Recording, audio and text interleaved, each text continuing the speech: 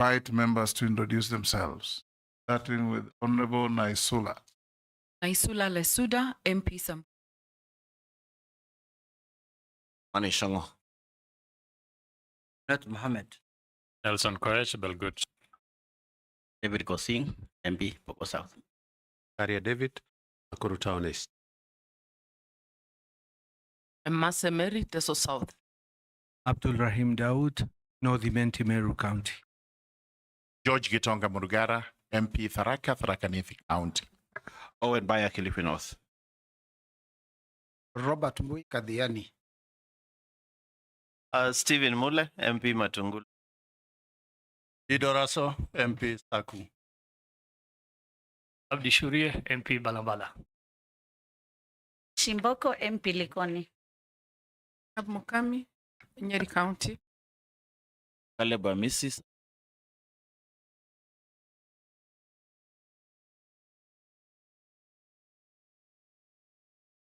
For purposes of these proceedings, you will be referred to as nominee. So every member asking questions will address you as nominee. That's what you are before us. So we'll start in earnest by asking you to tell us your name, your educational background, your work experience, and your key competencies that make you suitable for appointment as Cabinet Secretary. You have under 5 minutes to do that. Thank you, Mr. Speaker. First and foremost, it's a great honor to be in this House. Speaker, and though I must confess that I've so much been on the other side when I'm a member of Parliament, with you in the 10th Parliament. But Mr. Speaker, I want to begin by thanking Allah subhanahu wa ta'ala for the favor upon me. Also, thank His Excellency President Dr. William Ruto for nominating me Cabinet Secretary, Mining, Rural Economy, and Maritime Affairs. Mr. Speaker, my name is Hassan Ali Joho. I was born and raised in Mombasa. I went to Tomboya Primary School in Mombasa, and later Serani Secondary School in Mombasa. So, Mr. Speaker, I have a bit of a different approach on how I want to present my introduction, because I started work and then further education came. After I finished secondary school, I ventured into business, entrepreneurship. I set up a clearing and forwarding company in Mombasa, and later diversified to opportunities in fintech, a bit of real estate, and largely logistics. Mr. Speaker, that takes about up to 2004, where I started my grassroots engagement. I ran in a by-election that was not very successful, but taught me many lessons. I became the chairman of LDP Saoni constituency. Then in 2006, I embarked on a journey to acquire my first degree. So in 2006, I did a bridging course to enable me to join university teachings. I did a diploma in 2007, eventually graduated Kampala University in 2013. Thereafter, Mr. Speaker, I did another degree from Gretsa University. And then I enrolled myself. Gretsa University is in Ika, Kiambu County. Thereafter, I enrolled in Harvard Kennedy School of Government for a program known as Public Leadership Credentials. which is basically a pathway to attain mid-career master's degree in public administration. Mr. Speaker, I am the pioneer governor of Mombasa. I got elected in 2013. But before that, I was a member of parliament for Kisauni, the 10th parliament, where I served in different committees. I served in the Committee of Foreign Relations, Defense and Foreign Relations, which I was a vice chairman, and several others. I served as an assistant minister for transport during the Kibaki administration. I was governor for one term and another.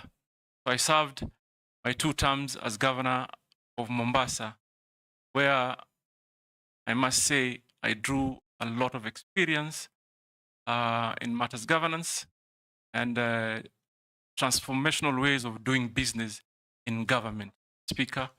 And the record speaks for itself of what I was able to achieve in Mombasa. In matters health, in matters basic infrastructure, in matters early childhood, and obviously lots of social programs that would cushion vulnerable families from day-to-day challenges of our lives. I thank you, Mr. I'll now invite the Deputy Speaker to be asked to ask you. Like I said, answers must be concise, and to the Honorable Joe West, you're nominated to Minister or Cabinet Secretary for Mining, Economy and Maritime Affairs. What Kenyans would like to know that what do you see as pressing issues for mining blue affairs that ought to be addressed? Parliament, how do you plan to tackle the issues, considering the fact that economy, if properly used, has a potential to effect up to $4.8 billion to Kenya's economy and create over 50,000 jobs. Let's get your vision of what you do if approved. House. Thank Go ahead. Thank you, Mr. Speaker. Mr. Speaker, I must say that after I was nominated by the President, I took a little bit more time to do some research. I want to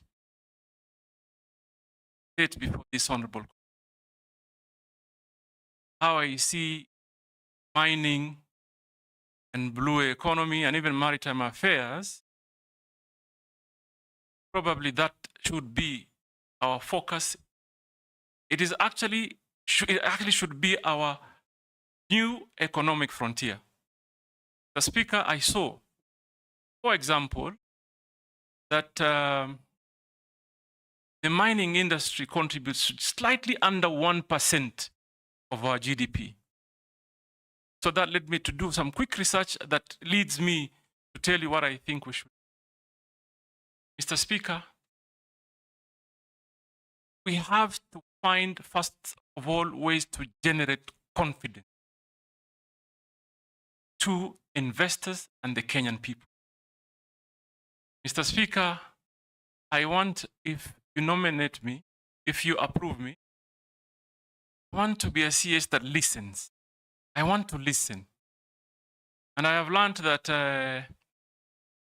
if you take time and listen to stakeholders, there's a lot of information and data that will enable you to make the right policy decisions, create legal frameworks that are responsive to the demands of the moment and attractive investment.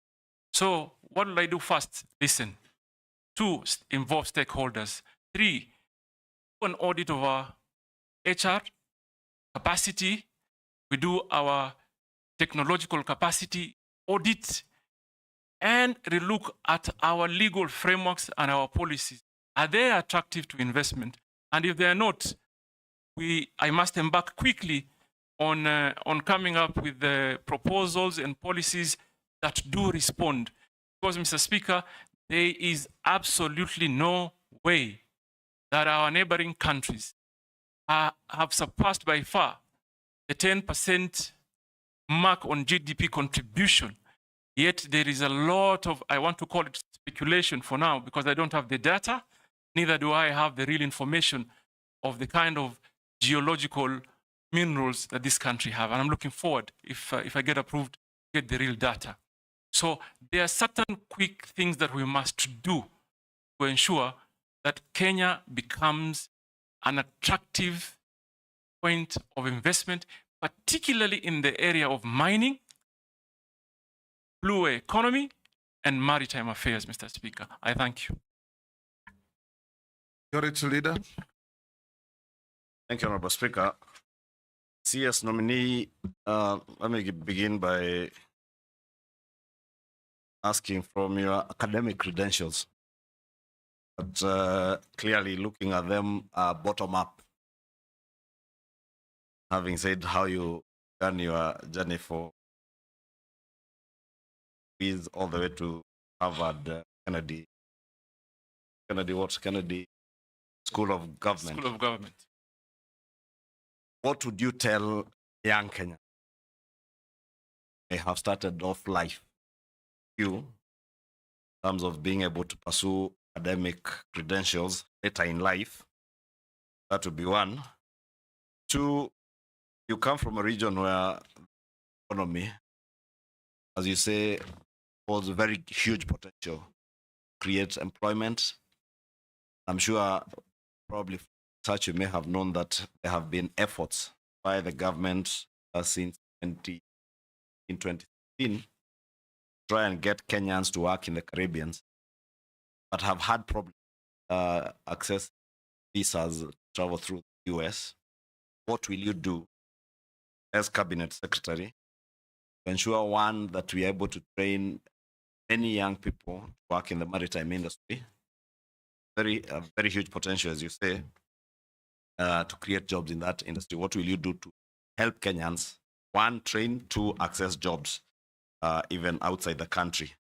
The other question related to the mining docket, there is a lot of unregulated and unlicensed, what would tantamount to illegal mining around the country. What will you see as to ensure, one, that any player who is in the mining industry in Kenya is licensed and regulated? That also involves things like quarries. Seen cases in Nairobi, in quarry here in Embakasi, where abandoned quarries are left unfilled. They have now become graveyards for criminals. They're dump sites. What will you ensure that anybody who is involved even in quarrying, one, taking care of the environment, especially in getting to refill many of these quarries, that industry, well regulated, and everybody engaged in it? Nominee.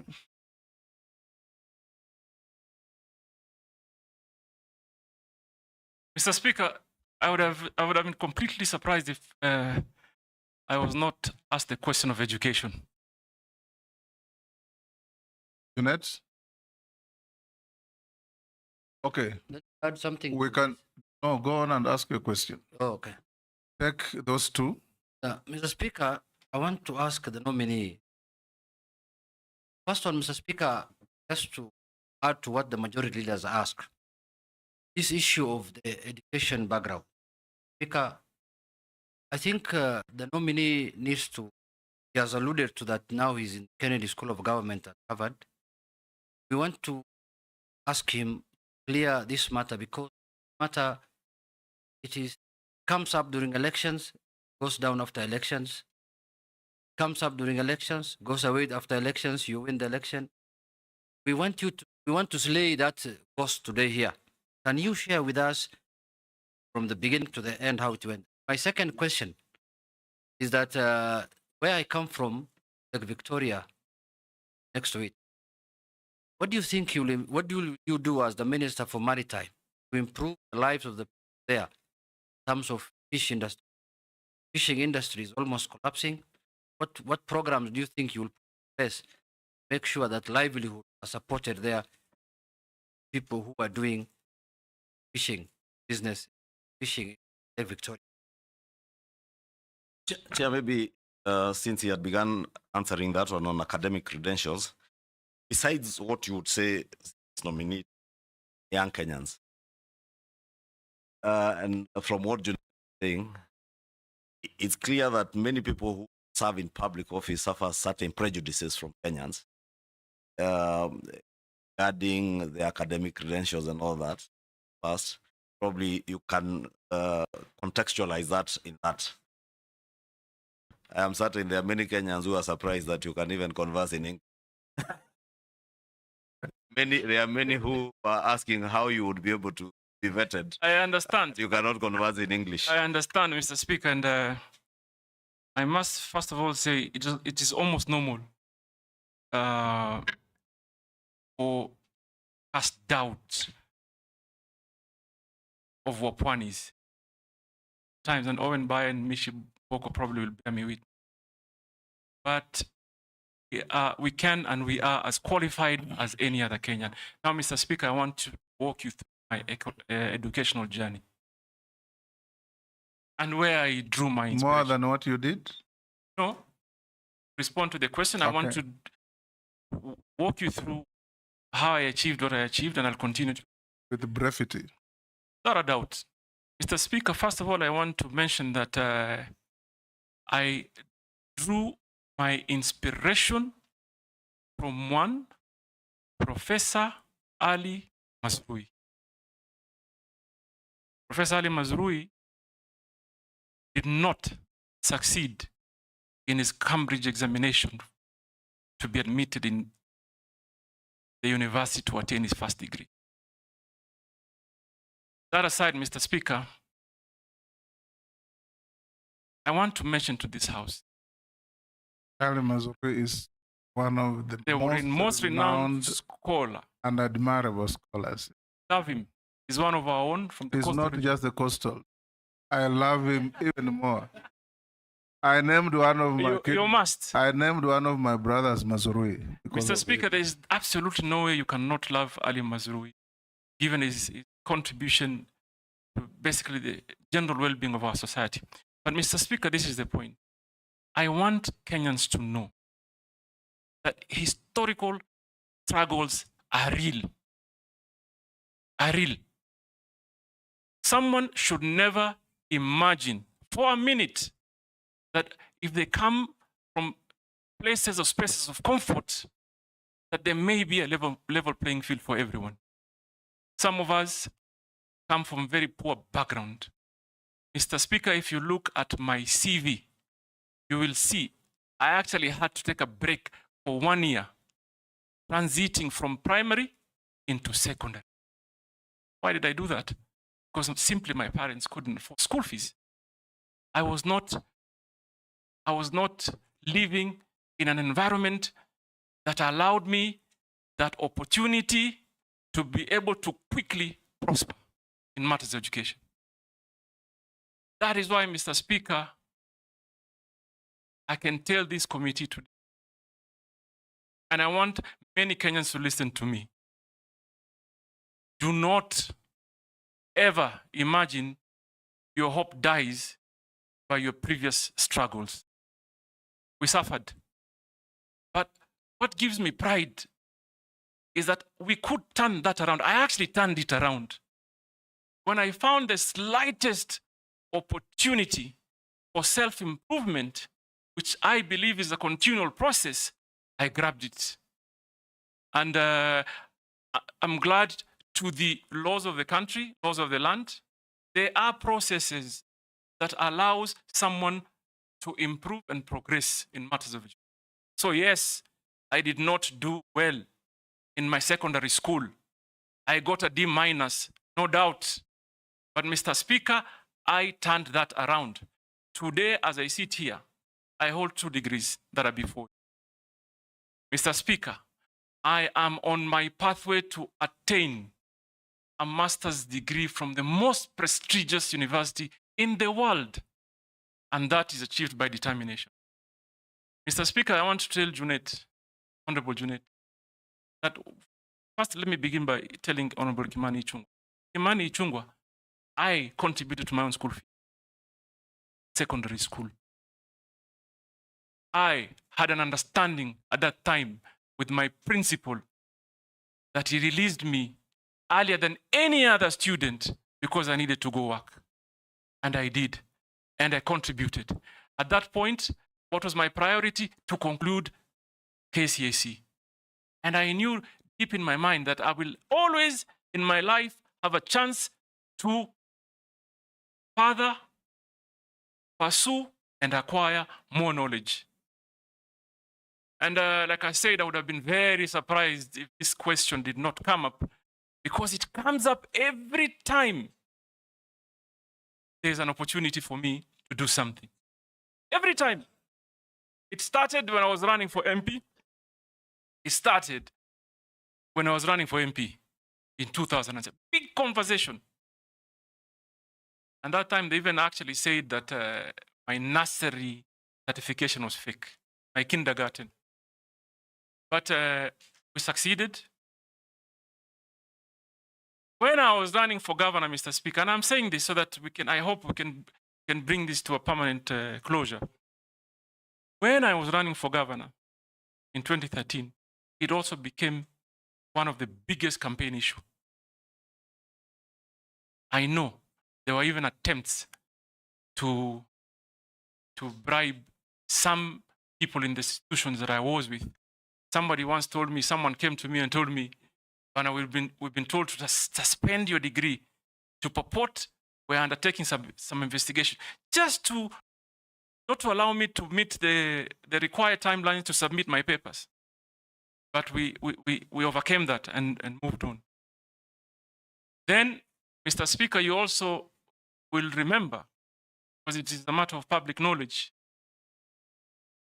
the administration of President Uhuru Kenyatta, particularly the first term, had quite some issues with me.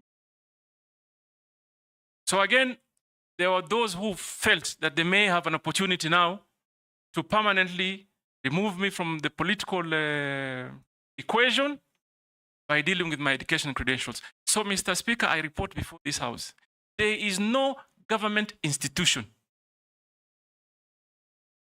be it Higher Learning Commission, DCI, EACC, even a judicial process, that has not investigated my credentials. And I commit before this House. In fact, they should be looking at this space. Probably if we succeed, if you nominate me and we do well, the next, if I'm approved, the next vetting should see a PhD, Mr. Speaker. I'm telling you, watch this space. If I come back here, if God wills, you approve me, we do some real work, better the lives of the Kenyan people, you'll call me Dr. Hassan Joho, the next sponsor. What Mr. was Speaker, on the other matter. Hold that. What was the outcome of the judicial challenge? Mr. Speaker, they lost. And I actually know who sponsored the process, but they lost.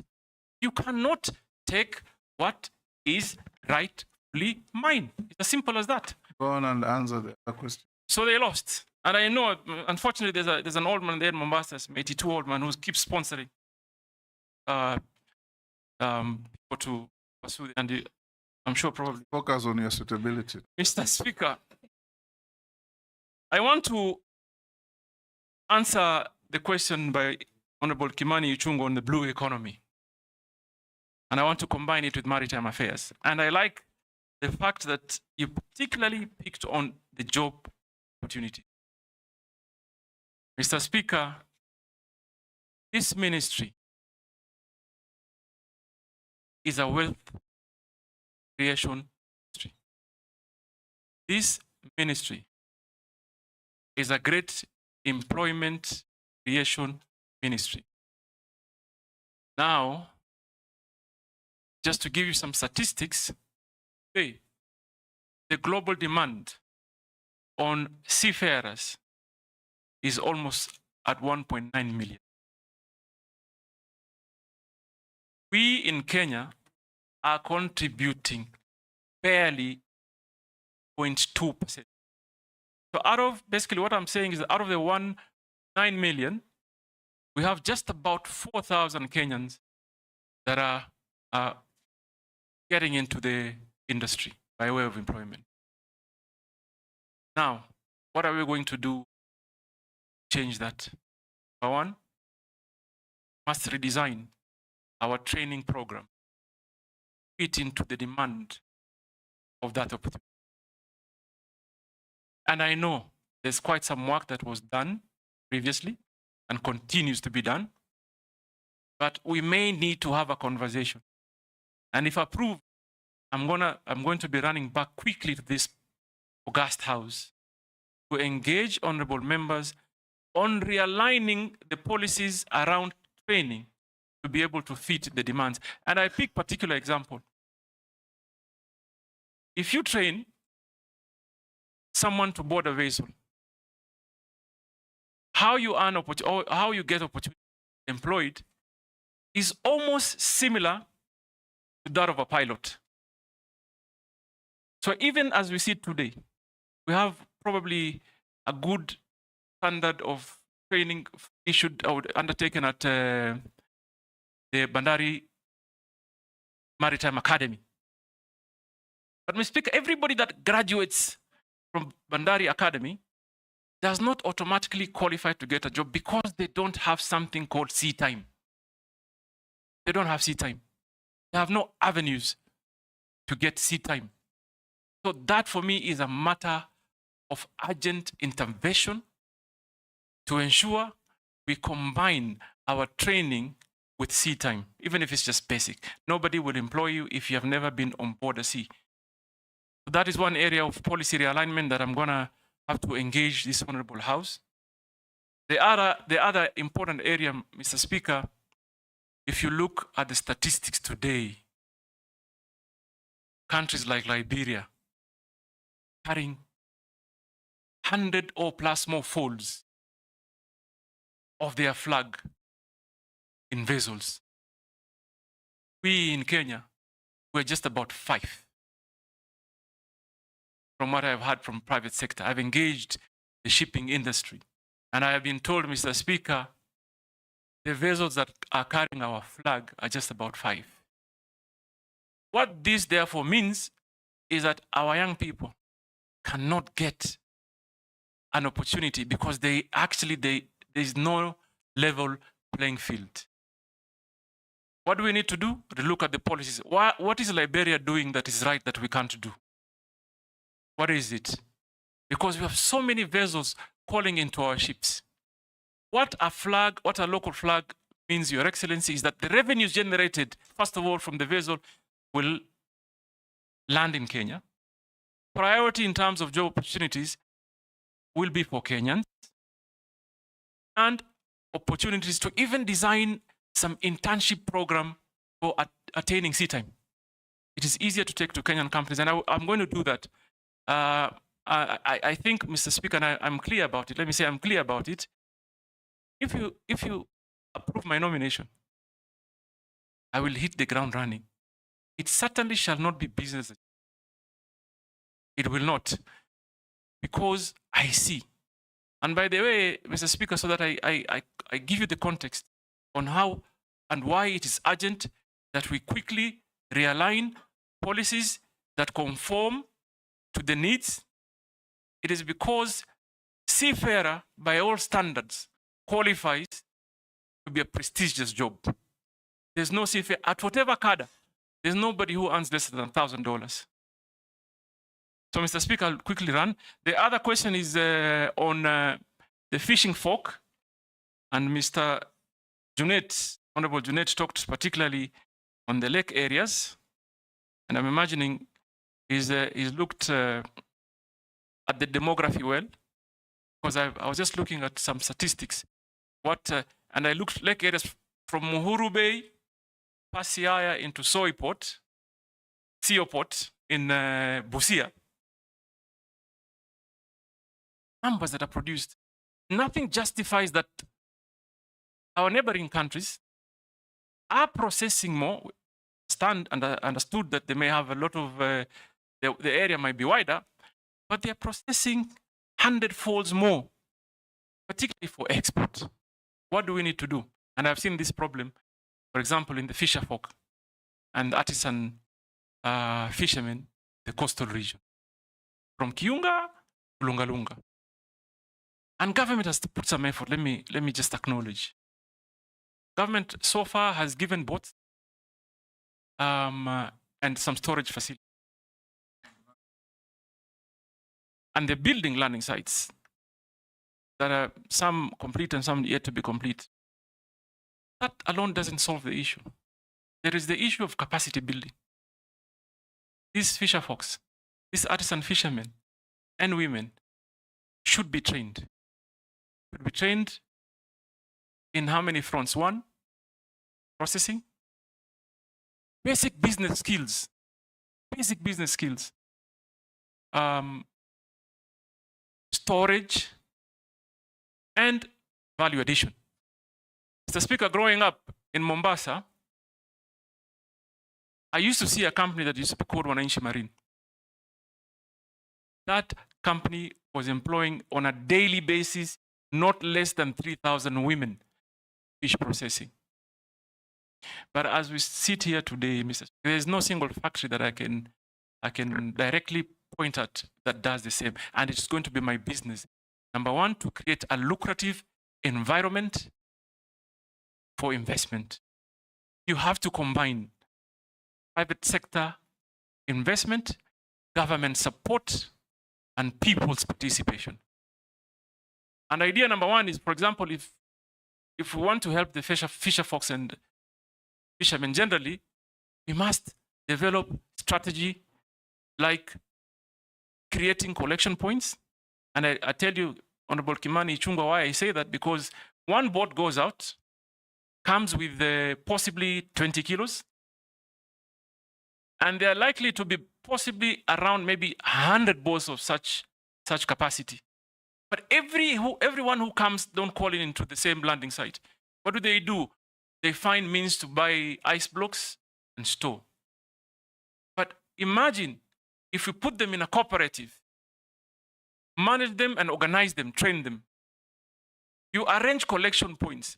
Why we don't export our fish very well is because we don't consolidate it. We don't consolidate what our catch. So for me, I should have a truck picking from Kiunga into Owen Bayer's constituency, Owen Bayer's into Mombasa, into Kwale and Shimoni. Consolidate it so we bring adequate catch that will qualify for even export markets. Mr. Speaker, Honorable Ichung'wah talked about on restoration program of quarries. There is a law in place, but it's not enforced. What do I think needs to be done? Number one, we must create synergies with county governments. Why do I say so? They are beneficiary of the royalties. We must train and encourage the Kenyan people to abide to the required environmental standards. Number three, we must work on our enforcement, and this will require a multi-sectoral approach that I'm probably going to initiate. And maybe on the policy issue is that we may consider requiring or requesting when you are licensed to mine, so that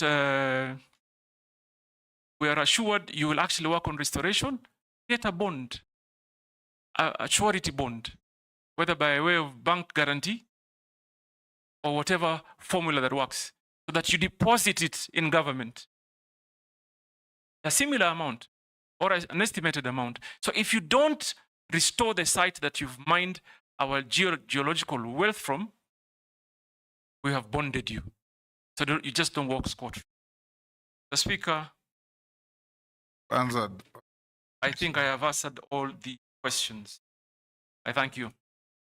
Those who have never heard of Ali Mazrui, I encourage you to read a few of his books. Africans, A Triple Heritage, Africa's International Relations, and Africans from Slave Ship to Spaceship. The Speaker, if you have some extra copies, I'm going to pick some. Pardon? If you have some extra copies, I'll pick some from you. If you've read, unless you're collecting them. I'll share with you. Naisula? Thank you, Chairman. During your preamble, thanked His Excellency President, you, and that is why you're before the committee. Are in public, having said, I quote, "I don't ever dream of engaging Naruto." Again, Naruto. I want to put it to you. Committee nominates you and the National Assembly approves you, you'll be sitting in a cabinet where His Excellency the President chairing. I would like to know whether mutaongea nini kwa hiyo cabinet. But that's beside the point. I want to get to the real issues, but that's also a very valid question to know how you will engage as the minister, if approved, cabinet secretary, and with His Excellency the President. Now, there is tax exemption on exploration and accumulation of exploration expenses against income upon commercialization. What I would like to know is, do you think exemption should be tied to certain activities and for certain duration of time? There are people who are exploring in this country in perpetuity, 34 years, just so that they tax exempt. And I suspect they're actually explored and they've gemstones where they're exploring, but because they're exempt, they continue to say they're exploring. To my last question, Mining Act prohibits civil servants from minerals. According to Article 81 of the Mining Act, no person, whether civil and serving in government, is allowed to directly or indirectly acquire, hold any right or interest under any affecting right. Despite this position, high-ranking government officials, public officers, state civil servants are involved in mining, and I'm sure some of them started looking since you were nominated. What mechanisms and plans will you ensure that revenues from gemstone mining not end up in the pockets of cartels without disclosure? Actually, I thought cartels are only in agriculture, health. I've come to realize during the appointment, cartels are everywhere, including mining. And how do you intend to protect and shield communities, unscrupulous miners, and cartels? Nelson Koech. Mine also was a quick one on the same gemstone. Late last year, the president had this launched. It's called a Voi Gemstone Value Addition Center. It is ill-equipped nominee. I don't know what you will do to make sure there is value for money, and the small-scale miners are also able to be able to sell their mines in Voi Additional Center, Gemstone Addition. Number two is the mining law sets up several mechanisms which Kenyans can enjoy direct benefits from minerals. That is, for every sale of mineral, proportion of value of mineral is paid to the government as royalty, which is shared between national and county government and mining communities in the ratio of 70, 20 to 10, respectively. How then will you do differently to ensure the same is adhered to mining communities and county benefit? Mini.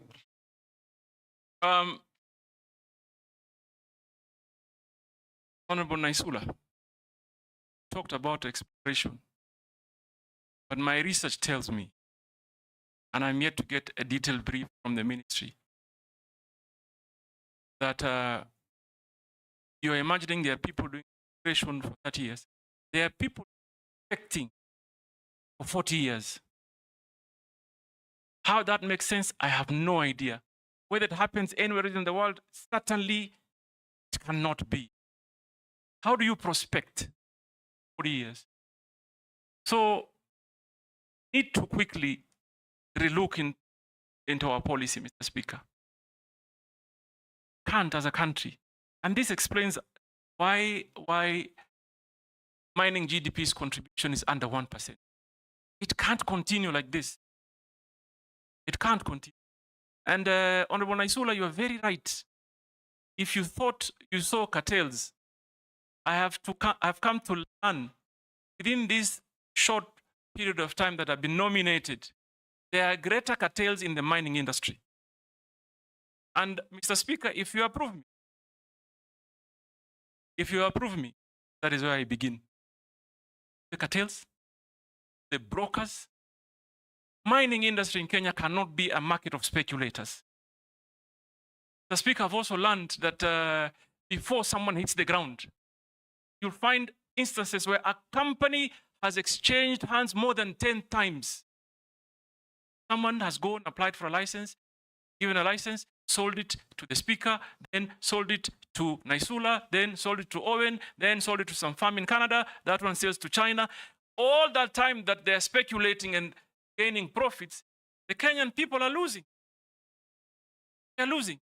It's only that I am, and this is a task I'm going to take, because it looks like Kenyan population really do not have an idea of what geological minerals may be in the country. They must get involved, and I'll take it upon me to ensure they get involved. So I identify completely with your sentiments, Honorable Naisula, and this is an urgent matter that must be discussed and be realigned in a manner that that works and defeats those cartels. Mr. Speaker, Mr. Speaker, Honorable Naisula told me to ongea na. Don't have to answer that. Only don't change them. I was going to say it in Kiswahili. Answer the other question. Wapumbavu tu wabadilishe mambo. A question on communities. Yeah, I'm coming to that. Yeah. Number one, I've already picked an issue on, for example, timely disbursement of royalties. The Speaker, I was talking to some people from Taita Taveta County, some community, told me they have not received their share of royalties on a certain mine for the last 7 years. That can't work. What we need to quickly do is to ensure we create systems that function. And number one priority is that the Kenyan people primarily should be priority in terms of receiving their royalties and benefits. Mr. Speaker, we also have to have a conversation. I am looking forward, for example, to quickly engage the counties. The counties, according to the current law, receive a good chunk of royalties. Maybe we need to look at our legal framework on how we can also cushion the communities in the counties by ensuring that we maybe ring fence some of the resources development. Why do I say this, Mr. Speaker? You know very well.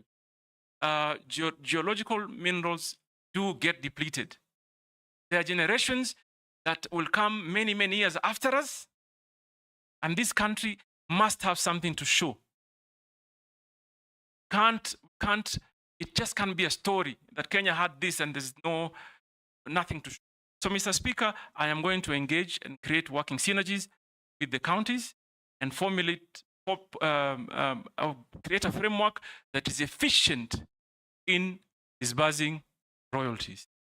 And also, if I go a step further, these communities must be organized. Must organize them. Must encourage them to get into cooperatives. We must encourage them in some instances. And I like that question because it gives me an opportunity to address something that we call back home as ancestral interest. Many of us, our populations, and it's not only in the coastal region, as quotas. I saw that during the SGR. When they were constructing the SGR, Mr. Speaker, many people were compensated, but the title holders and the residents of certain areas were completely ignored. So there are certain regulations or laws that we must, and I'd be happy to come and engage the committee, see how we can improve. The Speaker, on Honorable Koech, I haven't seen the Gemstone Center at Voi, but I'm looking forward to see it. But what I think the mining industry needs is to focus on private sector. Government should not be in the business of competing with citizens. So there has to be concerted effort and specific focus to encourage private sector investment. Why do I say so? Because they will meet the global standards. I am not sure whether Jameson Center in Voi is properly equipped to test and process what they get. That is an urgent business for me. And I'm going to look into it as soon as I have an opportunity of possibly this honorable committee approved. So that even are able to test, identify what minerals should be allowed for export, what should be kept home for value addition, and what should be put in the market and what values. And I have seen it. I have seen people from Voi coming into Mombasa with a small packet of many gemstones and almost sell them at wholesale price. Someone else picks them up, foreigner will pick it up, Thailand, and make double or triple the money that that Kenyan ordinary man would. So I will look into that as a matter of urgency, Honorable Koech, and I'm hoping that I see the passion work together. Hosing, Ngikaria, and Masa. In that order. Take those. Thank you, Honorable Speaker. Honorable Joe, I hear you. You get the paper of the House. My proposal will be based on the action. If you live in this and systems, you leave that office. Having not even approved. That's my advice. But my question is, the governors who have been ministers, Honorable Joe, have not gotten a good rating where I sit. They have been accused of being desk ministers, governors, former governors. I don't know whether they got a lot of confidence when they were governors or they became too bold when they were governors, and therefore they are not actually seen in the field. What will you convince this committee to believe in you? And particularly, I think I like the word you said, that what we lack is confidence. I think it's, I come from a mineral county, which is confidence of investors coming to invest, and also confidence of the people accepting investors. What will you, Honorable Joe, that you will be in these counties in building confidence and both sides, the investors and, or you will go to Mombasa because now blue economy in Mombasa, you'll be also in mineral counties to be. Thank you, Speaker. Can I? Thank you. Let's record and answer them, please. Karia, go ahead. Thank you, Chairman. Switch off your. Thank you, Chairman. I think the exploration is something that it is going to into, and I'm saying this in relation to National Mining Corporation of Government, explore, and nothing. Terrorists, nothing. I was trying to look at the law as to whether we have timelines for exploration. I remember in Energy Act, you have 2 years for exploration. After that, your license expires. The other bit that also we need to look at is the Mineral Rights Board, the license that gives accuracy in terms of giving licenses on time. Like they don't service charter for apply today, by what time should you get your license? But the most important, let me talk about the artisanal miners. Honorable, artisanal miner, big area of employment. And of course, we know there is a corporate that has come in place. But again, the licensing of the and artisanal miner has become an issue with the Mineral Rights Board. So what are you going to help our young men and people who work in doing artisanal mining across the country, who illegal mining per se, but who have been applying through cooperative, and then it takes forever for them to be able, and getting very, very bad prices, bad the product that they get from the mines. Thank you. Mary Massey. Thank you, Speaker. Nominee, my first one, comment that you mentioned about signing our training program. Through Speaker, recently Maritime advertised for jobs for Kenyans to work in, and the requirement was really training in hospitality, front office, and a foreign language, German. But I put it to you, they could hardly raise the numbers that were needed. So seriously, it's an area of concern because we are losing out on opportunity as Kenyans that we're talking about unemployment. So, Honorable Nominee, approved, I think that is one of the areas you need to seriously focus on to ensure that we're training in all disciplines related to maritime so that we can benefit. So my question is, and this is from a Kenyan, in 2010, the then internal security minister, Honorable George Saitoti, tabled a list in Parliament containing 4 members of Parliament, including yourself as a suspected drug trafficker. The US Embassy also stated that Kenya anti-narcotic unit suspected that you were involved in narcotic trade. Are you aware of this grave allegation and the effects of drug addiction in our nation? If so, kindly shed some light on that. Answer those 3. Honorable Kosing, my record speaks for itself. I was not in any way a desk governor. I am a ground person. I'm a ground person. That is why I left Mombasa County, the best cardiac center in the country and possibly in the continent.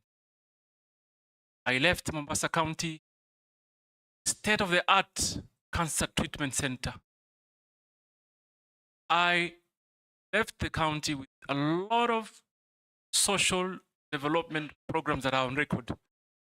So I'm just picking a few. Mr. Speaker, today, if I have a cardiac issue, I want to tell you, and I will encourage all of you and those that have visited Mombasa, if you have a cardiac issue, Coast General is your place. Because they have the state-of-the-art cath lab, well-trained doctors that constantly open heart surgeries, fix cardiac issues quickly. And that was my leadership. So I provide leadership, and I will. And in the mining and blue economy and maritime, if you approve me, the ground landing, Mr. On matters of licensing, I don't know whether this committee understands the process that is applied licensing, but I'll quickly share from what I found out. And I'm saying that this I found out from the private sector. Number one, you go to the potential area and engage either the landlord or the communities or the county. Then you get a consent. Then online, there is what they call the cadastre that covers the whole country in potential areas. matters mining. Then once you have the consent, you peg on the cadastre. And then at that point, you do physical license application.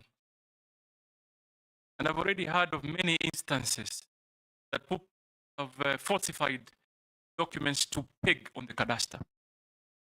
That is number one hindrance on efficiency on issuing license. Then therefore, potential, and this basically mostly is done by speculators. So the true potential investor does not get an opportunity to even apply. So we first of all must fix how we handle the pegging.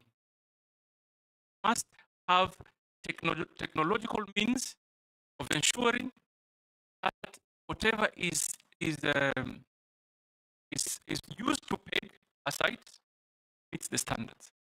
I've had, for example, someone would just upload a newspaper, and that acts as a consent. But the technology currently doesn't have the ability to indicate some documents that are uploaded. So what do I say? I say we need to digitize end to end. Must digitize end to end. And Mr. Speaker, let me put it, even in our own country, I know for sure, certain, there are young people with enormous capacity and potential to help us develop. I must also say that I was taken by surprise when during Manaman, there's some young Kenyans who quickly developed and designed the communication program. And people are getting like an app overnight. It tells you how people have the capacity.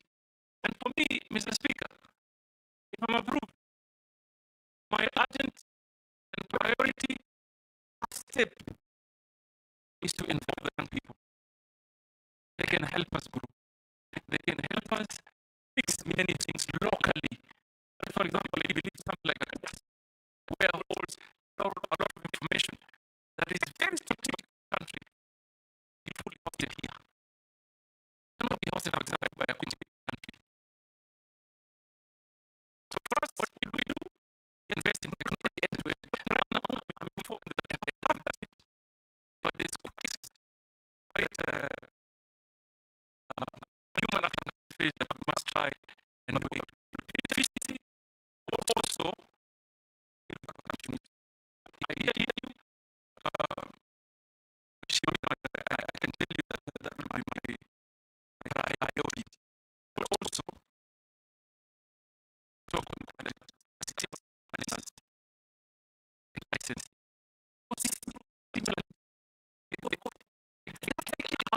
A private sector suffers.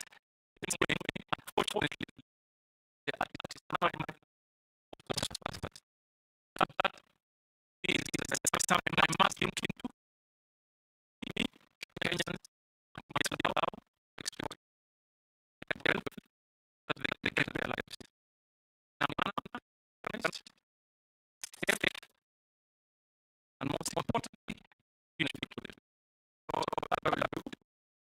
must about training. I couldn't agree more that must design our programs for the architect training in a manner that if the needs yes. Must do that. I think there's no two ways. What do I think I will do? Obviously, begin by evaluating Bandari Academy. But I'm also to forge partnership with, for example, Technical University of Mombasa, universities around the lake areas, and many others. Those are not only for the coastal people. They are not only there for every Kenyan. Therefore, we create a partnership, designing an architectural plan that conforms to what the needs. I will work closely with private sector. The Speaker, finally, Honorable Emase talked about a citizen that sent you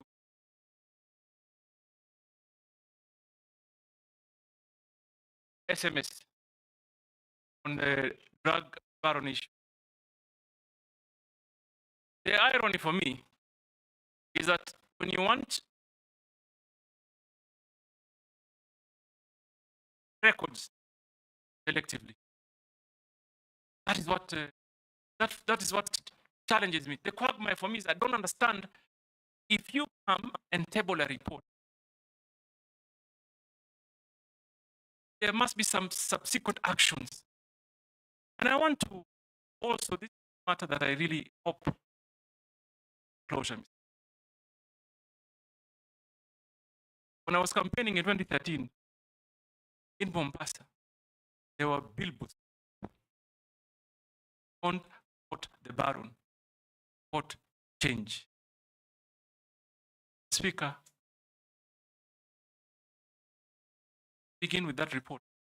Yes, I thought he tabled the report on a dossier that he was given, that was passed him through the American embassy. What normally happens is that when you table here, it is investigated. So that happened. Late Honorable Saitoti, may the Almighty rest his soul in eternal peace, came back to Parliament with a report. Came back to Parliament and tabled a report of investigation and the outcome. And it was a multi-agency, almost international investigation that clearly stated, and I'm going to only speak for myself, that no iota of evidence found against me. Mr. Speaker, let me put it this way. I'm not a fool. I come from a family that is blessed with businesses. And I'm thankful to Almighty for what I have. So number one, that investigation was number Honorable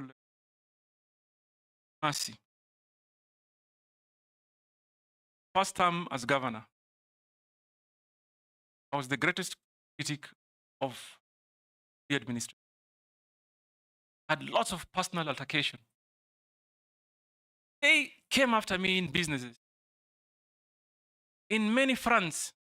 Do you think for a minute if I was involved in any illegal activity, I would have survived that regime? They have used it to, like they say, I remember, I'm sorry, Mr. Speaker, just indulge me a minute.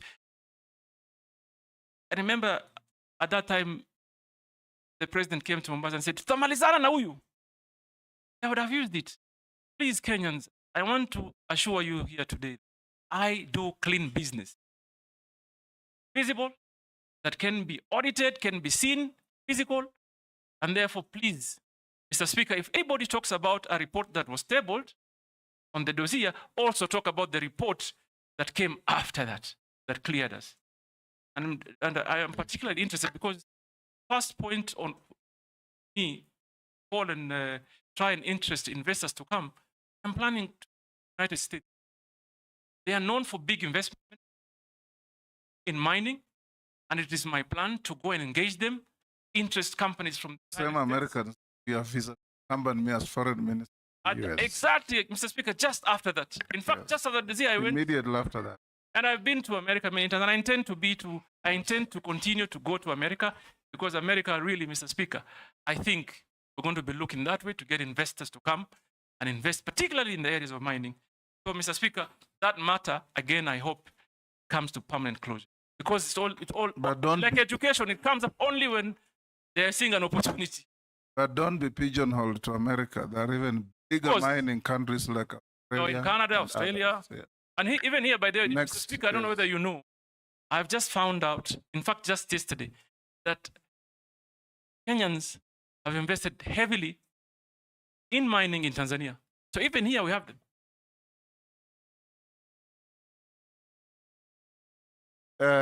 Daud Murugara, order nominee, no altercations. Daud Murugara, the Owen, that order. Thank you, Mr. Speaker, sir. To the nominee, Honorable. What you have said about cadastral and that, your predecessor, when he was there, when he came for vetting, he talked about the NIS doing prospect for all the minerals in the country. And there are minerals in Meru County, in Beo.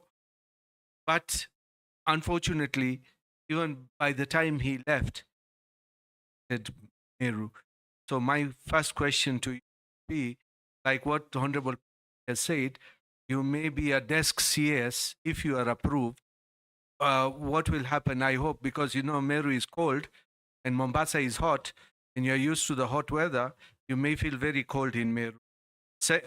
And the same thing, on the same, there's been exploration of copper and gold in Meru.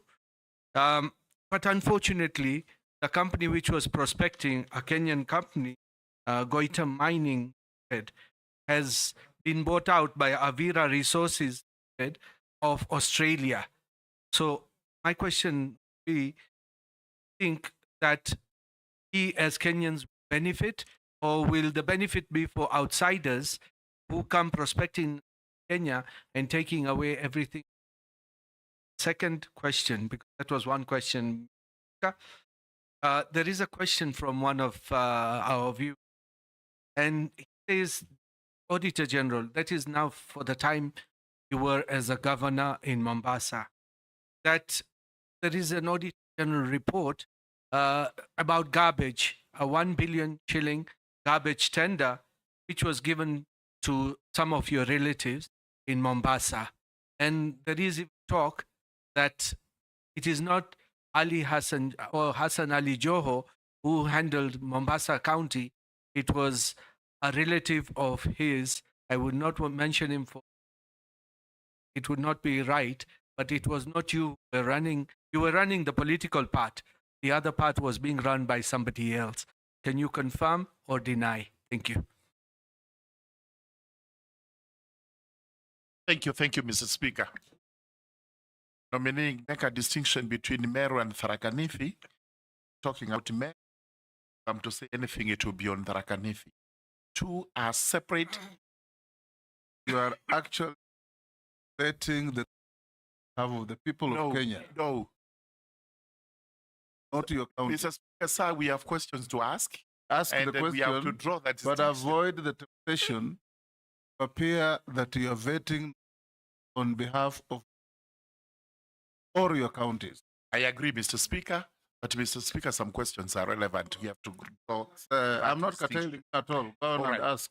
Thank but you. just Thank you very avoid much the for the distinction. Nominee, and we're responding to my state that what it is that in Liberia it's right and we get it wrong about maritime affairs, the sea vessels. And I don't know whether you know the historical background why Liberia is actually the largest flag carrier in respect of ships. And that also goes with, it has the highest number of shipwrecks in the high seas, purely because most of those ships are condemned in their countries. And this is the reason why they find solace in going to Liberia to get national flag. So I do not know whether Kenya also to take that route and emulate that. You respond. Number two, a question from a viewer.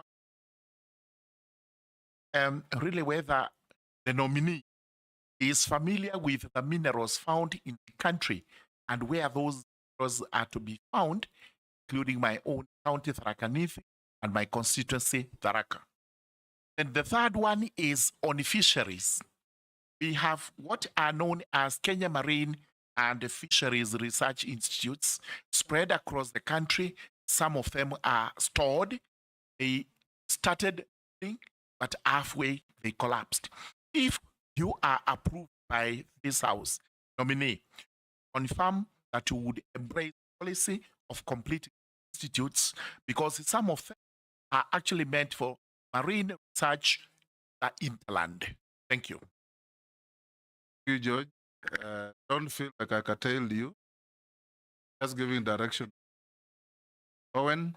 Thank you very much, Honorable Speaker. Honorable Speaker, I would like to request the following information from our nominee one. Listening to you, Honorable Ali Hassan Joe, come through as a hustler that has come from the bottom there, coming up through many struggles. And the very many lessons that we learned from your interaction. As you sit, approved by this committee, cabinet, how do you help to encourage the hustlers, especially in the mining, the fisher folks in Kenya are basically hustlers who are trying to make life. Probably you are a good example of that. How do you intend to really bring in that to cabinet, help the hustlers in this country who's open up? Secondly, how do you your experience in business? I can see your good credentials in business and come up as a man.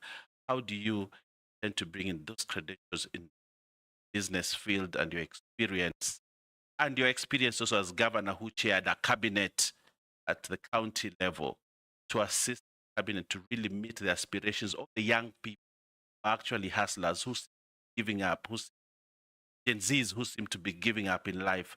How do you intend to bring that experience to help Kenyans? The second question is that to the marine area. There is a marine spatial plan that has been in the works for many years. It has never succeeded, it has never taken off. Many people in the marine industry are waiting for that spatial plan. How soon can this country realize a spatial plan in the marine area? Thank you. Can take those nominee. Yes, Mr. Let me begin first of all by the spatial plan issue. And I believe strongly in planning from an informed position and real-time data management collection. Basically, if even land use, critical that is properly planned. So this for me is urgent, and I'm going to ask that it be expeditiously done because it is important. Honorable Owen, sorry, I'm starting with you, Owen. My experience as a business and as a public officer, and I am glad that I served in Spectra. I was once an assistant minister. Got a lot of guidance at that time from Honorable Speaker. Was my mentor actually in Parliament. I participate strongly in matters of legislation. I remember the NTSA formation done under my watch at the 10th Parliament. And the acumen nature of business I got is literally experience. And the Speaker, I've run quite fairly big business, and I bring that on, be able to capture the ideology, business sector, combine it with public sector, so that we can be able to deliver on behalf of the country. Mr. Speaker, I want to assure Honorable Owen, those wavuvi, fisher folks, artisan fishermen, they need help. They need help to be organized. They need, for example, must find means, whether by way of partnership or government funding or private sector. And this, for me, is an area of interest because I am aware of the Go Blue conversation. Many young Kenyans have been sponsored, but we need really now to start sponsoring them for sea fishing. Because even if they use what they have today, they can achieve that much. But if we get them to go deep sea fishing, then now for me, that will be a game changer. And that is what I will undertake to do if this committee approves. Mr. Speaker, on matters of stalled projects, government should not have any. Must plan well. Sorry, Mheshimiwa Gara. Gara. Government should not have stalled projects. Must develop plans that do work, so that when you start something, you must finish. And like Owen asked, I gained that experience from private sector practice. Value for money and timely delivery, critical. So expect that we'll have a conversation. First of all, I'm not in a position today to say I know all the stalled projects, but we will have a conversation and develop a clear plan to be able to complete the stalled project. We don't want a situation where we embark on new projects and we leave the old one stalled. My brother Dawood, you talked about NIS prospecting. But I'm not in a position right now to comment about it. But I have an issue on communication that must improve. And I would urge even my colleagues in other ministries that ministries must help the president to communicate to Kenyans. If we had a clear communication plan, you probably need this opportunity to ask, what do we have in the country? So I will go to the ministry if approved, learn what they have, and I promise I will communicate to the Kenyan public what they have. Mr. Dawood, Speaker, Honorable Dawood asked on exploration of gold and copper, Meru, and the fact that the miners or the mining company exchange hands. I think the fact that companies exchange hands doesn't mean the law on royalties change. It should remain. They should continue to pay royalties, both to communities, county government, and national government. So I doubt if the government, the only thing that I am concerned about, and I think we collectively should, is the testing minerals.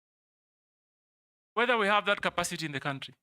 Because I'm told, I took some time, called some minister friend I have in another country that's very successful in mining.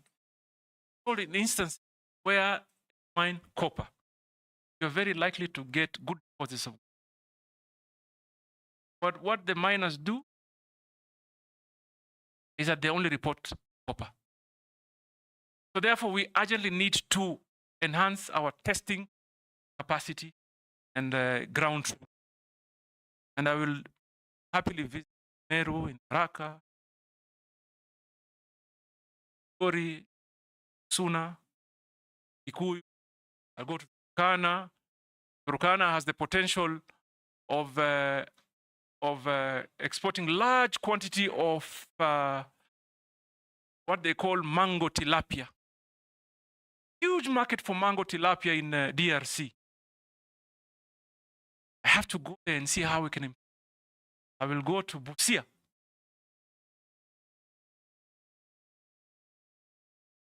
Gold and value addition. I'll go to Kakamega and the larger Western. Everywhere where there's potential for minerals, I will go to ensure, first of all, we involve the communities, we work with the counties, we secure the communities, we engage on matters of environmental impact. So I will be visiting every part of this country, Mr. Dawood, including Taraka and Meru. And Pokot. And Kosin is a fairly blessed man. I hope he'll host everywhere. And everywhere. But I want Kosin to take that he'll host me when I prepare some sumptuous cuisine. On the 1 billion tender, I saw it. The Speaker, let me confirm. The matter that was audited, dealt with, investigated by anti-corruption, this and everybody, and it was concluded. First and foremost, it has never been 1 billion. The contract, yes, it was a tender advertised. Someone won the bid, not from my family. My family is in the logistics business. They're extremely busy. In fact, sometimes I even struggle to encourage them to help me with social programs and our foundation. They are too busy. They have no time to do government business. By the way, Mr. Speaker, just to put the record, my family does not do business with any government entity. We are in logistic business in Tanzania, in Uganda, in South Sudan, in Dubai, and here in Kenya. So please be assured, my family is not in any way involved in that tender. And the actual amount that was being investigated, Mr. Speaker, was just about 200 million paid to the company that won the bid over a period of 3 years. The way it is portrayed is like I went to the county coffers, put a check of 1 billion and gave to my cousin. That is not the case. It's a tender, advertised, someone applied. Only that I cannot mention the name of the guy who won the tender. But even him, he did bid in that tender of helping us to achieve certain environmental standards. He was already a big billionaire. He's such a setup, just where, and he outbid everybody. So in the period of 3 years, that would be paid 290 million. And it was investigated and We also received a memorandum that answered all the three. Now let's go to Robert Mbuki. Mr. Speaker, I haven't answered the issue on Liberia. And Okay. it's very important. Okay. And I want to inform Honorable Murugara that, yes, there may be historical issues. But you know what? You call them abandoned or condemned vessels. I want to enlighten you.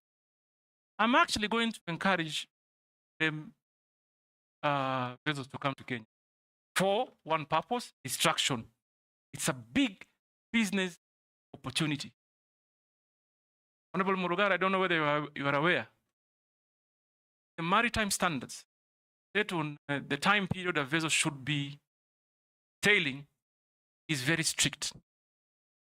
Where do I see the opportunity? I have seen India is big, Singapore is big on vessel destruction. So I would also encourage private sector here. Let those condemned vessels come, demolish them, and help our steel industry.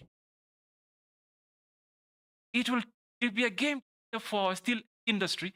One, first of all, the owner of the vessels pays to bring the vessel, and they pay for destruction, and we remain with the steel. So it is what we do with it. For me, so Mr. Murugara, I see there a great opportunity that we must engage in. Sumra atafurahi sana. Robert, Stephen, then Yeah, thank you, Mr. Speaker. A quick comment and then one question. To the Africa is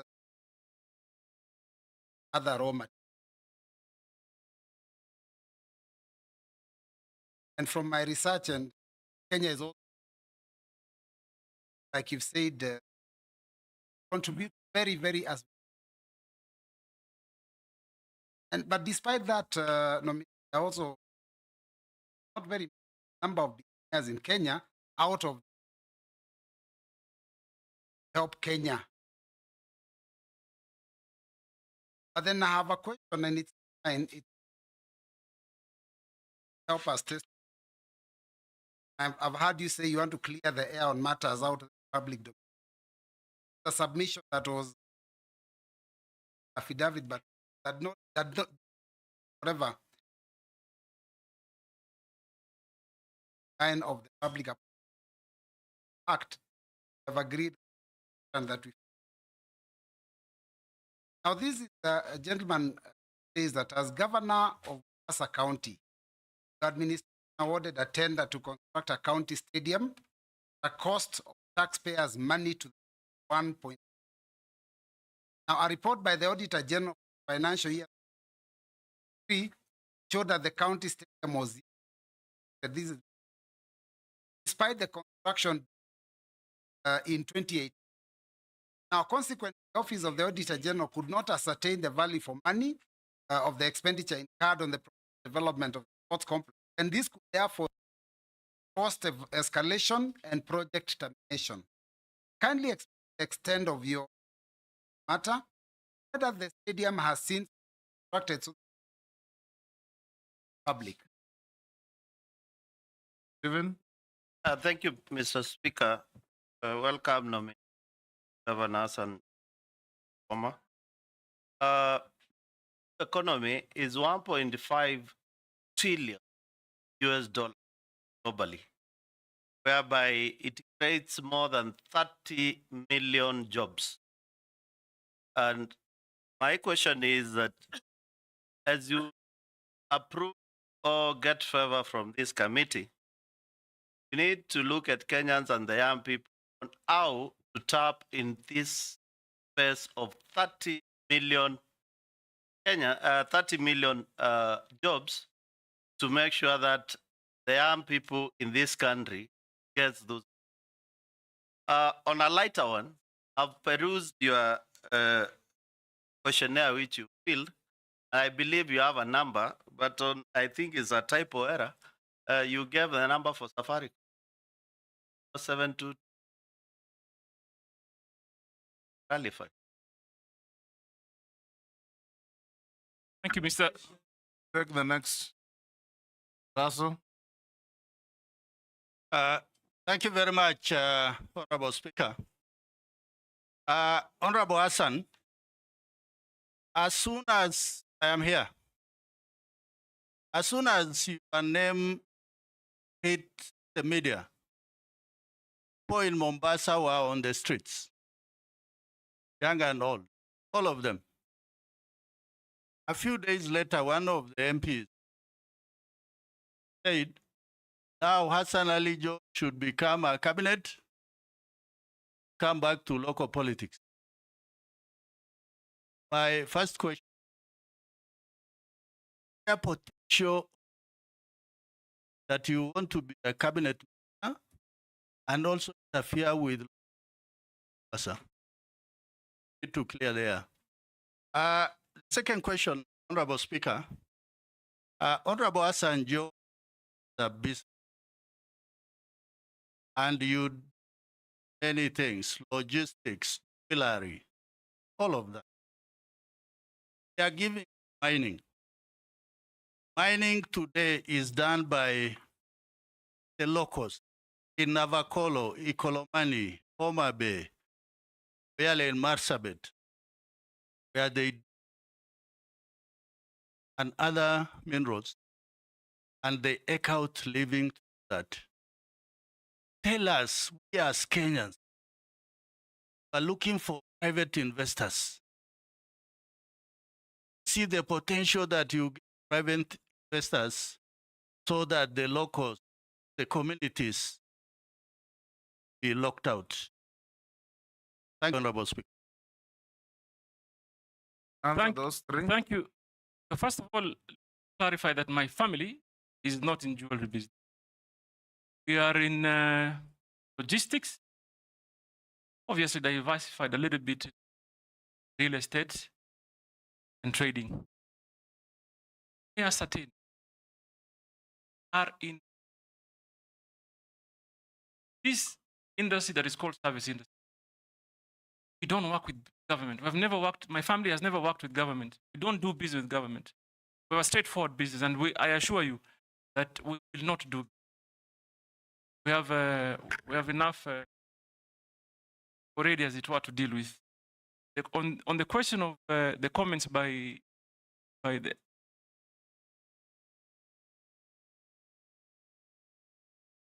in Mombasa, same one, comments.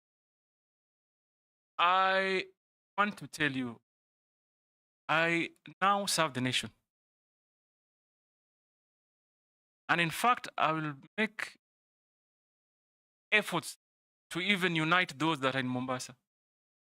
I must help the president unite the country. Therefore, I must rise above local, divisive conversations. Every Kenyan must be served equally across board. So if there's anything I'm going to do, is to actually endeavor to unite Kenyans and even leaders even more. So be rest assured, politicians have their space, they can say what they say. But if I'm approved, I serve the nation. I want to assure this House I will do anything, see a Kenyan that, Speaker, on my telephone number, let's begin there. I wonder the kind of calls that I want to get today. But you missed out on a digit. I'll tell you later. I can be Salimiwad. But yes, it has those many zeros. I have gotten as maybe on a light non. So I want to also say that I agree with the Honorable Stephen on the space in the blue economy. And Mr. Speaker, if there's one thing that this country needs to focus on, is mining and blue economy. I believe if we take the right strategy, we deploy the right strategy, we can even remove ourselves from the hole of debt using our own resources. We can. We can. And we should. And therefore, I'll make it my business to ensure systems that work are deployed, processes that are efficient are used, so that we also can help this country move the burden it is. And I believe strongly that this ministry is a ministry of wealth creation and employment opportunity. That will be my focus if approved. Mr. Speaker, someone touched, Honorable Roberts, you touched on Mombasa Stadium, the GDP contribution. By the way, from what I read, I was doing my research, I saw that Kenya was reporting 1% contribution to the GDP. But that included base titanium. It was actually the largest mining company in Kenya, which closed shop and left. So even if you now what base titanium used to contribute, we could be even lower, maybe 0.5%. And there quickly need to start moving, that we embark on getting real investment in real time. Finally, Mr. Speaker, is the stadium. I saw that affidavit. Now let me tell you what Mombasa was planning to do at that time. The idea of building a stadium was conceptualized around 2019 was the end. Designed, wanted to build a world-class stadium. Designed, up for tender. The tender was won by a Turkish company in partnership with a local company. So the stadium that we had wanted to build in Mombasa, a modern stadium that built mostly by steel. And that is why physically, you may not see the work done when you go to the ground. But I want to assure this House, and this has been a matter of investigation. It has been investigated by the Public Works. Even that Auditor General report, when it went to the Senate, it was cleared. It was not investigated by the Ministry of Sports, that all the earthworks have been completed. So what was remaining is to bring the steel bit of the stadium and just install. I was made aware 70% thereabout of it had been completed in Turkey. And it was just not a basic stadium there. In there was multi-purpose hall, amphitheater, Olympic-sized swimming pool, and the rest. Now, where we faced the challenge, 2019, we awarded a contract. 2020, hit hard by COVID. And obviously, as a leader, like many of you did, first of all, find means and ways to cut. PASA at that time announces 50% waivers, levies because of COVID. So, and sudden drop, significant drop of our local revenue. Then, subsequently, the revenue allocation mission re-engages on a new form that made Mombasa billion shillings. 2 billion shillings an allocation of 8 billion, 6 billion. That completely ruined every single plan, had to complete even that. I even remember I placed a call at that time to the president, and I've awarded a contract that is 1.6. COVID has forced us to waive levies on Kenyans. Our allocation lost by billion. How are we going to pay for this? And I invited at that time the national government, please come on board and help us to, because it's already, as I speak today, I'm aware it's already completely done in Turkey. If we have resources, we pay and they come, they install. If they come within 2 months, you have a stadium up and running, because all the earthworks are completely done.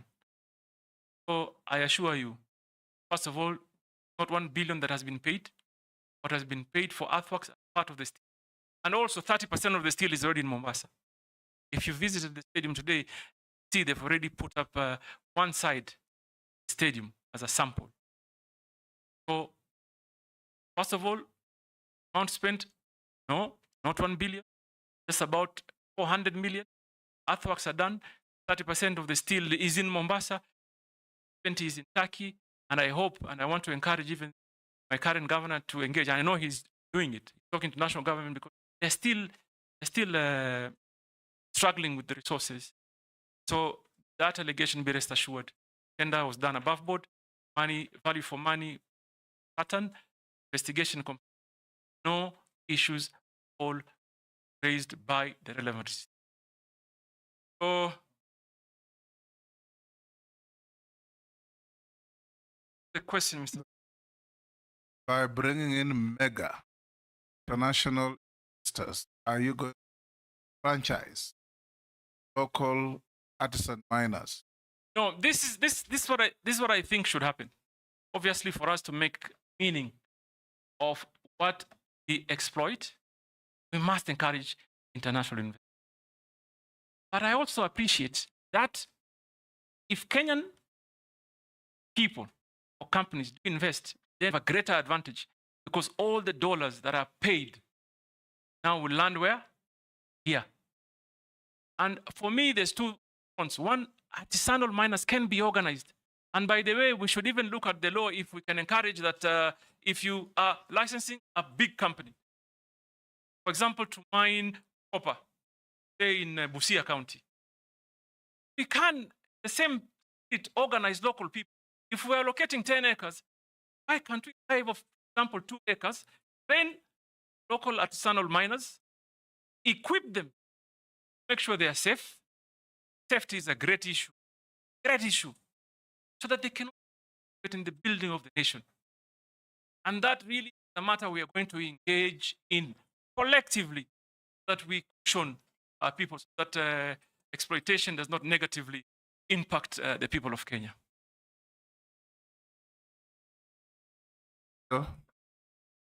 Thank you, Honorable Speaker. Honorable Hassan, what I am saying is, by dint of having international conglomerates for prospecting or excavating mineral, there are those communities, those individuals who are doing the mining, and they can easily, by virtue of having the license, by having environmental impact assessment, safety, excuses that actually locks the locals out. The reassurance I want is locals should not be locked out. Thank you, Honorable Speaker. Mr. Speaker, first of all, I believe in the principle that primarily first beneficiary should be at the center where the local is. And we will do everything possible that local. And I said it earlier, and I want to repeat it again. Must equip them to be able to do real business. For one, train them matters mining, equip them matters of safety, and even give them basic business skill that they know value for money. For example, Mr. Speaker, in Migori County, the artisanal miners, they go for small collection. Somebody just wants to collect enough to eat for the day. Go in very dangerous or hazardous environment. When they think they've gotten what will give them that meal for that day, they go home. I think there's a need for us as a country to engage them. Tell them if you do it in a much more organized way, you can actually change your life for a long period of time. So, Mr. Speaker, I want to assure the honorable member that But I was hoping that you would say something like this, that you have legislation like happens in many countries, that if a foreign investor is coming in, must have a component of local shareholding. But we don't only benefit, because when an investor comes in, we benefit from their investment and employment and tax in here, but they repatriate the entire amount of their profit. So we should be looking towards that, or else the country will be owned by foreigners. no, without a doubt, and I take your comments very, very seriously, that that this requires a very deeper conversation with all of us, and I'm happy to assure you that we'll take it on. Like other countries, like you've rightly said, other countries do. Even though we are a liberal economy, we find ways to ensure we cushion the Kenyan population. We have a law on local content. If we apply and improve it, an Australian or French company comes to mine here, and they make $1 billion. That is money out of our economy. If 40% of that money, local shareholding, that is money in our economy.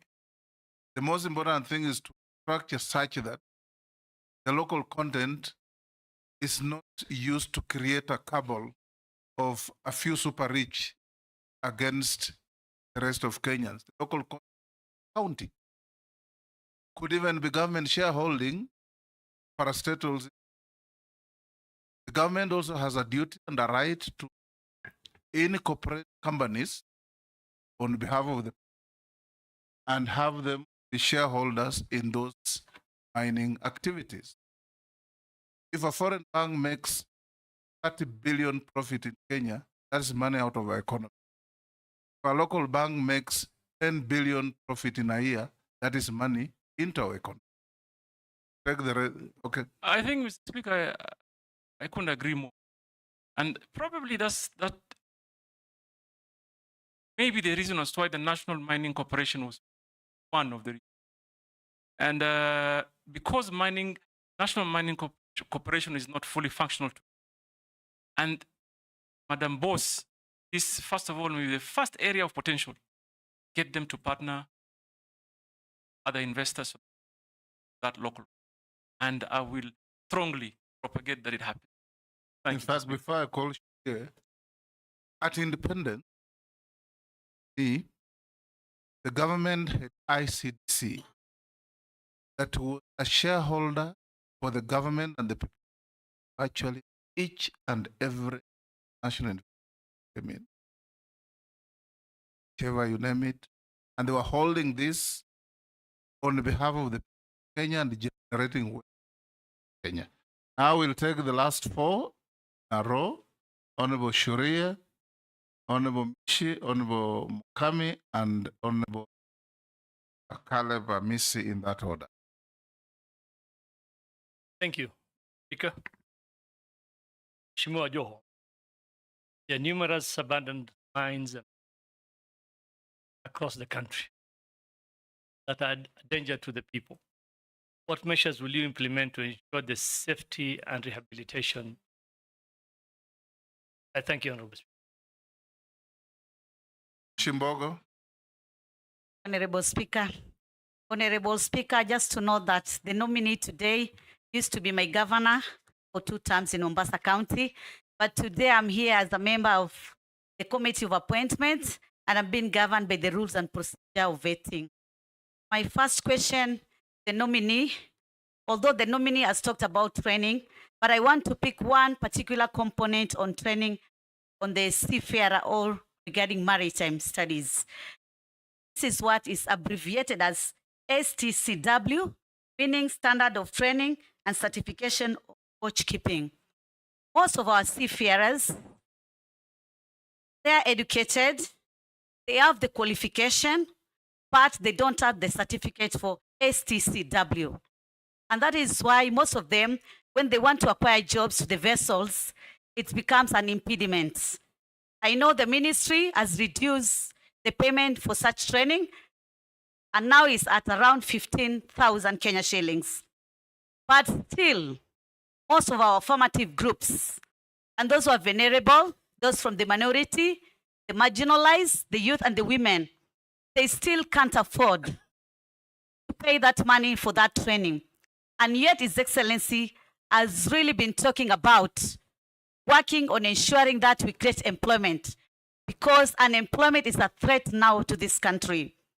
I'm asking the nominee, what will be your immediate and short-term intervention to ensure that at least we cushion these affirmative or rather vulnerable groups, that they can acquire this certificate or a TCW so that they can be employed in the vessels, the fish vessels, tourist vessel, so that they can earn some employment and assist their families. My second question, Honorable Chair, I'm going to do it in a Kiswahili language. Mheshimiwa nominee wetu wa leo, mara nyingi au mara kadhaa katika taifa letu la Kenya ama serikali yetu ya Kenya kumekuwa na miradi ambayo inahusu kuchimbwa zaidi kwa bahari. Ile Kiingereza tunaita dredging. Kwa mfano kama mradi wa Lapset kulifanyika mambo ya dredging, hivyo basi kuathiri wavuvi wetu katika sehemu ile. Katika sehemu ya Dongo Kundu Special Economic Zone ambapo kutajengwa port itakayoitwa Dongo Kundu Port. Pia kuna mambo ya dredging ambayo yamefanyika ama uchimbwaji zaidi wa bahari. Katika harakati hizi tunapata wavuvi wetu wanaathirika, haswa kwanza ikiwa uvuvi ndio kitega uchumi chao cha kuhakimu katika maisha yao. Na ile fidia ambayo wanapewa huwa ni fidia duni, na wengi pia hiyo fidia pia hawaipati. Na hata sasa kuna kesi ambazo zinaendelea za wavuvi kulilia serikali juu ya fidia kama hizi. Je, iwapo utabahatika kuweza kukubalika kufanya kazi katika wizara hii, utaweza kuweka mikakati gani ama utaweka mbinu gani muafaka kuhakikisha kama taifa tutaangalia wavuvi hawa wetu ambao wengi wao wanatoka katika familia ambazo ni maskini ama katika maeneo ambayo ni maskini. Mwisho kabisa ni sheria za kuwasaidia hawa wavuvi katika wakati wanavua. Ni katika swala hilo mheshimiwa, unajua mimi natoka sehemu ambazo kuna bahari, so nakuomba msamaha mheshimiwa, nimalize hili la mwisho. Wakati mwingi wavuvi wetu wanapovua wanashikwa, kwa mfano kama wale wa sehemu ya Kwale, sehemu za Lungalunga na Shimoni, wanaambiwa ya kwamba mumepita bahari zaidi, mmefika Tanzania. Wale wa Migingo wanaambiwa sasa nyinyi umepita Uganda. Yani kunakuwa na zile sintofahamu, na sijui kama kuna mikakati ya kuwa kuna masomo ambayo wanaweza kufunzwa kuelewa hii mipaka, ama kwa Kiingereza territorial boundaries ziko vipi, ndio ya kwamba wasiwe kila mara. Manake mimi kama mjumbe mara kwa mara napigiwa simu, mheshimiwa, tumeshikwa, tulikuwa tunavua, tulikuwa sehemu za gasi, sasa tumeambiwa tumeingia Tanzania, tumeshikwa, tuko huku Tanzania. Swala hili naomba mheshimiwa nominee aweze kutueleza njia ambayo ataweza kusaidia wavuvi wetu katika swala hili zima. Asante sana mheshimiwa mwenyekiti. Mheshimiwa Mishi, kwa Kiswahili sanifu, huu waziri mteule, sio waziri nominee. Kami Mheshimiwa Spika, nominee ndio hiyo, mteule ni nominee. Yani umekuwa wewe ulisema umeteuliwa kwa Kiswahili. Umeteuliwa. Sasa Kiswahili sanifu, waziri mteule. Ali Spika na mfunza Mishi Kiswahili leo. Yes, Mukami.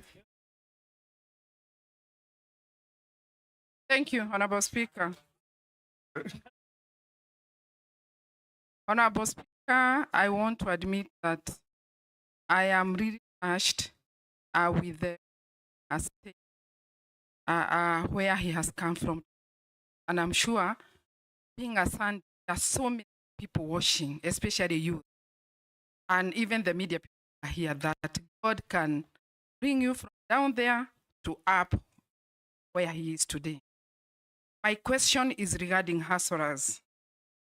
Small-scale mining, Kenya, employs more than 140 and supports over 800,000 households. Our workforce times larger than its equivalent in large-scale mining, which employs just 9,000. However, several constraints, economic potential due to mortality, poor health and safety standards, a shortage of access to geo-data and financial challenges. As Cabinet Secretary, if you are going to be approved, what measures will you implement to elevate the hustlers of artisanal small-scale mining? Thank you, Honorable Speaker. Caleb, Isi? Thank you, Mr. Speaker. Mr. Speaker, just like Honorable Mish, I also wish to state that the nominee before us has been serving as my deputy party leader, as well as my very close friend. So we interacted a lot, but that will not conflict my role in this very important process. Honorable Speaker, I have two questions to the nominee. One, marine, you are aware that exists marine resource utilization contract between Kenya and other fishing powerhouses around the region or even beyond on the use of marine resources. But there have been questions on, number one, the provision of sustainability of these fishing practices. There are benefits to Kenya, there are long-term management, how public can access those contracts, even the approval, and potentially, if there exists, the rescind the contracts. What do you say about it if you know about the contracts and how you will make Kenya benefit? Then secondly, Mr. Speaker, allow me to ask this because in my second term now as a member of parliament, I've served in the Committee on Defense and Foreign Relations where I had an opportunity to meet, I think cumulatively close to 6 ambassadors, high commissioners, consular generals, and state representatives of the national organizations. And the post secretaries, more than 10. Now, in this committee, I've also had an opportunity now to meet almost 30 cabinet secretaries. Cumulatively, 100 senior Kenyans have vetted. They have all very competent, very enthusiastic about their country, charismatic in their own nature, very knowledgeable, highly educated, varied history. Some share your history, some of us have even worse history, and some have good. They have promised all. But last 7 there is nothing. The heaven that you promised, I have not even dreamed.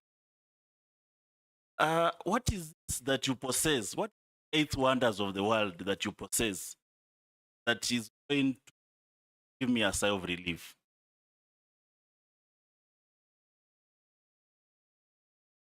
Nominee, answer those. The question from Honorable Shuri actually answer that. Oh, Mr. Neglected mine. Yeah, Mr. Speaker, I had said earlier, this is something we're going to look into, and for the future, prevent that from happening, we'll have to find a way to create some sort of. Said you'll bond the miners. Yeah, on the miners. But that doesn't mean we'll ignore the existing problem. We'll have to just find a solution. Consult among ourselves and even other government entities. So, Mr. Speaker, Ishi talked about accreditation issue. Our seafarers. I really don't think that should be an issue.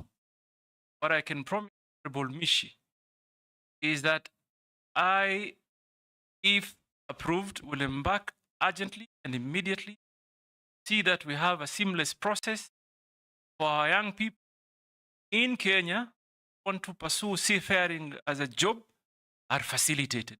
Government's job is to facilitate. And that we will do. I don't even think that is a policy issue. It's a matter that needs urgent action. And I know between Maritime Authority and Bandari Academy, we should be able to sort that out. So I give you my undertaking that that will sort it out. There's really there cannot be a justification. Someone meets the threshold, they should be certified. And that's something we'll do quickly. Mheshimiwa Speaker, kisha ameuliza swali na Kiswahili. Kwanza nataka kujua, sijui kwa nini alikuwa apologetic about it. Swali ni lugha ya taifa. Sasa kulijibu ndio kizungumkuti. Naweza kujibu. Tutapambana. Ni Mswahili. So, Mheshimiwa, but the parliamentary standing orders require, since you studied in English all through. But Mr. Speaker, then Although that would be double standard. I allowed me. I'll give you latitude to answer in Kiswahili. I know Honorable Mishi saying to the gallery. No, I'm sure on Chair, it's a valid question. Valid, and the gallery is equally valid. Why I'm representing them. Honorable Mheshimiwa Mishi anaongea na watu wake wale ambao wanaelewa. So, Mheshimiwa Speaker, kwanza uchimbaji wa bahari ni lazima ufanywe kwa njia ya kueleweka na kufahamu. Lazima iwe na utafiti na mipango ya kutosha, kwamba ichimba kwa ujenzi wa bandari lazima ime mambo ya mazingira kwa kufahamika. Huwezi kuwa kwa sababu unataka kuongeza uwezo wa bandari ama mabehewa makubwa kuingia, chimbe na uumize mazingira. Hii ni mambo ambayo haiwezekani. So mimi kama mazingira huharibiwa. Endelea. Waswahili waelewa hiyo mheshimiwa. So hata mimi nimebutwa vile Kiswahili chake kiko kitamu. So Mheshimiwa Speaker, mazingira lazima yalindwe. Na sababu ya kulinda mazingira ni kwa sababu mazingira yanasaidia katika eneo la uchumi la wananchi. Na mimi nataka niseme, hata maliza kwa nimeandika point ambazo nataka kusema, nitakwambia ambayo naona vile tunafaa twende. Lakini haiwezekani kwamba ubora huu ushinde ubora mwingine zaidi. Lazima kuwe na balance, uwiano na usawa. Yaani tunasema Mheshimiwa Speaker, katika yale yanayofanyika lazima kuwe na uwiano na usawa, hususan katika mapato. Na hakuna mimi nafahamu vile pale Mheshimiwa Misha natoka. Wavuvi walikoni wakati dongo inachimbwa, hata ile terminal mpya ya bandari sahihi, wavuvi walipoteza mapato ya kiuchumi, kwa sababu mchanga ule uliotolewa pale ulitupwa mahali ambao wavuvi wanavua. Na Mheshimiwa Speaker, sijui kama unajua njia ya uzazi wa samaki. Wasamaki wanazaa kwenye mapango baharini. Sasa mara tu utakuta mchanga kiwango kikubwa kimekuja ikafinika maeneo ya uzazi wa samaki. So inapunguza sana. Sasa Mheshimiwa Mishi, mimi nataka nikuhakikishie, lazima tuweke mikakati kabambe ya kueleweka na tutathmini hali halisi kabla tukubali mambo ambayo yataumiza Wakenya kiuchumi. Na tena sio Mombasa peke yake. Lamu, ziwa la Victoria,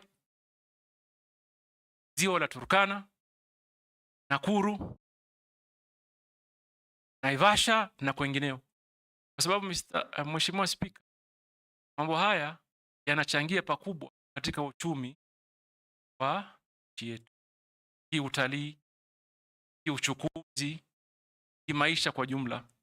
Na mwisho, Mr. Speaker, Alamishi alisema mambo ya mipaka na akasema mambo ya Tanzania na Kenya na Kenya na Uganda Gingo.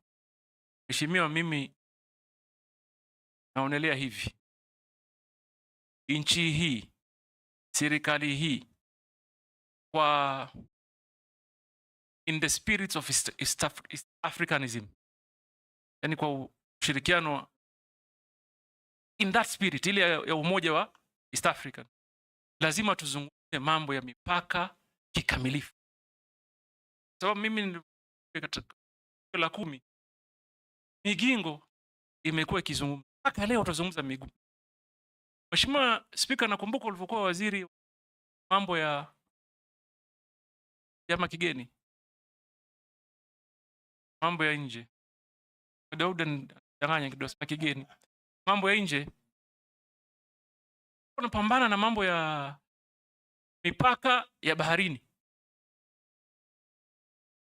Na nakumbuka tulisongeza zaidi ya nautical mile 300 na almost Lima Asia toka mile 200 450 na hizo stakabadhi kazipeleka kwa mataifa.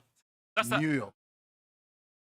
Sasa mheshimiwa, mimi maoni yangu ni kwamba kama nchi ni muhimu tuzungumze kikamilifu mambo ya mipaka. Gingo, Nia, Somalia, Uganda, popote pale panatuhusu ya mipaka. Ni muhimu, na umuhimu wake uko wapi? Hiyo talinda haki za Wakenya wa siku za usoni. Hasa ukifikia kwamba kuna madini, kuna rasilimali inaanza. So Speaker, that I think tufanye namna hii. Mheshimiwa Mukami, cannot, if you are government or government, a sector raise 100,000 cannot. That requires us to quickly develop a strategy. How? Train them. Those are the people that probably are looking on us to deliver help. So what do? We need to come up with an actionable strategy, training them, like I said earlier, and creating market for them. So I will work closely. First of all, I will go to them. If this House approves, the entire first month, I will listen. I will go to every area to listen to the views, the challenges, and also probably they have and they identify and they know the areas of potential. So I will listen. Once I listen and gather actual data and information, we'll develop together with this House a clear action plan and grow the numbers. Because 140, in my opinion, hasn't even met the potential. It can be greater than. Mr. Speaker, Caleb Amisi asked on marine utilization, sustainability. For one, I don't think we've even tapped the potential. Just probably just a scratch on the earth or on the surface. The potential in the maritime utilization is great, but there may be some predicament, Mr. Speaker. And at this point, I want to tell Honorable Caleb, we would work with you at the committee level, but also work with possibly the Attorney General, because we need to develop a clear legal strategy on how we can relook, for example, at the treaties and the conventions and the licenses and the agreements that this country has gotten into. I say this why. Caleb, are you aware that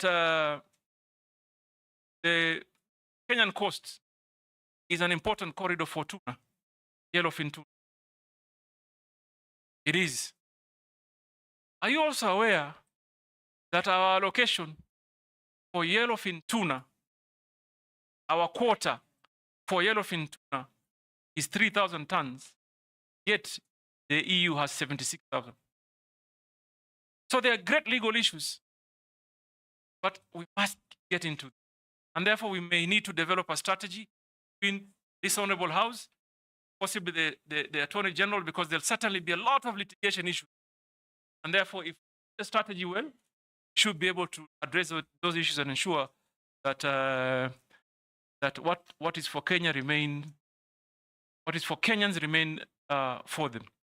Finally, you asked me if I am going to be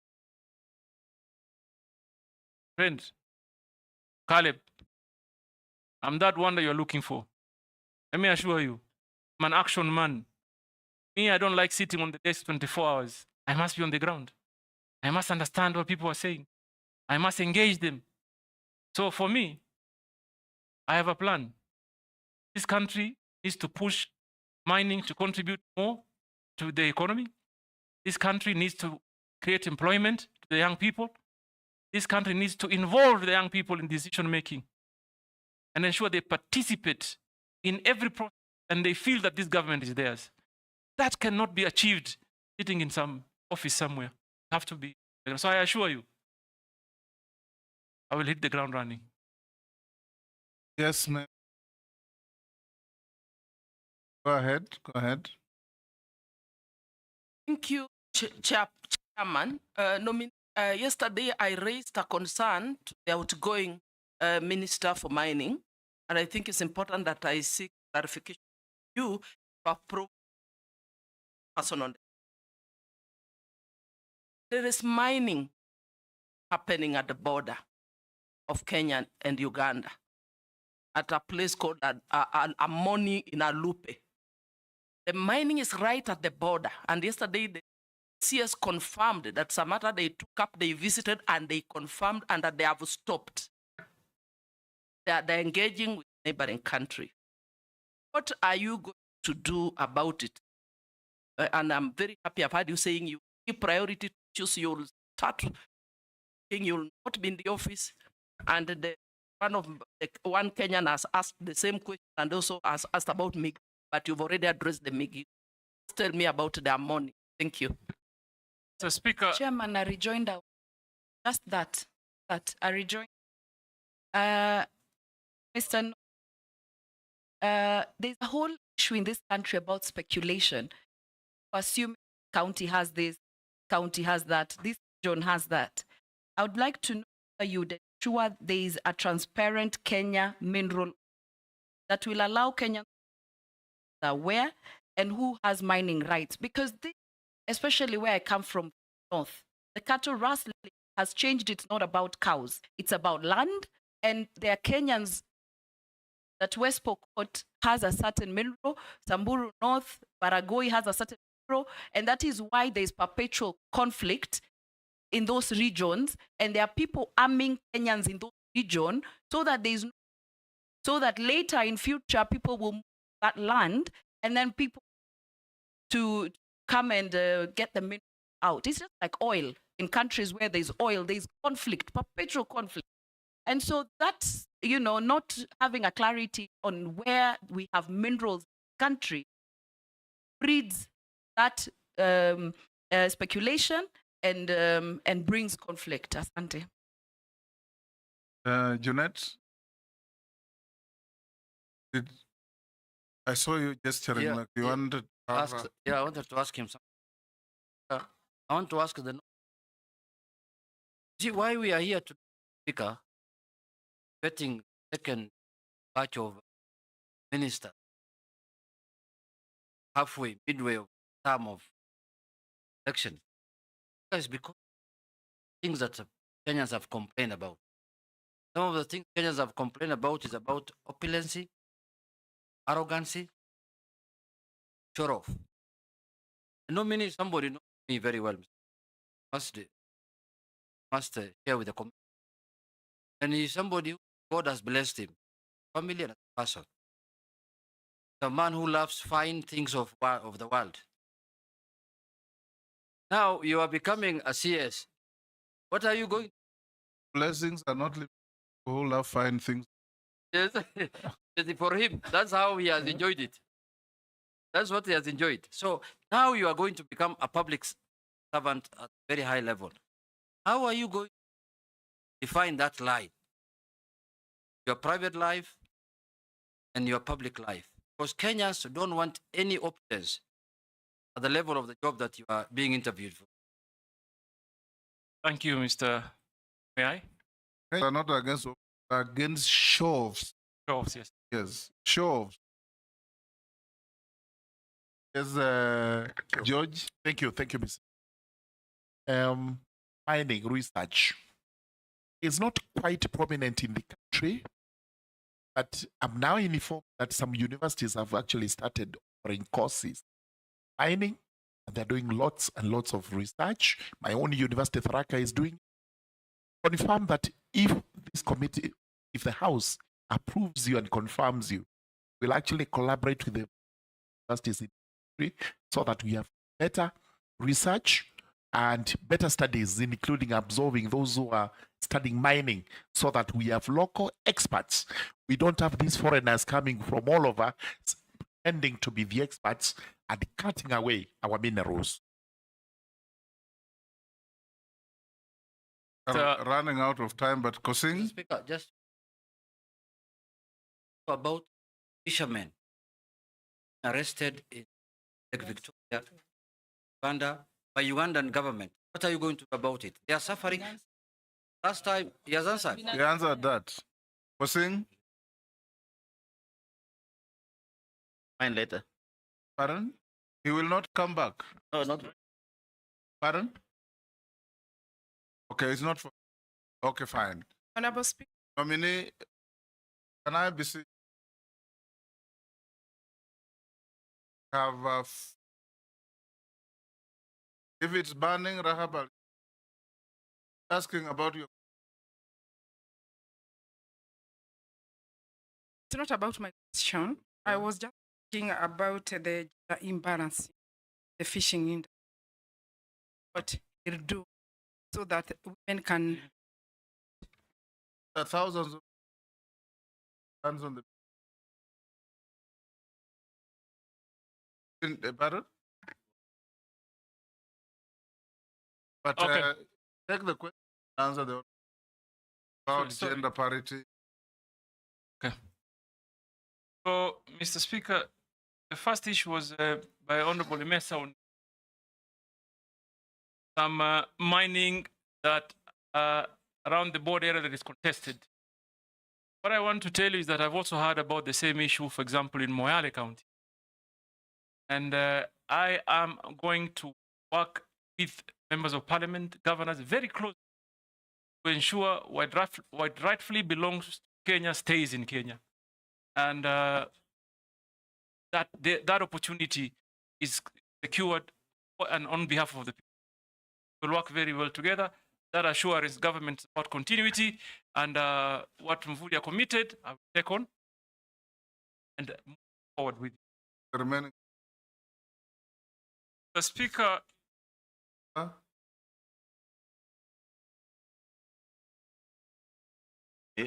Just from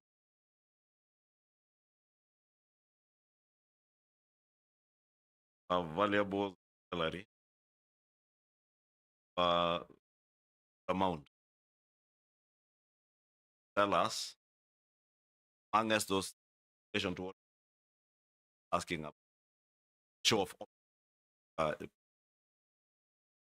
know you've been very active in Kenya, that these valuables jewelry here would be part of things that is what annoys Kenyans when they see coming into public, just to be sensitive. Kenyans, much as you have declared it here, not want. Speaker, I think what my brother Kimani Chung was trying to say, what is referring to what they will see.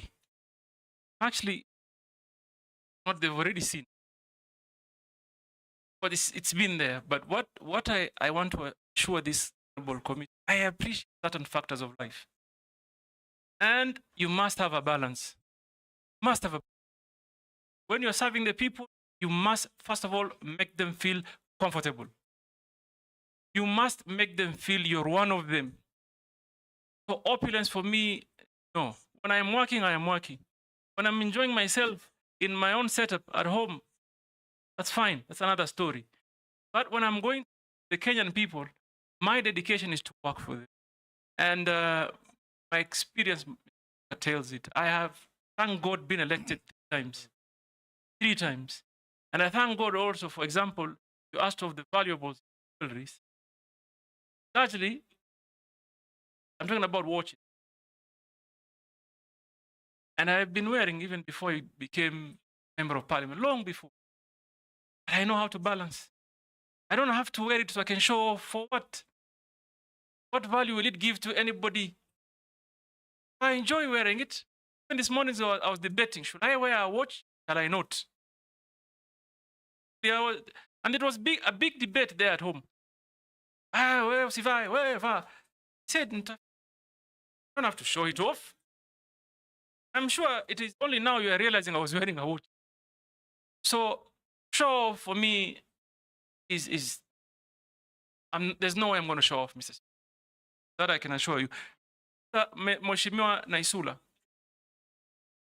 Sorry, the Speaker, on the question of Mheshimiwa Naisula on matters speculation, that must be addressed, and urgently, because it denies Kenya an opportunity. Largely touched on. Yes, but I want to talk about one important thing, and I see a great opportunity.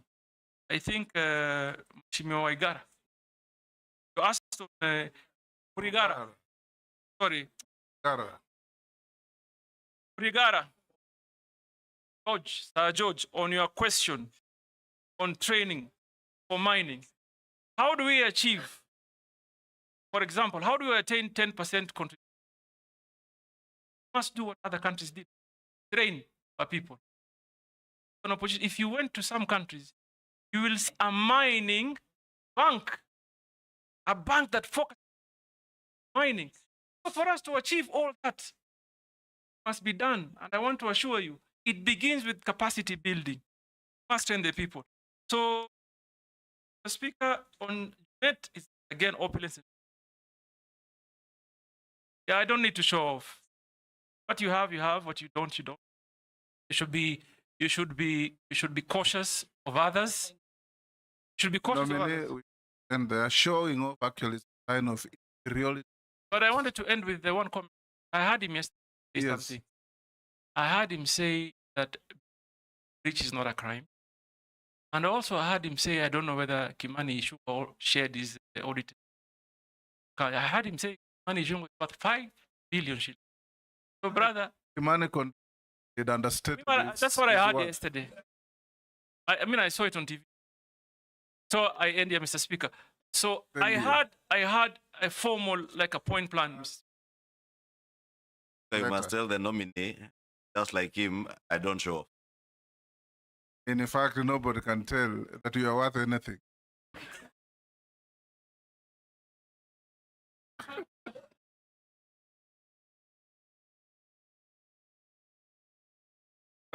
And that must be the culture in Kikuyu constituency. Nominee, we're coming to an end. Naisula has asked me, mind you, respond to the issue. Your public statement never appoint for it. Although I told you that it's okay, Mr. Change their mind, but in Naisula, I would want public to hear from you. Sasa, you want to repeat this? Hatuwezi ongea? Let me say this. I understand. No, but let me say this clarity, Chairman. Apart from asking questions during vetting, competent and about mining, and also vet the temperament of a nominee asked about lifestyle. It's neither here or there, really. But even temperament of an shows your leadership skills initially, and now you're here. There's nothing wrong with answering how you're going to be president when you're working. Excellent. Mr. Speaker, if I may quote, statement went like, mimi niongee na Ruto ni. Mimi niende wapi na Ruto? Mr. Speaker, hakuna mtu ameeleza vizuri. Mpumbavu peke yake ndo abadilishi mawazo. Mtu mpumbavu. Hii ni clarion to serve the country. I have been a great critic of this government, like others I did. Now I've been given an opportunity. An opportunity has been availed to come and create that difference that I've been talking about this time. And that is exactly what I'm going to do. Bring new energy, new ideology, new thinking, because after all of us are serving one nation, one people. Well put. That will. Other members, now nominees are coming to an end.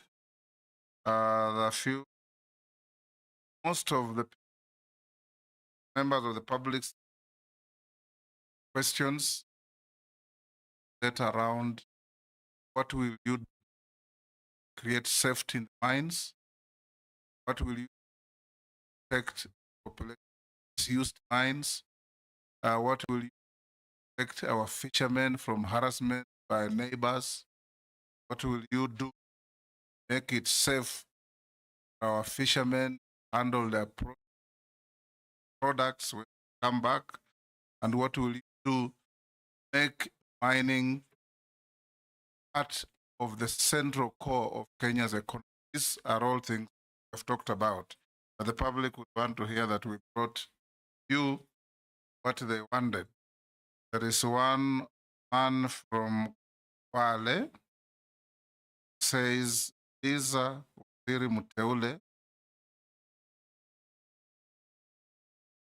ataweka mikakati gani kuhakikisha kituo cha uchumi samawati kilichoko wadi ya Ngomeni, kaunti ya Kwale kinakamilika kwa muda unaofaa.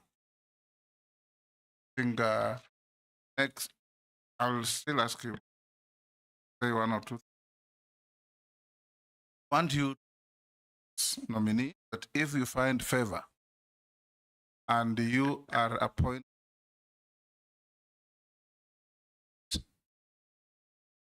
able to feel benefit and the contribution mining to. We are a major agricultural country. So it's like the youth. But in the agriculture, only 1% the GDP. In Kenya, complete opposite. And they do that because they are in manufacturing, mining, value addition, and all those economic activities.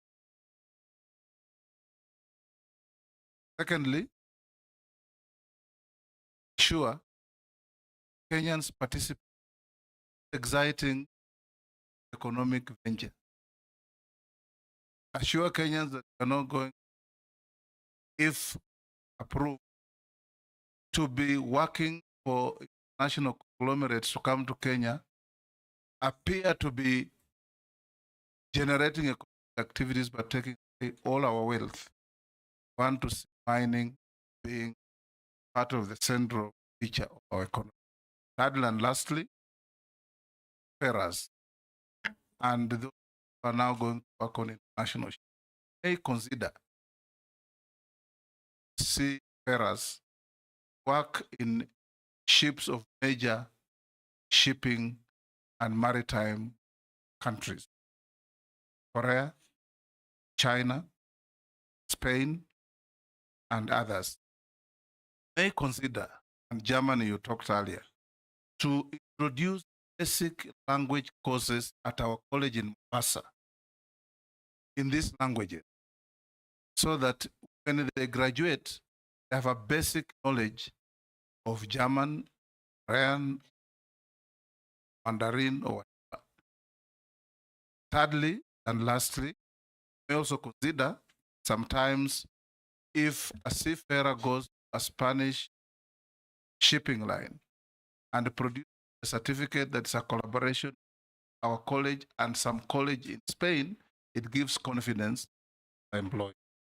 So you may consider partnering our institution with as many other institutions worldwide as possible is of our youth getting and being considered for employment.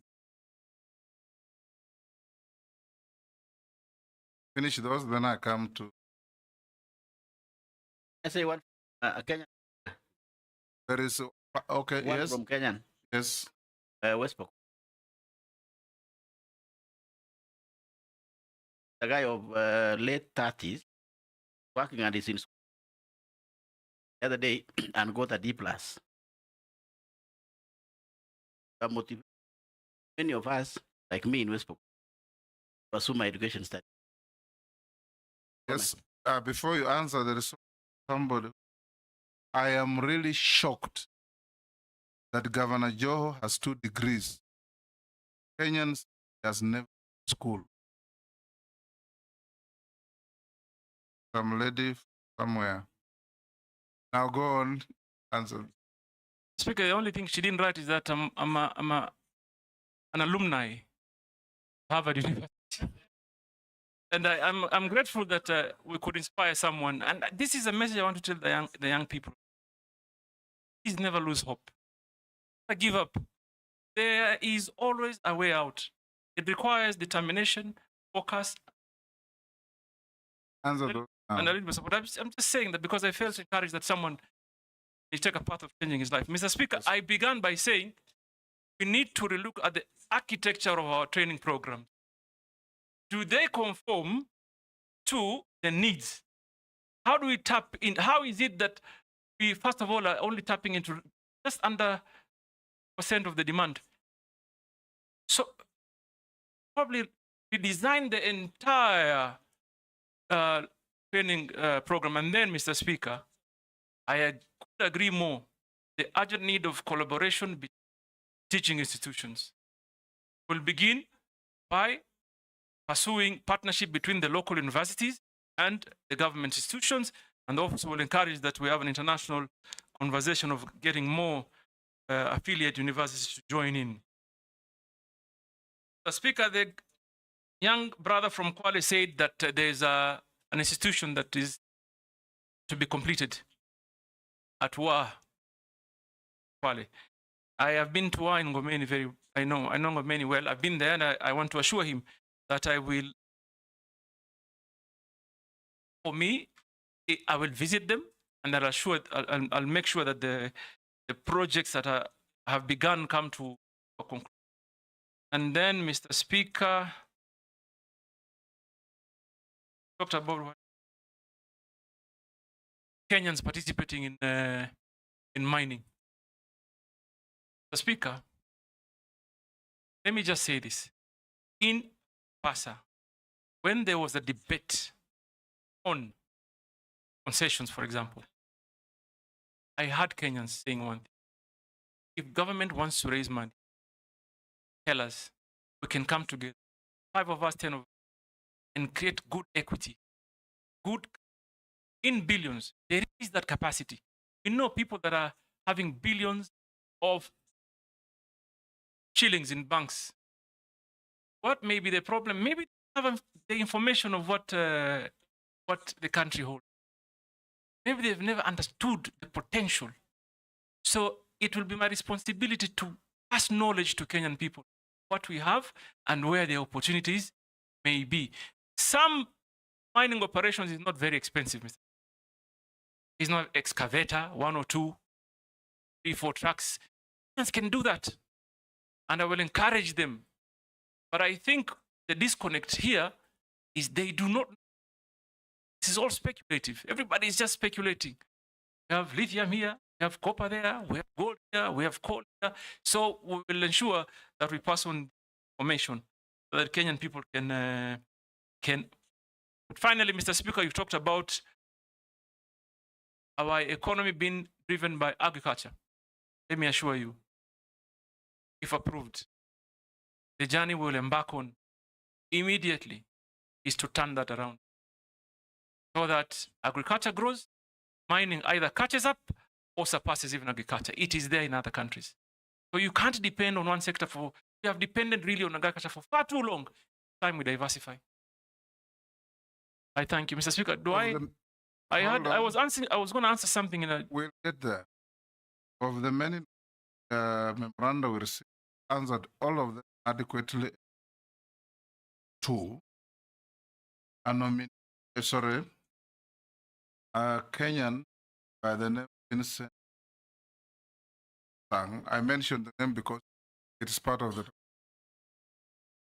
the nominee family farm has been invested in 5.9 billion grain facility at Mombasa. That one you didn't record. And the next one is an organization called Haki Yetu. Mombasa, I believe you probably know it. They went to court, trained a court to avail some document to them, served you with order, and you refused document. This was in relation to affordable housing. Okay. Two. Mr. Speaker, you answered everything correctly, satisfactorily. You can respond to those.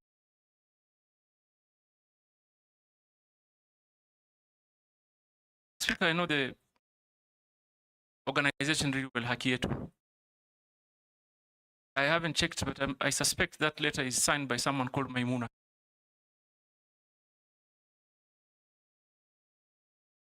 Is it? Correct. Correct, right? Mr. Speaker, there's a tendency that Munira, sorry. Munira Ali Omar. Munira Omar, I know, and was my great friend, Father Dolan. Quite some good.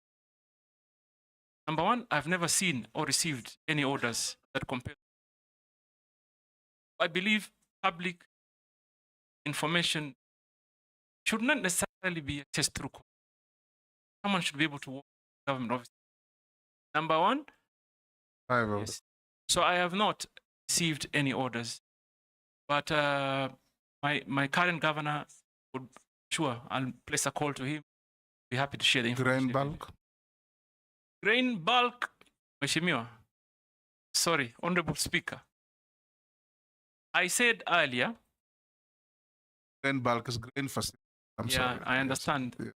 Mr. Speaker, my family, like I said earlier, is in the business of. So what my family wants to do as a business or plans to do is to build on our land, on our own family land, a grain handling facility. For far too long, there's just been one. There's been a monopoly of grain handling. Been pursuing this venture, building another as a family, nothing to do with government. Mheshimiwa, so that Honorable Speaker, so that I come out clear, there is not a penny government is put. There is nothing government is doing in that project. We are a private equity project sitting on private land. The only thing that that setup would do, get a license, way leave, so that they can get access to remove the grain from the vessel facility. So we did not lose, as a family, 5.9 billion. We are actually going to inject 5.9 billion investment into the economy. I give you to say what you want to say.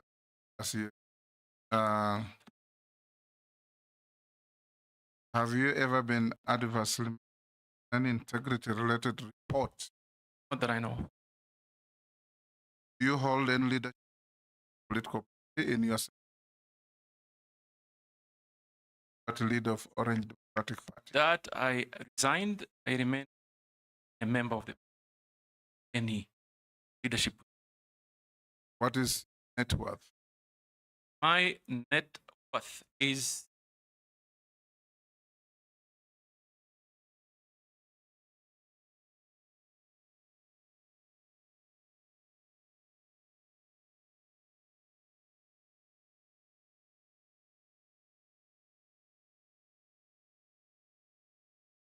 Don't pay. Your assistants should be assisting you on.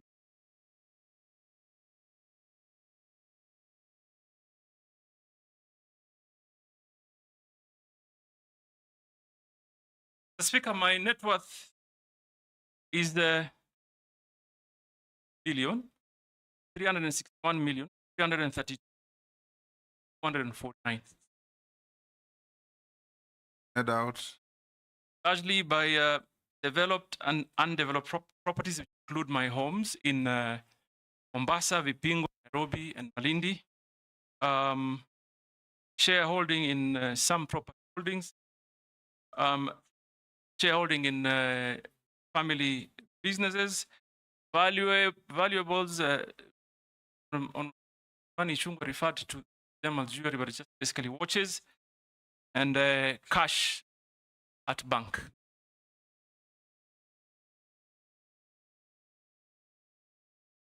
Have checked your have, and we have found them in order. And also, you did respond to an Civ 74 memoranda on you. Responded to all of them except the two that you have now responded to. Now you can have 1 minute. Before he concludes, net worth, be good. This is in his interest. He has severally referred to family. This net worth, Ali Hassan Joho, the family. This is just my shares. Families, definitely. Much more. It was my own wealth. For a moment, Mr. Speaker, I wish it was my wealth, but that is now my share. So go ahead and say what you wanted to say. So that next nominee. Mr. Speaker, while I was preparing myself, I came with an idea of developing a 10-point plan that I think will be enhance how quickly grow this industry, because it is a powerful industry in our economy that is untapped, and employment. So I came, number one, the complete digitization of the. Number two, stakeholders' involvement and public participation. Number three, blue economy regulatory framework. Number four, an urgent review of the Mining Act to conform into the demands of the secure Kenyans. Number five, enhanced community development agreements. Number six, international maritime organizations representation, capacity building for deep sea fishing. Number eight, improved licensing processes. Number nine, sustainability standards and certification. Finally, encouraging public-private participation. I thank you. Are your KPIs, performance indicators? I thought I should share them. You have come to an end in, and you are now released unless you are lawfully. Yeah. Take your documents with you. Sergeant, can you nominee out of chamber? Have a good day.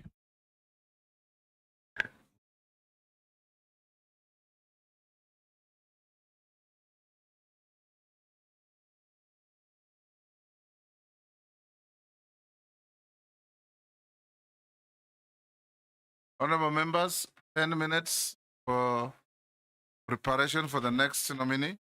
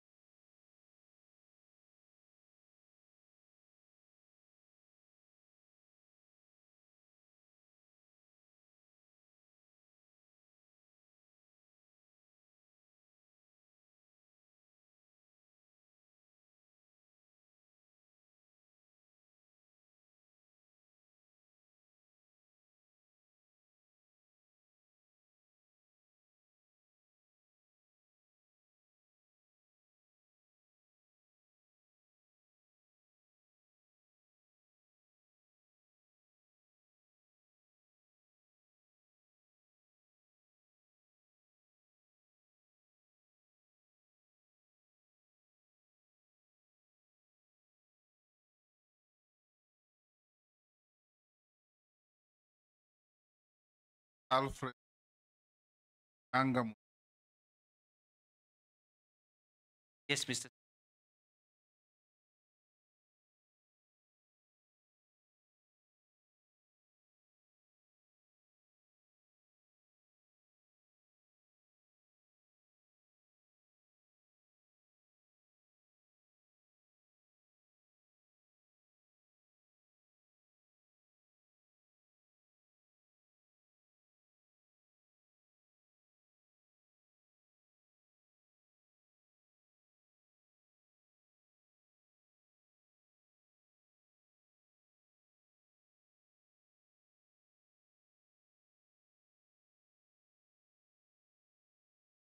Lucky.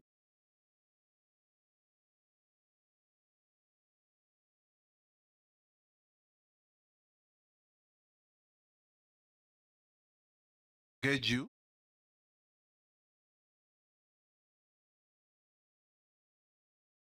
Ask.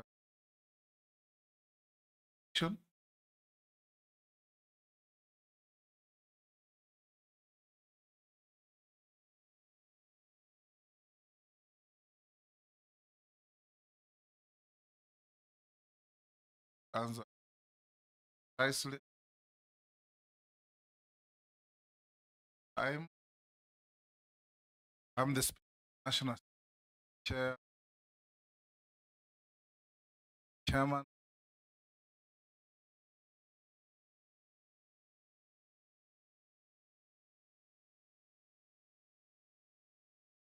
Act.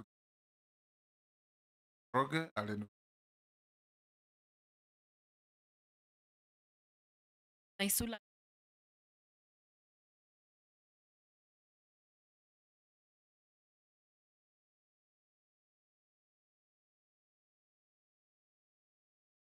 Rahim.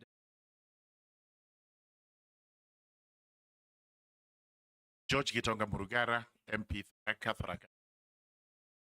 Aya, Kilifi North. MP Saku.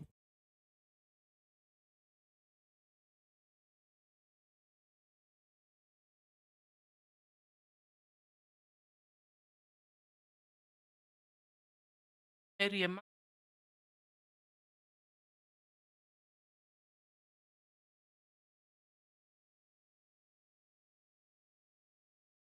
This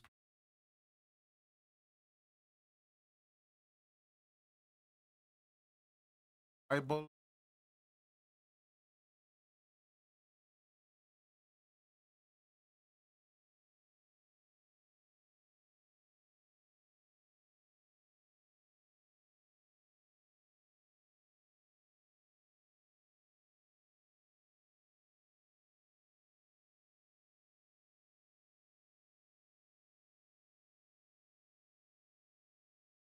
I, Alfred, the other day, I shall give matter and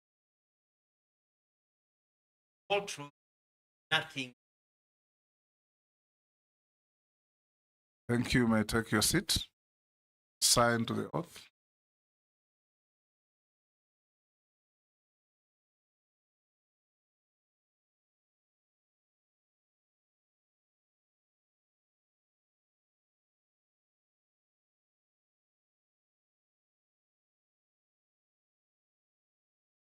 We'll start off with a brief introduction of yourself. Tell us your name, your education background, your work experience, key competence, if make you suitable for appointment to which you have been elected in under 5 minutes. Thank you, Mr. Speaker, honorable members. I'm very, very happy to be here and to be given this opportunity. My name is Alfred Nganga Chua, born in Machakos, Masii, and educated in Machakos and in the counties of Nairobi. I'm a holder of a doctorate in education in media and also a master's of science in communication and a bachelor's in journalism. I have worked in Kenya in media houses as a journalist. I've worked various organizations overseas, also in Australia and in the US. I served as a foreign correspondent, served as an assistant professor. I was blessed to be the first government spokesperson of the Republic of Kenya, and also blessed to be the first governor of the great county of Machakos. And I'm grateful to His Excellency, the President William Ruto, for appointing me into his cabinet and reappointing me and nominating me again for reappointment for a second time. And I'm quite happy about that. I want to say that service has always been at the forefront of everything that I do. And I've always been known to be one who believes in action and not just words. When His Excellency the President appointed me to be the Minister of Foreign Affairs, he gave me an opportunity for me to understand his thinking and understand the placement of Kenya in the bigger circle where we are and where we are going as a country and the challenges that we face.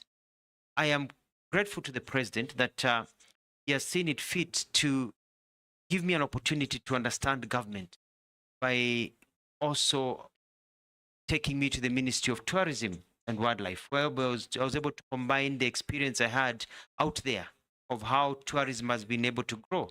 And I was able to get into the Ministry of Tourism and Wildlife and reactivate a sleeping giant, because we need to provide employment to our people, and that is one of the low-hanging fruits. As a result, the numbers of tourism, we set up structures that we expect that by the end of this year we'll be in the looking at about 3 million visitors arriving in the country, if not more, with a trajectory of 5 million within another year and a half. We're also able to deal with issues of human wildlife compensation that had become a big problem by actually launching a new scheme, which was launched by the President, and paying out about 1 billion shillings to people who have been waiting forever. And I've put in systems so that more be paid. We're able to fence by fighting corruption many places. When I got into the ministry, I found that they were fencing to keep animals away from at a cost of about 3 million a kilometer. 3 million a kilometer. And with 300 million that I had, I looked around, I did my research, and I realized that the government was being conned. So we were able to advertise, and we brought down to a reserve price of maximum of 850 million a kilometer for the same standard of wiring. And as a result, instead of only 100 kilometers, the 300 million, we are now looking at close to 400 million. And after discussions with the President, when he was launching a fencing program, we agreed that it is possible to bring the cost down to 650. So we're able to do many, many things in terms of human wildlife conflict, build dams and other projects that will continue. And I believe I left the ministry at a good trajectory. I am quite grateful that the President has seen it fit to nominate me for the Ministry of Labor. And I think I understand why. Because when I was traveling as a Minister of Foreign Affairs, the issues of bilateral trade labor agreements and being able to secure for our people overseas and also grow the economy by bringing in business processing into our country were critical. And I understand the market. And having served also as the governor of Machakos, can move quickly and bring results. I understand why the President appointed me into this position. We had the crisis of Gen Z lately, whereby people on the streets, and the main issue is employment. And we have to create an enabling environment. And I believe that I'm in a position, because of my history and service, to be able to create an environment that will grow jobs across many sectors in government, and also be able to help our people realize skills that they can work either here or overseas. In a nutshell, Mr. Speaker, is to say that from the time you exit the labor ward, the time you are ready to enter the labor market, you want to set up systems to ensure that you do not fall through the cracks. As I conclude, the issue of social protection are important. We have very many people in this country that are poor, that are suffering, that are losing hope. We have many children that are in despair. We have many systems that we've been talking about for the last 60 years. And I have ideas that we discuss as we continue of how we can change how things are done. ensure that our people do not fall through the cracks. I submit, Mr. Speaker. Thank you, nominee. I'll now invite the Deputy Speaker to be the first to ask you a question. Dr. Mutua, as you know, Excellency the President has been at the forefront in labor migration as a way of unemployment. And also, secondly, because migrant workers bring significant contribution to our economy, their remittances. And then you have also been Cabinet Secretary of Foreign Affairs and Diaspora Affairs. So we'd like to know how you leverage on those contacts that you made to be able to promote this. But before you proceed, and while you're at it, I'd like you to elaborate on two issues that have tainted your image. One, that you are closely associated to a Miss Judith of First Choice Employment Agency. There are clips of you introducing her to the president, and she's known and it's even come to parliament. There are petitioners from Uasin Gishu County. She owes millions of shillings and has impoverished many young people in Gishu because she conned them out of their money. And this is in the public domain. So please explain to us that you will not fall prey, if confirmed, to this issue.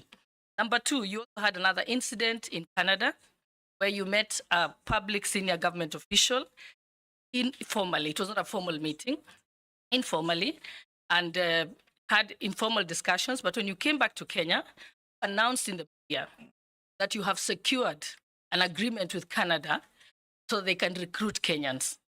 And thereafter, denied by the Canadian government. In fact, the Canadian government ended up spending 2 weeks at the Kenyan embassy to train Kenyans on what to say once at the embassy in Ottawa, on how to behave and the things that are official and not official. So please explain to us those and tell the people of Uasin Gishu how they'll get their money back. Nominee? Thank you very much, Honorable Boss, for your questions. Let me start from the very beginning. One of the things that I want to do in terms of labor migration is ensure that we have agreements. The challenge we have is that people, when they go outside this country, they go as by themselves. And at times they get abused and they don't get the right rates that they should. This is because of bilateral labor agreements. We have only signed 4, signed even before this government got into place. And we have another pending 16, 17. My move is to get close to 30, if not 50 bilateral labor agreements by going through the hoops. I've been able to do a bit of research, and the problem is the bureaucracy that we have within our government system. I work with my colleagues, and I'll bring it up to cabinet if appointed, if pass the vetting by this house, is to ensure that we break the bureaucracy so that we can move faster in terms of bilateral labor agreements so that we can be able to get into that. Now, when it comes to the issues that you mentioned of a lady called Judith, I tend to remember that we had a function at KICC where we had different stands. And the stand of Foreign Affairs and Diaspora was next to the stand of Ministry of Labor. And I'd never met this lady in my life. But she was the one who showcasing what the Ministry of Labor, I was not the minister then, was showcasing the program that they had of what was happening. And when the president came, we were told to combine the two issues of labor because of diaspora at that time. And I was there with my PS and others. So I was introducing the president, the people who are presenting. And if you watch the clip, I didn't even know her name. And she introduced herself. That was the only time that I ever met her. And after that meeting, I've never met her again. So I don't have any conflict of interest. I saw her stories later on about her. And those are things that you remember when I was the Minister of Foreign Affairs, I'd even called a meeting to discuss this of rogue, employment agencies. And we'll come to, it's an issue that I'll be dealing with squarely. From you have an undertaking that you'll ensure that the Uasin Gishu who lost over 100 shillings get their money back? I'll give an undertaking that I will ensure that the rule of law is applied. And if anybody has to return monies according to the rule of law, we'll make sure we follow the process so that people get their rights. Because it is wrong for putting money con organizations. That. Now, the issue of Canada is what I would call mischief. When I went to Canada, I had official meetings, not unofficial. And we had an agreement. When I got to Kenya and announced what we had agreed on, immediately an organization, a fake, so-called fake organization that was Kenyans jobs and charging them jobs, put out a notice of providing employment to Kenyans. The Canadians were not responding to me.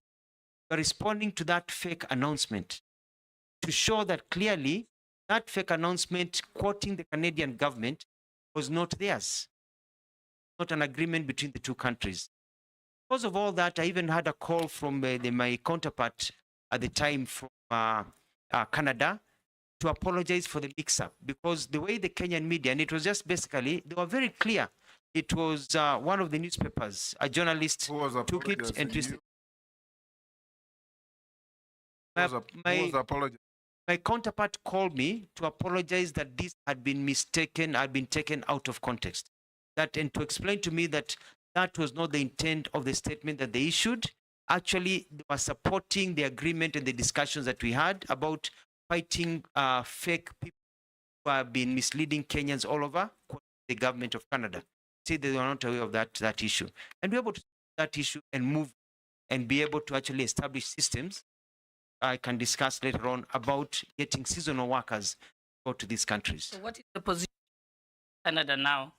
When you left the ministry, what was the on that point, migrant workers?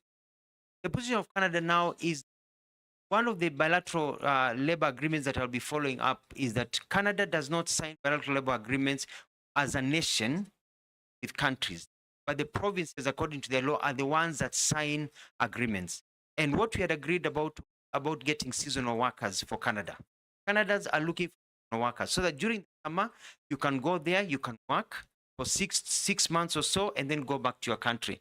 They already have many seasonal workers from lots of South American countries, from the Philippines and even other Asian countries, but they don't have many or any from our country. So that is something that is still in process. And it is quite exciting because I got information from some colleagues and some friends from Canada when I was nominated for this position, saying at last now we can revive the conversation and continue from where it was left. Before the next question, your documents that you came with, handed Sergeant, clerk to verify we have on you.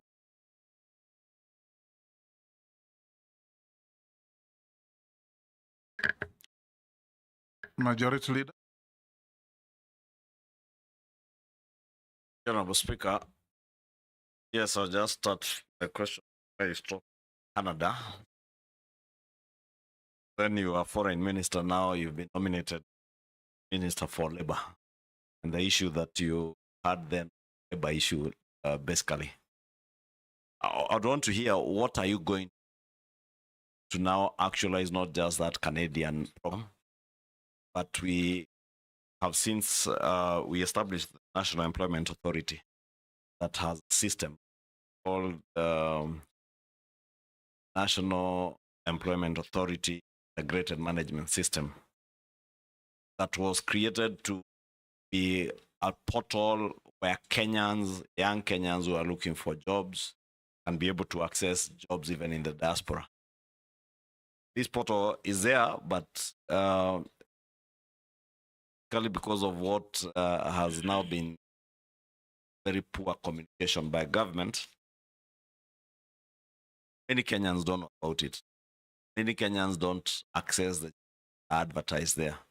There are some here complain that the jobs that are there are low cadre jobs in the Middle East and elsewhere, but not the kind of jobs that quite a number of our well-educated workforce is looking for. So I want to hear now, you, if approved as for labor, what are you going to ensure, one, that this portal has more professional and higher cadre jobs, but also Kenyans are aware and you create awareness to Kenyans on how to access jobs using this portal and other fora that you create as Minister for Labor. And having served as government spokesperson, probably the opportunity now to engage with the young people create jobs and be able to show them how to apply for those jobs. Next. Thank you, Chair. Chair, my question to the nominee is, the last less than 2 years now, traveled a lot in terms of changes from one ministry. Started from Ministry of Foreign Affairs, Ministry of. Now you are here to be vetted, Ministry of Labor. In a brief manner, can you share with us what you have achieved in the Ministry of Foreign, the Ministry of Environment? No, these are the ones. Thomas, what's ahead of you? Let's take next as well. Thank you, Chairman. Honorable Mutua, on 1st of March 2023, when you were the Cabinet Secretary at the Ministry of Foreign and Diaspora Affairs, you made a very important communication, but not verbal, where you informed diplomatic and consular missions, UN, and other international organizations in Kenya that it was agreed in the interest of efficiency that the missions may communicate directly with departments, different ministries in the country. And you know, now even in the Ministry of Labor, you're still with other countries. It is important to share with the and also Kenyans what decision then, because normally we know that they write directly to the Ministry of Foreign and Diaspora Affairs, but now they could write directly to other ministries and departments. And the last question that I had is that how do you plan to handle the perennial industrial unrest in most sectors? For example, health, because you, as much as it is in health, you will play a critical role as the CS of Labor. That is, in case you are approved and confirmed as the CS of Labor. Can answer those three. Thank you, Mr. Speaker. Sir, Majority Leader Honorable Shunga, thank you very much about the National Employment Authority. And it is true, they have a website that many people do not know about. I've been in government for very long. I've never even looked at that website. And you know the old adage that if you wink at somebody in the dark, you're the only one who knows you're winking. And that is exactly what has been happening. The Kenyans who are looking for work, Wananchi who's looking for work, has not really known about this portal and what is available. So one of the first things that I'm going to undertake is to have a good marketing campaign, ensure that Kenyans know about the opportunities that are there. Kenyans do want handouts. Kenyans want to be given opportunities. They want to know where you can get their skills. They want to know how to apply for jobs. They want to know where the opportunities are. And because there's a mistaken idea that the jobs out there that are available are only jobs for house helps. For us, when I did a bit of research and I looked at the available jobs in the countries like Australia, Germany, Italy, Kuwait, Oman, Qatar, Turkey, US, Canada are looking for people and they are ready to employ Kenyans in various areas. For example, the international community are asking for about 11,200 jobs of drivers. You can drive. They're looking for drivers. But we have to be a ministry that is able to take the person work and connect them with the employer and teach them also how to get those. I know what kind of documents do you need to get those jobs. They are looking for another 8,400 domestic drivers. They are looking for hotel workers. You've got about 3,000, nearly close to 3,000 people. You've done beauty to work in a spa, to be able to do nails. They're looking for those young people to be able to go to Canada and other countries. Also in firefighting, in all the different areas, baristas, in heavy truck drivers, construction workers. If you're a mason, you know how to do carpentry. You know, Australia is looking. So we are going to make sure that people are able to know that regardless of the field you're in, nurses, doctors are looking for Kenyans to be able to work. So as you wait for the economy to grow, because our job is to send people out of the country, we have to also grow jobs here. as you wait for our economy to grow, do not give up hope. We are going to make sure that we connect you to available opportunities and also help you gain the right skills so that you can be able to get to those jobs. Honorable Jun asked a question about moving from one to the other. The other day, I was thinking about my good late friend, Honorable John Tuki, quickly served in the Ministry of Communication and Transportation, as it was called then, and then transited to Ministry of Interior, and then very quickly the Ministry of Environment. And when I look at the thinking behind the president being from one ministry, is because that I move in and in a very chap manner, I'm able to enact processes that are able to go system. For example, in the Ministry of Foreign Affairs, I was able to sort out an all-standing issue of deployment. You know, for a long time, felt that they are deployed according. I set up a system so that if you're in the service, you know that when your time comes, you don't need to know the minister, you don't need to know the PS, that automatically you fall into place to bring a sense of fairness. I was also able to work through, get a lot of MOUs that had pended to be quickly worked on and to move faster so that we can get into all these agreements that people can be able to move faster. I was able to also work closely with the president to prepare for trips that were not mainly just diplomatic in nature, but were also very economic in nature, because it's all about getting other people's money to come to our country, bringing money to our country. And I was at the forefront negotiating for companies to come and open factories here in this country. When I moved to the Ministry of Tourism and Wildlife, I quickly that where do we get our tourists from? Why are we losing tourists to other people? And by meeting all the stakeholders, I've set up a system where we are concentrating on markets like the African market and other markets that can give us the numbers that we need and the money that we need. I also, by looking at reorganization of how Kenya Tourist Board does its, is to focus on key areas of marketing our people so that people can come to this country. I was able to issues that I talked up, I don't want to repeat myself, about human-wildlife conflict and the arrangement of those were done. So I'm very, very proud of the work that we did. But I did not do this because I was sitting in the office. You know, when I got into the office, I spent few hours in the office and more hours on the ground. I started what we called utalii mashinani, because Kenya has so many things to, but we've only been selling the beach and the ocean. And I wanted to be able to transform and make every part of this country to be a tourist attraction site. I went to Samburu, I went to Kwale, Kilifi, Narok, Taveta, Laikipia, Makueni, Kitui, Busia. I was in Bungoma, Mombasa, Kiambu, just to mention but a few. I went across this country and I was still going around this country at new tourism circuits so that tourists can keep coming. I had a very big plan.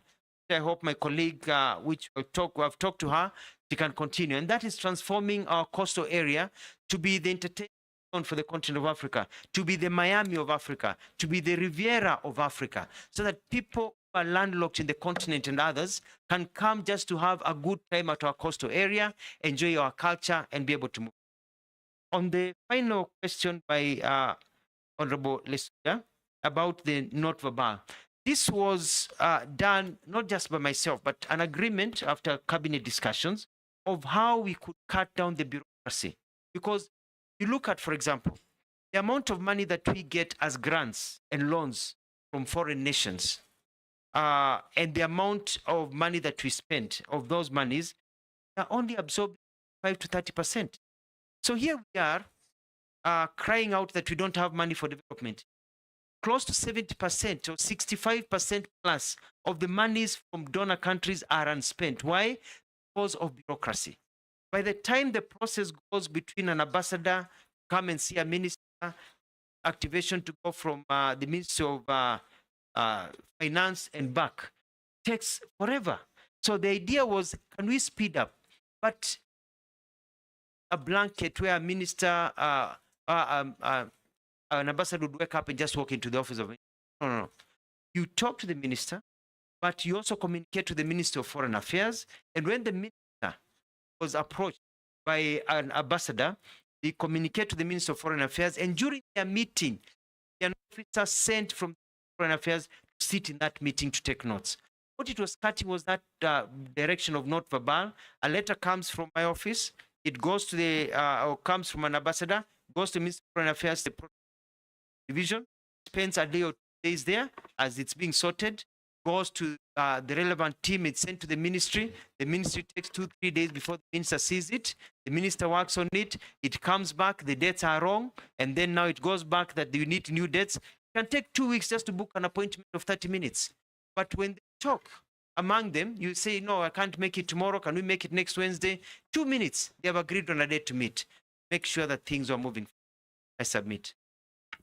Chairman, on the industrial strikes, health, I gave that as an example, but also has said on the note of verbal, the same chairman you've been saying about communication. When that was not communicated well, that it was cut bureaucracy, it sent scares out there, wondering whether just an officer at any department can now communicate directly with an embassy. That's what has come out clearly here about what you would like to do.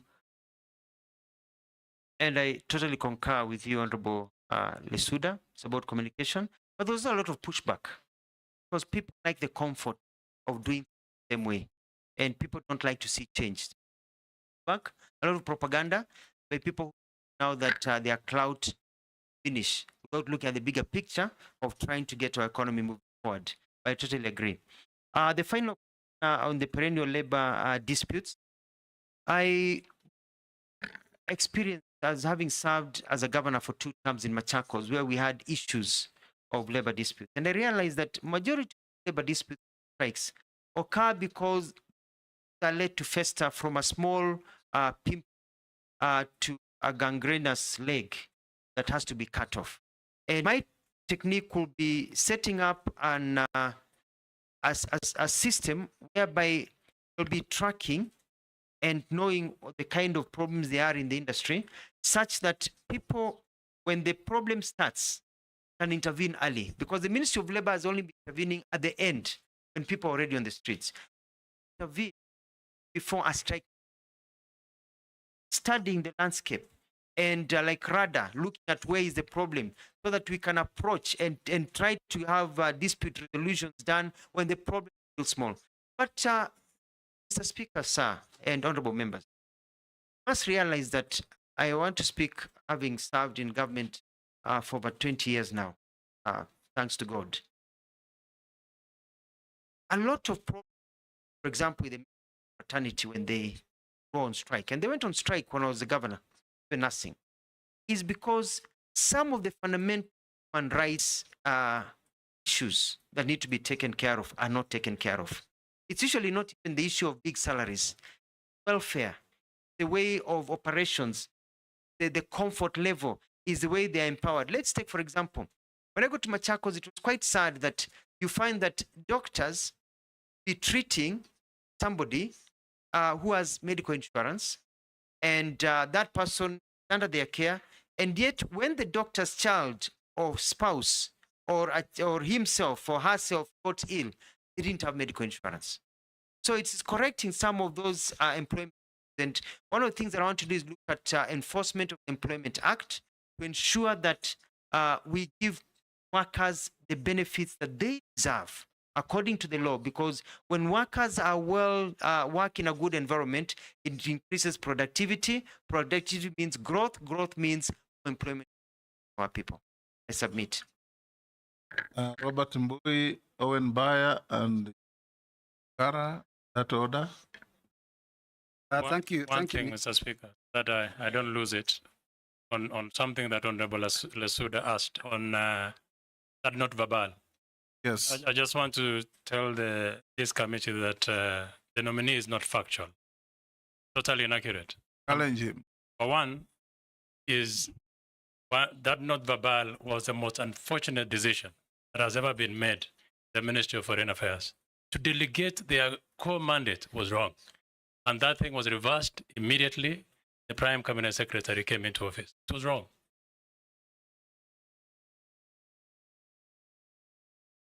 Was it most unfortunate, not verbal?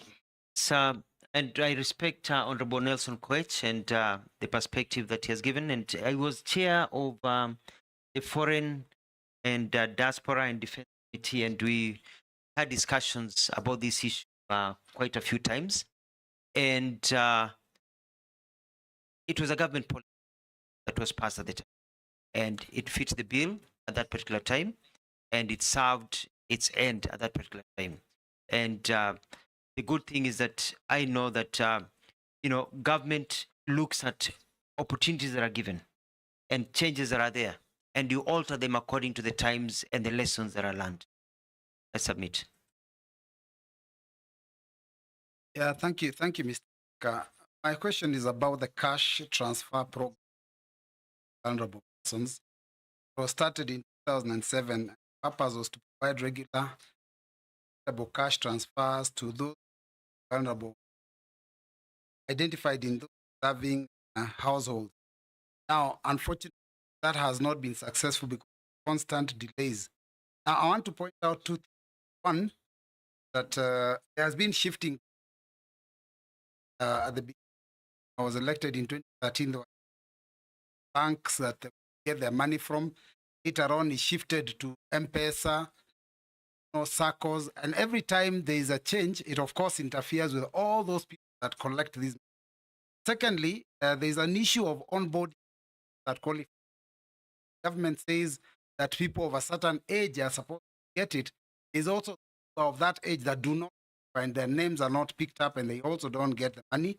And thirdly, there's the issue of interference by county governments. I'll give an example. Machakos County, when a governor, 2013, when the national government was names that would qualify to be given money, the county government all collected names at the same time. And those that were collected at county government obviously never got the money because there was no capacity. How would you handle those and this docket? Thank you very much, Honorable Speaker. Honorable Speaker, I would like to address this question to our nominee on labor. Nominee, this country loses billions of shillings because of labor disputes, strikes, such things.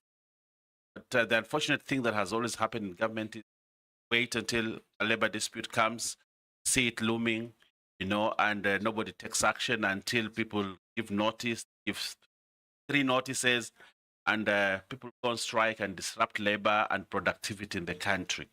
The Ministry of Labor actually has a mandate to preempt strikes, have a discussion with the human capital to ensure that we don't get into like that.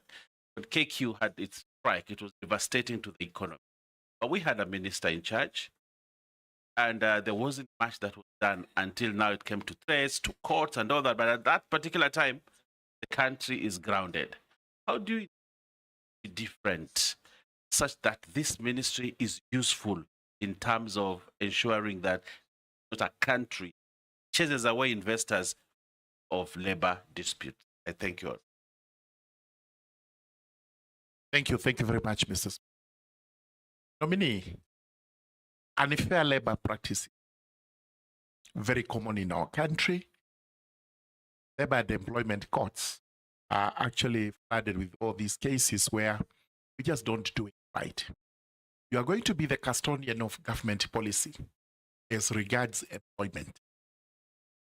One of the most unfair labor practices in the country is for the government to take interns, young people on internships. 1 year after that, they are let to go. And yet those government departments soon thereafter start advertising for positions. And we also know that people go on retirement, natural attrition.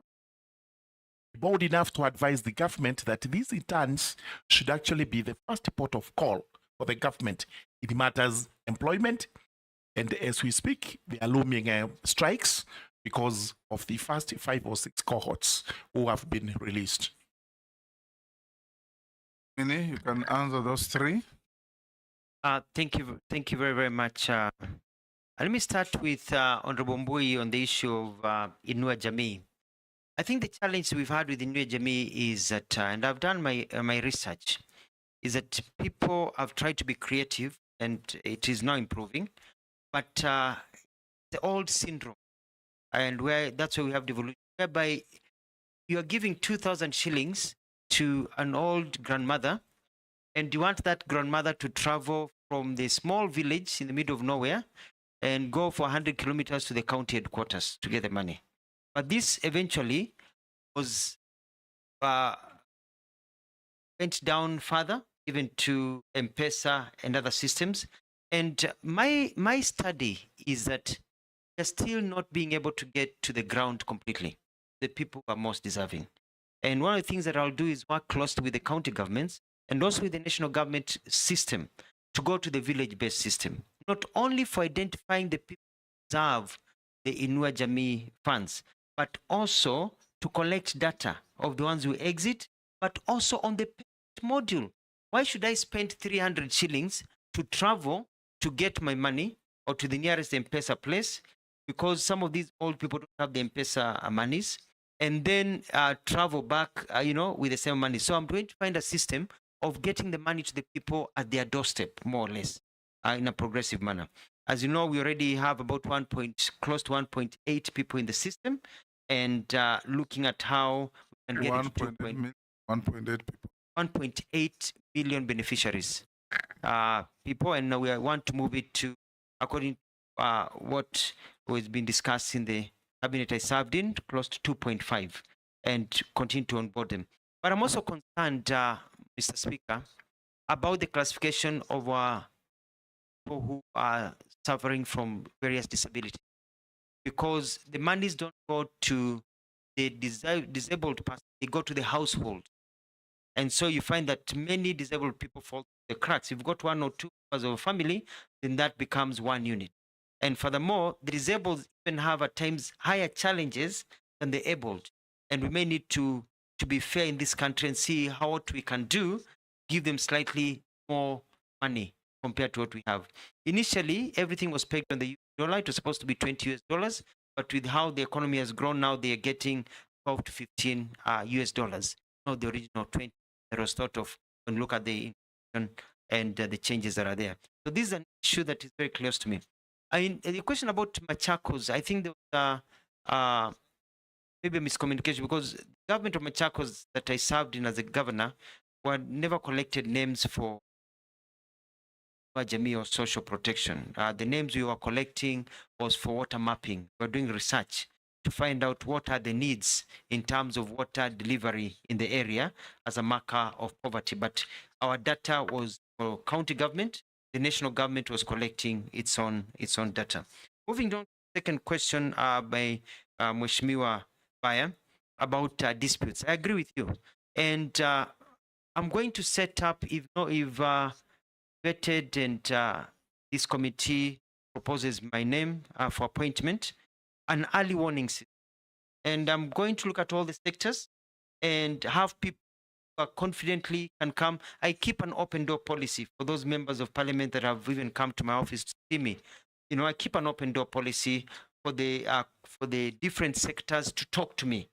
Let me know what is going on, and let our systems know so that we can get and arrest them, as you said, early. Take care of this before it becomes problematic and before the disruptions that are there. And also when the disruptions are there, I'm very good at bringing people together and being able to bring harmony. One of my big successes that I did when I got into the Ministry of Tourism and Wildlife, I found a lot of people warring and fighting each other, and was able to bring peace and calm within a very short time.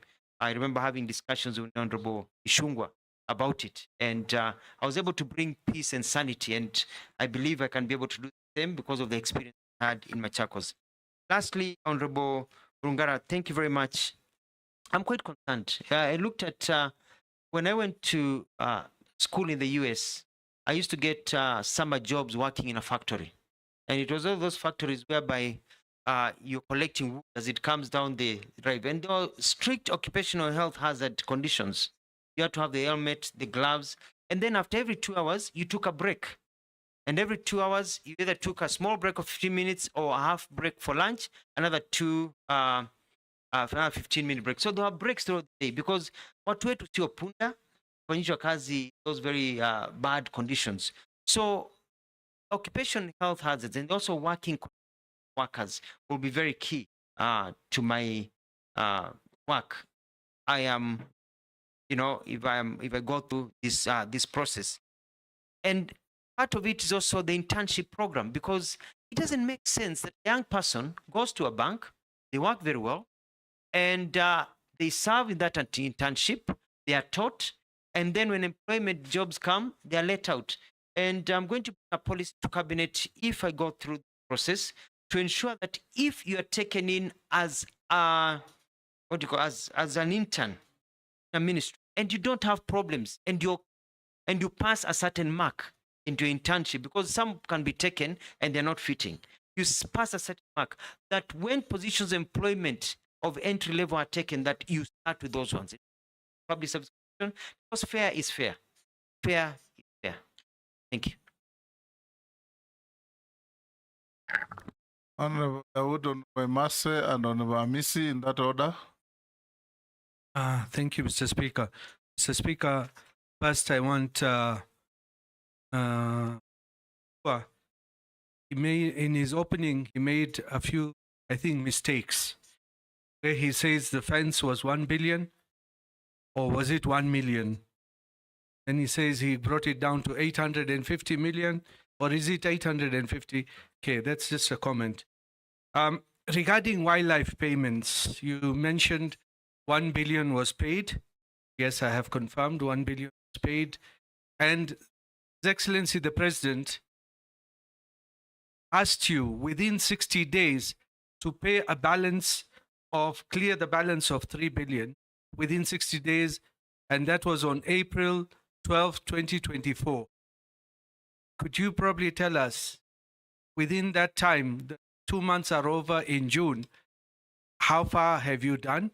And you even asked you to simplify the way the forms are done.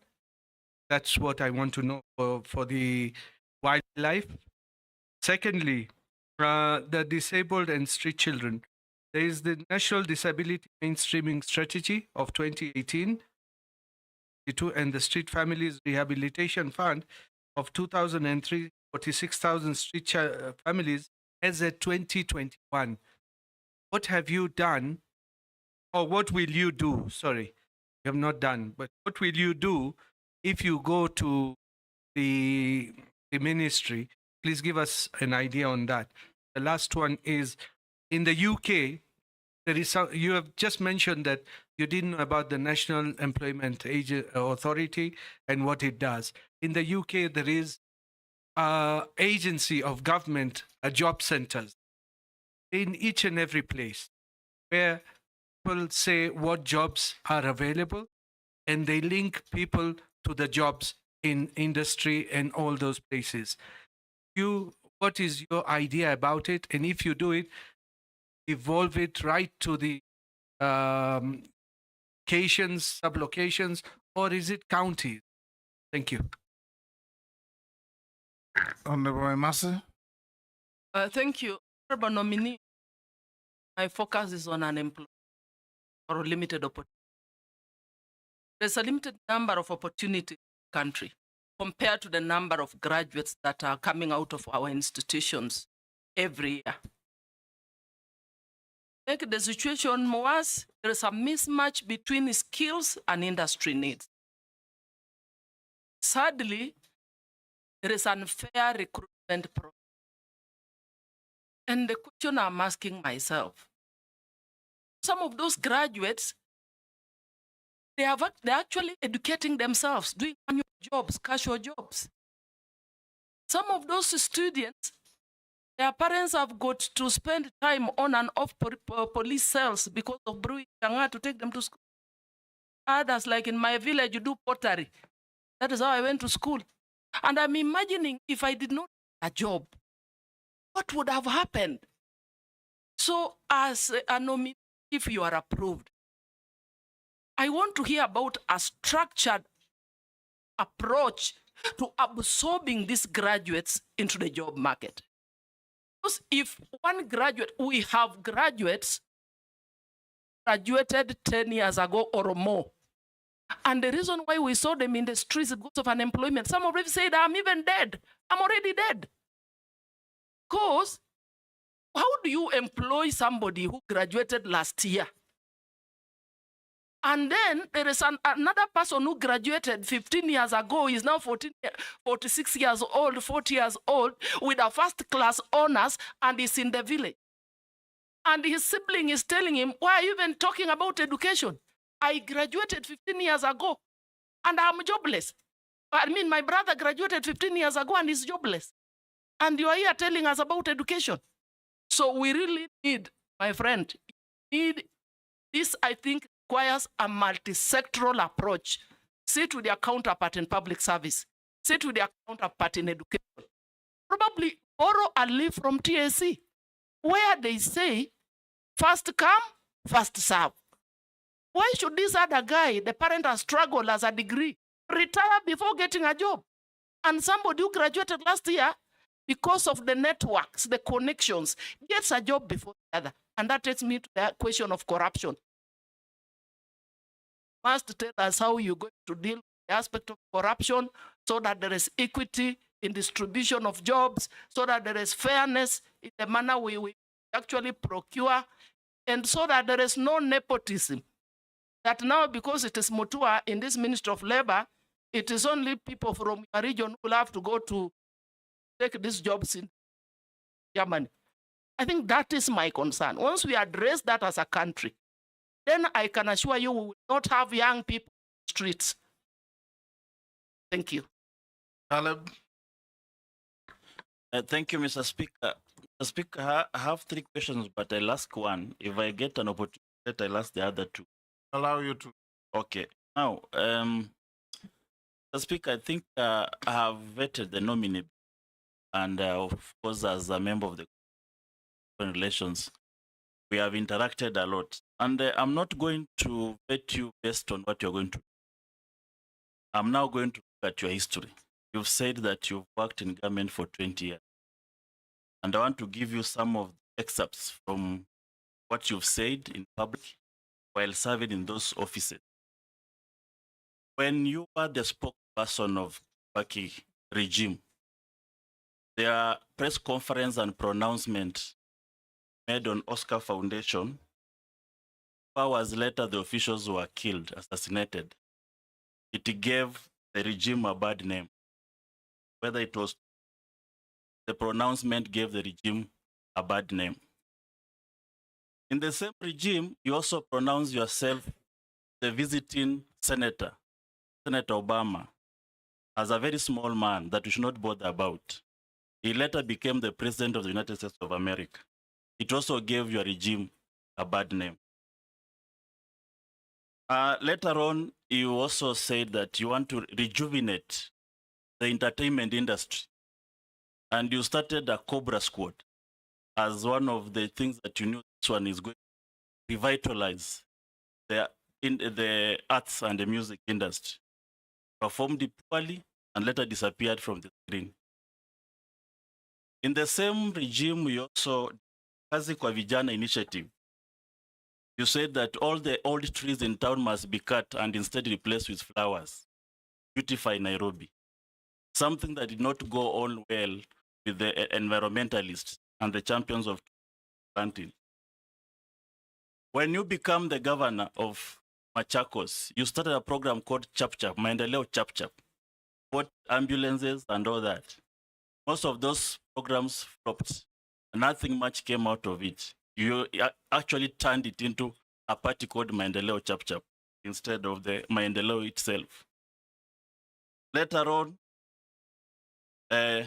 during the stint as a governor, you once visited the State House with the Right Honorable Raila Odinga, and you confessed that be fair to him, he was not a stint.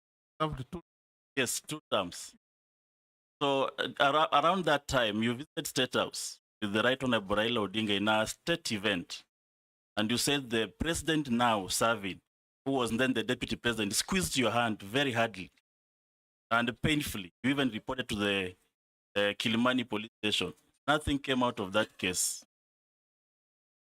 Recently, as a Minister for Foreign Affairs, on an X, what is now called X, was called then Twitter, when Turkey had a devastating earthquake where thousands of lives were lost, you promised on the behalf of the Kenyan government that food and the medicine be donated to that country. Right now, even the officials of Kenya in Turkey are embarrassed face the government there because nothing was delivered. And it has embarrassed this country forever in terms of Turkey and the Kenya relationship. And lastly, where you just came from, as a Minister for Tourism, you said that all tourists arriving here must plant trees, and they'll even have a fee on it to buy the local seedlings. Something that we don't know whether it was passed by the cabinet, where it was a road declaration. This one put a lot of skeleton in your closet. What do you say about it?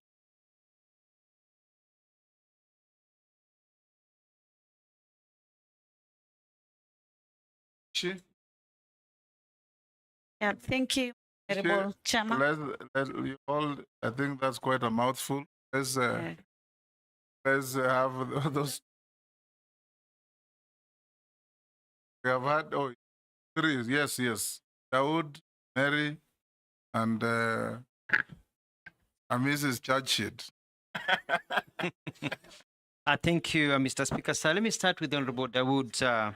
Just to clarify on the figures, is that they were the Ministry of Tourism and Wildlife, especially the Department of Wildlife, through KWS, were advertising for tenders that are being given at an approximately 3 million a kilometer, which means when you have 300 million as an allocation, you only have 100 kilometers. And by bringing it down to 850, instead of 100 kilometers, we're able to get 352 kilometers of fencing. And that saves money for Wananchi. About the jobs, I'm glad because you were there during that meeting and the president talked about compensation to people. We started the process, and one of the challenges that we face in this country is bureaucracy. The president gives directives, and then they are caught in the annals of bureaucracy, treasury, through the systems going on. The process had started, and I hope it will continue. We did not meet the target because of the normal bureaucracies of getting money from here to go here, without the money is there, but it is something that will be carried out. It's I like the fact that you discussed the various disability and the challenges that are there, and especially in ensuring that people are given the rights they deserve. Mr. Speaker, give you an example. I'll never forget this.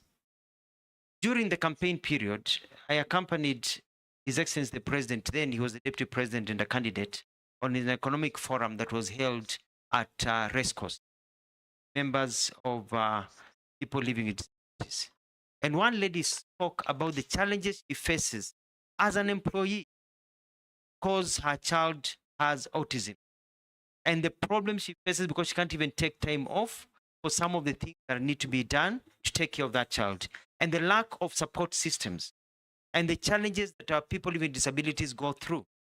And it was quite sad because I remember when the president spoke, for about 2 minutes he could not speak. His voice was choking. And he promised that people will not in this country go through challenges they go through just because your child is disabled or you're facing a form of disability. And my mandate, if approved and appointed and sworn in, is to ensure that that promise the president gave, that I remember, is enacted.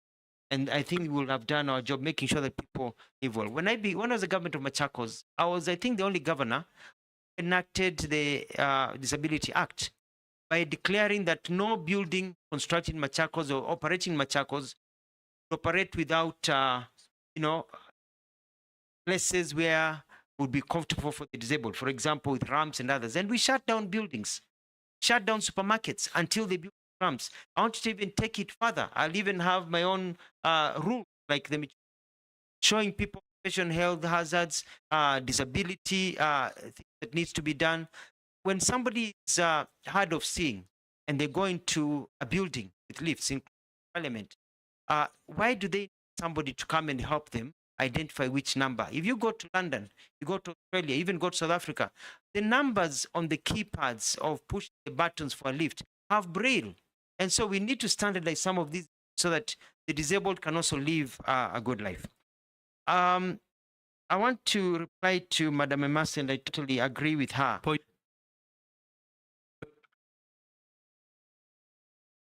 No, he has not answered one question. And, you know, he talked about the wildlife compensation bureaucracy. I want to put it to him. He's part of that bureaucracy, which he has not told us how much did he manage with the 60 days His Excellency gave him. He's not talked about the job centers as well. How many did you? Tourism? And tourism, we processed and we have paid close to 1 billion shillings. The pending human wildlife compensation that is there from from the 2015-2020, we're looking at about 7 billion shillings that need to be paid.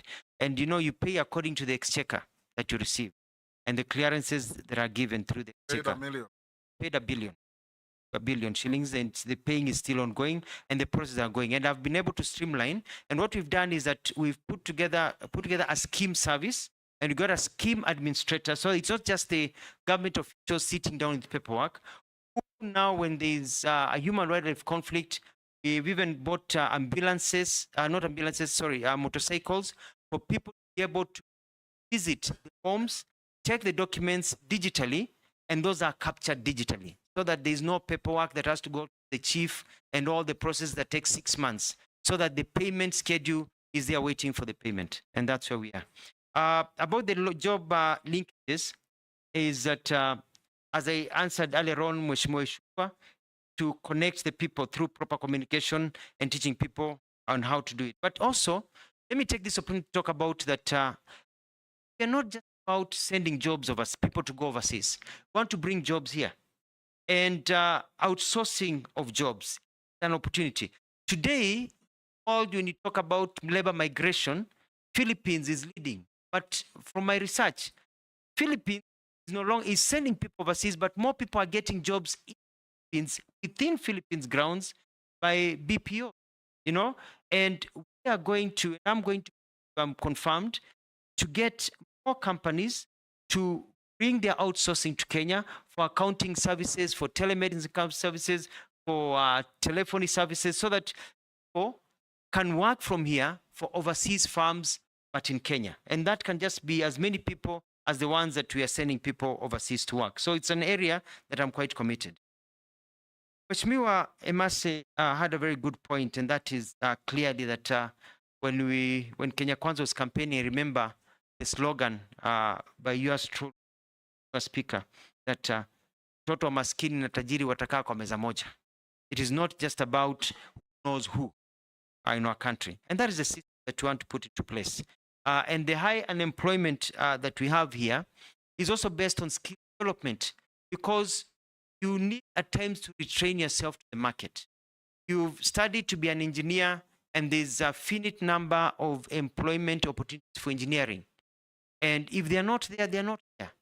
And so at times, we need to show people how they can restudy and get new skills to add on to the skills that they have, and also how to be able to diversify. And so the area of skill development is very key.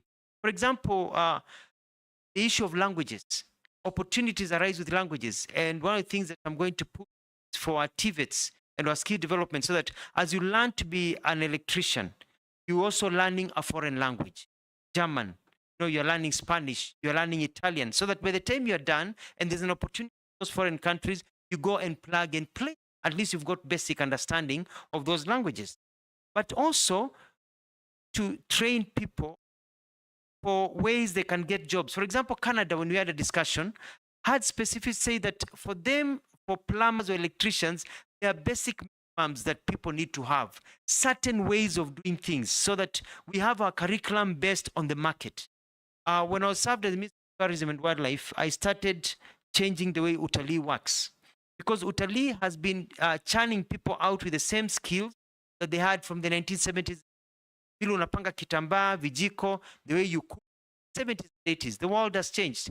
So that now the market tells you these are the new international standards. So that when people leave utalii college, for example, or leave any TVET, don't have to be retrained to work anywhere. So that it's plug and play. So that is very important. Now, let me come to the issue of corruption.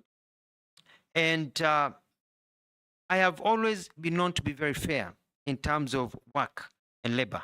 And I'm going to ensure, like what our president has told us, that do not nominate me to be a cabinet secretary if approved of Ukambani or Machakos, where I come from, but a cabinet secretary of the entire country.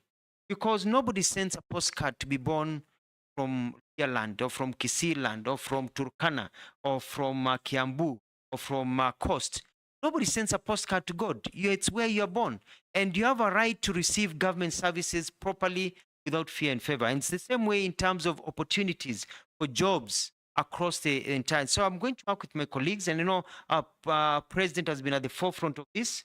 And if I'm getting an opportunity to join his cabinet, we're going to push this to ensure that there's in terms of people getting opportunities, especially also people suffering with disabilities, and also our young men and women who can work. Honorable Caleb, Mheshimiwa Speaker, has made quite a few allegations, and I'm going to answer them one by one. And it's unfortunate that most of them are basic propaganda, but I'm going to put so. Number one, the Oscar Foundation issue that happened was quite unfortunate. Yes, Mr. Speaker. But it doesn't come at the end. The Kenyan has sent a message that the former president of Machakos, to launch a modern Dubai-like city, asking me to ask you.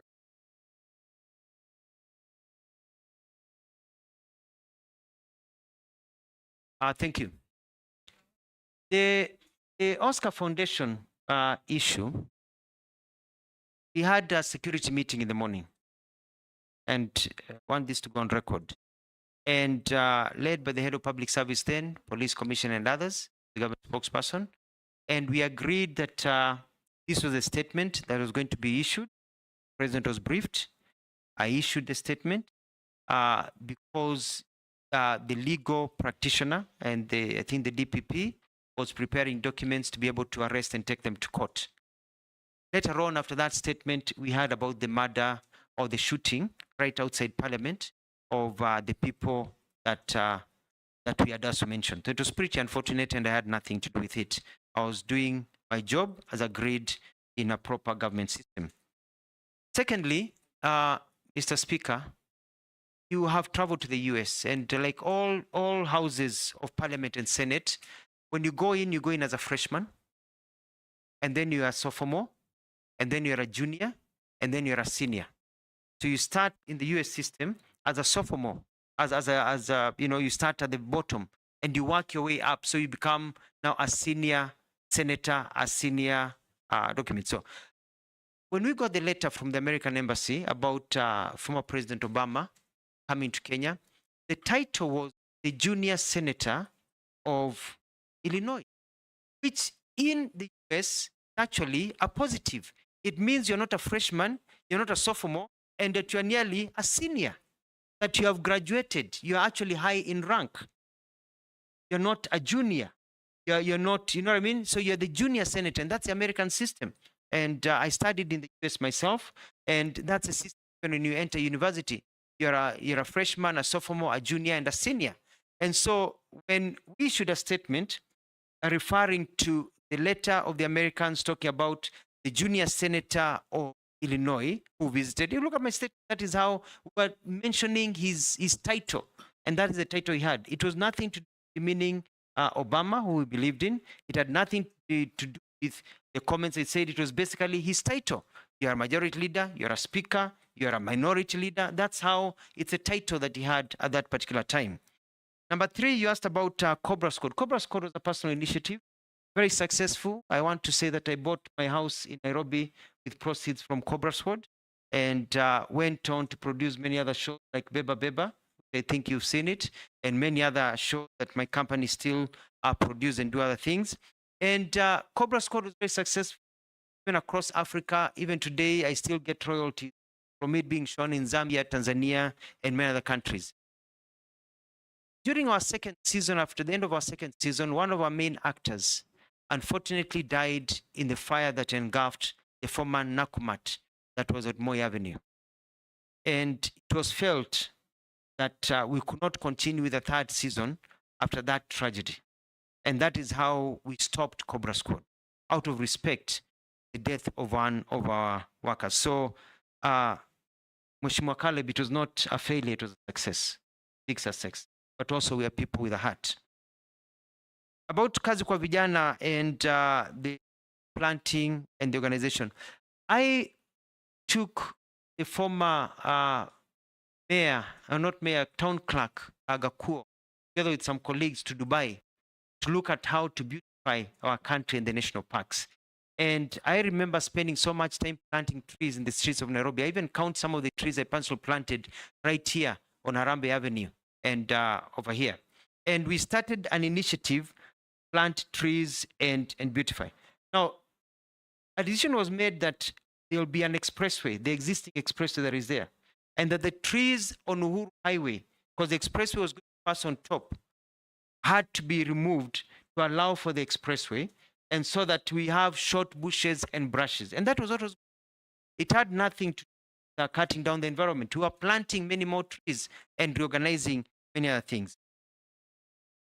Mr. Speaker, I'd like to go on record. Just a small point of order. You said you went to Dubai to see how to build. Dubai doesn't have any a concrete jungle. So how did you learn that from Dubai? We found that in Dubai, they have one of the best parks in the world with very big trees and amazing flowers and beauty that you can't believe it grows in a desert. And the challenge was, if it can grow in a desert, if this can grow in a desert, if you've been to Dubai, you've seen, you know, what they're able to do, the trees on the sideline, the palm trees and the forest, then you understand if you can do it in a desert, what about in a place where it rains more than the desert? And that was the lesson that was learned.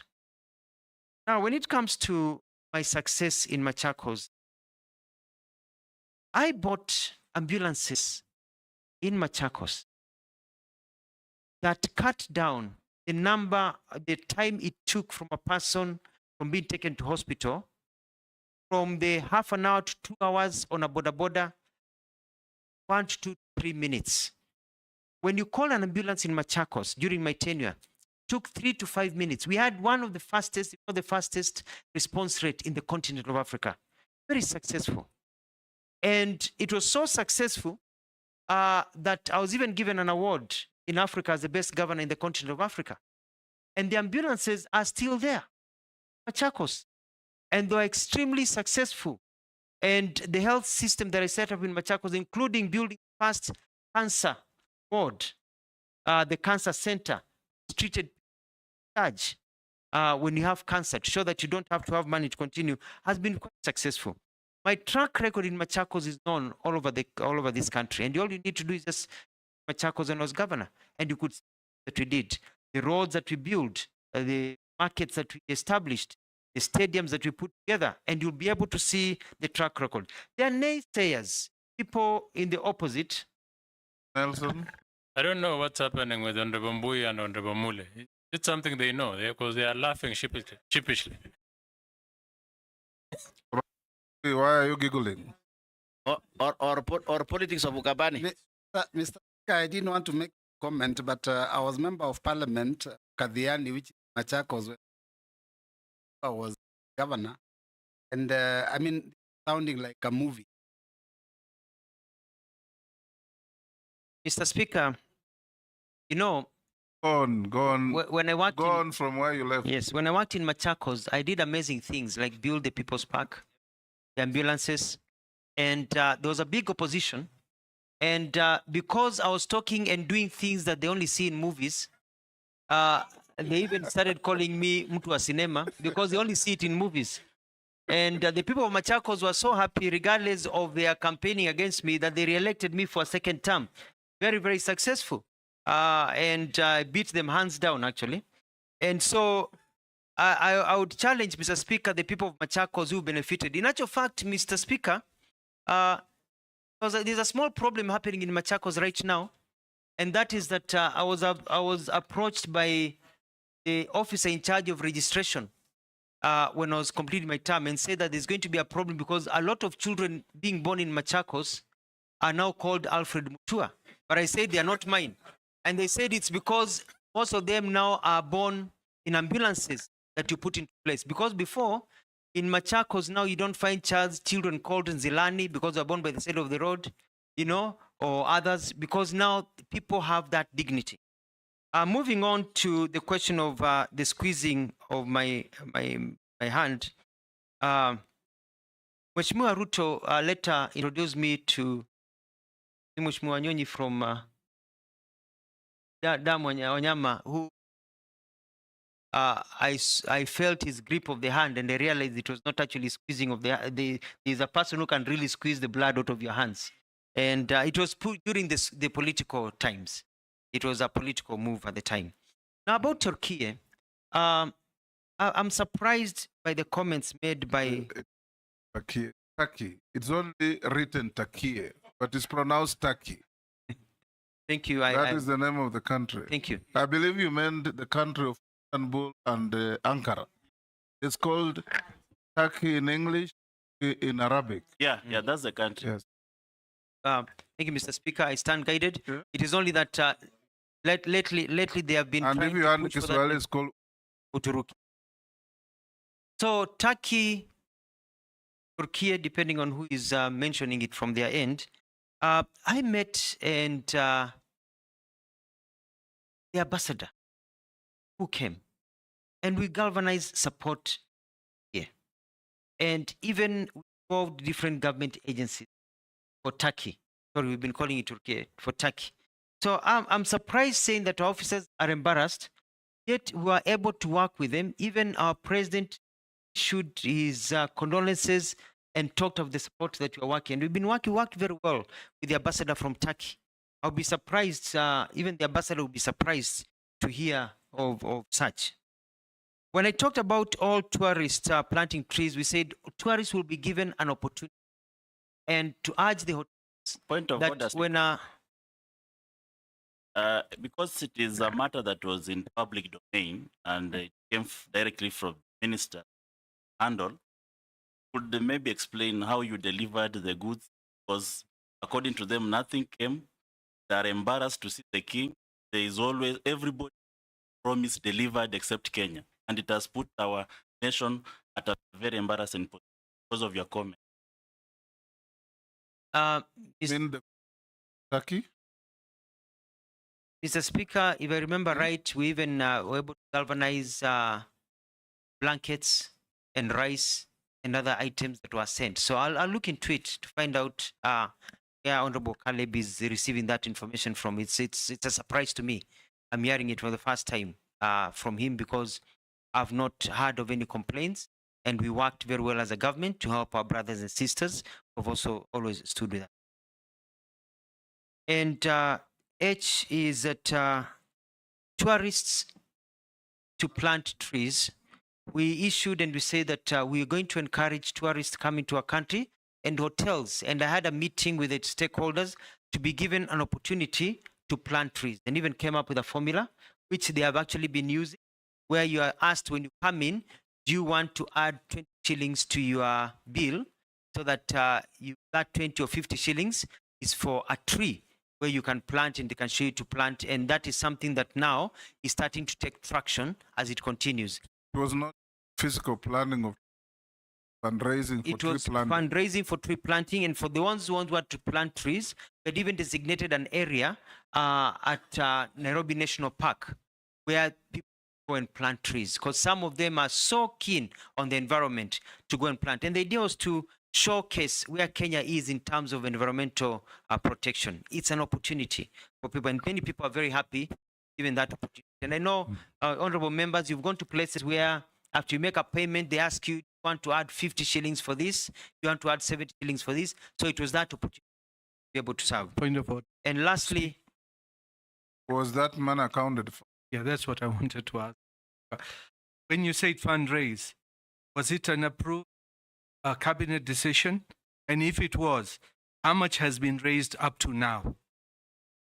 Sorry, Mr. Speaker, not fundraise, but be able to give people an opportunity. For example, come to a hotel and the hotel tells you, we have seedlings, be able to plant a tree.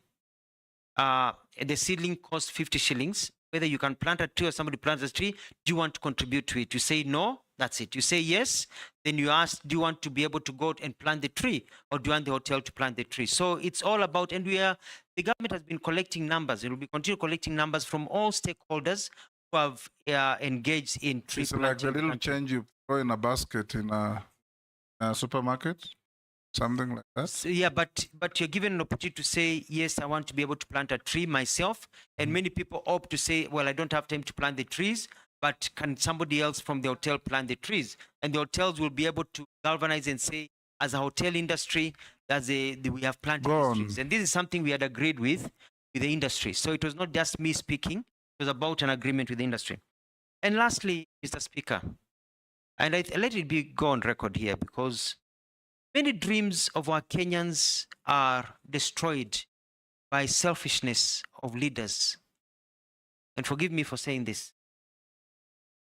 When we came up with a program of Machakos New City, brought investors who signed MOUs worth 2.1 trillion shillings, bring investment not just in Machakos but across the country, using Machakos land that was available and other systems. And we started the process.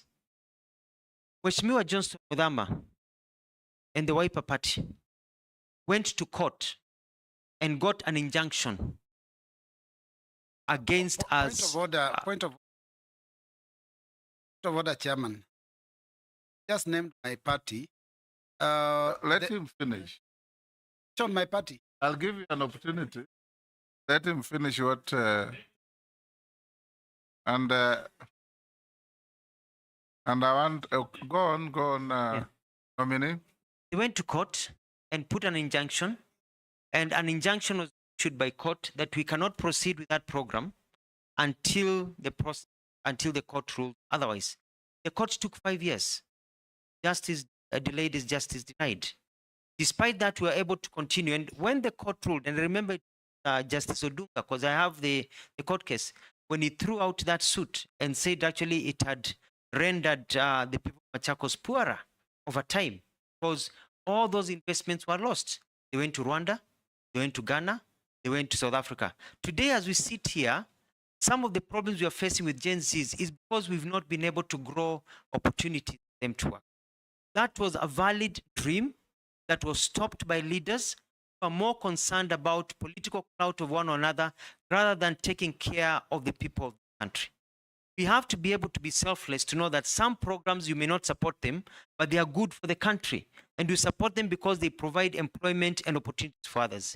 We lost, the person who is by Mall came and he committed $400 million. That is the one that had a component of one?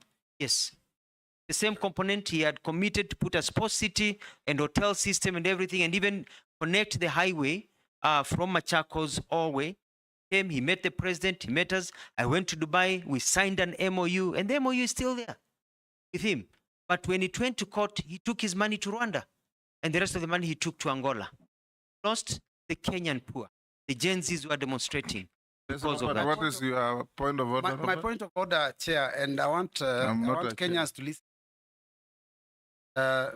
Mr. Speaker, the nominee has accused the Wiper Party of taking to court. Now, at the point when he came up with this proposal, he had just been elected as Governor Machakos County on a Wiper ticket. I was also elected as a member of parliament on the same party ticket.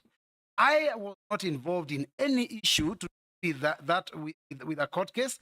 Neither was the party, because the party decision would have been taken at the national election, the NEC Executive Council. So when he says that the Wiper Party took him to court, he's being economical with the truth. I do agree that the senator of Machakos, who was also a Wiper member, they have been involved, but not the party. I would like to see some evidence that put the party court against him. Let's settle that the senator who went to court belonged to Wiper Party, not have been the Wiper Party that took him to court, so that we make progress. Who are the parties to the case? You say you have the case? Yes, it was. Who was the plaintiff? It was Senator Mudama, and to Senator Mudama, and when he went to court, he said he represented the views of his party and the party machinery. So I withdraw, and so we leave it as Senator Mudama. And but you see, Mr. Speaker, sir, this was done because, from my perspective, I may be wrong. It was felt that if Mutua is able to achieve this greatness, then it will deny others clout.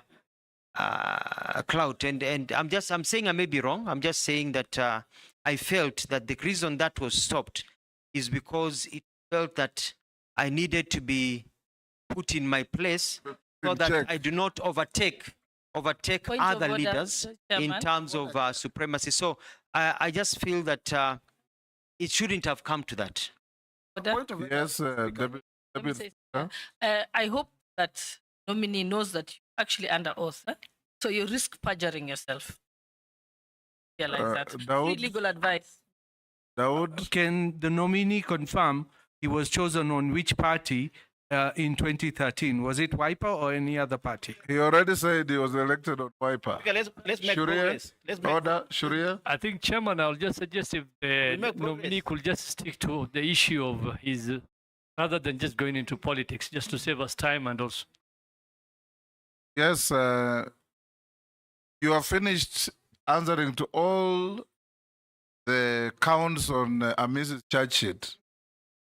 Now let's go to Mishi. Yes, Amis. He has answered everything, including the one that was sent by a member of the public. It's not Yes. a court case. Yes. The reason why I've put all those is because of your history. And you know, there is developmental stage. You can't just, for a country, copy something and replicate here and you think everything will work. So it puts the office you're holding in jeopardy, the name of the country, the name of the citizens, because of the theatrics manner or melodramatic manner you operate in your office. That's why I brought out those. I'll take the next three. Mishi, Honorable Mishi, Honorable Yeah. Sharia, and Honorable Raso. Thank you, Honorable Chairman. Honorable Chairman, my question will be on Kenyans working as domestic workers in the Middle East, and I want to focus in Saudi Arabia.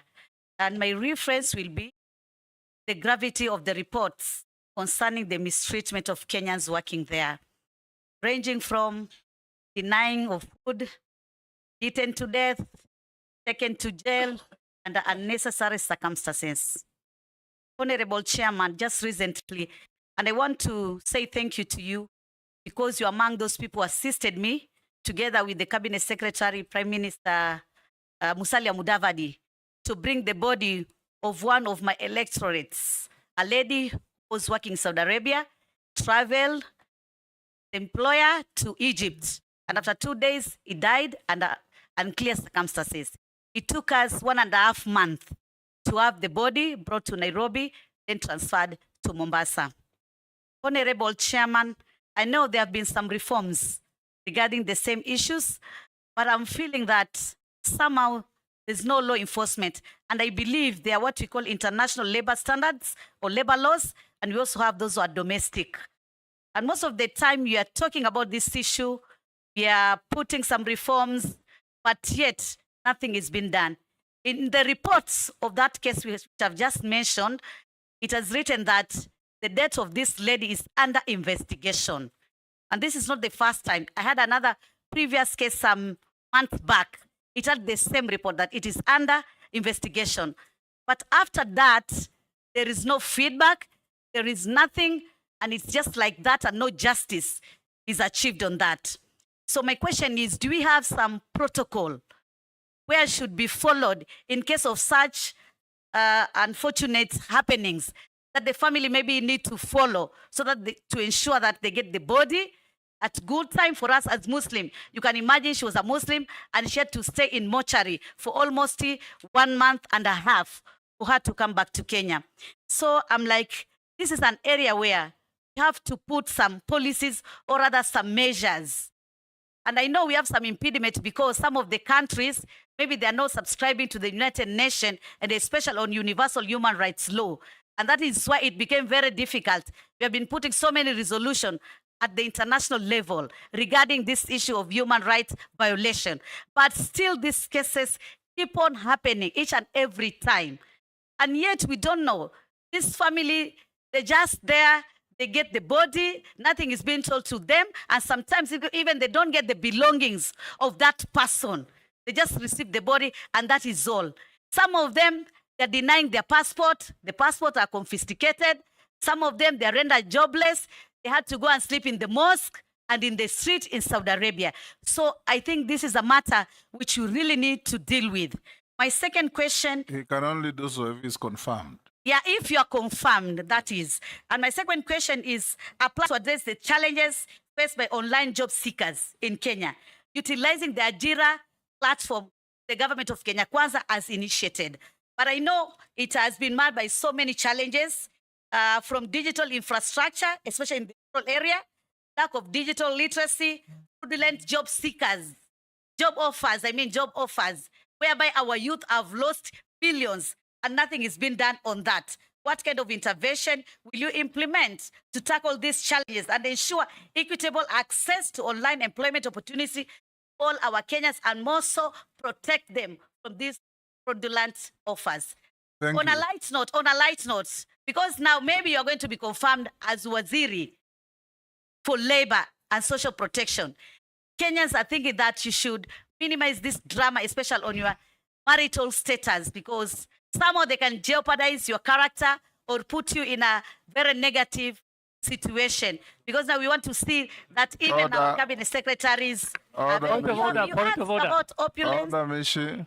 Yes. I think There is no requirement for one to be married to be considered for public office in this country. I'm saying that drama, there'll be some drama. You have talked about opulence.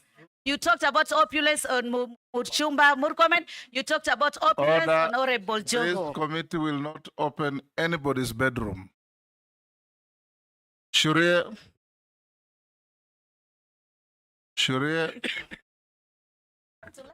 stop laughing and ask. I think, Chairman, it's best you protect people's bedrooms, as you said. We don't want those matters coming out here in the public. I think the nominee not comment that. Thank Go you. On, thank you, Honorable Speaker. I think Caleb came up with a very long list, and I just want to maybe in future he might get another opportunity.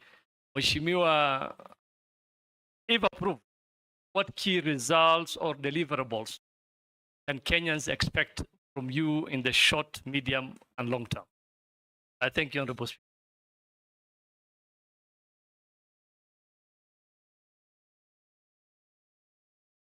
Honorable Raso, and then. Thank you very much, Honorable Speaker. Honorable Alfred, you are the governor of Pachacos, and also you are government spokesman. During those two things, we are able to follow you, we are able to publicize what you are doing, government agenda, and you are the spokesman. But once you are vetted by this committee and you are appointed a cabinet secretary, just slowly faded away. Is it that maybe his comfort zone to be a cabinet secretary, or the dockets that you occupy were not really engaging?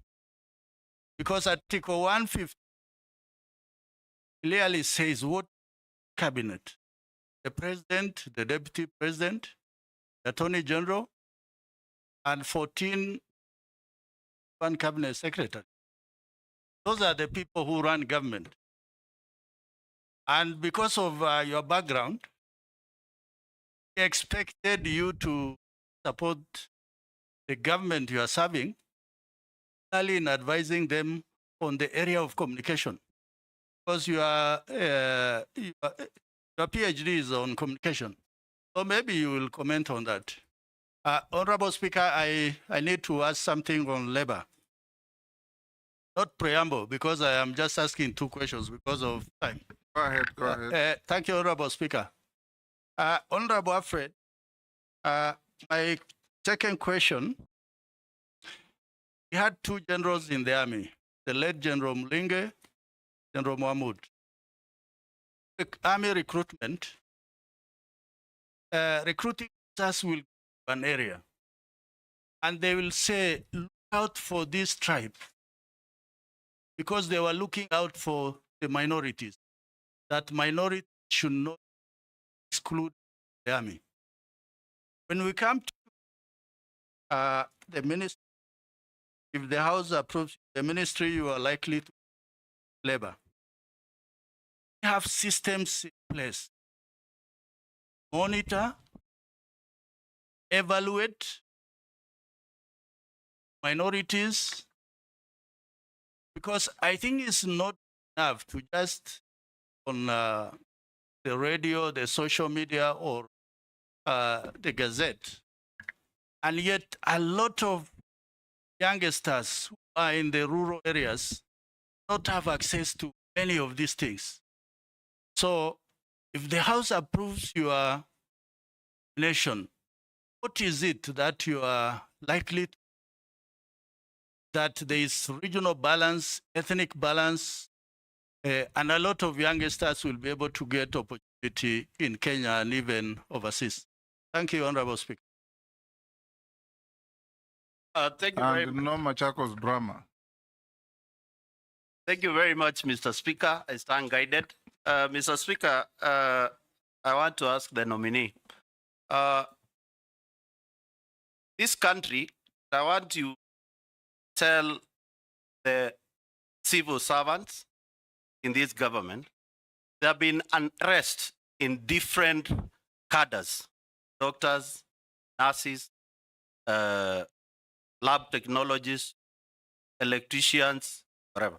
And once there is unrest between labor dispute, there is always a negotiation and an agreement is arrived.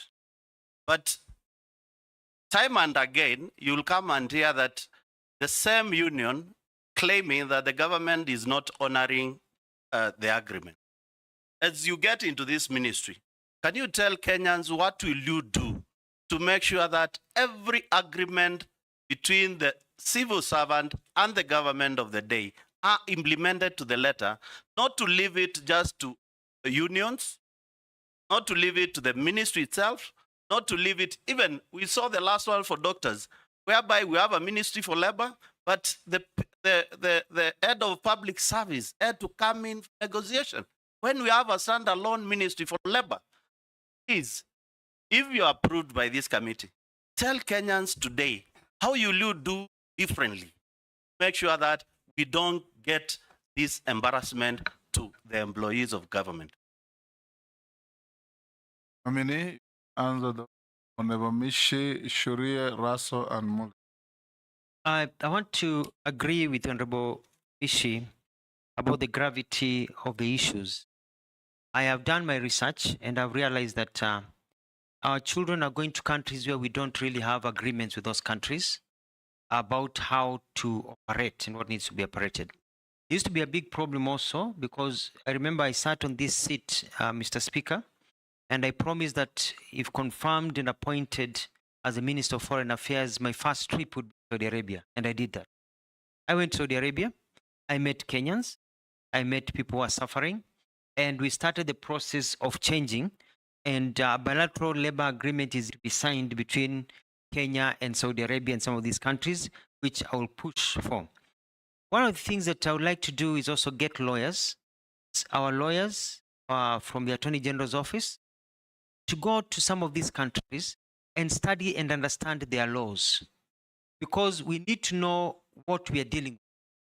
because what we may think here is important may not be covered in their laws, so that we can also be able to know how to navigate those countries, because we can't go and impose our laws to them. And we see how we can work with them, especially if they are not signatories of international conventions that we are signatories to, and the protocols that need to be measured. And my apologies that you've had to go through many of these challenges where people die and they can't even get their things to be brought back home. It is also important about online job seekers, going with the question by Honorable Ishungwa. It's all about communication, people to know how to do it. But I want to set up a proper portal that will answer many things, so that you look at available opportunities, but also to weed out all these crooked agencies. Publish as a government a portal and lists, which you can even put in newspapers, of the approved agencies. Because people keep on asking, is this right? Hii advertisement ya Canada ni ukweli, hii ni ukweli. So that now any advertisement without the name of a company can be dealt with, according to the law, because they'll be lying to people. And if there's a name of a company, people can cross-check the government website or government documents and be able to verify that that is a recognized and proper company. And don't be surprised if we have to knock out a few companies and bring more in that are straightforward, so that they don't lie to our people. So we're looking at a one-stop shop in terms of connecting people to jobs. Mheshimiwa Shurie, I was saving this for the end, but thank you for your very good question. And that is that I want to change how workers view the workspace. I want people to be comfortable when they go to work. I want to be able to get employers to provide for the employees working conditions. Whether you're a house help, a doctor, a security guard, everybody, you should feel that you have got a system that protects you and that you work in a good environment. I also want to work with the employers so that we can see what we can do as government, remove some bureaucracy so that they can expand. I want to call upon them and see how we can be able to create an opportunity for them to employ more people, cut down or maybe forego some little profit to employ one or two people using the principle of consumer spending, so that you get more people, spending people in the market for the industry. So I want to look at some of those things. The labor migration, I want to move the numbers from the ones that are there to about 5,000 a week. If we can get there to 10,000 a week eventually, people going overseas. But to do this, I want to work closely with all of you. I want to work closely with all members of parliament. I want it to be constituency-led so that we can have quotas, and we know that this constituency where you come from, where all members of parliament come from, can provide people who can now send overseas, so that you as leaders can take the lead in identifying and maybe helping people on the ground to be able to be recruited to go overseas and get jobs. When it comes also to BPOs, setting up centers, you don't want somebody to come all the way from Nyanza, where Mheshimiwa Junet comes from, to Nairobi to get an online job or to get a job in a call center. I'd like to set up call centers in every constituency so that you can be able to see how it's working. Because now with internet connectivity, you don't need to be in the big cities for you to be able to get some of these opportunities. When it comes to Employment Act, we need to overhaul the Employment Act. We have offices across that will need to look at how they perform and how they work. And I want to motivate my staff to work well. And the issues of social protection, we have to ensure that our people do not fall through the cracks. We want to be able to provide opportunities for our people so that COVID has taught us when there's hardship, there's something to be able to fall back into. In the United States, in Australia and other developed countries, there's even money given to people who are unemployed, unemployment benefit. We are not there yet, but we can start putting the structures to get there by getting a lot of these laws and policies that are pending to be fast-tracked so that we can increase entertainment. Mheshimiwa Caleb talked about my interest in the film industry. And, Hollywood was not built by money from donors, but by money from entertainment. And this is an area we can galvanize on, get the entertainment sector to grow in our country. It can be a huge employer. The sports industry, I'll work with many of my colleagues to ensure that there's job creation, because as a Minister of Labor, we are cross-cutting in terms of ensuring that people are able to work. There's a question about equity and expanding government. And one of the things that I'd like to do is that we have to start publishing data that shows the inclusion of everybody in our government in different areas. I think that is critical. That people may have the idea that they are not included. It's good for them to know that they're included. So that's one thing that I like to do, is constant publishing of data. There was a question about, Shri asked me about the question, or Raso, Mheshimiwa Raso, about comfort zone. I'm not in a comfort zone. But you see, when you're a governor, you head your own government. So you can shout as much as you want. When you're a government spokesperson, you have the authority to speak as much as you can. When you work as a cabinet secretary, you are also toned down kidogo, because you're working for a boss or bosses. But I think the lessons that we've learned is that we really need to communicate. And I want to promise the country that you'll see the Mutua who communicate much more, especially in this new docket, if confirmed and sworn in. Thank you. Lastly, Mr. Speaker, Mheshimiwa Mule had a very good suggestion. Thank you very much.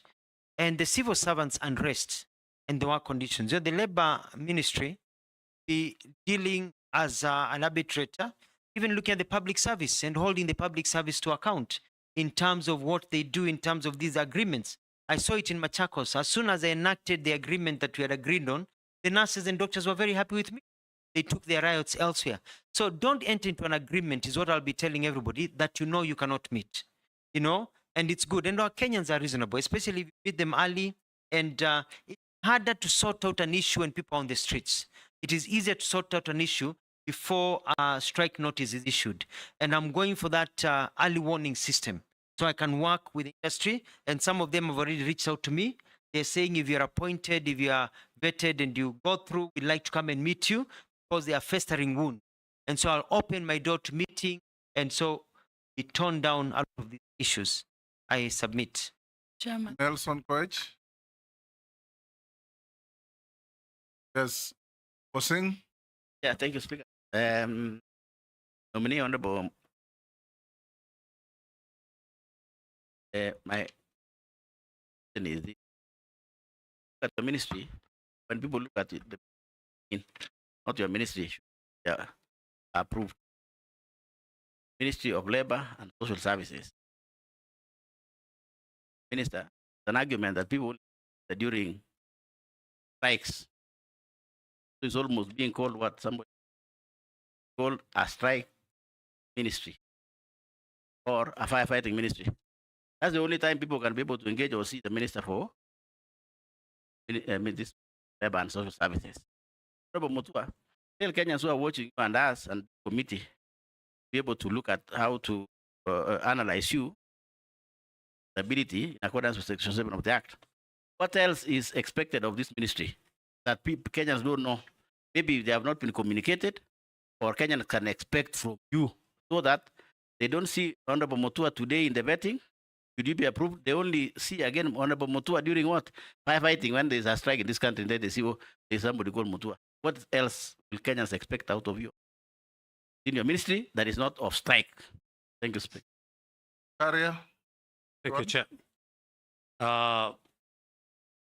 There are industries that exploit workers, mostly the casual labor, by paying them below the stated rates, denying them the union rights and health benefits, exploiting them, unsafe work, exposing them to unsafe working environment.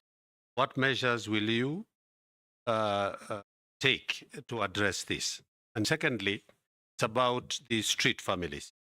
Now with the new constitution, we used to have the Rehabilitation Trust Fund. That was run under the Local Government Act, which in force.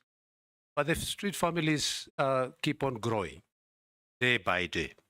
What action will you take us to reduce these numbers or even to address, because most of these families, not that they don't have, find kids to eat, but they go back home, or even now find a family, a mother with children. So what are you going to address this very, very needy issue that we need to take our kids back to school? Thank you, Honorable Chairman. Answer those two. Thank you, Mr. Speaker. I'd like to say that in terms of labor and social protection, I agree with Mheshimiwa Kosing that people only seen when there are riots. Now, I'm going to go around this country. I want to visit all the constituencies, to talk to Kenyans and especially young people about the that they're there. Kenyans are not lazy. Our young people are very active and very smart and very sharp, but they need opportunities, not handouts. And so I'll be traveling to all the counties. You'll see me. I'll be very heavily on media, telling to them about the jobs, the kind of skill development. I'll also be looking at the working conditions of factories. Do not be surprised if 1 or 2 or 3 factories are shut down because of poor working conditions that go even against the international tenants. Because we have to make sure that our people are respected in the way they work. In terms of even employment and the benefits, there's the issue of the 6% increment that the president offered that is still pending, and it's I think it will be on my desk. I'll be able to sit down with FKE. I've had a chat with Kotu, Mheshimiwa Atwoli. I've talked to the employers. We're looking, and they have told me all the problems as I was doing my research. And I'll be able to sit down, bring everybody together, and gazette in the salaries that they deserve because of the state of the economy, and be able to improve that and make sure that those are met. So I'll be very, very active, Mheshimiwa. And I think you'll be very proud of me, the fact that I'll be if I'm confirmed. Mheshimiwa Gikaria, I think I've answered the same question because it is important for us. Now, in street families, I was very active when I was government spokesperson to try and work on a system of removing street families and rehabilitating them. I want to go back to some of the programs that we started at that time in the government of Mwai Kibaki. And my investigation has shown that it has become no more process. I've looked at the different acts and laws that are there, and it's all about implementation. We're going to set up a target as a country and say that by this time, we need to have done ABC so that we don't have street families, and be able to rehabilitate and even take people back to the countryside where they came from so that we can reunite them with their families, so that people can continue working with their families the way we are doing in the children's sector. Instead of taking people to orphanages, we reunite them with the families. Mheshimiwa Mbui will be very happy to know that we are building, we want to develop a model rehabilitation center in Mavoko, which is very close to Kadiani. That land, a rehabilitation center in Mavoko, there's 20 acres there. I'll be sourcing for funds from development partners and others so that we have a place whereby children can go before they are taken back to their families to be trained and taught, and also growth and a follow-up system so that we remove them. It is quite sad. Like now it's very cold. Finds people suffering in the streets, and we'll need to put up shelters that they do in other places whereby people can go and receive some food, and that's safety net for the very poor in our country. I submit. Come on, I have one a small one, very stressful. Yes. All of us as a country. Kuna hili swala moja, waziri mteule, iwapo utachaguliwa katika wizara hii ya wafanyakazi, na swala nyeti ambalo wafanyakazi wa EPZ walijiunga katika chama cha wafanyakazi, na hivyo sasa kufikia sasa wafanyakazi 1000 wamefutwa kazi katika viwanda viwili vya EPZ kwa eneo bunge la Changamwe kwa kujiunga na chama cha wafanyakazi, na hata wizara yako ina taarifa hiyo. Kwa hivyo tunaomba iwapo utaweza kuchaguliwa, uangalie swala hili litaweza kutatuliwa na kuona haki za Wakenya hawa zimefanikishwa. Asante, Mheshimiwa Spika. Yes, Owen. Honorable Speaker, nominee, briefly, just tell us about your vision for the NSSF. I think it's an area that has not been touched. Daud, you, Speaker. If you're confirmed, how will you pursue qualifications, equivalency, so that our qualified Kenyan professionals can move across the globe and sort the menace of unemployed professionals such as doctors and others? This is a question of one of the Kenyans. Thank you, Honorable Speaker. Just a quick one. Nominee, National Implemented Authority. No wonder you didn't know whether it exists. Actually, it is somewhere in Kasarani. Just in case you are confirmed, must be at a central place where all Kenyans will be able to access it. Chair. Just one, Mheshimiwa Speaker, just one from a Kenyan. On the collective labor bargaining agreements, wondering why they are never implemented, and that's what makes workers keep on seeking attention of the authorities every other day, and especially the presidential pronouncements on Labor Day. There is always an increment, but it's never implemented. Like last time, it's 6%, 8%, but up to now, not been implemented. So, what difference are you going to make in that regard? Chair. Someone is asking, there are quotas for disability in the constituency for a certain number of people with disability to get the stipend. And the question is, where do we take the rest country? Just like the old, when they turn 70, it should be automatic upon medical confirmation, and then all people with disability in our constituency should be taken on. And the last question is, kindly ask Alfred this question. Upon confirmation, we should go to those different countries and negotiate with tech companies to allow Kenyan citizens to work for them from Kenya without using VPNs and residential proxies. There are a lot of job opportunities in the tech industry, but we can't access them due to location restriction. There are very many, from transcription, captioning, machine learning, data entry, chatting, software development, etc., instead of exporting labor. Chair. Thank you. Yes. This is from a Kenyan. Actually, that the nominee is excessively abrasive, especially to junior officers. And what's an instance at the Ministry of Foreign Affairs and Diaspora, where you actually out officers from the parking lot for no good reason whatsoever and without any consultation with a junior. Is that true? Speaker, just one from the teachers. This is from the teachers' fraternity in Kenya. They are asking, let them, you tell them how you will avert incoming strike, because you have said you want to arrest the strikes before they happen. So they want to hear the mechanism which you will use when you are approved. Then they are also saying that kindly ask Dr. Mutua. He made pronouncement that resulted up on Kenyans troops going to Haiti when he visited the US.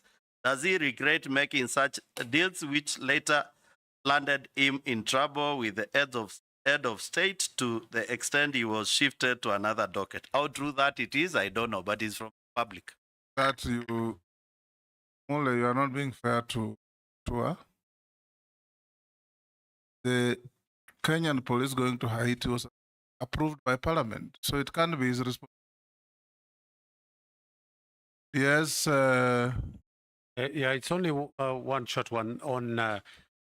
There's a constituents asking about what the nominee will do if approved about those rogue labor officers at who are at the ground there, who are compromised by most of these industrialists. Yes, nominee, can you very quickly respond to those? Thank you, Mr. Speaker. I'll start with the Honorable Lesuda's issue about quotas for disability. It's true. It is quite unfortunate, and I find it very, in my research, unfair that you're only giving to a certain percentage in a household and not to everyone. So one of the things I'll do is make sure that it is everyone that is covered, and we roll it out according to the finances that we have. It should go to all, not just few. The president has given directives that increase the numbers by 500,000, and I'm going to make sure that these are captured in there. The other thing is to work also with Parliament to see, not Parliament, but Treasury, the monies that are recovered out of attrition, people die, so they can be rolled into other programs without them having to go back to Treasury and never coming again. In terms of tech, that's what I was talking about, the BPOs. And yes, I'll travel. I'll send meetings. I don't even have to go anywhere anymore because you can travel by Zoom nowadays and get those jobs here. We need the jobs here. In as much as we also want Kenyans to go overseas, we want to have those jobs in Kenya. And so we're going to remove all the bottlenecks, and I'll have a cabinet paper to remove the bottlenecks and provide opportunities for people here. Murugara had a question about being abrasive. That is somebody just being mischievous and trying to use this house. People love me very much. All my employees, you go to Ministry of Tourism, you go to Foreign Affairs, you go everywhere I've worked, employees love me. Allow them to say so. I'm very, self-declaration. Because I really care. And I've always talked about the welfare of employees. One time I'm on record asking, inakuasha nini kama mwenzako anapata nyongeza ya mshahara ama anapata cheo nyingine? Inakuasha nini your fellow worker moves forward? Why do we keep on constraining people so they cannot get promotions? Why does it, that person is a father and a mother to somebody else? So I have very good working conditions. What happened in Foreign Affairs and Mheshimiwa Speaker, you know, you've served there, is that our vehicles all parked outside the parking lot, such that it looked like a car park instead of an office because they have parking lots. When I got in, I said, you cannot have the image of the Foreign Office where you have ambassadors coming, foreign dignitaries, and the cars are covering everywhere. Looking like a terminus. Yeah, looking like a terminus. And so we said we move the cars away and the ministry to provide another place for the cars to be parked. And that is what has happened. But you know, people, they don't want change. They want that comfort. And they didn't understand. Now, if you try to take the cars back there, they'll fight you. They'll tell you, no, we like it the way it is now because it looks better. So it was a good move. That is somebody who is just being mischievous and trying to take these opportunities. But I remember when I left Foreign Affairs, some officers came to see me and they were crying. They were sad I was leaving. So I don't understand about being abrasive. I'm very, very polite to everyone. About the teacher strike, Mheshimiwa Mule, I'm going to call for a meeting if I go through this process and meet with them. And I want to tell teachers in this country that I will listen to you. I respect teachers and will iron out. There are no issues because even if you do a strike, even if you do mandamano, you will still have to sit down. Why don't we sit down early and sort these issues? And I'm very fair and I'll ensure fairness. And in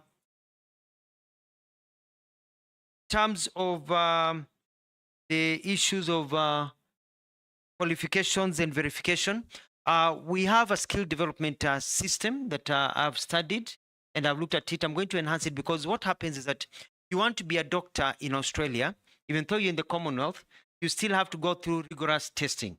And so it's to enter into agreements that you can go and work in these other places without having to go through the same retesting. But that is also improving the quality of how we do things in our country. Submit. Nominee, I've also received a few issues from Kenyans out there watching this. They ask, will you ensure that employees insure their employees? So the employers insure their employees. What are you going to do about skewed funding between Child Welfare Society and Children's Department? UHC staff who have been on contract for long with half salaries, what are you going to do that? Where some elder Kenyan has said, I think to all of us, where are the issues of older persons in this interview? If confirmed now to you, what will you do for the welfare of older people in Kenya? Another who asked? Okay, Robert asked that. Another person, I think this must be from Naivasha, there's serious labor problems in the flower sector. What will you confirmed? Another one says, what will the nominee do, or what does he say about the minimum wage proposed 30,000 for security workers? Another one, and this is says contractual jobs in Kenya don't have retirement benefits. What will you do about it? And the last one can you consider establishing national employment oversight? Those are a few. Some that have received have already been raised by members in the committee. Thank you, Mr. Chairman. And as I talk about employment, employers, and ensuring the employees, this is something that I'm going to look at very, very important, very carefully, because it goes hand in hand with the question that I did not answer of NSSF. And it is important because you realize that if you work for a company and they're not able to provide you enough income to be able to get private insurance, and you're not able to get into the government insurance, then there needs to be a way of plugging it in. We have to be very careful that also we don't scare employers away in terms of the cost of doing business in our country. It's a balancing act, so I'll be able to look at that. NSSF has a portfolio of about 400 billion, and we want to grow that to 1 billion by being creative in where we invest, even outside the country. We have seen other countries come and invest in our country. They have pension funds, so we can grow money for the pensioners. And also be able to turn around the 3 months that are now the 13 days to 24 hours, that when you exit, you can get your pension. But unfortunately, Mr. Speaker, you're not a member of parliament in this country or a senior government official. When you leave, you get nothing. You get very little. So we want to push it such that now, at least we have a system whereby you can be getting 60% of pension you are getting, not the 5 or 10% that people are getting, so that your life continues. Si unatoka kazini alafu unachakaa, unaanza kuparara, because your life has just taken a dive, so that you're able to save. But to get that, we need to get a saving culture. Only 3.3 million people in this country have a pension scheme. We have to get that, and there's different initiatives that are there to get the other sectors into saving. And I'm going to run a campaign of encouraging people to save, being asked, well, how much have you saved? It doesn't matter. It can be 20 shillings or 50 shillings or 100 shillings. We need a saving culture, because jana kama moshi ukienda urudi, one day we all grow old. And so if you grow old and you don't have a kitty saving and you've been eating everything, then you'll end up in the street. And the culture nowadays is not like the other one. You know, the Gen Zs are growing up and moving on in their lives. They'll not be there to take care of us when you grow old. So I'm going to get into a communication program for Kenyans to know, when you eat something, if you have 3 mangoes, please put one aside and eat 2 for another day. Get that culture. I've heard about the staff of UHC. I'm aware because we piloted that also in Machakos. I'll also be looking into that. The older persons, one of the things that I like to do is look at how we can give benefits to older people. Many countries, you find their benefits. For example, in the United States, where after you pass a certain age, you get a card. That card allows you to even get into some public transportation for that even allow you at that particular age to get a discount, so that when you go shopping at a shopping mall, or you go shopping at a center or somewhere, or you go buy something, or if you're seeking a government service, you show your card and you get a 10-20% discount, because you're at an age where you're not earning an income. You're actually using your pension. So I'd like to introduce that our old people have a card that you can use to get a discount that will push on you in terms of social protection. I've heard about the flower issues in Naivasha, and the also bulk old people nominee are in the rural areas. in the rural area. Where will get discounts in villages in Turkana. Well, it's also when they seek government You'll pilot services. probably Yes. from senders, but also pay attention To the rural areas. Yes. Find ways, and I think the main thrust here is the intention, and the intention is that our older generation need to have a way of cushioning them. They served us; they are our parents. They have taken good care of us. Let's cushion them in the old age and create a system in our country that takes care of them, even as they go about with the Inua Jamii.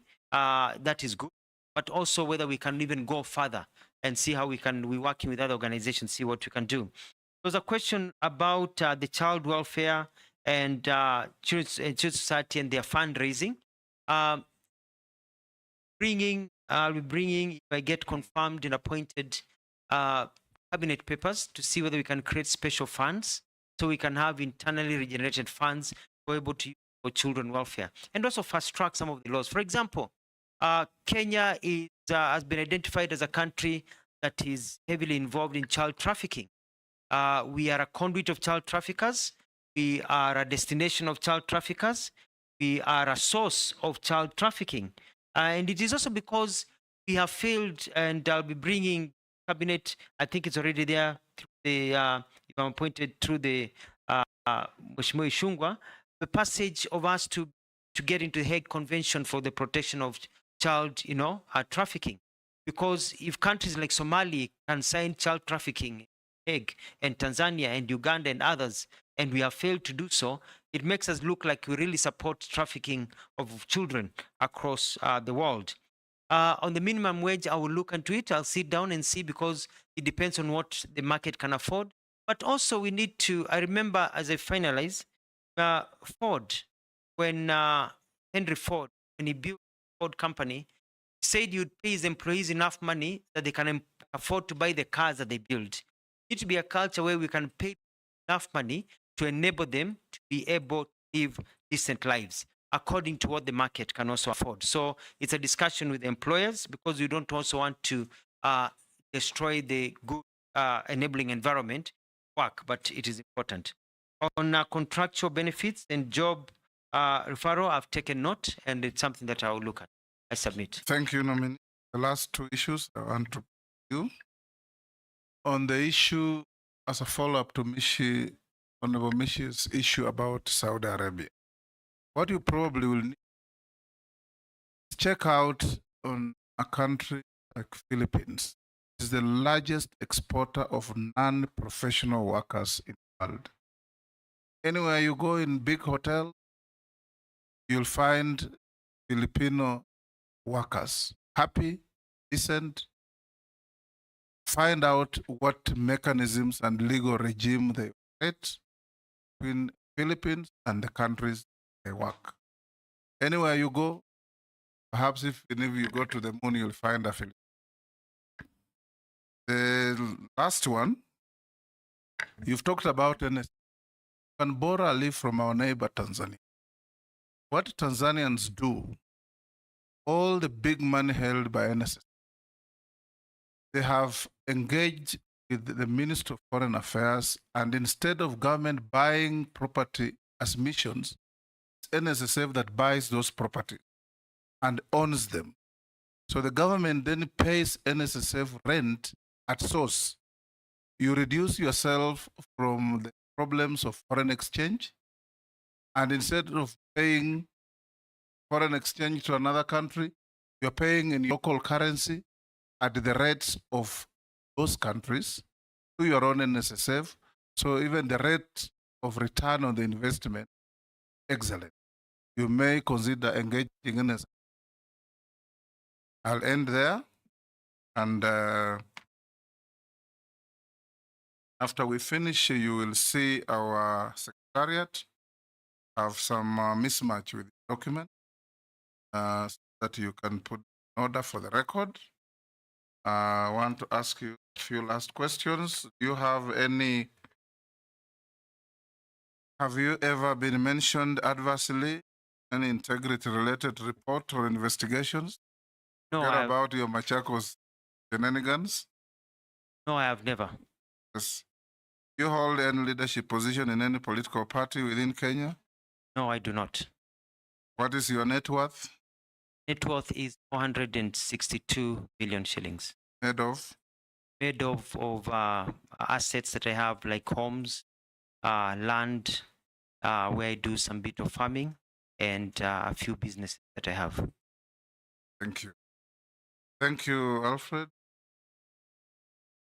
Make sure before you leave, sort out your session and release you to go back to your other duties.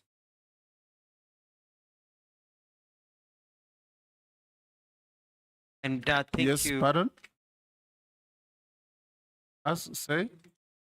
Yes. Oh, how? Sorry. Yes. You appeared before us in 2020. How much were you worth then? I think that's a serious omission. I was worth 420 million shillings. And today? And 462. about 9 to 10% no more growth in terms of land value and growth in the industries. Thank you. You may be escorted by our sergeant. Have a good day and a blessed Sunday.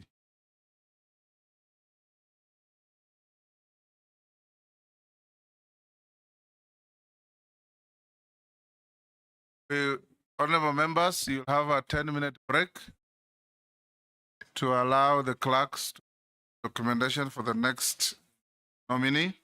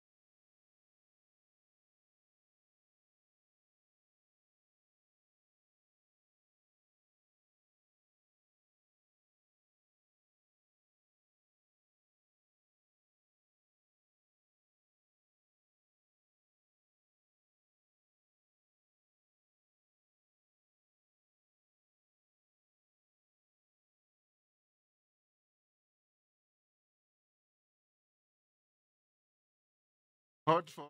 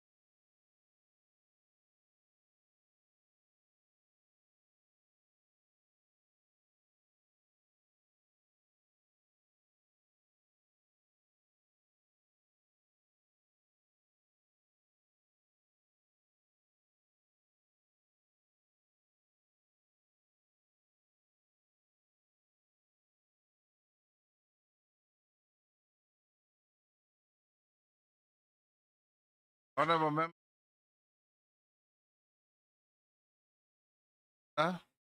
Sergeant.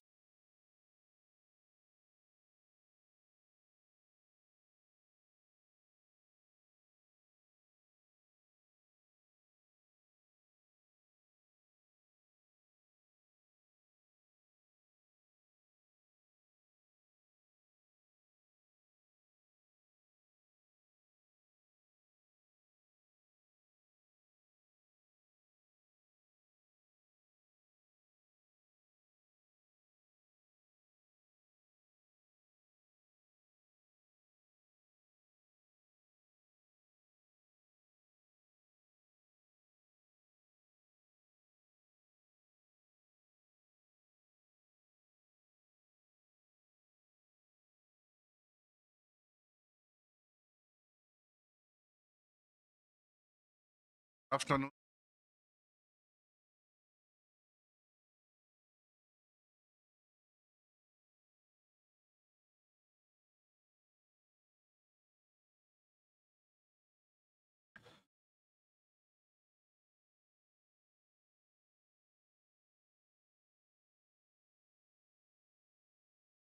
Chairman, the committee, Parliament. Answer. And ask question. Thank you.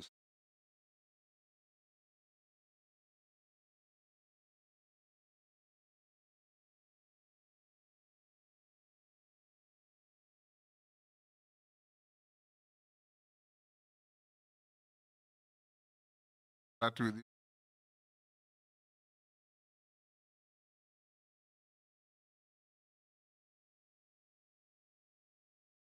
Choose person.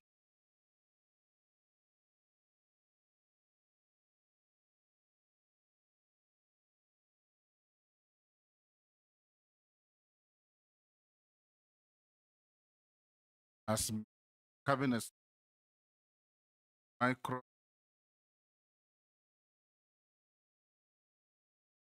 Committee.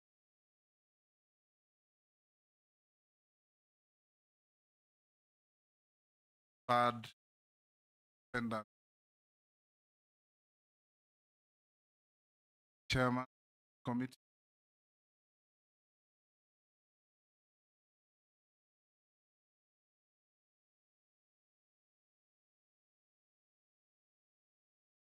Rakyok.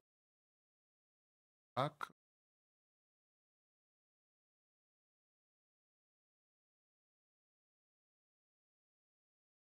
Talesu MP. Manisha. Met Mohammed. Asemeri. Kara.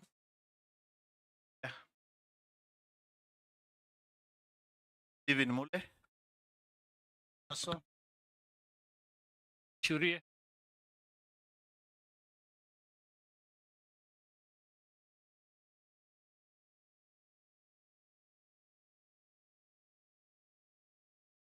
For as no title. Start by inviting you to take faith, Bible, and the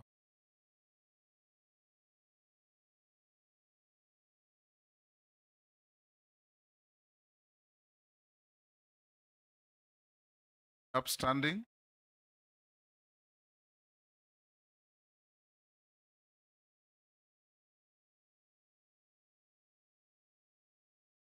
I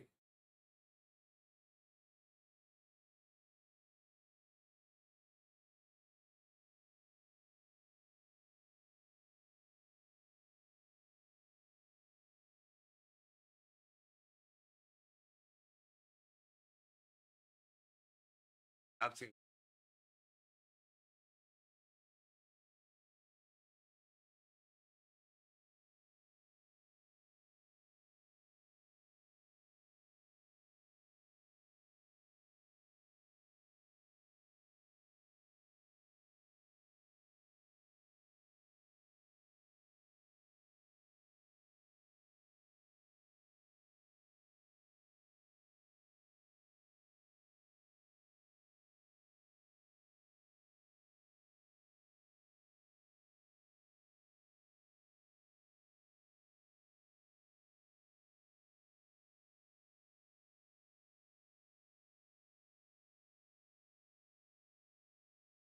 Back.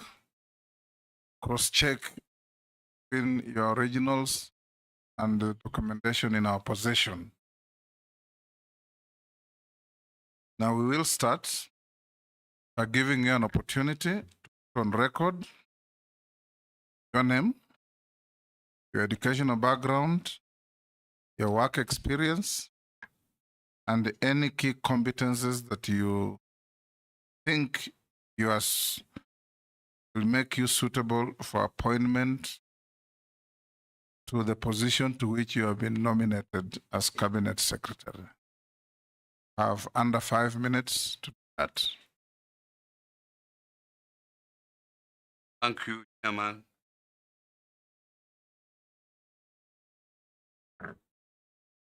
Thank you, Chairman, for giving me this opportunity to express myself. My name is Wycliffe Ambetsa Oparanya, born in Tere,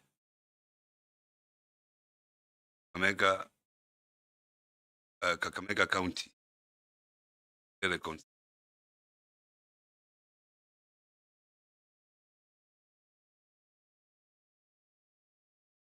My education went to primary school in the local area called Mabo. Then secondary school, Botere Boys. The high school, then high school. I went to the University of Nairobi, did BCom, accounting option, and at the same University of Nairobi, the master's degree, MBA in finance option. I've also been undertaking a PhD in economics, University of which nearly completed. I have worked with Ernst and Young. That's where I worked longest for 15 years. I joined as an audit trainee. Then I left as a senior audit manager. I joined Kenya Aerotic, a private company, doing ground handling, aviation ground handling at the airport, where I joined as financial controller and later became finance director. After that, chairman, I joined politics the year 2002, where I was elected a member of parliament for the 2002, 2007. I was also re-elected 2007, 2018.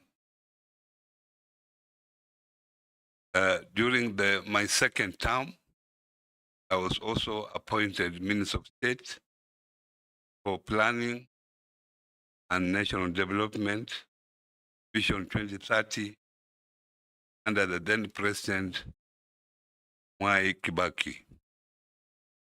During that time, before I became minister, 2005, I was also a member.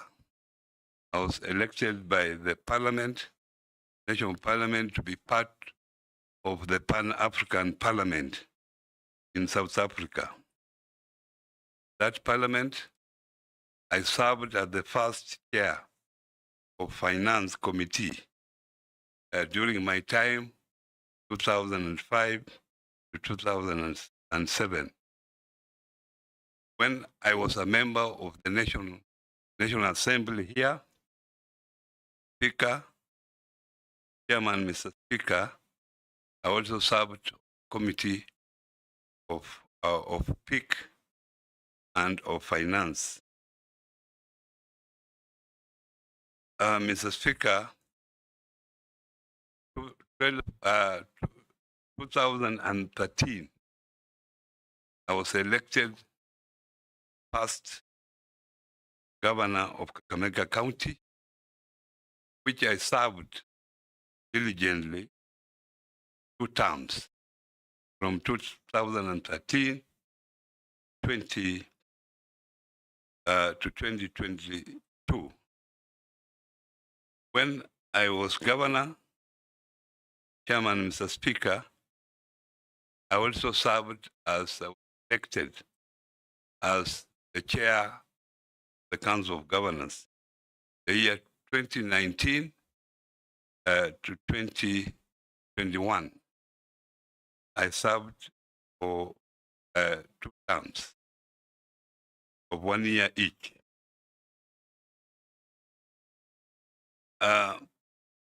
Mr. Speaker, while I was serving as the governor for Kakamega, I also became the chairman of the Lake Region Economic Bloc. Lake Region Economic Bloc comprises 14 counties, the province of Western and Nyanza, and in addition from the Rift Valley, you had Bomet, Nandi, and Trans Nzoia, making a total of 14. I was the inaugural chair of the Lake Region Economic Bloc, which I served until the time I left, when I retired as the governor after my mandatory terms. While I was a minister, I launched the Vision 2030, the year 2008, and I'm happy that I was the first to establish the current Vision 20 Secretariat. And that time I appointed the first CEO, the Vision 20 Secretariat. As you know, Vision 2030 is a development blueprint in this country and is still in force until 2030. I'm happy that while I was in that ministry, I established a very strong monitoring and evaluation section in the Ministry of Planning. And finally, the chairman, while in the ministry, I also led the first peer review mechanism. We audited the country to be audited by the other presidents of Africa, and that view very successful. Their recommendation actually came to pass. That's what I can say about me. Thank you. I'll invite the Deputy Speaker first to ask you a question. Honorable Oparanya, in order for the committee to gauge your suitability, I'll ask you one question about your achievement as governor, and then ask you to give us your vision this Ministry of Cooperatives and Micro Medium Enterprises, and particularly experience at Kakamega County. As you know, the Constitution mandates the county governments to oversee development and cooperation, and it's a key factor of. So we would like to know what measures take support that Kakamega County and your vision. Start with your key achievement. Thank you very much for that question. Unfortunately, cooperatives are not well developed in Kakamega County. Had few coffee cooperatives and I think dairy cooperatives, and then we had fish cooperative. Coffee cooperative not doing well. In fact, it had collapsed. When I came in as a governor, I found only one staff was working, who was then working under the Ministry of Agriculture. Only one staff in charge of cooperative. So obviously, cooperative being a very important vehicle for economic development, I had to beef up that particular unit. I assigned 2 people to that, to the staff, and made him director of cooperatives at that time. And then from there, I made a provision in the budget location in order to revive cooperative county.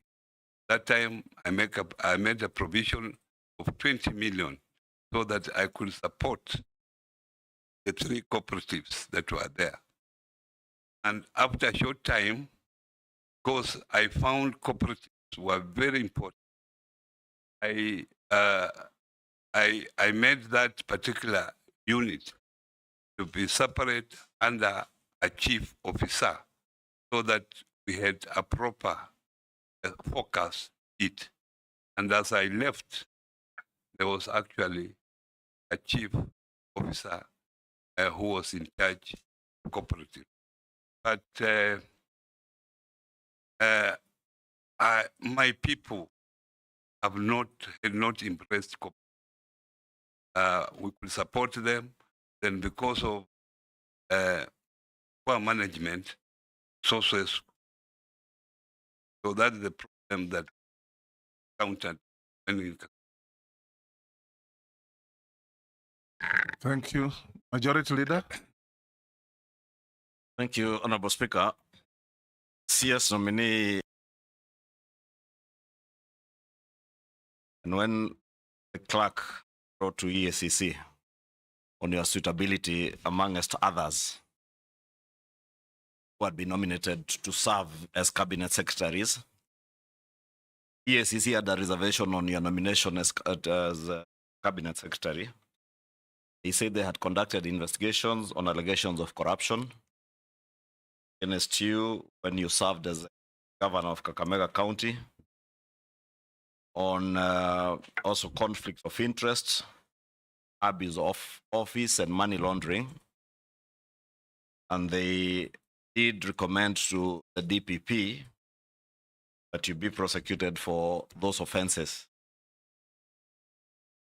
They also aver that you went ahead and obtained conservatory orders from a Kakamega Constitution and Human Rights Court in petition E019 of 2023. That matter is still pending in courts, but they were able to get conservatory preservation orders against assets, especially which was bank account.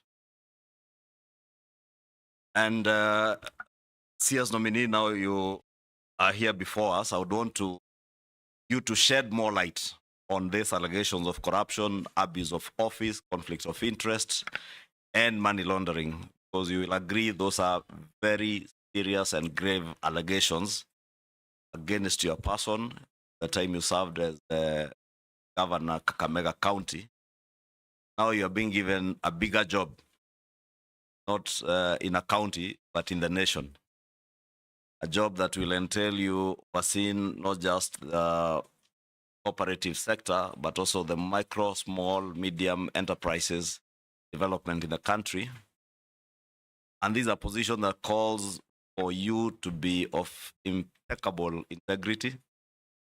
The job that will require you to give Kenyans confidence that they can trust you with their cooperative money.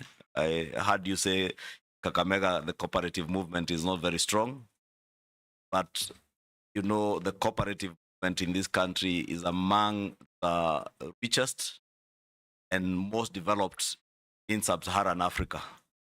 Therefore, these are sector that requires a man of impeccable integrity and someone that Kenyans and cooperators in this country can trust that their money is safe with them. To cooperators' money be safe in your hands. Thank you very much. The corporate money, very safe. My hands, Mr. Chungwa. You answer this, nominee.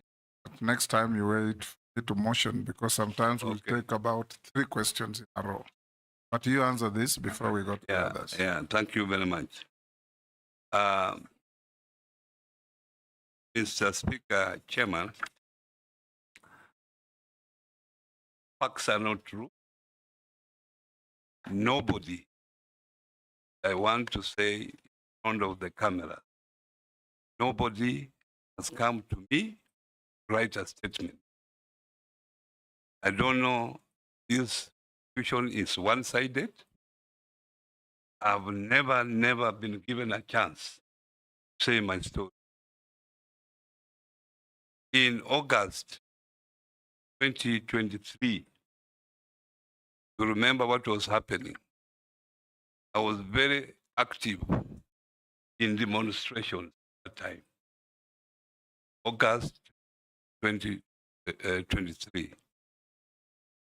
When I was in those demonstrations, I was called by someone, told because I was in demonstration, ESCC were looking for me. I asked that person, what has the ESCC demonstration? I have served diligently for 10 years. I've been a minister 5 years. We have had audit reports. This audit report, there is no report that pointed on me as being a corrupt person. And if you remember, when I was Minister for Planning, the ministry was voted the best performing ministry. You can look at your records. When I was governor, everywhere they are saying where devolution is working is Mega County. If I'm lying, check your record. I worked for 10 years, nobody came to my office about any corrupt case until August 2023, when we were doing maandamano. And when they came to my house, it was even not about corruption. The first question they asked, what business do you do with Raila Amolo Odinga? I don't do any business with Raila Amolo Odinga. Raila Amolo Odinga is my party leader. That is the only relationship I have with him. Secondly, I was asked, do you keep guns in this house? Obviously, why would I be keeping guns in my house? The third question I was asked, that where do you get money that you fund demonstrations? So what are those questions? Corruption. So as I sit here, Honorable Chairman, nobody has come to take any statement from me. So I don't know what I'm being accused for, because I'm also just seeing it in the papers as you are seeing. So that is where I am, Mr. Chairman. But even before then, my lawyer got possession of the document when they went to court to freeze my money. And the money was not in the account. The money was with CPF, where I was buying a property.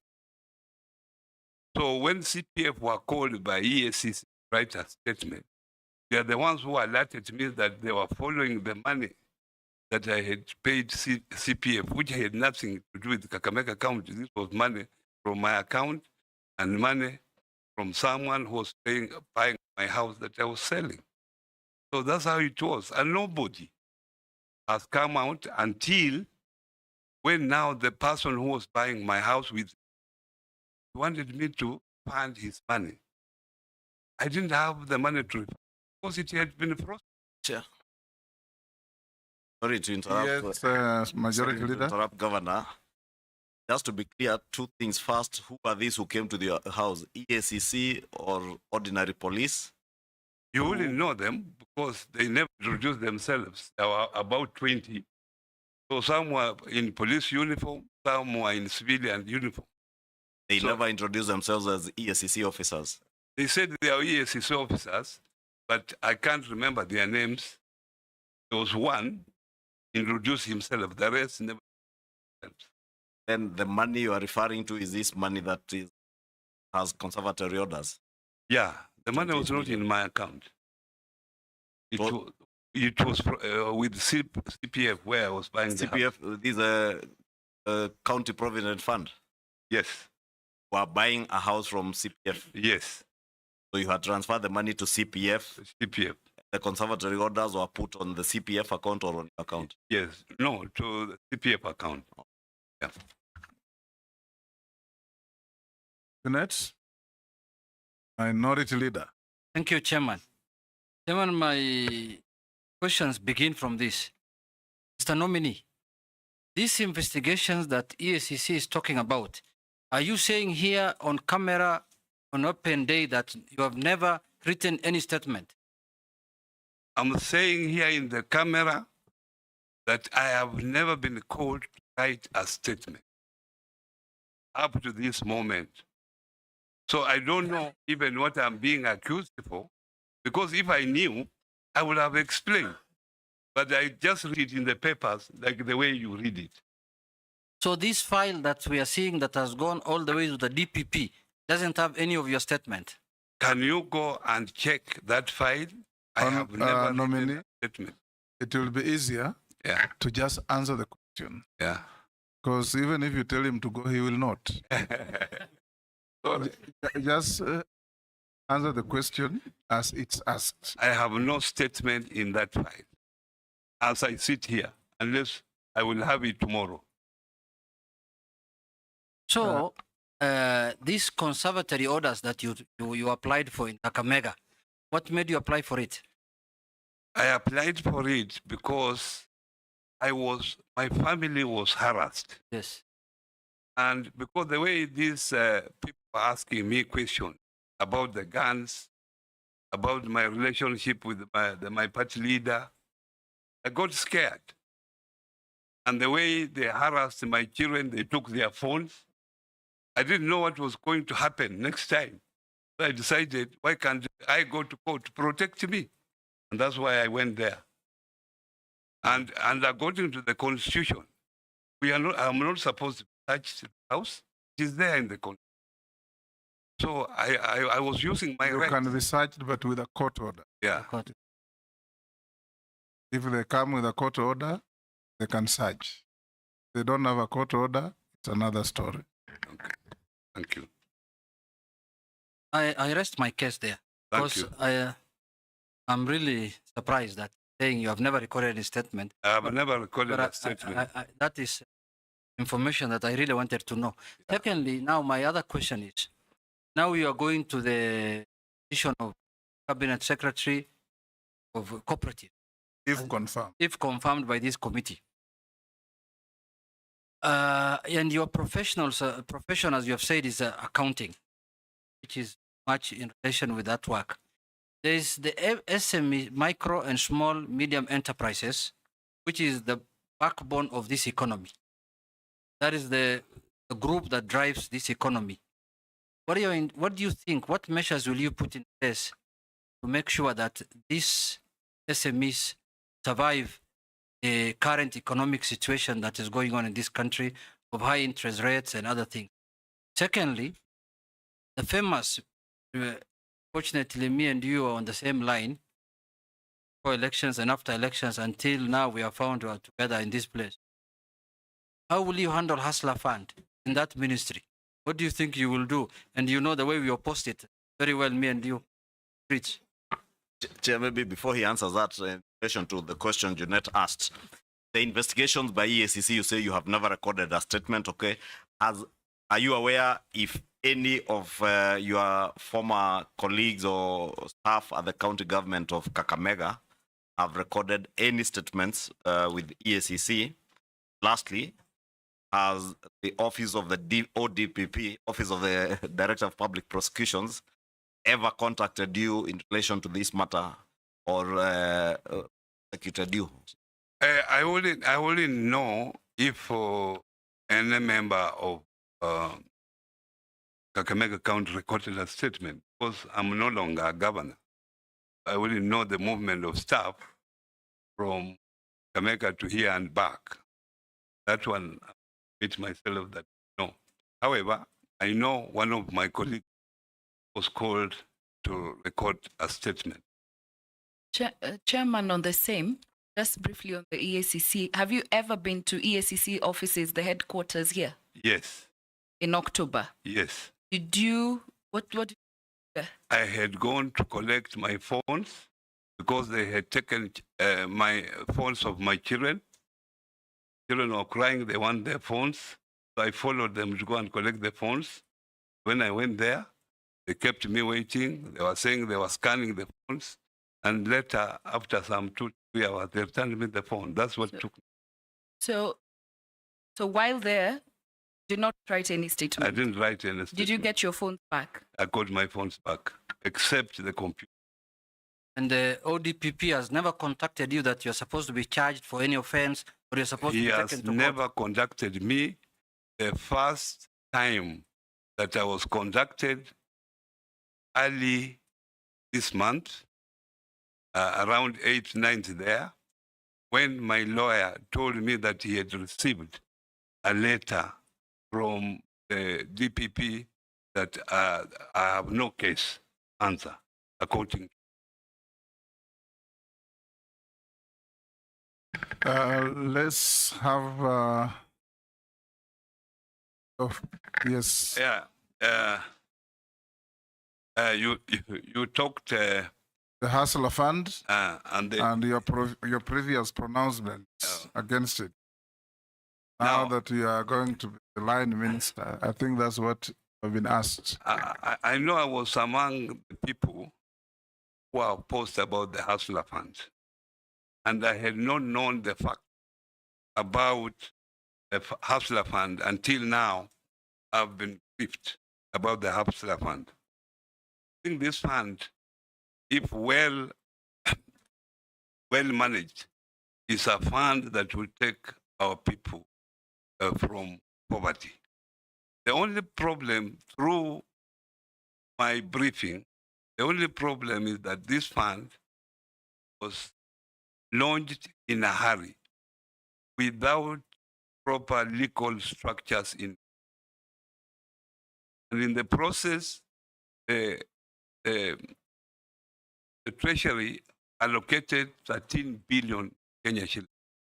From those 13 billion, because of borrowing again and again, that figure has gone, the turnover has gone to 55 billion. From 13? From 13. And out of that 55 billion, 21 million people have been involved in the repeating borrowing. In the process, they have been able to recover 43 billion, sorry. It's a revolving fund. It's a revolving fund. So in the process, there is 12 billion, which has not been recovered. But they have there is a very strong infrastructure, digital infrastructure, that they are able to determine where the 12 billion is, was the 12 billion. The only problem is that there is no legal framework to recover that amount. You know, FLISA is when you take FLISA, when you load your phone, then the money is recovered automatically. But the digital infrastructure they have does not do that. It waits until the 2 weeks. If you find favor and you are confirmed, I have not been asking questions, but just a follow-up until the end. If you are confirmed to take up this docket, what will you do then to have a better system to manage this fund and avoid leakages and losses? First thing I should admit here, that the intention was very good, because this fund was supposed to address market failures at the lowest level, lowest pyramid. That person, even leave Mama Mboga, leave Boda Boda, the person below, even those people, the person who could not even afford 500 shillings. So it was supposed to address that, borrow the money, and then you repay. When you repay, you get a credit. So after that, then if you have borrowed like 500, you have refunded, you can now borrow 1,000 and you refund. In that process, your score improves. So you can continue borrowing until those who are borrowing properly, now they can borrow up to 1 million shillings. So the intention was good, but unfortunately, there was no legal framework. So if you approved my nomination, the first thing I would do, make sure that there is a proper legal framework. There is a board. Board has just been put in, but there is no even staff.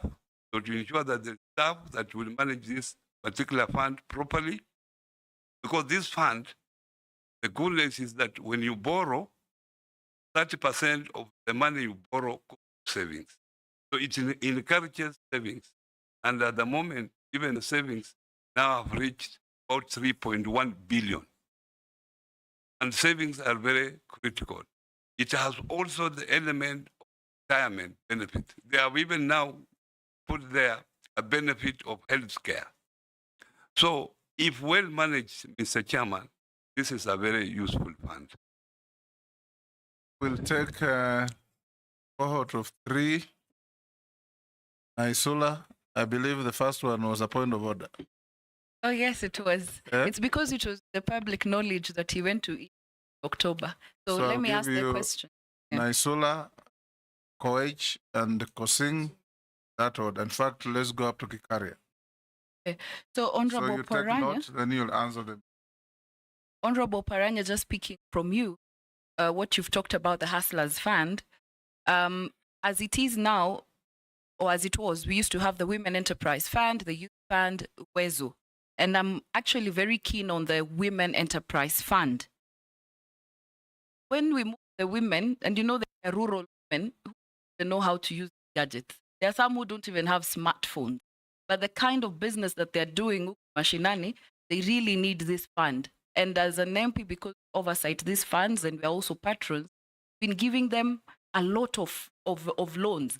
But now you move them to a digital space. You've not done, not you, but I mean, we have not done enough sensitization. It is really limiting. I'd like to pick your mind on that.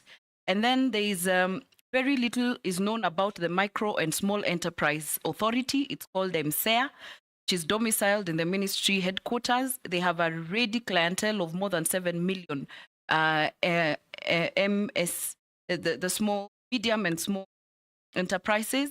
What measures can you put in place to ensure that the authority is well sourced so that it becomes more vibrant and more visible? They might be doing a lot, but rarely will their work be profiled.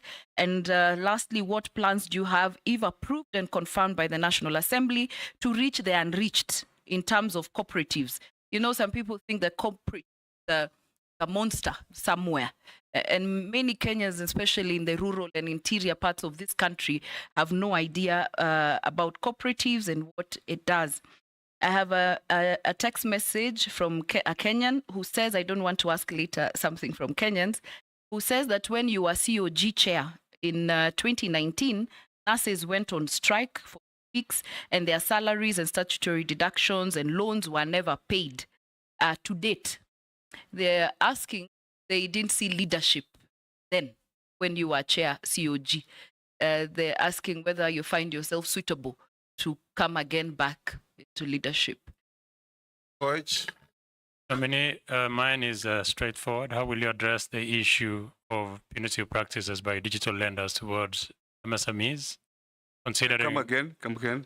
How will you address the issue of punitive practices by digital lenders towards MSMEs, considering that while these lenders provide accessible, collateral-free loans, they often charge exorbitant interest rates and lead to debt distress. Number two, on a lighter note, Honorable Speaker, is to commend the nominee for his good taste. Recently, it's been a media sensation, and I applaud his good taste on nice things. Thank you very much. Thank you. You don't have to answer that. Deal with his first question. The next member for Singh. Thank you, Mr. Speaker. You should have, Honorable Goy should have elaborated what are good things or nice things. Honorable Chair, Speaker, the nominee, cooperatives.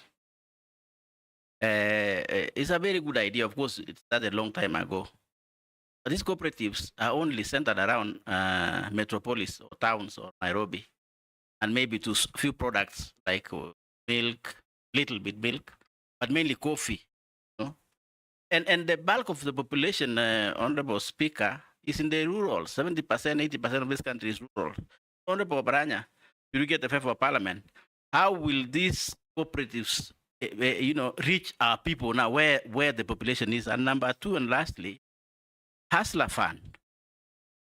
Don't you think, Honorable Baranya, through the Speaker, is good time to evaluate the distribution of this Hustler Fund, whether they can be linked to M-Pesa services or bank services, so that then when people borrow, it is easier to follow and be able to recover. Thank you, Chair. Kikaria. Honorable Thank you, Kikaria. Chairman. Nominee, the constituency industrial development centers were the elements that were going to boost productivity and employment. A better business environment and enhance enterprise skills. Given the budget constraints that have hindered the implementation, what measures will you take to ensure that the ICD effectively create employment opportunities and support the SMS? Thank you, Mr. Chair. Nominee, you can answer those. Thank you very much, Mr. Chairman of the Assembly.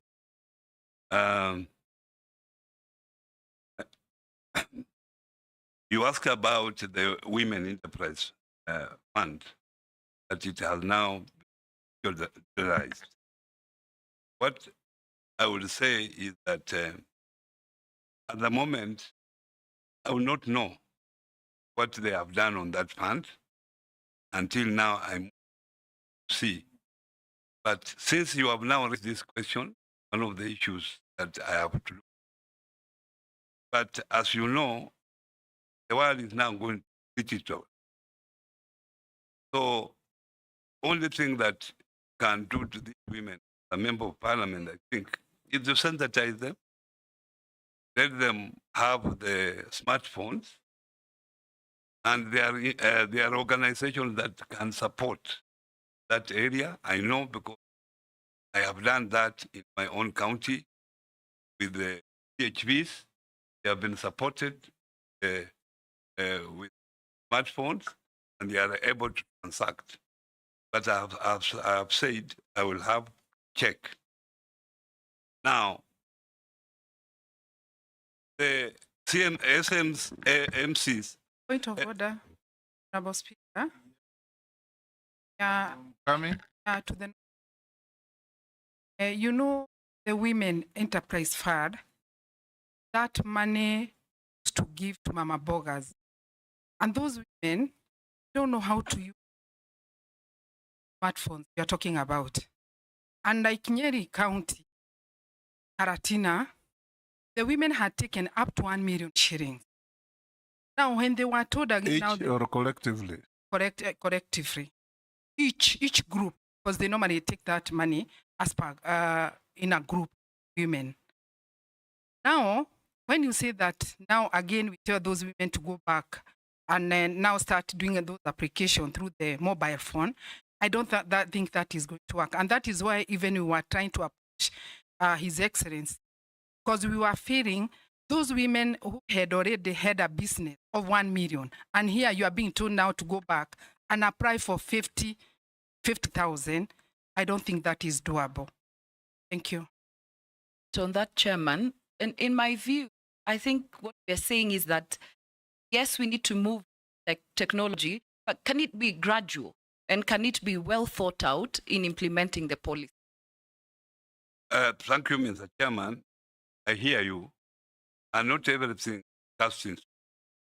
You have raised this issue. If I go to the ministry, I'm going to take it up seriously. You don't need the president to be involved in the issue. I think I can deal with it appropriately. Because the president has more pressing issues than talking about women phones. Talking about women phones. Honorable Speaker, let him apologize. Women are the pillars of this country. No, I've said. He's answering an isolated question. He's not talking order. He's not talking about women generally. I have answered specific to your question. The president should not be talking about protect the nominee. Yeah. He had not finished what he was saying. He just said women, and because I'm close to him, he said women, their phones. Yeah, I was Rahab, Chairman, don't be oversensitive.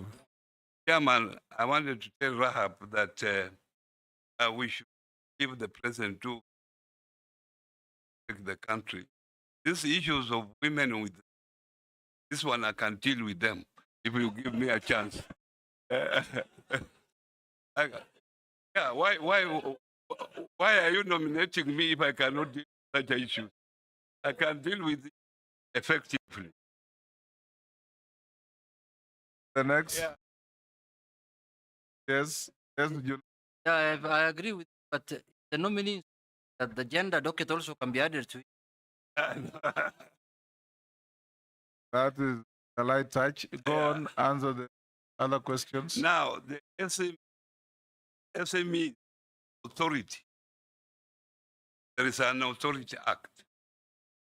And as I have said earlier, this SMEs was scattered in various ministries.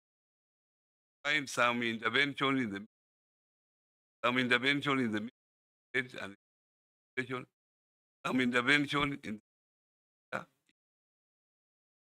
the first time that the president has thought it wise into one ministry.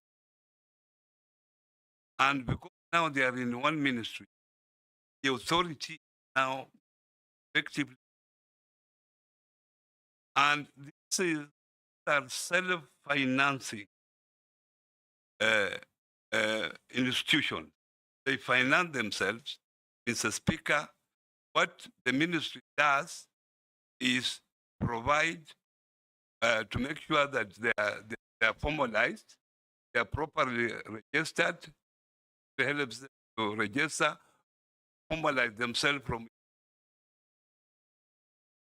and then to ensure that they get licenses, to train them so that there is financial literacy, know how to handle finances, but we do not allocate money for them.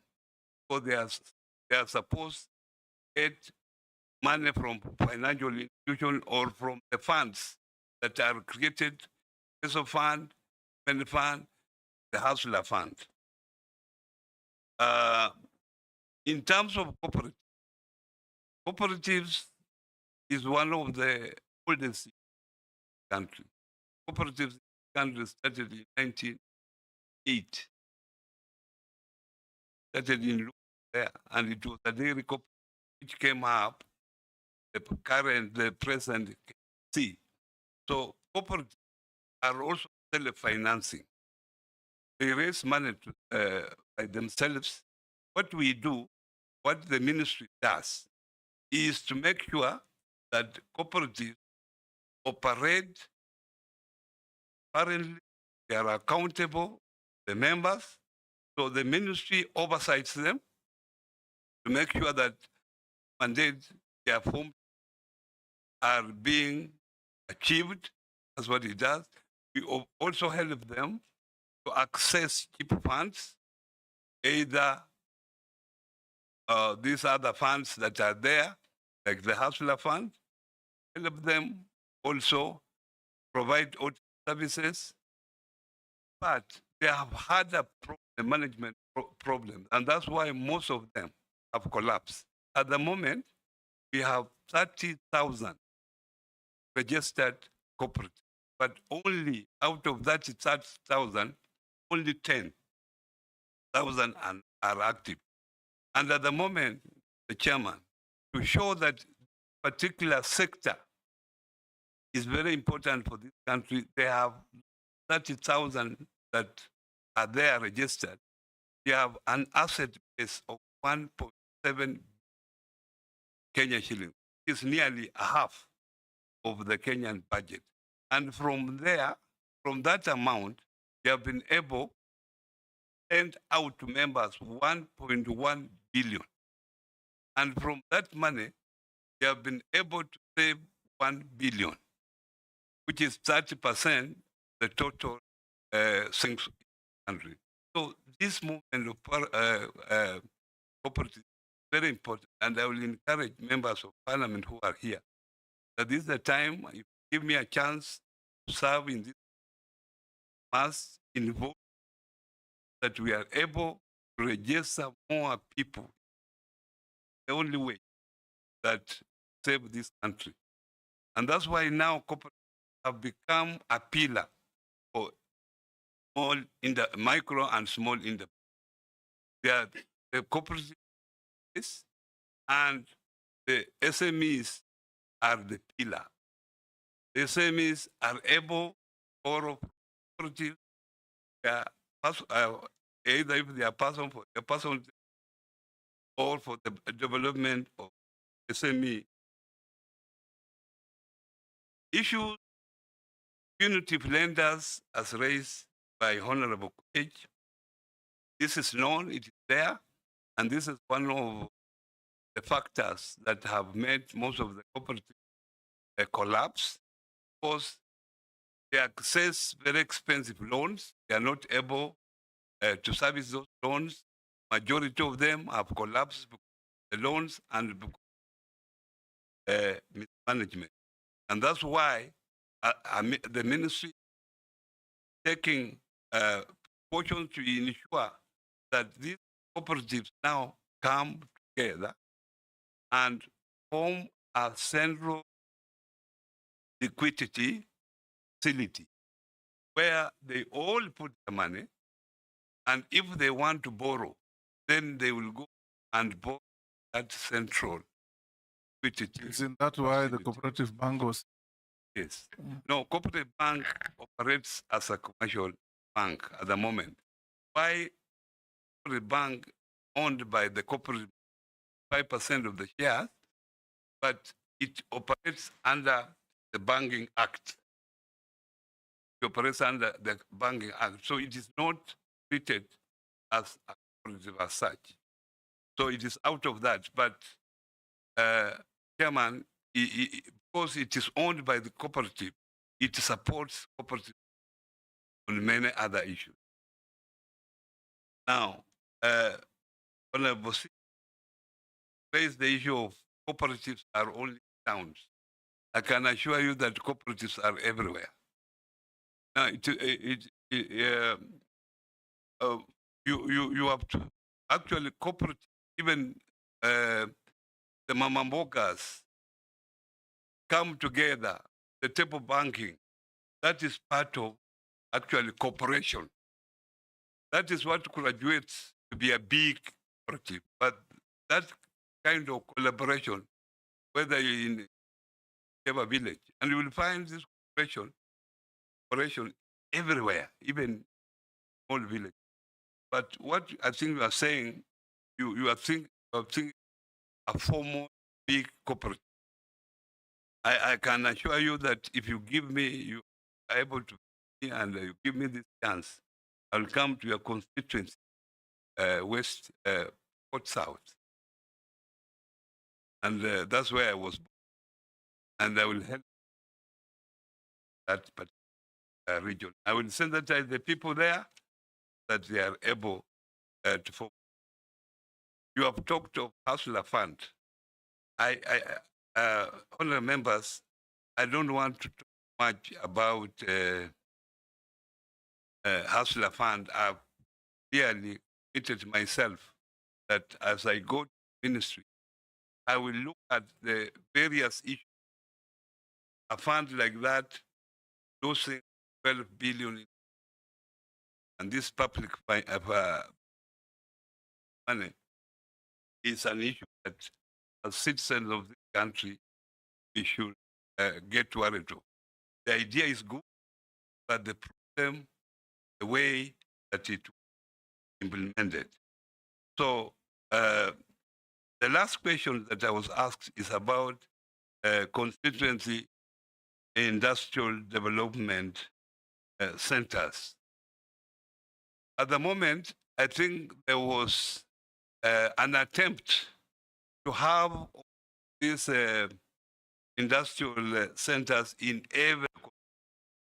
At the moment, there are about 100 of them that are completed. These centers were meant to accommodate these small and medium, so that shared facilities are put in those centers. And people are, the Wakalis are able to come there and use facilities.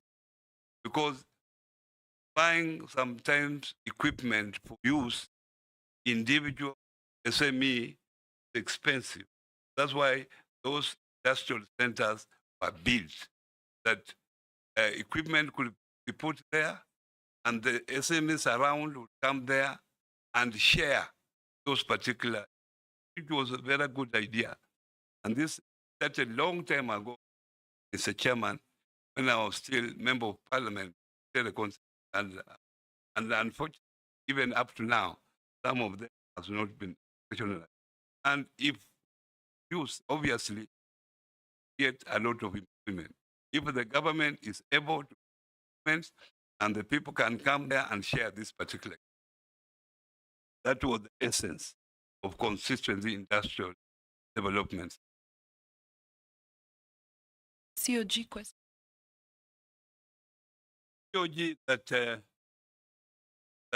people worked for 3 months.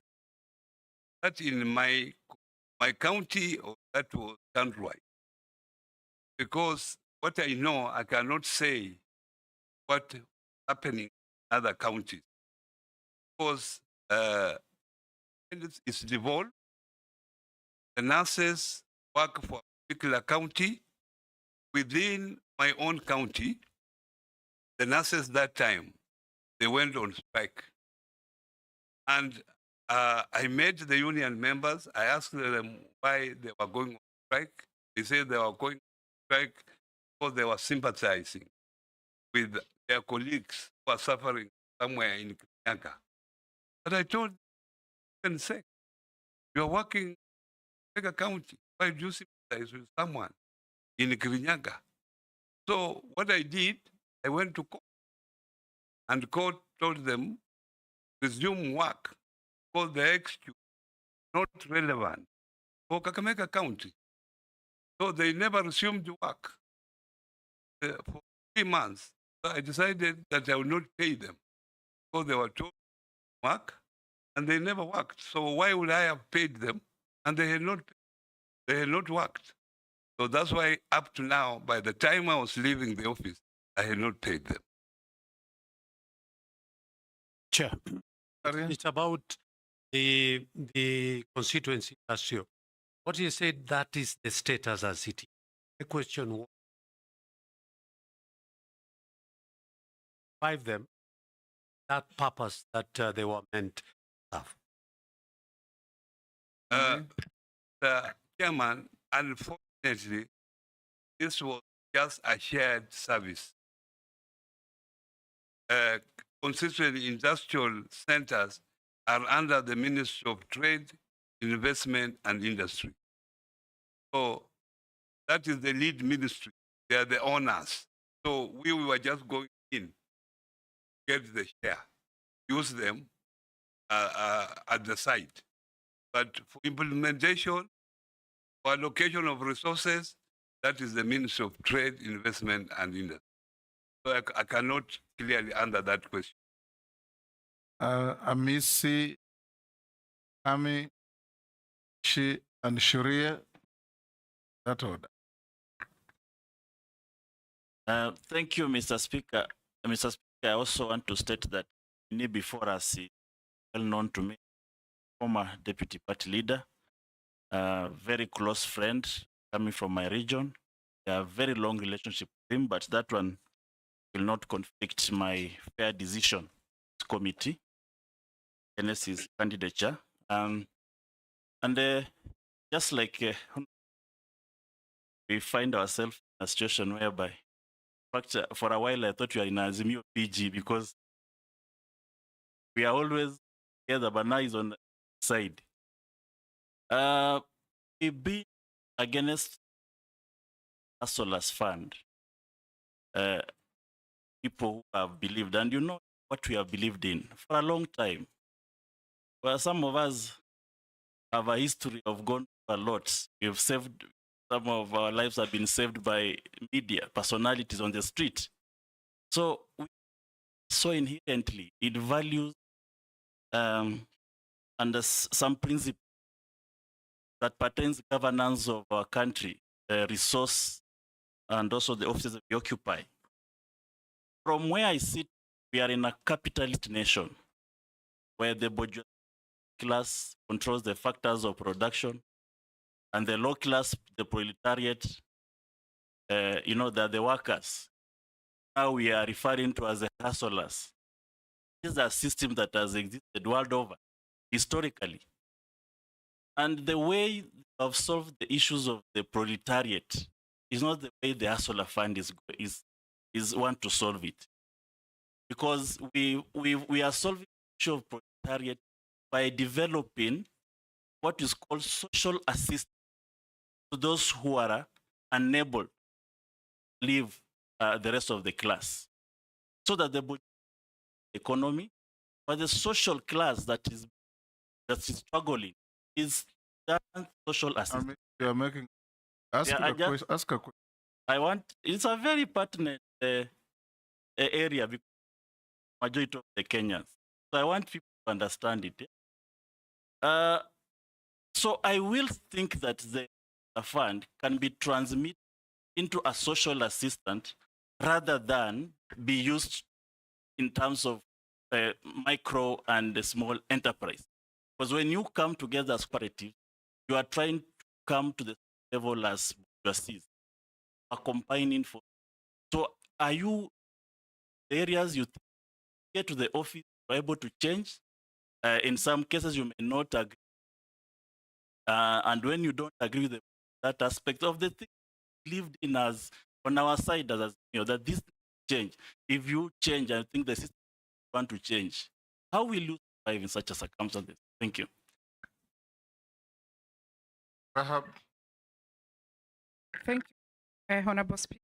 The nominee, my concern, the coffee sherifad.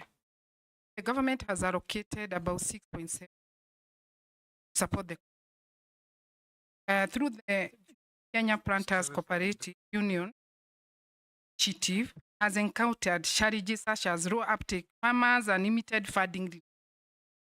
What strategies meant to enhance the effectiveness of this fund and ensure success route to help the coffee farmers? Because majority don't understand and know how to go about it. The other question is about the new system. The new is collapsing, the poor management. And the government has been pumping a lot of money. Dadola, Nyandarua, Eldoret, Erikiganjo, but still the company is itself. Still, the other small dairy farmers, they are able to pay their farmers in time, but cases, they normally take about 120 for the farmers to get their money. What are you going to do? Thank you. Shimbogo.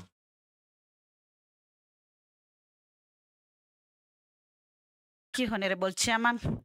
Honorable Chairman, the nominee used my deputy party leader in the audience, but today I'm here in the appointment and I'm being governed by the procedure and rules.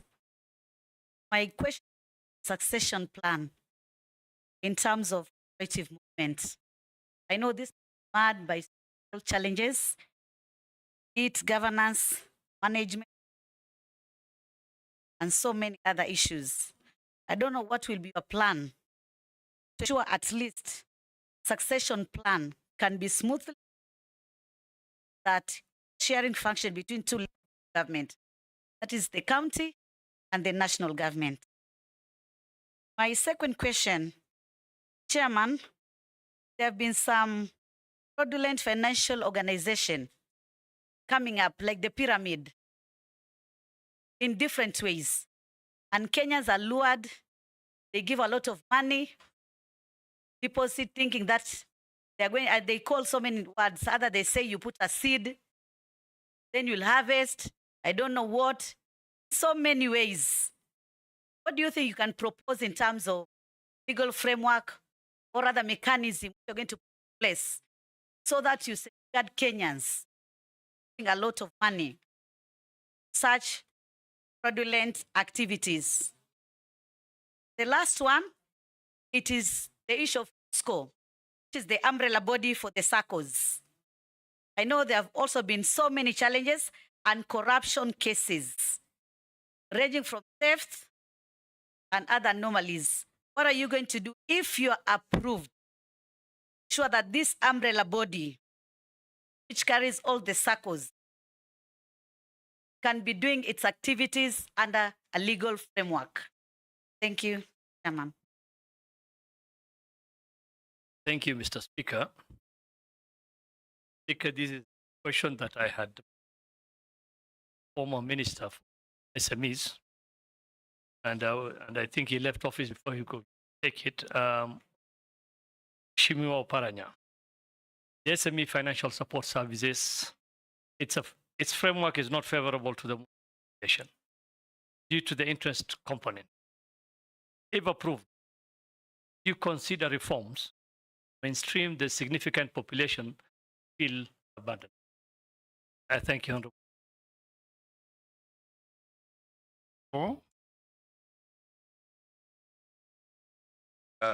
Thank you very much.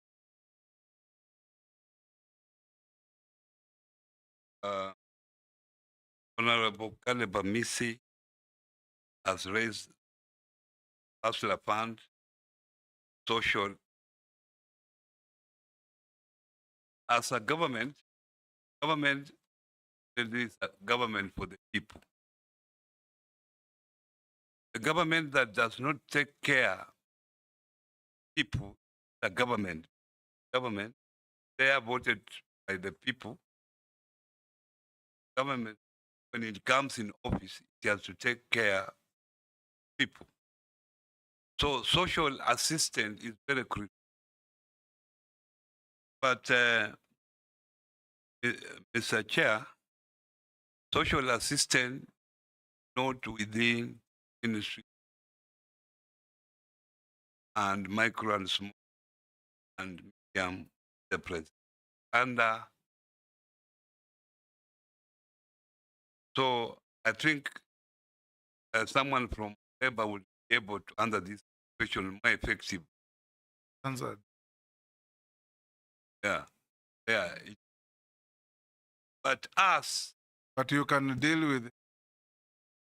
Now you are. Yeah. But us as a ministry, we have taken this micro and small and medium enterprise as our core function. And we are undertaking all that we can, make sure that particular, because this is where we can create improvement. Because this particular sector belongs about 50. The Kenyan government, the government, counties, and the national government put together, they're able, and there can never be an increase, more increase than that. So where our opportunity lies is micro and small. And that's why it has become a pillar under the national government. And I think the President made a very deliberate decision to make sure that SMEs becomes one of the pillars of economic. So what we do, create enabling environment. That is our response. And them. We just train them, tell them as before. Just that times they want government tenders and they cannot do when they are not properly registered, when they are not properly licensed, they have office. Help them. And then we sensitize them that if you get money through other avenues that get at various funds, this is how manage funds. What we call train them on financial issue raised by Rahab on the carry fund has been an issue for many years in the coffee industry. The problem we have had, and the coffee industry is no different from the industry I play, that this government concerned, and even they are cooperative, the sugar industry, the companies are mainly government as shares there of mismanagement. They take this money and they do not pay the money back. So they become debts. The government has continually written off these debts. But for how long the government keep on writing off? You know now there is scarce resources in the country. You can see what happened finance bill. There's no more money. I think the system that we have in the cover of this money, because this is money that advance farmers when they sell their coffee, as they wait the money to be paid back through So sometimes the agents get this money, but they do not remit money where it is supposed. So it's also a management problem. We must fix management problem first. Make sure that if these funds are advanced, how do they come back? They advance the farmer, the agent gets the money, the agent sometimes gives money halfway. We must change that system. And we have been talking about cherry fund year in, year out. And I remember the other day the president said that there will be a write-off. But how will it happen? We must in and solve this. Rahab, I can assure you through APCU, major culprit that into this issue. The same way with the new KCC. KCC was a very vibrant institution, a vibrant dairy, but now it is collapsing. It collapsed first time. They changed the name from KCC to new KCC. Government has pumped in money. The other day they were given 600 million. It is again collapsing. Now maybe we'll change another name, new KCC. So this is a problem that we are having, and one of the issue is management.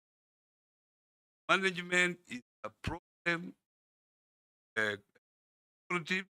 but I would expect KCC, being a big company, it will have a proper structure that will be able to detect early enough any mismanagement in the financial system.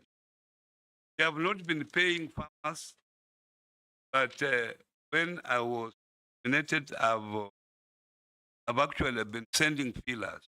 And I can tell you that farmers now have paid up to June month. They only are owed use the month of July. The succession plan in as raised by Honorable is critical. As a ministry, we must come out with a criteria how the official one elected and even the appointed. Someone is elected to be a chairman and is a chairman for 30 years until he goes. Actually, if he stands for election, he wins. It is like the labor movement. When you are there until you go to the grave. So as a government, we must find out what is the problem. And I was thinking very seriously that why can't we create limits? If me, I've served as a governor 10 years, that was my limit. And as you can see, I'm still strong. I would be still the governor of Kakamega County this moment. And in fact, I would have gone in an opposition. But now, because now there was a term limit, I think this term limit can advise to your colleague Potts that the same thing pertains. Yeah. People hold offices in public. Yeah. Tell us, if you find fair, what are you going to do? Manage and have success. Cooperatives. Yeah. Chairman, thank you very much.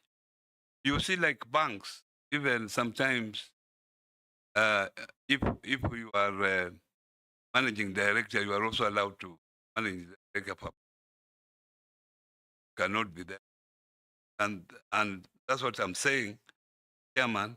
That one of given a chance, I'm thinking is get a term limit for even board members, and even if you are CEO. So if it's 3 years contract, once, and if you are on the board, have a board, particular period, even if you are very good, say that good, take it on. That those can enjoy that. So that's what I'm going. she also talked about shared uh, shared function between national and county government. I can tell you that the constitution, cooperative function, county government. But it has created a challenge because there are cooperatives that operate beyond boundaries. How do you deal with them?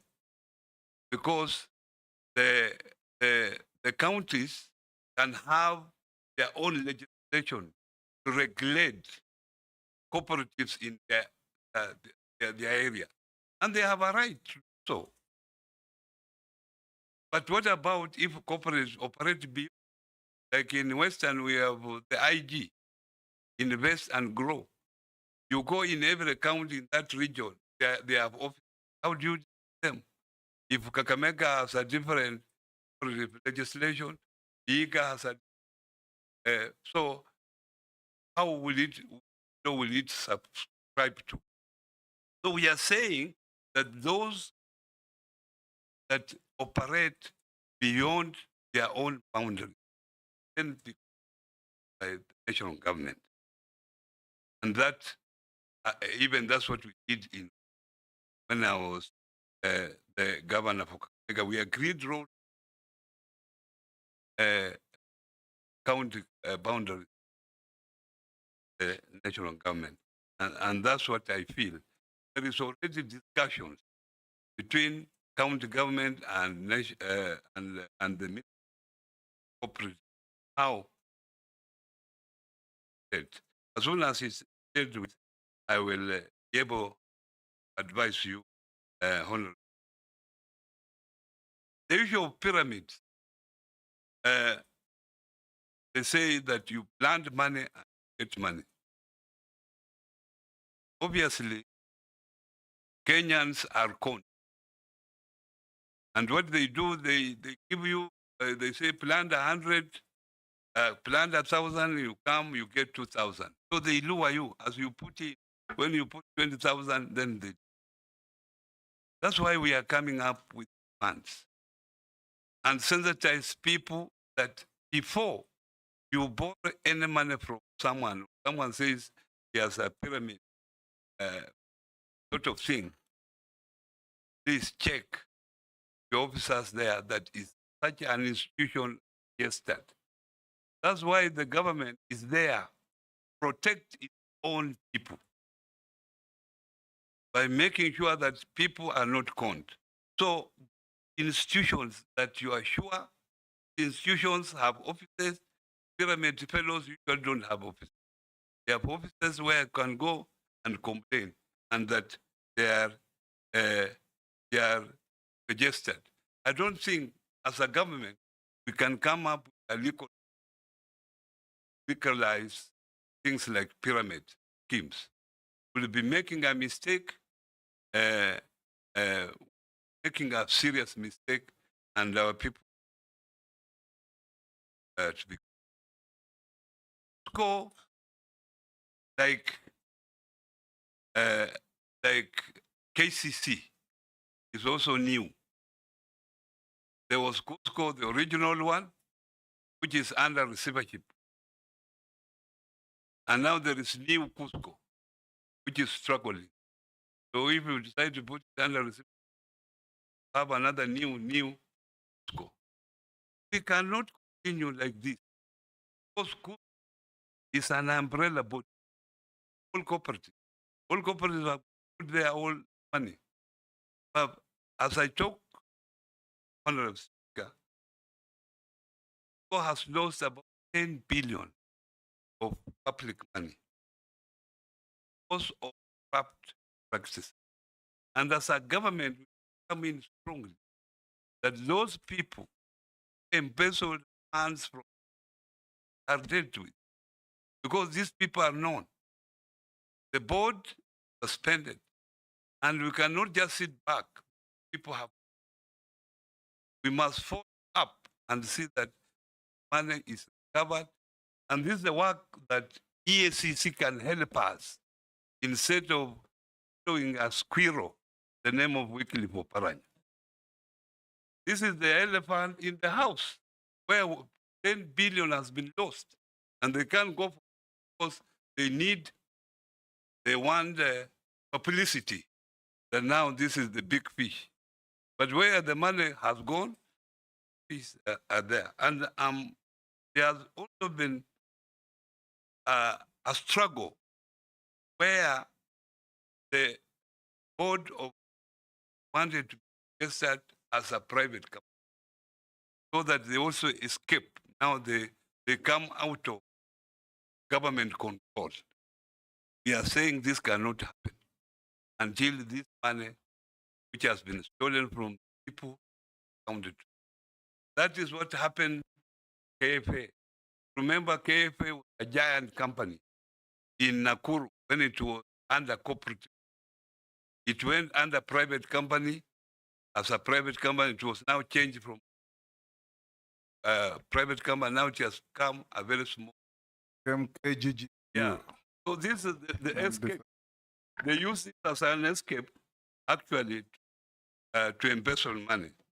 But now new Cusco, we are going to make sure this is when I'm given a chance, this my first assignment, is that I focus, because these are very important organizations. But as a ministry, we are proposing that because people have lost their money, we want to a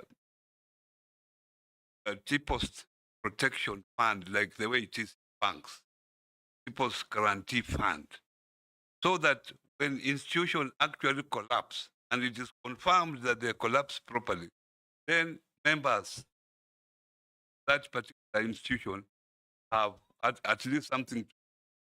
How does an collapse? Yeah? How does an institution collapse properly? Because maybe it has taken an overdraft and other issues that come up. Because also an institution can, because of changing environment, if a business environment changes, they do not change quickly. So they are caught up because they are stuck to the old ways of doing things. And it collapses. That's what I'm saying, that it has collapsed, but in the right way, because the management, then there were changes in the environment, but they never changed. But we are now going to come up with a proper framework, see that the members' money is not lost. And then the last one, this is an issue that even one or two people met me asked me about the same question. And I'm happy that Member of Parliament have asked it. And when I was being briefed about Haslam, I said that must have a product that will be aligned with their laws. There must be a product. Want every Kenyan to feel that this country is theirs. So don't worry, we will come up with products that will favor the Muslim community. If I don't do it, please, I've committed myself in front of you that is now my assignment.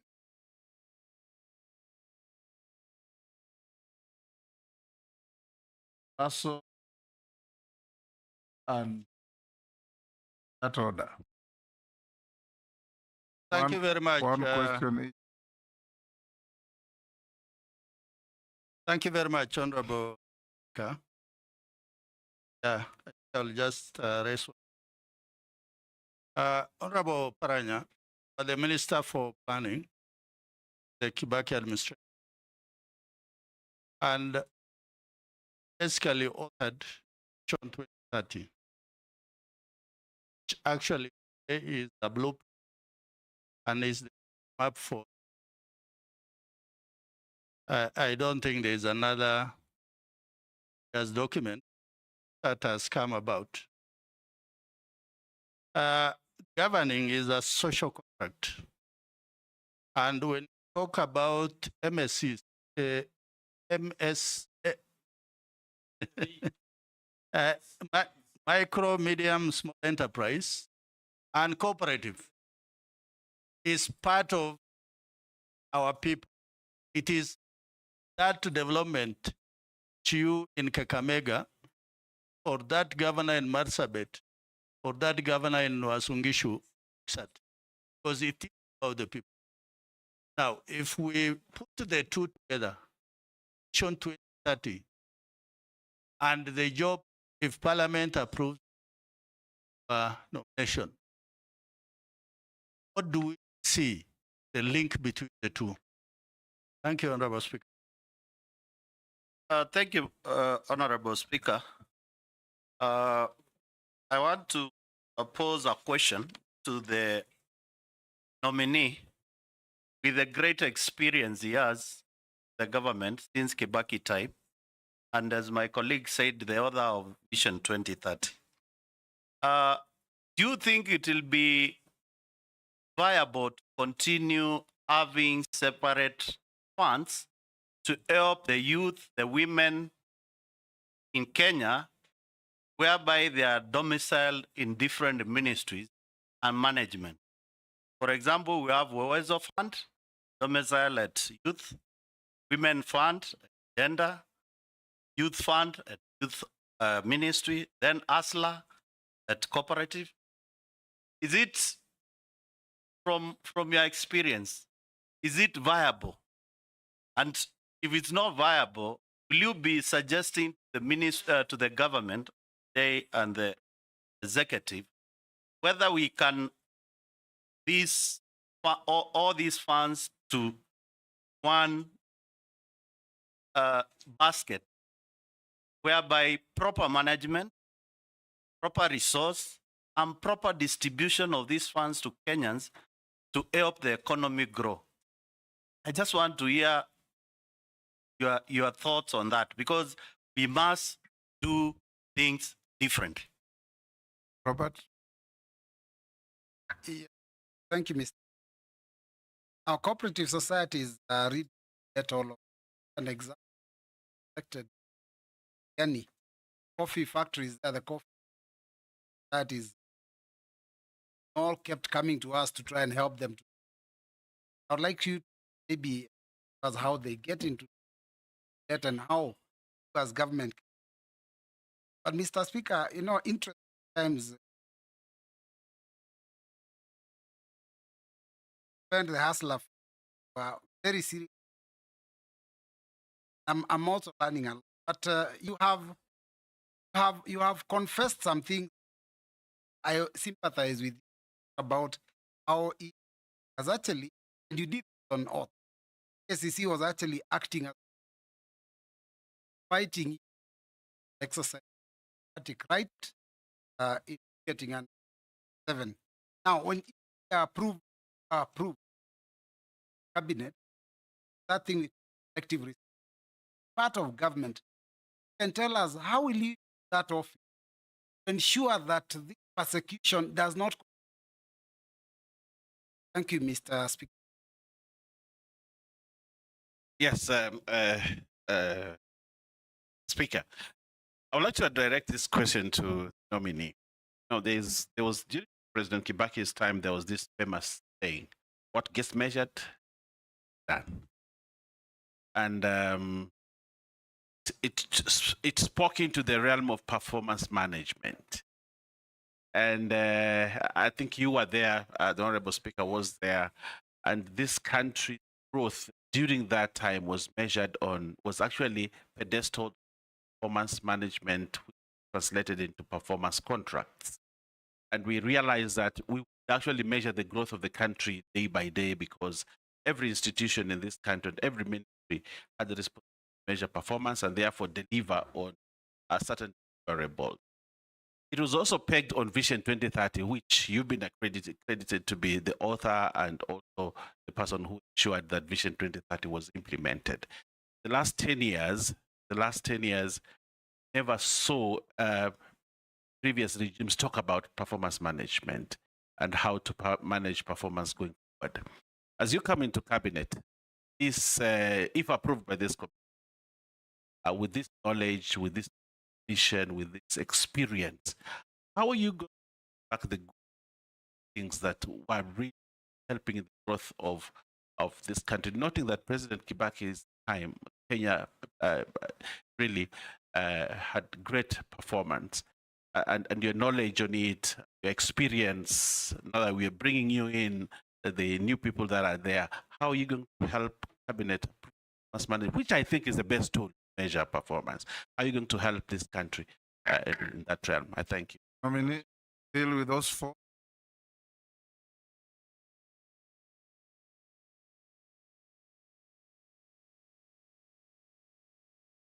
Started with No, we did or us.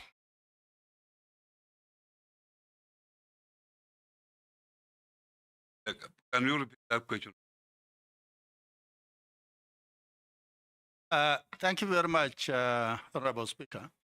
What I said is that when you talk about SMEs and you talk about corporate, it's about our people. Although we can run away, it is what you call the bottom up. Because that is the economy at Mashinani there. Vision 2030, which you authored and which you presented to Kenyans, the roadmap to development that we are using until today.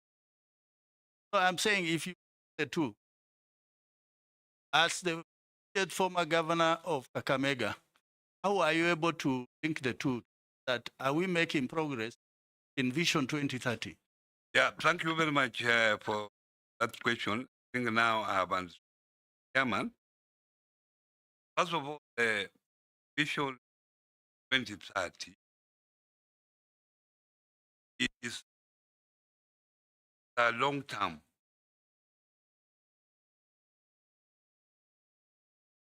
And it came up during the times President late Mike Kibaki. Document is available of an opportunity reading it again. But unfortunately, the other governments, when they came in, they tried to come in with their own thing. Some of the issues being undertaken now are out of line. But that's not bad, because we had said in the vision clearly that the environment, business environment changes. So you are also supposed to come up with changes to address changes in planning, to address particular changes that have happened. And that's why I'm saying that when we came up with Vision 2030, cooperative services were put under financial services, the Vision 2030. If you go to page financial services, cooperatives are there. By that time they were planning, cooperatives were not given emphasis, unfortunately. They were put there, and if you read them, you read that, it's just a paragraph, which was unfortunate.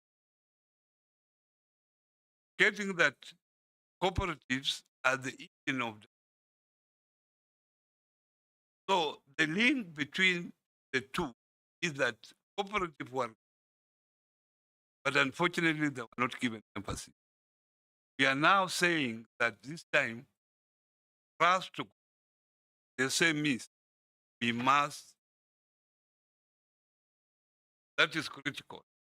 And the fact that SMEs have been taken as a pillar, one of the 5 pillars that the transformation of the country can take. The question of that there are various funds, Vespa Fund, Men Fund, Youth Fund, Hustler Fund. Fortunately, the more funds have been under one minister now. Under SMEs, except Youth Fund, which was there briefly, and it was taken ministry. And I think that was a mistake. Funds were meant for different purposes. But they were also established to address various concerns at that time. At that time, our women were making noise that so whoever was in power at that time responded by creating a women. The same for and the Weso Fund is very basic one. In fact, Weso Fund can easily be amalgamated with Hustler Fund. But the only difference is the Weso Fund is at the constituency level. So now, if you started now amalgamating a digital platform at the national, then it becomes a problem. But for easy management and proper focus, I will agree with you that these funds be. And let us have departments within those departments are given a budget, 200 million, make sure that this is a particular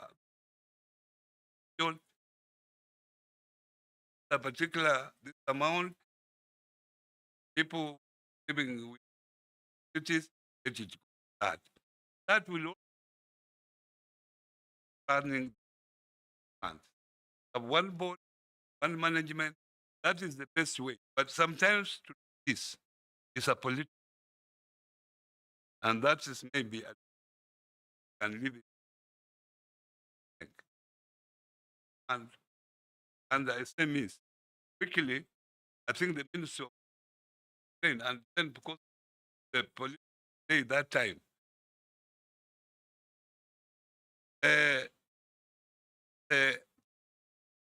the question raised by Robert, MP for Gat,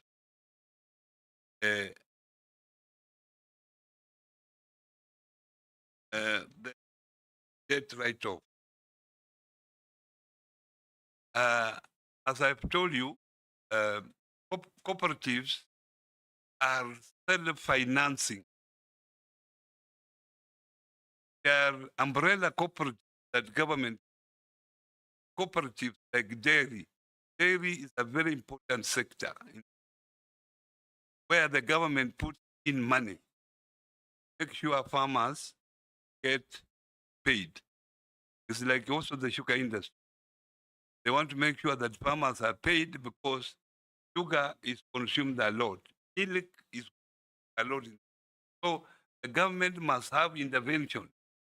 That's why the government is ready to write off debts because of that that particular special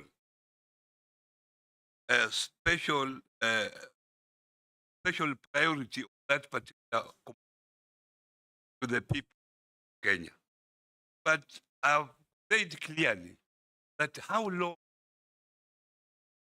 with the austerity measures that are there, can we keep on the government writing off?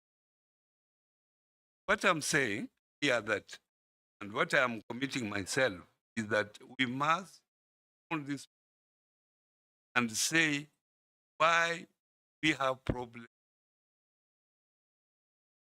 And the major reason we have problems is actually management, nothing else. So if you can sort out management, then problem there. Yes, it's unfortunate that such an institution are used. Unfortunate, and I remember the president that such an never used. He might not be the one, but it might be people around him. He might not know. But it is unfortunate because in the process they lose focus. The elephant is in the house. They are going for a school. That is very unfortunate. The issue of performance. I'm happy that, Mr. Chairman, I started performance contracting when I was Minister for Planning, and it worked very well. It was one of the Vision 2030 tech that have performance contracting. Wanted performance contracting to all government institutions, central government ministries, parastatal, to agencies, to sagas, so that what you do can be measured. There are targets. Are you able to meet targets? People now sit. The institutions are making losses, but they still continue to be in office. I'm hopeful that as I come to the office, if you approve it, I'll talk to my colleague Mbadi, who has now taken over the National Treasury. He has not. He has not taken over any of his. If you have approved, if you approve it, easily. If you approve somebody to take over treasury and economic planning, because that is where the acting housed, then this is one of the issues. Take it up. That was vetted, work very hard. When we announced cases there, the ministers will hide their face. You know, their ministries have not done well. So people worked hard. And because we get salaries from the public, accountable to the public. Last one. George Murtara, Sir George, Dawood, and Mary. Thank you very much. One Mr. question Speaker. each. One question, and the public one I'll ask, I will not ask again. That will be asking my own question to the nominee. The issue of SEC, it's sensitive, but it's also important that we get the corrective facts, especially at the allegations. Number one, see, every day starts saying they sent your file to deep to committee, but you don't record statement, which means you are actually not had. In your and would have necessarily a prosecution hearing you. That is very important. Two, what conservatory is the conservatory order force? Are the you to court still live or have been terminated? They've been terminated, come to an end. What has been the end result?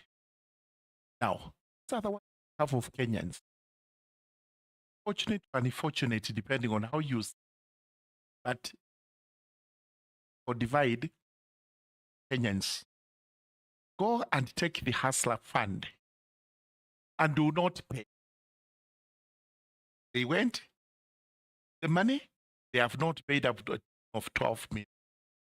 Now the shoe is on the other foot. This money recovered through the revolving system. You are in charge. Now turn around and tell the same people that they have to repay the money because the money must be repaid. Thank you, Mr. Speaker. Honorable Oparanya, you have talked a lot about the cooperative societies. I won't take you back, but said it is a management issue. I want to put it to you, it's not a management issue. Issue is, if you get a point, it's the commissioner of cooperatives, together with his officer on the ground, abate corruption, because my people have lost buildings in Meru because of no elections are done for the cooperative societies. But it's a problem within the cooperative officials. You have talked about Uwezo Fund and all that. There was a bill, I think about 4 or 5 years back in Parliament regarding Uwezo, all the funds. It's called Biashara Fund. Maybe you may need to follow up how far it went, because I think the cabinet paper, all the funds into one fund, Biashara Fund. By the way, Uwezo Fund in my constituency in the country, from 16 million, I have disbursed 61 million. The last one I want to you is the SASRA policy, where the depositor, the savings are supposed to, they are being told 10% a minimum, whereas it's very difficult to deposit that 10% for and there are some SACCOs, in particular, I would say, have not been paid for the last 2 years, and they are in the media. KTN and Standard, it's been on media as well. They have not even remitted. They have been deducted for the last 2 years. The deductions have been deducted, but have never been deducted. SACCO. So what are you going to do if you get up?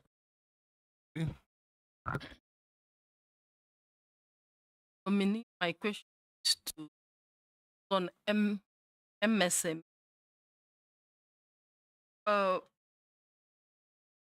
Facilitate access to credit and support is core to government empowerment agenda.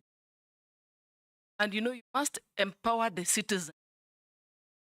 Access, better lives, and also be productive. Now, MSMEs still struggle to obtain affordable,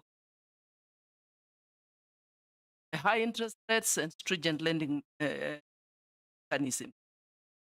Now, and I say this to interact with Kenyans every day.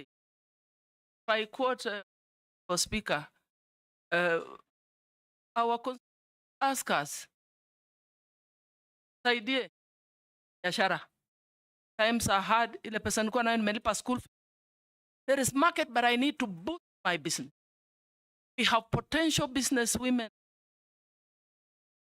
who want to do startups or just boost what they are doing. But they don't have the money, they come to us. And that's why you've known members of parliament have been organizing harambes just before the ban, so that we gather our business people and we do a fundraise for them to get money to boost their enterprises.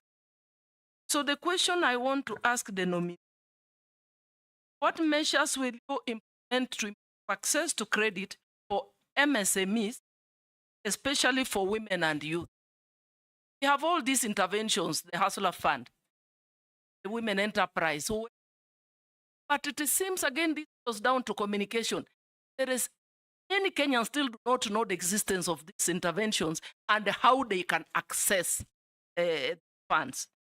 Just related to that, what mechanism and I have said that one. What mechanisms will you put in place to bridge financial gap, promoting responsible investment practices, and ensure financial sustainability?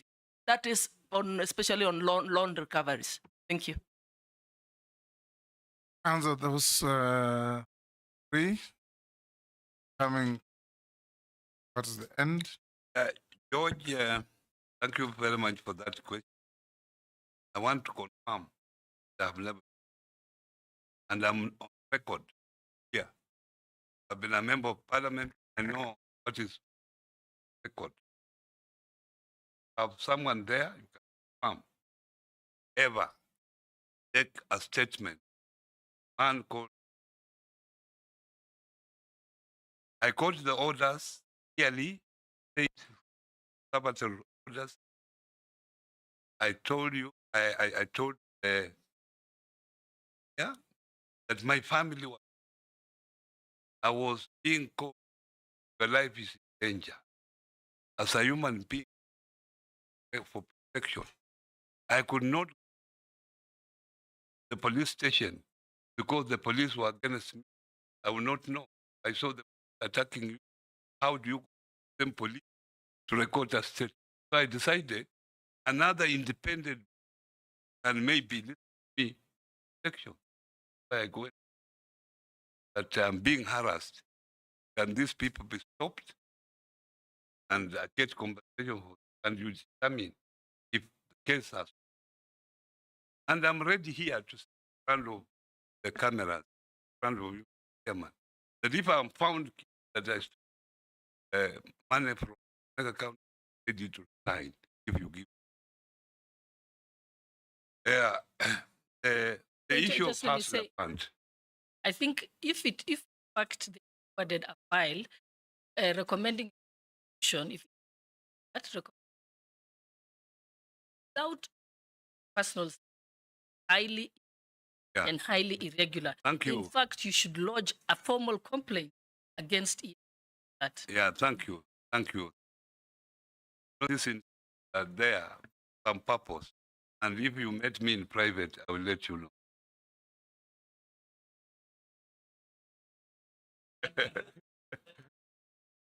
It's not for nothing. Now, the issue of hustler fund, I clearly said that I was talking ignorant. I've now come in and I've seen intention and was, but the only problem was the implementation. So I was out there, I could get the record. I want to inform the nominee that it is for a fact, public domain. The Hustler Fund has failed. What are you going to do about it? I have said clearly that the intention, but the fact that it was ended in hurry without. And what I'm going is that I will make sure, if you give me the chance, I will make sure that proper structures are put in place, that money given to the people out there, to our people, covered. It's a revolving fund so that other Kenyans are able to. Honorable Dawood, you have mentioned that the issue, the Commission of Cooperative, Commission of Cooperative, one person. I don't want to defend. I don't want to defend him here, but so many cooperatives have collapsed. Maybe yours is exceptional if the Commission of Cooperative directly. But from my study, point of information, Mr. Speaker, it is not alone. He's got officers. It cascades all the way to the county and the constituency. The people under him, together with him, there is a problem. I understand, nominee, that apart from governance, state, corruption, and so on, office operatives has not helped. It has been part of the problem. So he was asking if you find favor, what will you do to make that office work? obviously, I will streamline the office, but as I've said here, I don't want to have a blame game at the moment. Give me a chance, go in there and look at this particular issue so that I can address it and note down in a diary. After a month or so, if you give me the chance, let us discuss about it. Then I will be able maybe right answer. The other, the issue of peso fund, women fund being put together as biashara fund. I told you, I mentioned earlier, Mr. Speaker, that sometimes this issue is political. When you want to put youth fund, women fund together, and one just one separate. The youths are complaining we have separate. But this requires sensitization.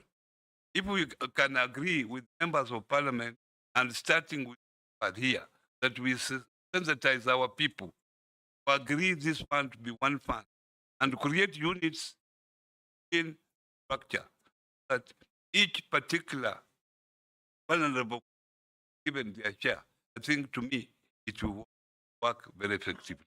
And that's the direction that we should. Nominee, we're coming to an end.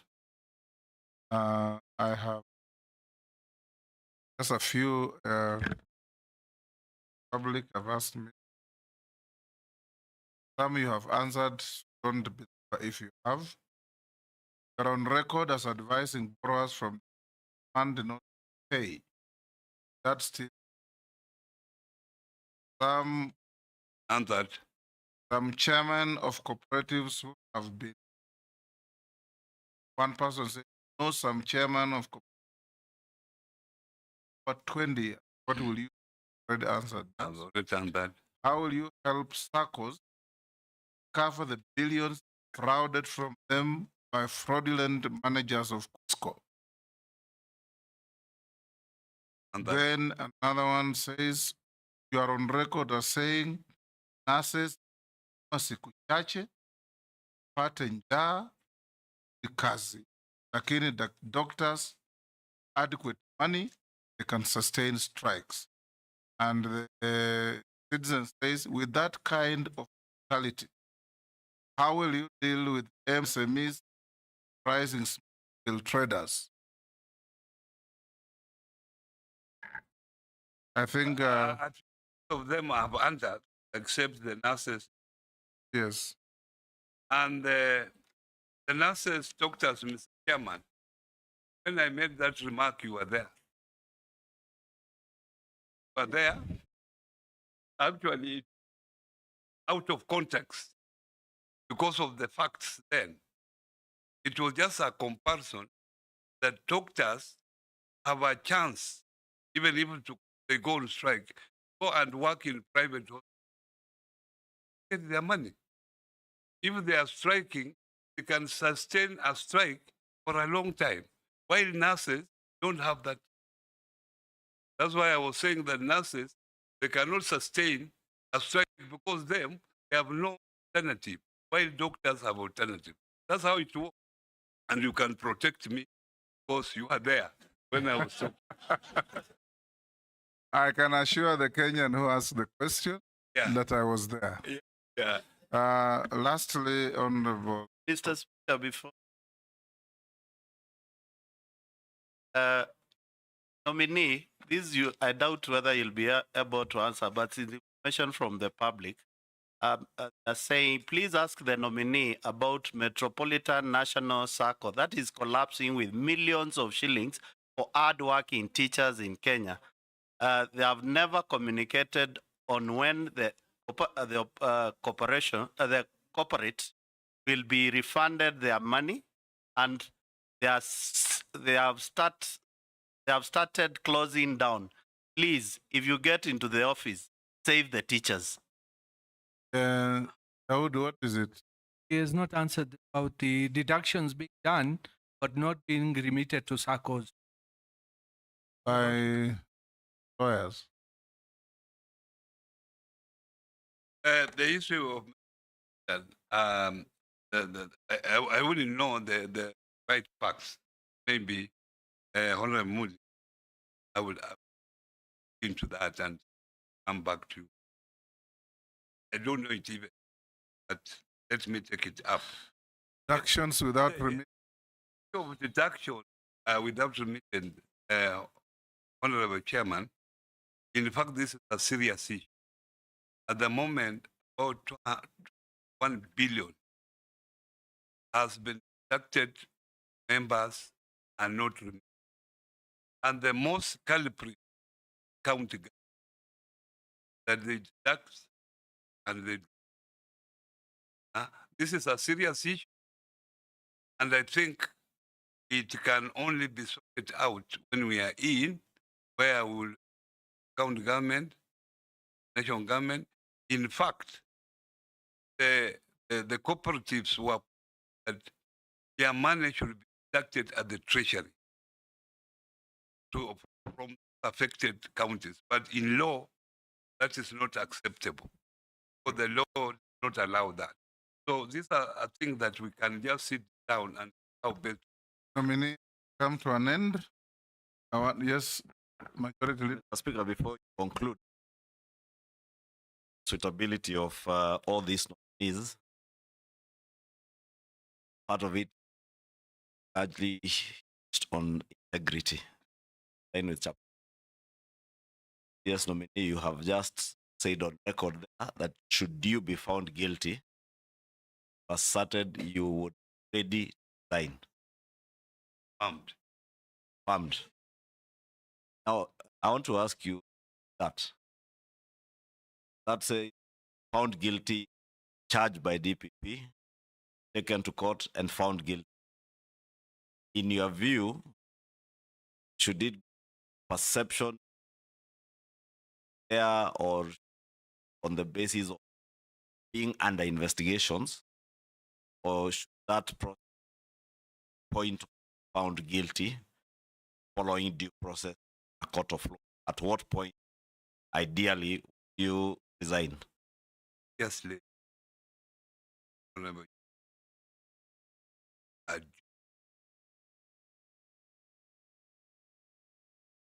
if there is another issue, file should be taken to PPP. That is the one. So even if SEC had recorded statements from you, from other people, but you are yet to be prosecuted, is your position then you are presumed innocent until proven guilty? Yes, that's how the law is. Unless you want to violate the Mr. Chunga, you know, I respect you very much. So I don't know if you want to. No, all due process. All questions are innocent. Can fire anything. I just wanted to be clear, because in other jurisdictions, like in the US and in any other Western democracies, even on the assumption or the impression that they are under investigations, there are people who choose to sign. So I just wanted that clarity, that you want us and the country of Kenya and yourself to due process as stipulated in our laws. Yeah. That's what I said. Yeah, you see the beauty of this. Chairman is a lawyer. The vice chair is a lawyer. So we're well covered in terms of law, in terms of knowing the law. See, Mr. Chair, whatever that's happening, whether it is AEC, they remain allegation until they are proven in a court of. Country has gone through that process a long time. One time we elected president and deputy who were charged even in ICC. So these things are just rumors in town here until they are proven in court. Nominee, as we finish, I don't have questions to you, but I want to encourage you. Order. I want to encourage you that in event you find fair and get this position, bedrock of our economy, ordinary people lies in. And you yourself have said, suffer from serious governance issues, suffer from serious management, frauds, name it. Every single and there's a story to tell about losses. It's a nightmare. Hope and believe that in case you take this office, you'll do something. Since in the have had ministers, and these piles and piles of have been good. Hope that you may find favor if you do things different. Lastly, I want also to confirm to the public, because of what has been going on, that this committee instructed clerk of National Assembly to write to the DPP and confirm whether there were proceedings of a criminal nature as had been publicized going on against you.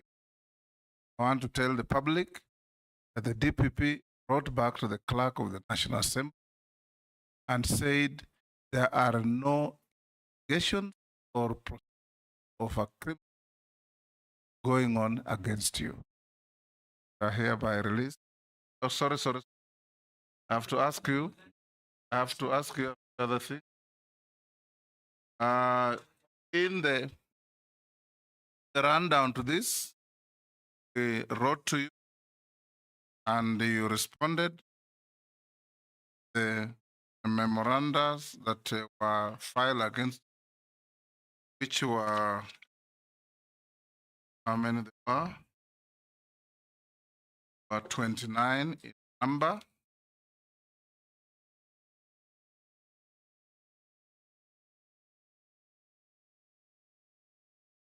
I'm being shown something answered about messing. Lastly, I'll ask you some mundane questions. Have you ever been adversely and integrity related or investigation?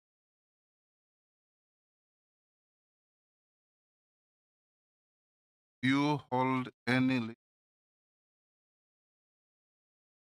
No, I held chairman and I resigned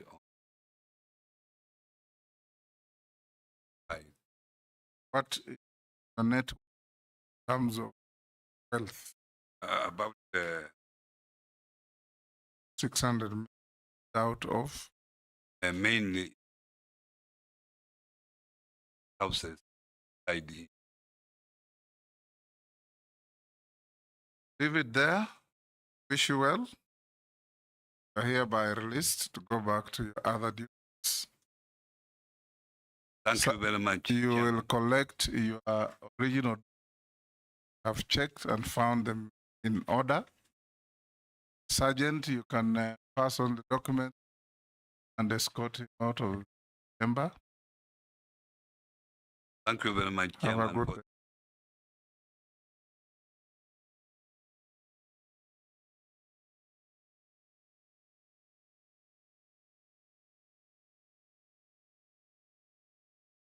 Honorable members,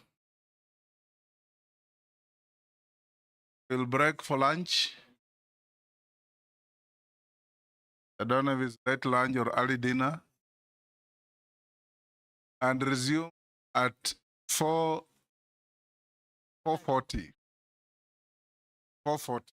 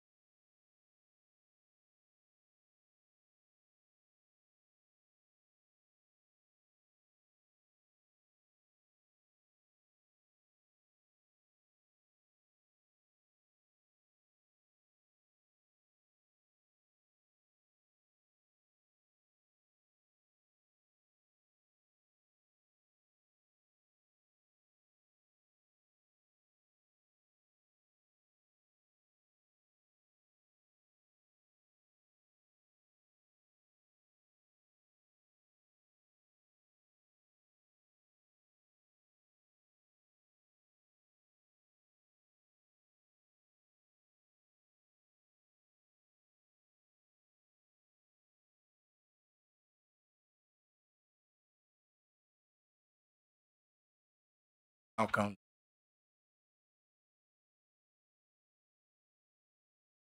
Speaker to Machakos,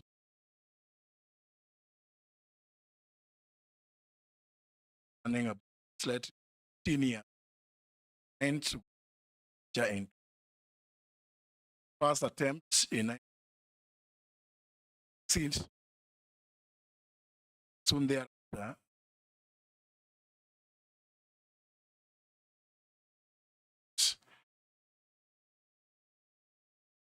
Spell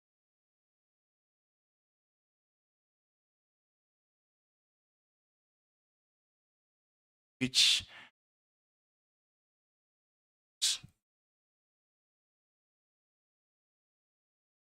2000 December, I successfully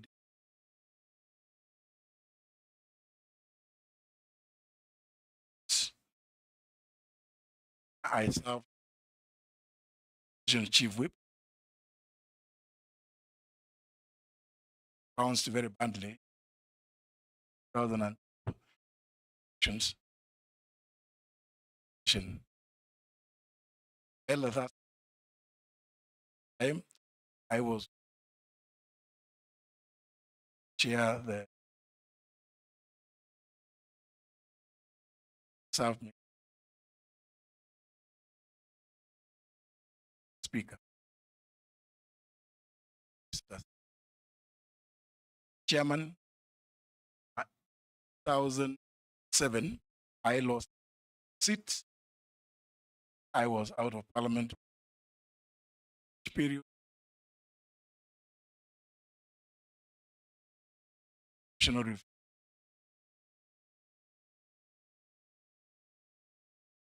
Finally, chair the Center for Chairman.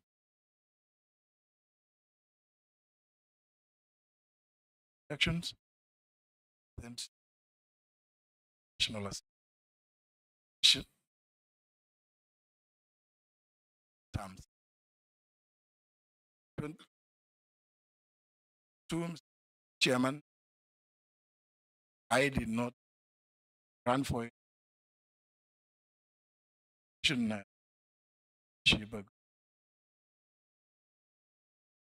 That answer shall be Democratic Alliance Party. C. Yeah, Democratic Party. President.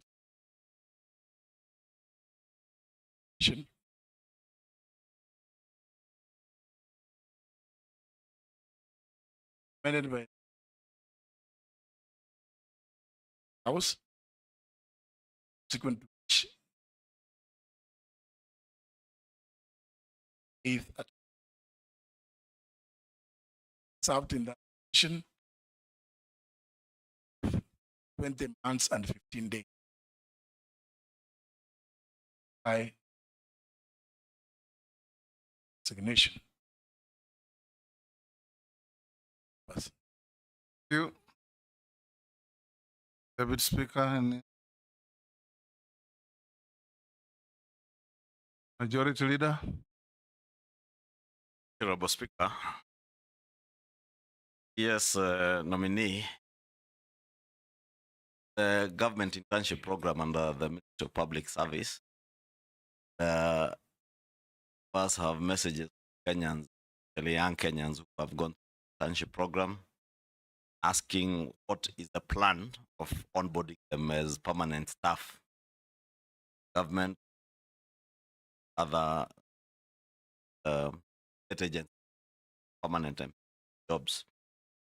Yeah, plans should be confirmed that docket whether that internship program not only helps the youth experience but also helps them get linked to actual permanent. No. Thank you, Mr. Chairman. Majority question. Want to confirm and to I have received well of to 300 such messages in turns. The young initiated of intentions. Unfortunately, some challenges. Young Kenyans stayed in industries. After 1 year, find themselves back on the streets. Very challenging.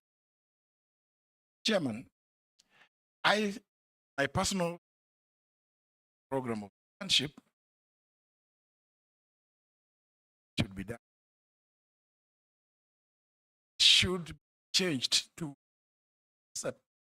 service internship program. Should actually be national internship program. Yeah, private sector become active players. I believe have been much better from been private sector skills and Kenyans have varied. Already made them trained back in the service. Sometimes as a graduate trained agriculture, for instance, ICT, and the man's of terms of the experience. Chairman, my view should be backed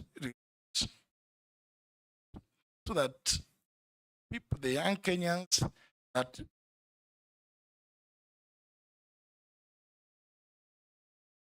private sector, either government or parliament, public service,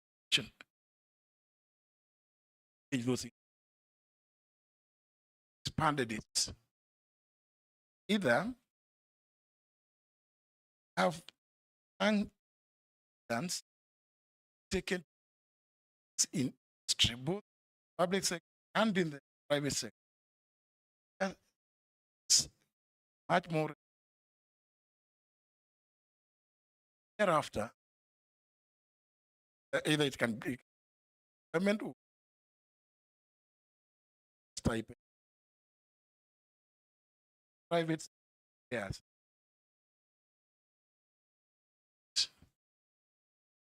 Be given some incentives. Perhaps if we find that we attract and use current numbers and take it. Before, Chairman, I think it's not right to assume that government and Kenyan school. On the other hand, government has a responsibility. We all have a responsibility, leadership, ensure that country so as to attract as many of young Kenyans markets. Therefore, Chairman, program tend to find favor as Mr. Steve, then the committee get confirmed into something that we sit with Public Service Commission.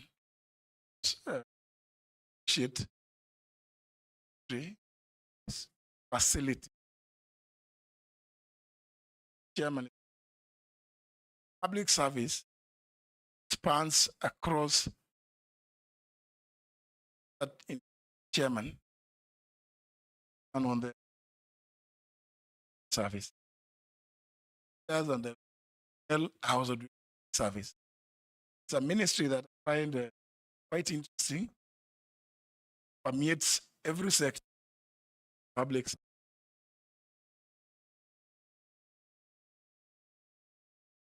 issue raised also been raised with me, saying to sit with the service commission and see how best to fight cohorts. Chairman have been a public service. It's our children. See how best to have them well-paying streets. Chairman. Thank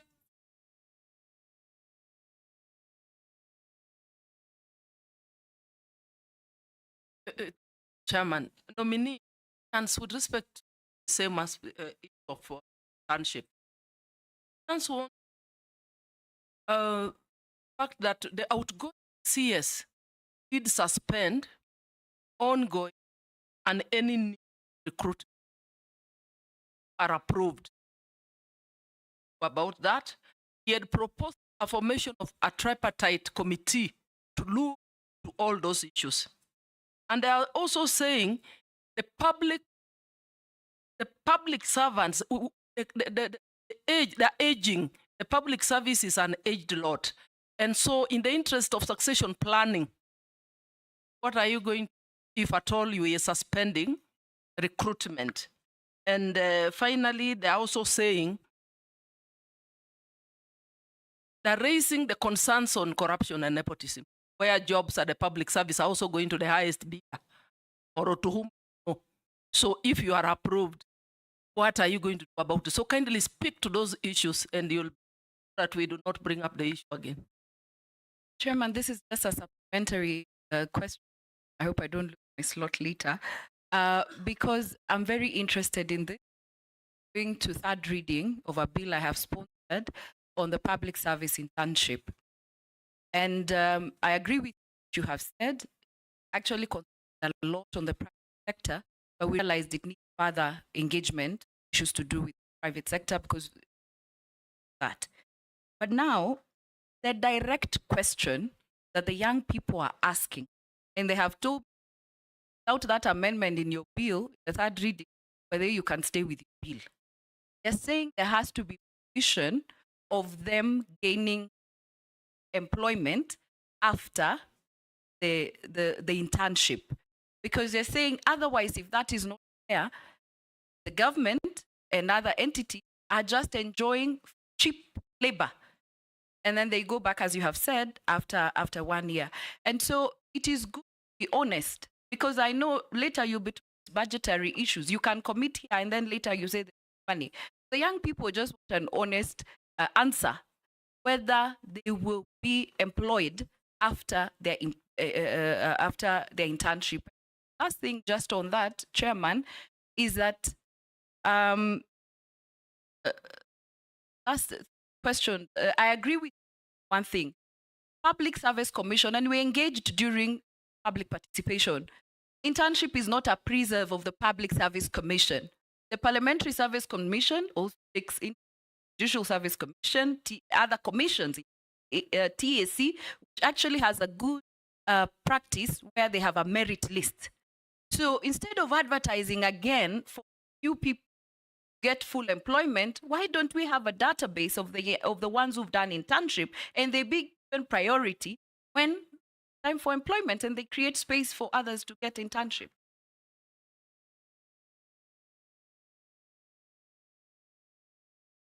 Thank you, Chairman. And you, Mr. Chairman, issues raised. So South, I say, that she says, issue of circular. First of all, say that I haven't come across any such circular. It's a pronouncement. That's not circular. The issue that I'm aware of is, which one of us is aware, is the issue of the austerity measures being currently, some temporary or sort of moratorium. It's not stop.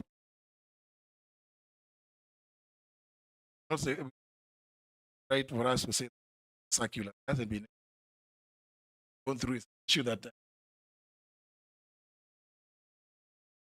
I met with the staff of the ministry. Chairman, issue of aging staff. And this speaks to the question of succession planning. I think, right, one point to say that something somewhere has gone department, human. It is true, Chairman, you find some very, very senior public service, and they are almost exiting service, are so low. I think it's a mistake that must be corrected. A matter of having us having to engage properly with Public Service Commission. Wow. Some certain things which I to discuss later, issue of training, job training, have taken some back seat. That is where aging staff remain without sufficiently trained take over their positions. I think to be addressed as possible. Very much through Chairman, issue of corruption in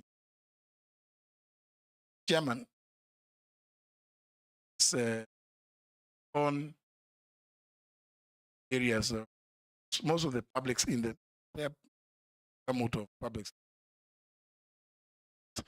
There's a lot of weakness. Positions are advertised wrongly, and then don't know what the processes happen after. Chairman.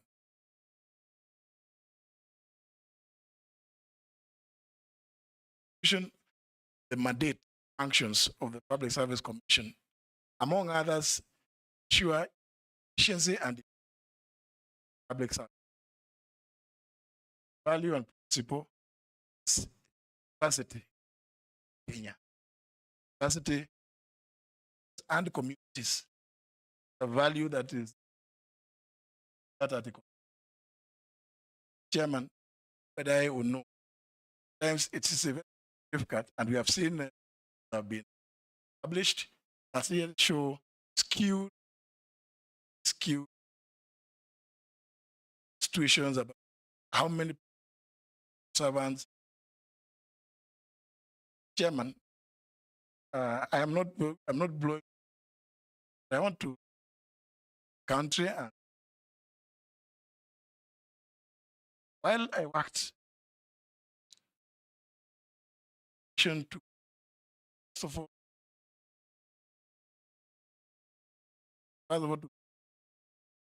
how many really are in service, and from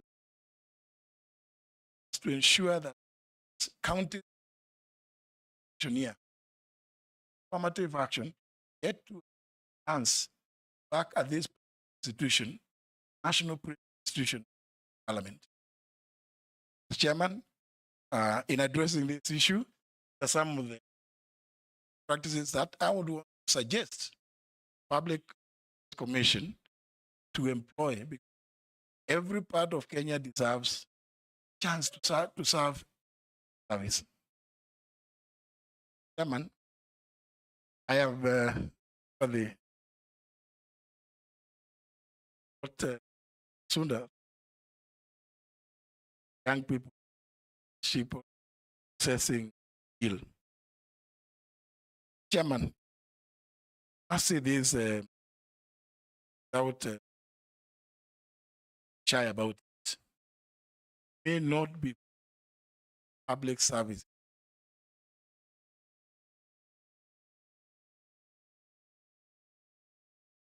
Kenyan through the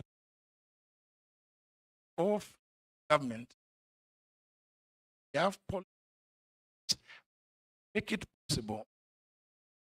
So, whom we train in various institutions of higher learning and others. It's not true. I think I don't want to be daunted nightmare. If I give a commitment, we will absorb. May not be able to, but we have to look at ways of ensuring that those have been taken process finally find some placement one way or other. Various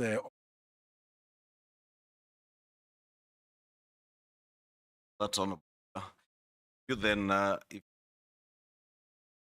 placement, but at least priority and opportunity rises, especially now that there are announcement of 60 of their actually are not in the priority. Yes, and I think we said the other day, and suggesting Kenya Defense Forces, National Police, other the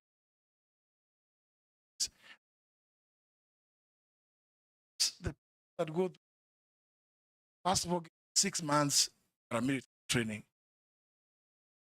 Perfect possible about 80%. And the government public expect to, I think, should give priority when it comes to program. Thank you, Mr. Speaker. Chairman, the nominee, that one or two issues is clearing the air. And one is one of the ones of clearing the air is served as Attorney General last years now. Months remain. The issues that came that people were not that they were legal advice, they assumed legal. Touch on that matter. Then the other issue, when you were working at advising the yeah, I'm saying civic. no, I'm saying there were statements out there saying that your advice was being taken. Statement out there in the public domain that your advice was being taken. The advice could be taken by the government people in whichever capacity they're serving. Then secondly, the issue of when you are running the office of Attorney General, the issues found in that one in Parliament, Public Service Commission, in terms of that office. Now you are going to be working with them in terms of policy charge. How will you?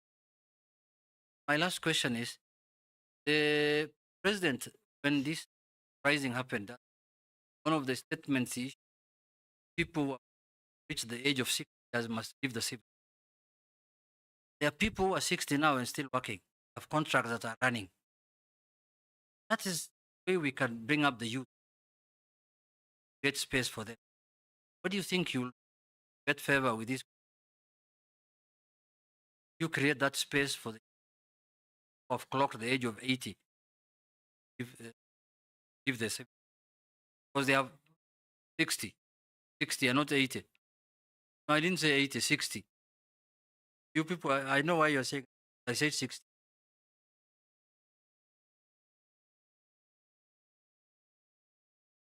Us sing. Thank you, Speaker. Me, Speaker Emeritus. One is get favor. Now that the word is popular, get favor and approved by Parliament. Is what practical thing will you do? Something like that in terms of community balances, in terms of public service, because that item, although the Constitution describes honorable emeritus, but it's being abused. And therefore, it's cute. Employment of government public service very cute. What will you an audit like that? And how will we know that actually you did that? Number two is have an overlook or a compound look at the counties public service, counties public service. I think, Honorable Chair, there are people who are, I will say, they are suffering psychologically, are almost the entire employees of counties. The counties in the country, 7. Why? Because when a governor leaves, another governor comes, there's a lot of sacking. Everybody, what's going on? And therefore, that imbalances or lack of security or lack of known or policy makes actually compromise public service and services at the counties. Get favor and approved. I know you have the demeanor, you have you are a leader of this country. Make sure that you have an overlook of counties. Counties are. I thank you, Chair. Thank you, Chairman. Disciplinary cases haven't. Now they take long. The appeals. Action has been. When an appeal comes to public service commission, then it takes unnecessary to. And my second question is about your action. I had signed. Are we expecting an action after?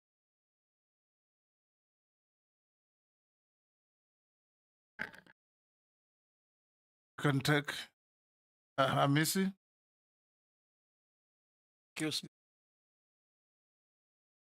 Thank you, Speaker. I just have one question. Speaker, this National Youth Service that falls under your docket is very dear to me because of the aspect, nation bulge, that most countries are grappling with. Kenya not. And if you look at the history, National Youth Council started in National Youth Service at the independent. In fact, the late director, Stare, was at the center, the foundation of the nation, where Stare is school. And the discipline we get at Stare is the same that was replicated in those services. And the paramilitary training just came in later. But you know, the essence to make youth participate, the national, they get skills, very small event, and they build national. But you, we watch a national become a privilege for the that you letters are flying around. Leaders, taking letters across the constituency, the most privileged are getting more letters than the others. But it's a program to our youth into a training. In fact, it was borrowed to an issue that has faced many countries, the US, when they had this issue of youth population bulge, scope, where young people were being sent across the world into be, incorporated in different ways, culture, heritage, and they learn a lot. They come back and they build a nation. This is the problem we have with the youth. We don't know how to do chunk of young people for the benefit of the country. How are you going to structure NYS? It does a privilege rather than an expanded program across. And don't talk about budget, because all the problem has always been have enough money. That place has become a cash cow. And they get rich. What is this? You are going to differently, that institution, once and for all. Had these talks about NYS for quite some. What is this?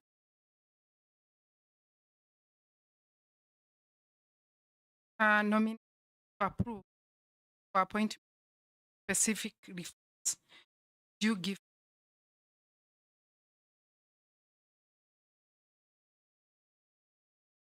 Thank you, Honorable Chairman. Honorable Chairman, I have one question to and I'm looking at the constitutional mandates representation. And I just see that women remain underrepresented in public service. To most of the sectors in our government, they're being led by men. what specific advocate to ensure compliance, these mandates, and increase women representation. I think as a country, we have some laws. The problem is implementation rather enforcement. I thank you. Deal with those. Thank you, Mr. Chairman. Members. Let me begin with the issues. Chairman. One, I think sometimes India have to let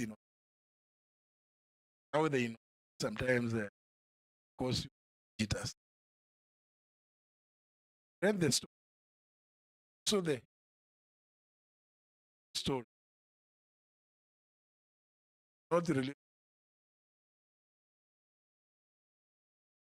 saying this. I think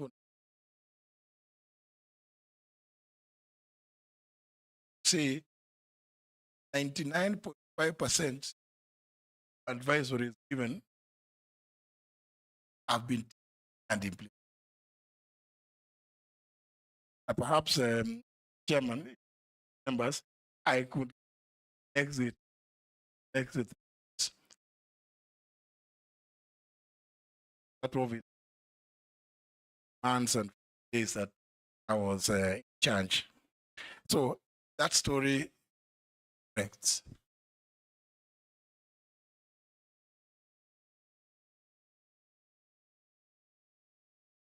Issues, national law. In fact, advisory opinions, county governments. I cannot remember intent. Perhaps there have been many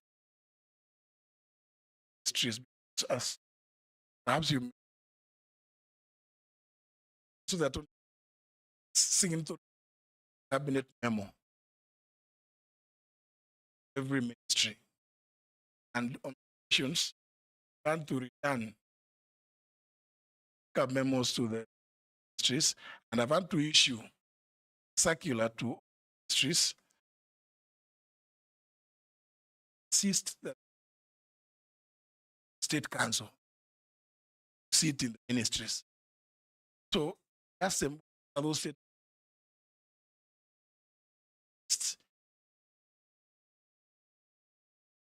and somebody could say ministries, cabinet secretaries say argue mortuary where they die. But they die, they used to die there. Let's return the half dead and the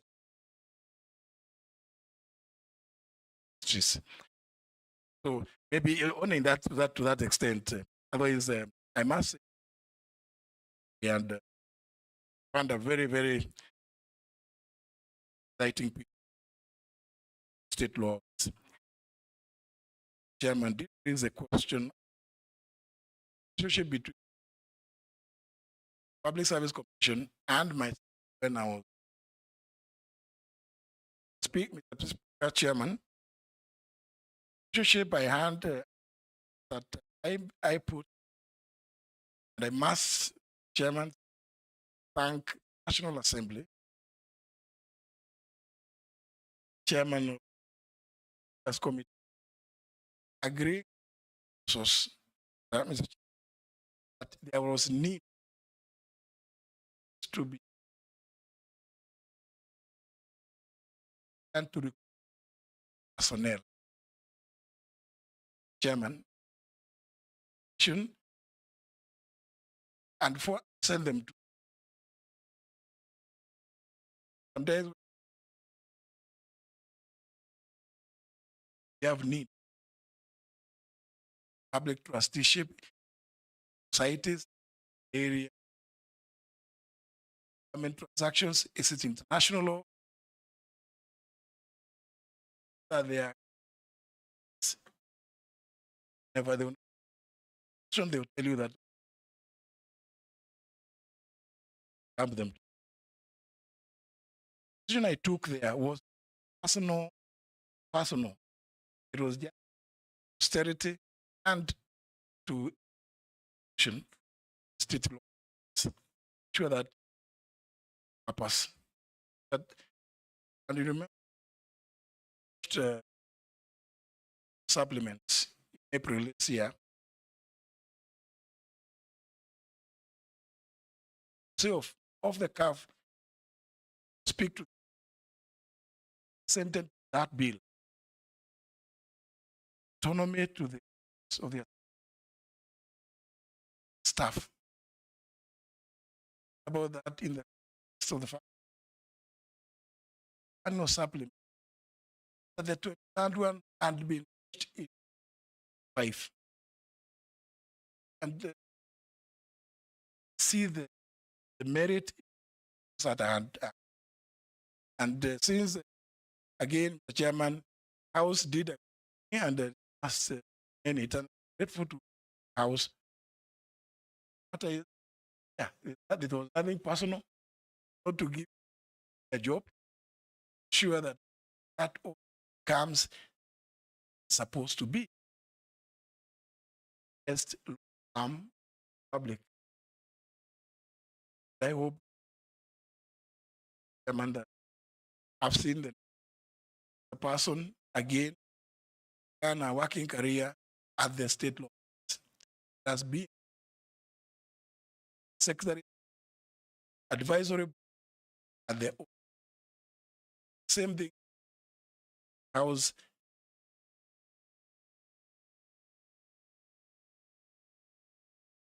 my relationship with public service should not be strained on account of what I did. In fact, I find favor in House, and I'm confirmed in the position. I would want to continue assisting the state develop. Okay, that's from the Ministry of Public Service.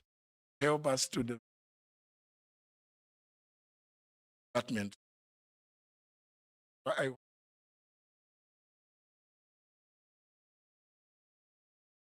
gift my position to that capacity should working with any event they are called back together. Make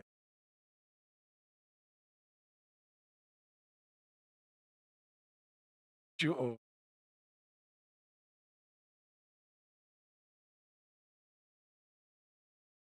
yes. I have done some assessment at the position, and I'm currently stream public service that they are 10 or 1 active at 60.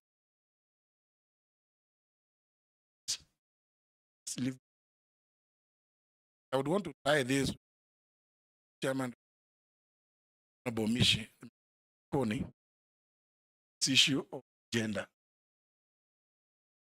Chairman, I did allude to this provided for Article 32. Other things in that article, question issue play women and people with disabilities in the issue of other for capacity in a country. I think it come to a chairman who has now by the book implement in our can't have a vision. Yes, Bill.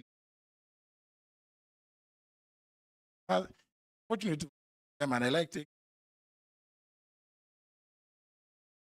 hold the account that I cannot just have to end the constitution. Parliament are doing So should also be held accountable. Chairman, I bring national narrative count as Honorable Chairman, response to that issue raised by Chimboko. Say, I live by it's in the Constitution. Question again, Chairman, lies alongside with Atley or South to have an issue of diversity again. I think I like his proposal, Chairman. Very regular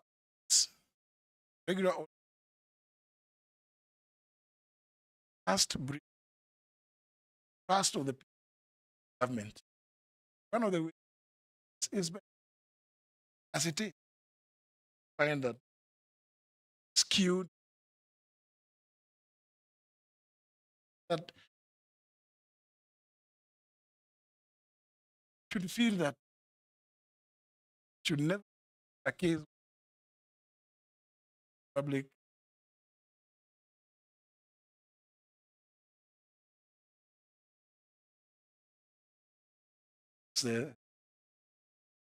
I agree.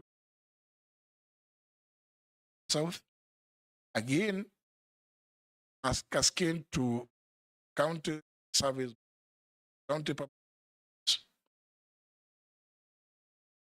county again the other dynamics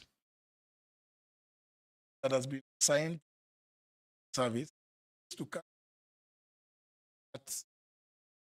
advise county governments with respect to matters of public service. And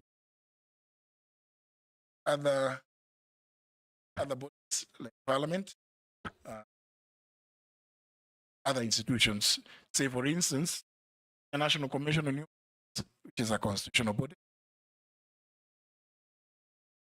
Gender on Justice. So, of course, the Public Service Commission is institution assist county service board come up with public standards should be the level. That would be my response to that. Mr. Chairman, through you, the question by Honorable Vicari at the town about disciplinary cases taking. It's a matter, Chairman. I can speak this one for quite a good length because I've had occasion to Public Service Commission. It's the procedure that is used that is wrong, Chairman. Majesty, I go to starts at the minute. You know, 5 of that C. I want to functions, other bodies, some of its members, and some any public officer or this. One of the just that they have as they write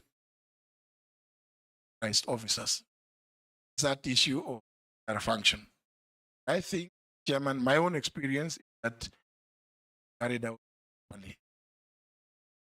Speaks volumes. Explain a case wrong and possibly have at the subject of the proceeding are put of salary down to other service functions that they engage to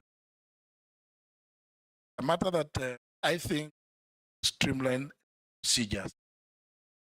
Matters can be, and at this point, when we are all talking about leveraging, I think should be solved. The question of resignation,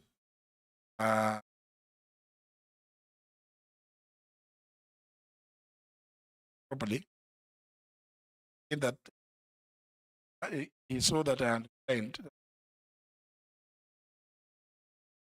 It's true, I resigned for reasons, as you would expect. National exam,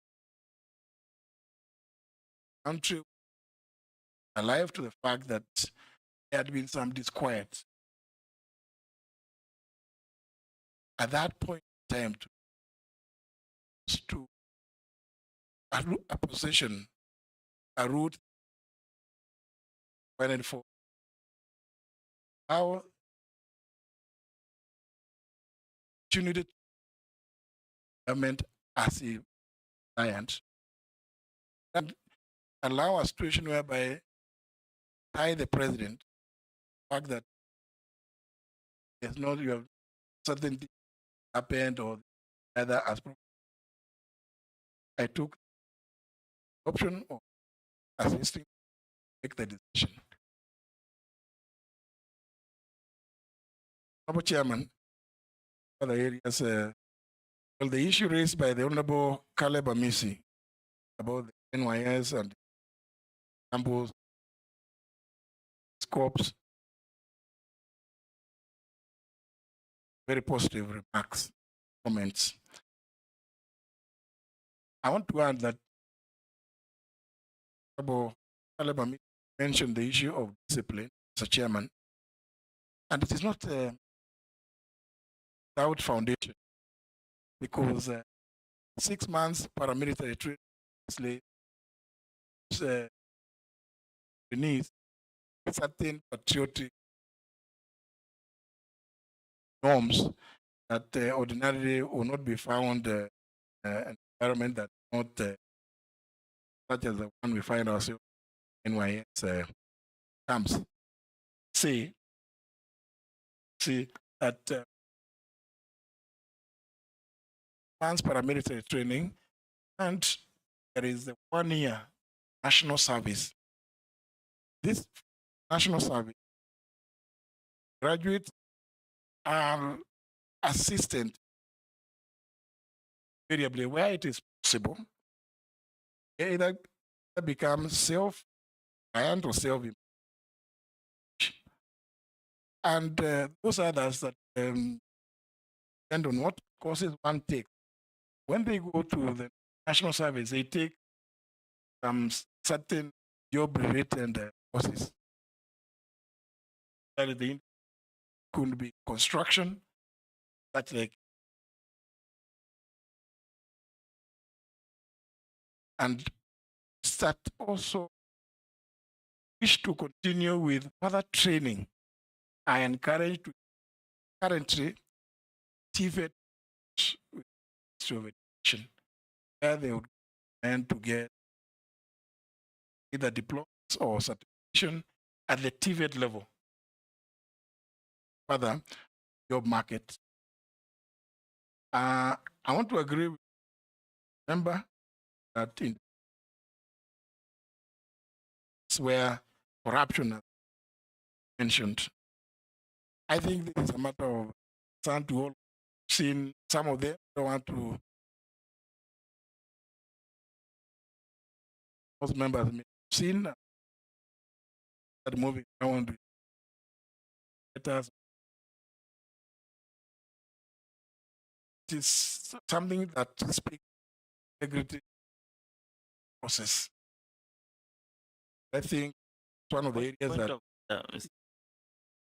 that. Just to clarify to the nominee, because I don't think you got my question clearly. I don't need the nitty-gritties of the operations of NYS. It's common knowledge, we know it. My question was that this program that has undergone a lot of mutation. That's why there is now the paramilitary being introduced. But initially, at some stage, it used to actually be a compulsory. Those who are even advancing to universities, higher learning, it was a compulsory, meaning the initial perception of this all use was a compulsory before you advance to the other program. So how can we expand it so that it stops being a privilege for the few? That letters are now being voted, it becomes gold for you to get NYS letter. How can you expand that program? Or that's the question. That's a governance. That's a governance issue. Speaker, speak lack of order, lack of discipline. It shouldn't happen that way. But it has, and it has happened. But of course, the corruption that you mentioned about, other than this, can be a just have to be need to play a part. I say that I watched house with some of these.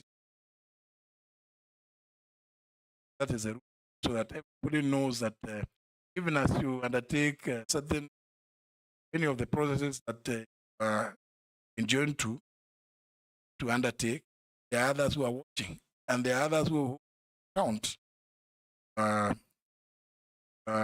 actions. With regard to the other corruption I mentioned, I want to say that when that problem on 20 I initiated so 2018 came up with National Service Act, among other a council oversight. I think as Parliament, various committees, you are at liberty to call to summon the council. They play an oversight. National Assembly, state organs and state organs. So I think is play together in the whenever there is an issue that is being raised in the field, I want us to summoned by the relevant house. Everybody be held to account. Member for Mary chaired it. Issue of priority and take. And what comes to mind immediately is institutionalization performance management program that as we performance management accountable what they have undertaken or contracted to deliver within specified. Also, I would prioritize a reward mechanism scheme, not necessarily monetary. I've seen this, Madam Chair, judiciary almost find has been large in terms of how many cases there are. Huge backlog that were judiciary. How is it that we cannot do the same in the rest of the public service? To reward and recognize performance. But we're talking about the succession planning as some basis. See people that themselves, tie themselves so diligent. It's only that kind of that improves young people. The other one that has been Just to speak Point of into order. the issue of mass management, I'm a big supporter of performance management. And during the Kibaki time, I used to work in a university, and during that time, universities were signed into management, and you could actually see the university group, how many papers it has published, how many papers each professor has published, A in A, how it has been in. You could actually see the growth because of performance management as you take up this position, if approved by this committee, and this part of public service. Would be very happy if we created performance management, performance contract, or any other form of performance management tool to actually be able to evaluate workers, their output, how much government is putting in, and what is the output, that we can see real growth, and this contributes significantly. Answering? yes, that area of performance management, and I'm happy. That's actually, yeah.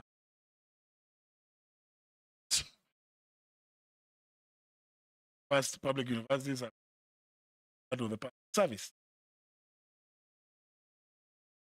And some times we kind of complain students at the examinations, and they have sorts. Wonder in that university, lecturer who was saying those, it's a head of department, the vice chancellor, surely. And kind of complaints by institutionalized. And I agree. Something that had service to it. They are not actualizing. So this is also service delivery. Students are part of the country. And 6 months down the road, surely students must have gone as heads of departments. I mean, surely something somewhere there is a breakdown. Implement this contract, and the delivery is not correct. Another area again, respond is how government all manner of things. You see some of the happen to take by night, you find this vacation through some just need to institutionalize and make it back priority, Chairman, that I would think into implement alongside the merit reward system on a monthly basis as industry services.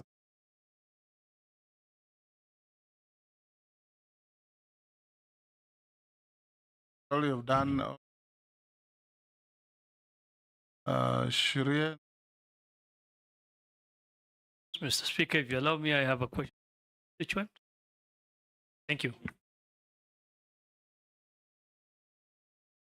Shimua Justin B. Turi, the question goes, despite the clear guidelines outlined in the scheme of service, there has been a noticeable trend of officers remaining in the same job group for extended periods. This stagnation not only demotivates employees, but also hampers overall efficiency and progression within the public service. How do you plan to address and rectify this issue to ensure compliance with the scheme of service and promote a more dynamic and motivated workforce? Thank you. Chairman, I have one. I did one. I have one which is missing. It is on abolition of permanent and pension terms in the public service. Support. What are the advantages?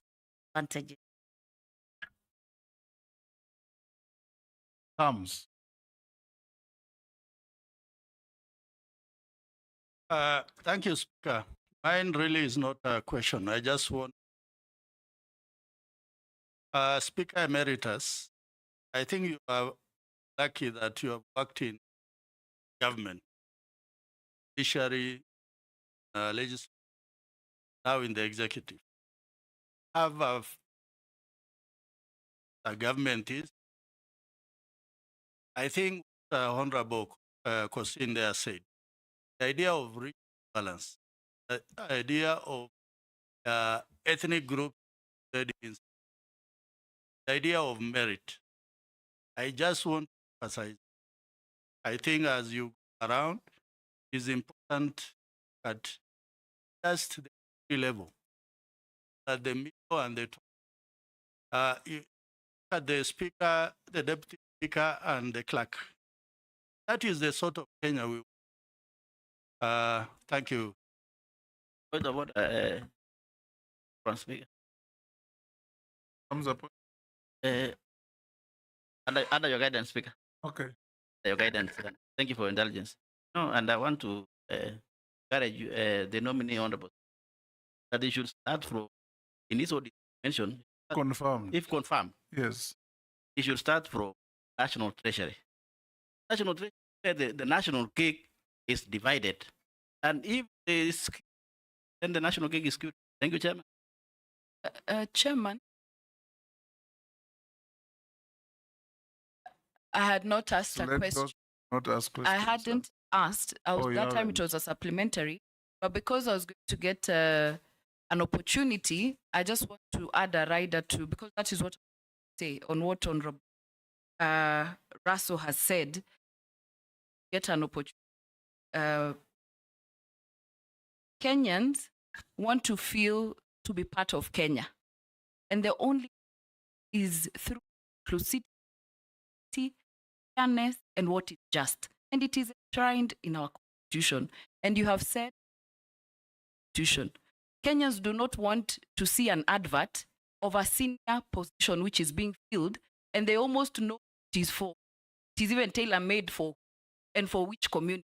If a certain person exits public service and he or she is from a certain community, it is almost certain they have to be replaced by someone from the same. Let us have fairness and encourage merit. That is all I wanted to say. Comment. Just a comment and to the nominee, Mr. Speaker. Do you think we, as a government, we have a mechanism to monitor the efficiency apart from the performance contracting? Monitor efficiency and increase transparency in government departments using electronic.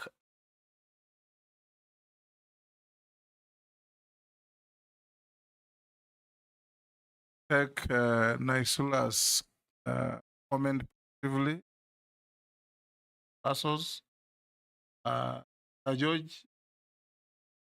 He just asked the of public. And it. Kenyan youth under the PSC internship program under cohort 6 kindly regards to budgeting, ask the nominee. Citing an example, State Department of TVETs that they are hiring 1,300 trainers under PNP terms, yet they have not indicated not even the currently active interns nor the TVETs countrywide, Pasa to Turkana, who are only 120 vetted, trained, qualified, which begs the question, vacancies and job long, even the already qualified interns currently working in those vets not qualified to be considered, etc. That's a kind of sentiments we are getting from this, because what are they saying, the nasty things they're saying about occupying us. Thank you, Mr. Speaker. Honorable Justin Mut- in February, I passed my bill, which is waiting. It has already been debated. It is the Public Service Values Principle 2022. It's passed through the National Assembly, passed through the Senate with some amendments, and we are going to look at, the committee will look at it. But it's mentioning what Honorable Naisula has talked about, fairness in county, which county do you come from, and resident that. And when I did that, many universities, not just county assemblies, Honorable Posing, many universities, 70% of the staff are from the communities where it is based. But that is just for information for you. County assemblies and county government workers, we've got, for the national government, public service has got 17 job groups. But for the county governments, there are 21 job. So there is, it's not at par. So do you consider to abolish, I don't know if it is possible, to abolish the county public service board and have it, or upgrade them to what is at the national level? Because the salary increases are not there. Under what law? That's why I said if it is You in the law. can actually do it by amending County Act. You, okay, not him. That one I will get. Yes. The other thing, would you check if because they don't have a service scheme for the county government worker? Is it, or that one even has to be done through Parliament? I don't know. Chairman, if I was to respond to the last one, Honorable, in function, that area counties function Public Service Commission and the functions supposed to come up with standards of standard. And you know, if we put law, national legislation on residents down at the counties, so it's quite. I'm happy that you actually processed your bill. The chairman, I was going to agree with the honorable that manager. Times I across and my county environment. Based on my knowledge, mentioned environment, I was a bit surprised because very well suited in that. Later it was explained to me that engaged by the governor, advice on the political environment. So they are managing. It's one of those things I think working collaboration with the Public Service Commission, I think because we serve the same people, they have a duty so to advise the counties sense sources that every year are not just for expenditure. I like the current trend that Parliament and national government have taken.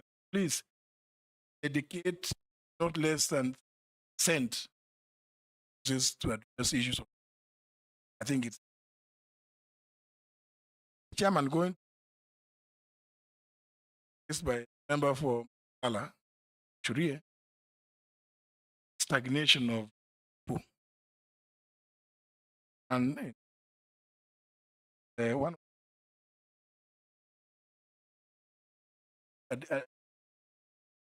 one can say that somebody has slept. Why are you stagnating somebody? I'm saying there's need for us to introduce some monthly system. We do that, something like that.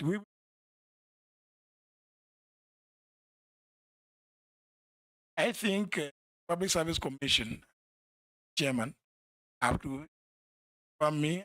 I was approved. I would have to work with the public service. I have no problem. I believe what we propose ideas help the service in Kenya. It is not a Muturi Abushongwa's idea. It's a bit of that. Yes, must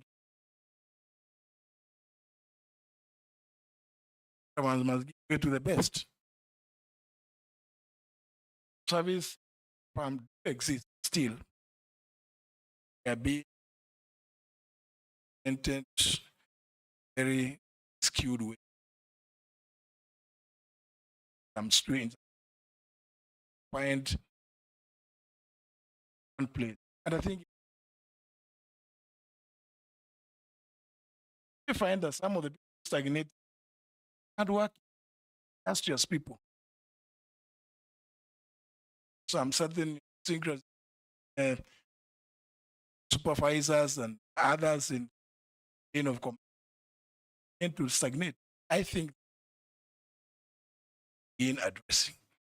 If I find favor with you, Chairman of the House, I promise to take Chairman through the issue of permanent actionable terms or engagement. The Chairman, service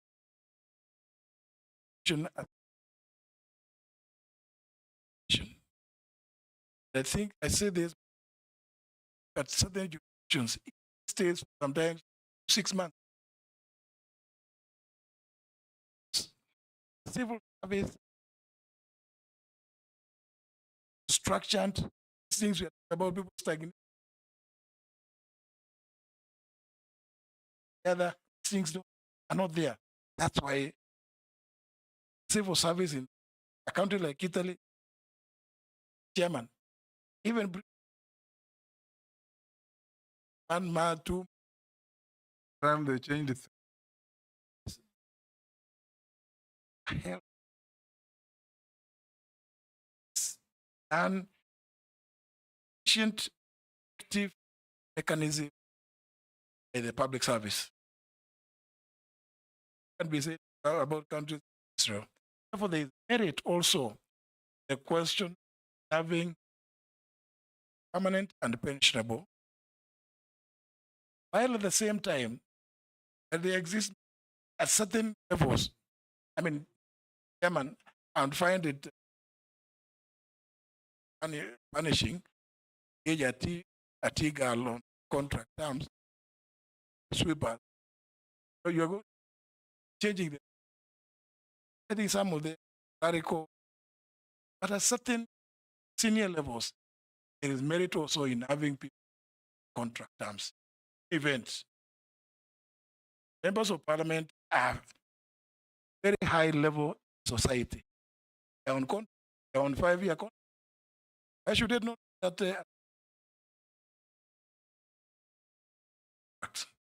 for me, I think you can do you can have a fused system where that at a certain level, P&P has its own.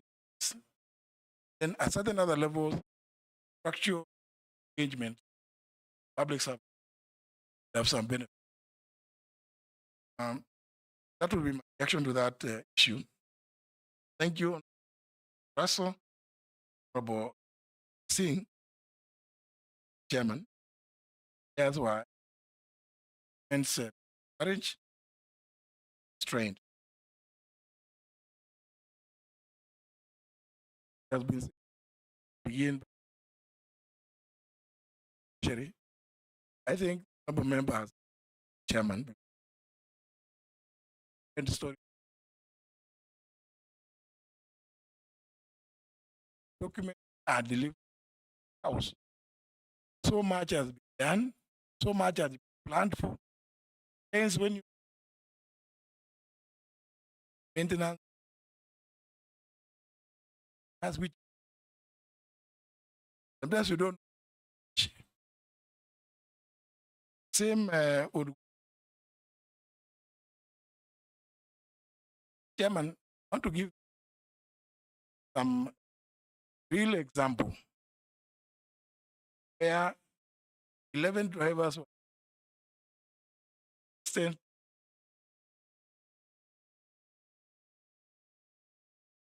an idea how to drive, and they were on salary.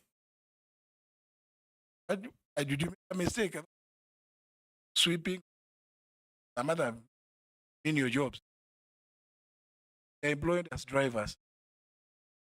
I mean, I have some examples which make me feel passionate about actually. I was 2 minutes hearing things that need to be addressed. And the honorable member for issue of monitoring implementation of yes, even performance management is one area.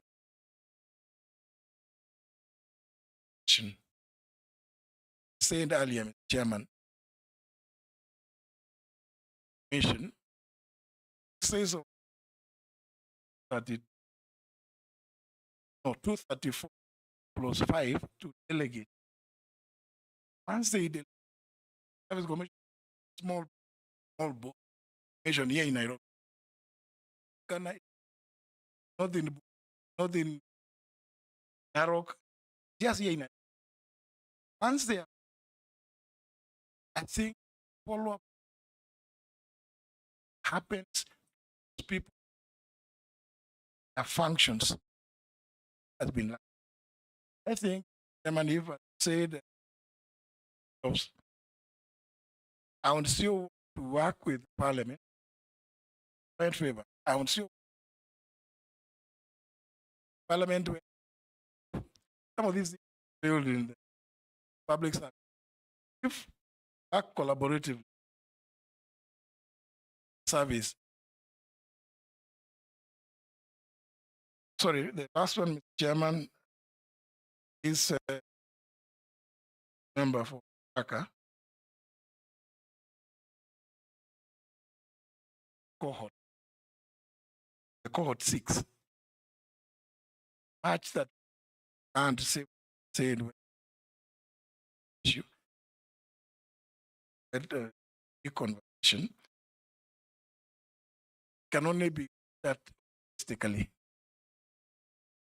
What I would want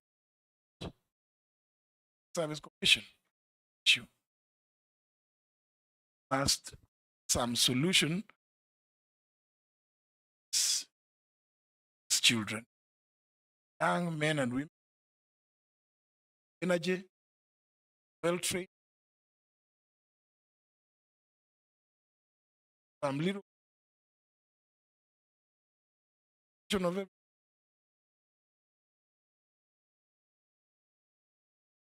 And Mr. Chairman, you and I and several other members actually agree. Program needs to be about fresh. Chairman, young lawyers, law school. They are not just go to Cherry, come to the phone. Arms of senior lawyers and even private sector, they do shapes there. And drafted it, coined it, public service. And that's the why it is given this problem. We must continue thinking about how best this challenge. Interns. Never forget, Chairman, that proposal this year was 50,000. That route, without, first of all, hearing this anger, many more cases. No wonder I'm saying that and with coming as Kanayo. This time they will anguka na wewe. If you approve. Yeah, man, I just think through this collaboration and involve more stakeholders.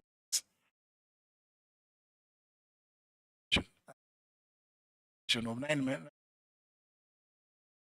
staff they have, they're not out Nairobi. I think have the and the capacity around the country to see whether it could running in. Chairman. Everybody had a go. I have not. My You question. did. Entry. The question nonetheless. Secretary on intervention. One, it's a comment. Actually, it's not a question. Public. No, the Kenyan who is saying that the period between advertising, interview, and onboarding by public service commission is too long. That if you are successful, another one is saying, is the pressure on unemployment. There are 30,000 Kenyans expected there, public servants. Replace them once they retire. And the last one says, what plans do you have? Thousands of support staff in Kenya secondary school are earning as low as 5,000. Is it possible to absorb the public service school? And as I conclude, probably my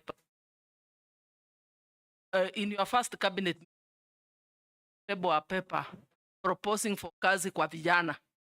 You can look for money from some development partner or whoever, and this is the pressure on unemployment. Thank you. Thank you, Mr. Chairman. No, she thought about, and I member for issue about those schools. That shows that if directed and that Kenya actually appreciates public service. Just if I find favor again, Chairman, just know that they will find me post. Are your agents? They are my agents. They are also employing Kenyans in the public. And of course, Chairman, as I write down on this, to any government stations, very well service charters. They're just there in on the wall. That's it. When somebody, even in hospitals, public hospitals, service charters, vision, it's just like when you drive past your house.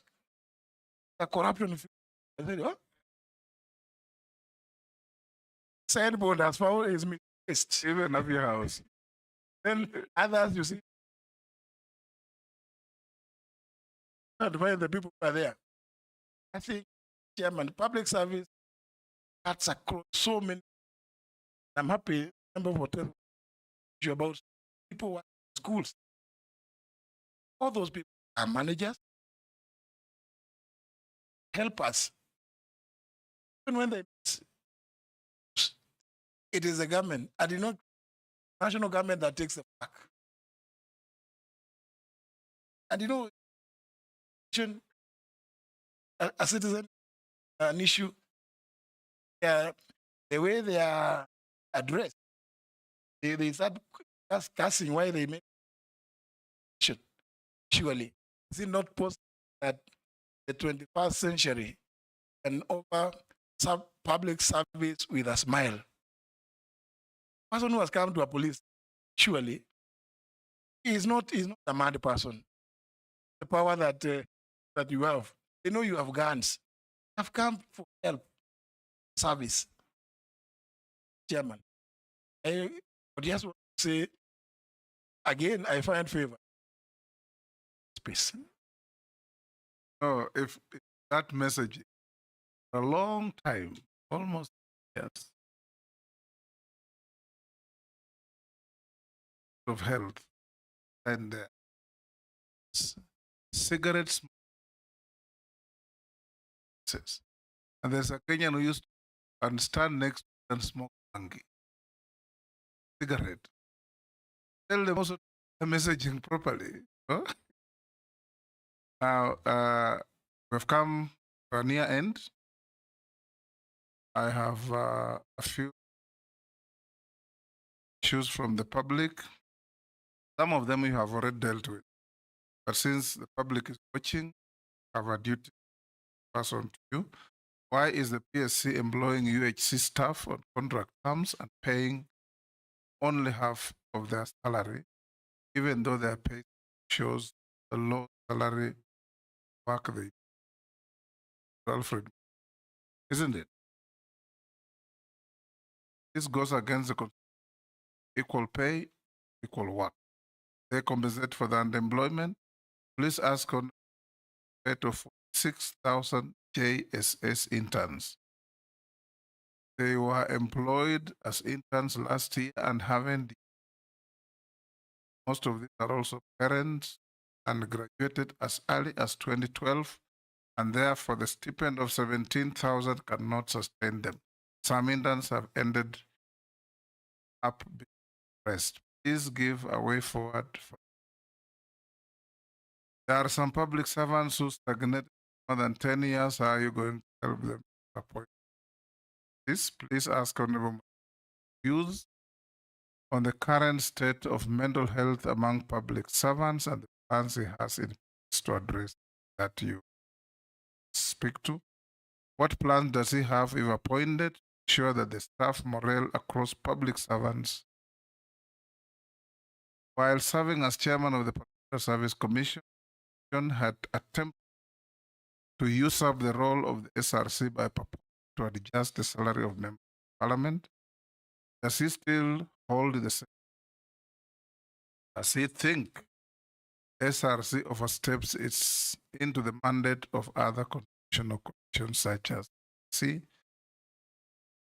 Let him explain the nexus between his role as CS for service and SRC, and the many others about retirement age, stagnation. They're almost 20, 30, but you have already touched on. Thank you, Chairman. UHC. Basel health coverage. Staff being C. Chairman, as I've already demonstrated, of the C is their function to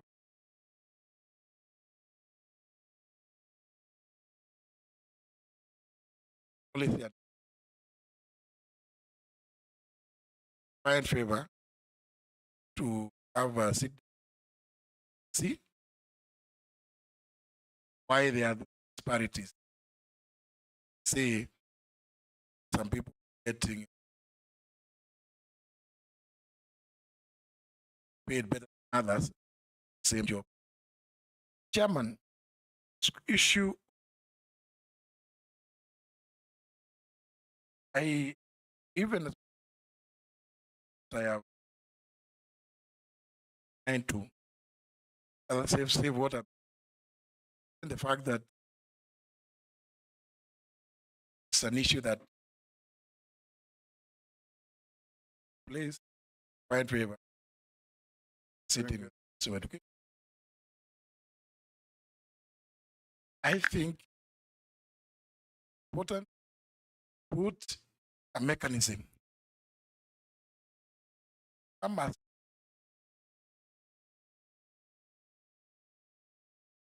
have a transparent mechanism of showing when you are actually trained somebody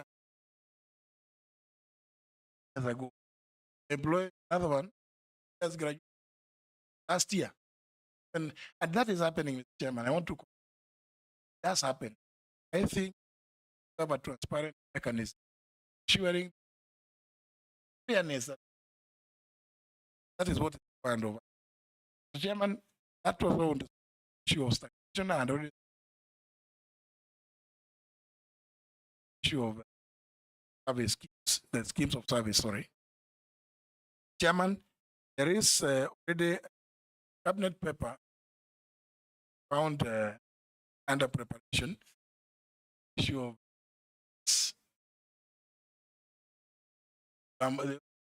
wellness servants. And if again I find paper, I intend to appreciate. Chairman, I must say that see attempt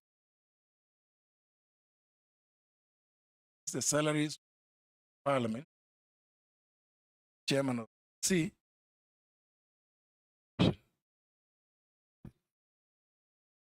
Chairman, in many cases, several issues. As issue of mileage, yeah, increase. As raise issue of sitting allowance. Some people salary are so clear that the mandate regularly and set salaries of state of a function 230 reserved to salaries and remuneration commission. Possible that I'm sure that is information. Same would apply the issue about the CS for Public Service Commission visa. See, yeah, the SRC is with regard to advising salary of state officers. Again, there can be no CS service SRC. Thank you. Very last, servants with fake document certificates. If you find favor, what are you planning to eradicate? Fraud in public.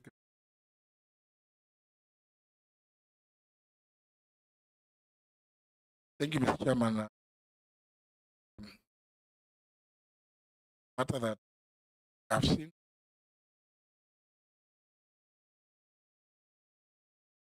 number of public servants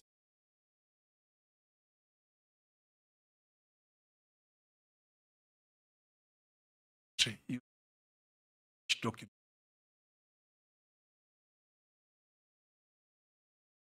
Chairman,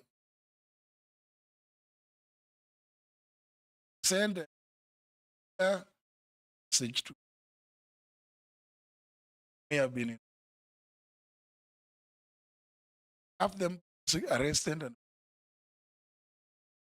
and send a message that crime does not. So if public service using fraudulent should be and that found should they say. Thank you. I'll ask you last question. Adversely mentioned in any integrity report or investigations. Do you hold any leadership position in any political party Chairman.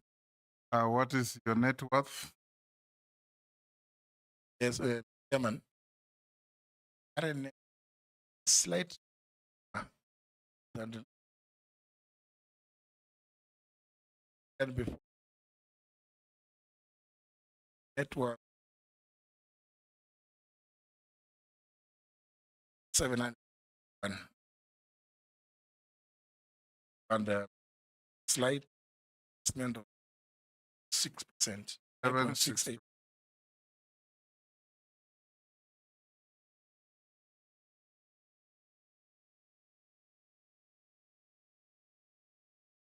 Seven six 801.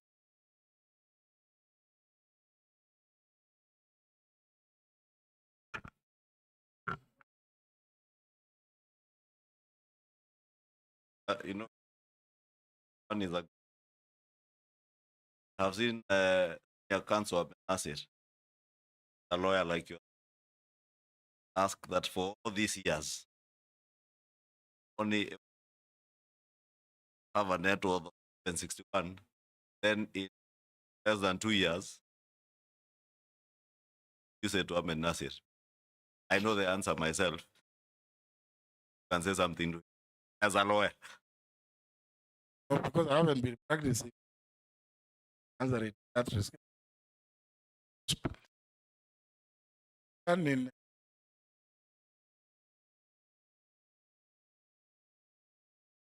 How much you were earning? 1,000. That was our take home. You were appointed on.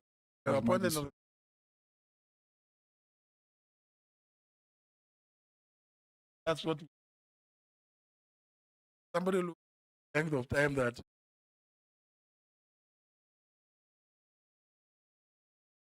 slightly over earning those salary. Well, chairman is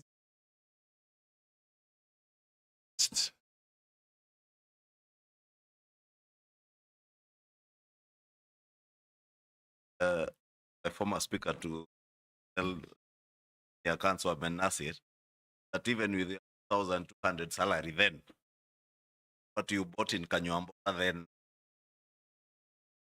1,000, they worth 60 million shillings. Value for money and values. just adjustment. Most of it is of small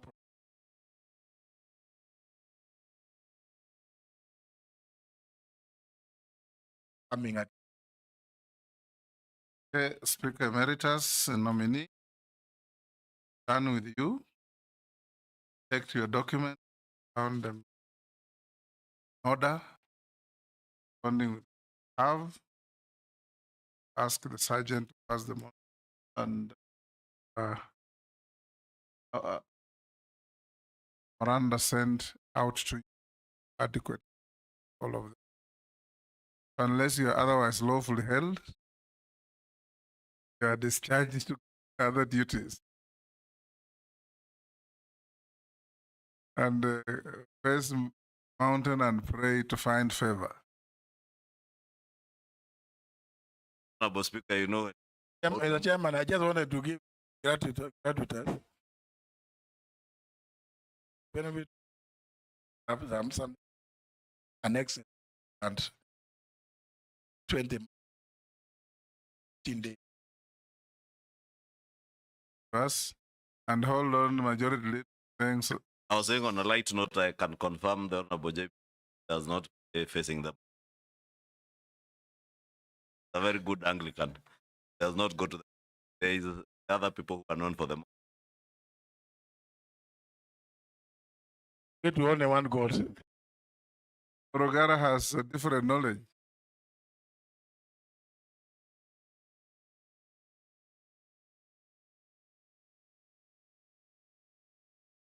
Your private life is not in audit, may leave. Thank you very much, Mr. Chairman and honorable members. Yes. I have enjoyed the, as you said, Mr. Chairman, I will still be come back, account for.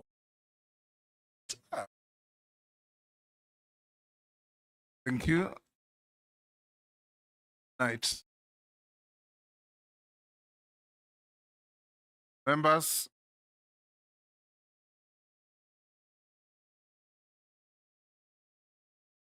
the clerk needs 10 minutes. Bench files.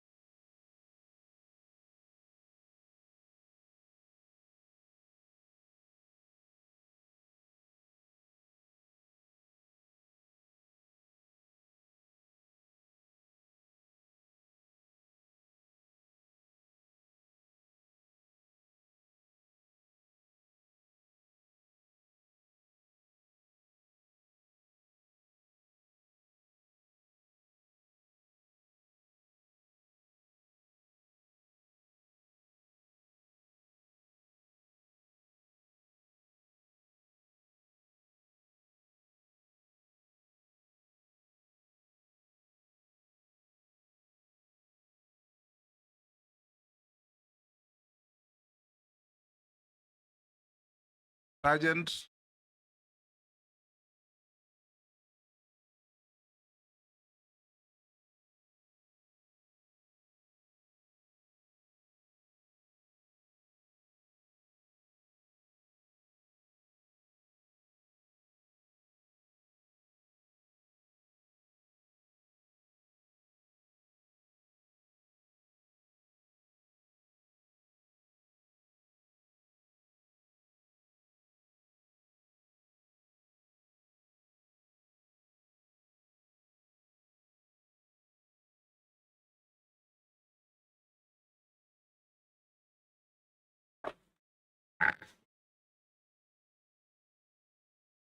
Good evening.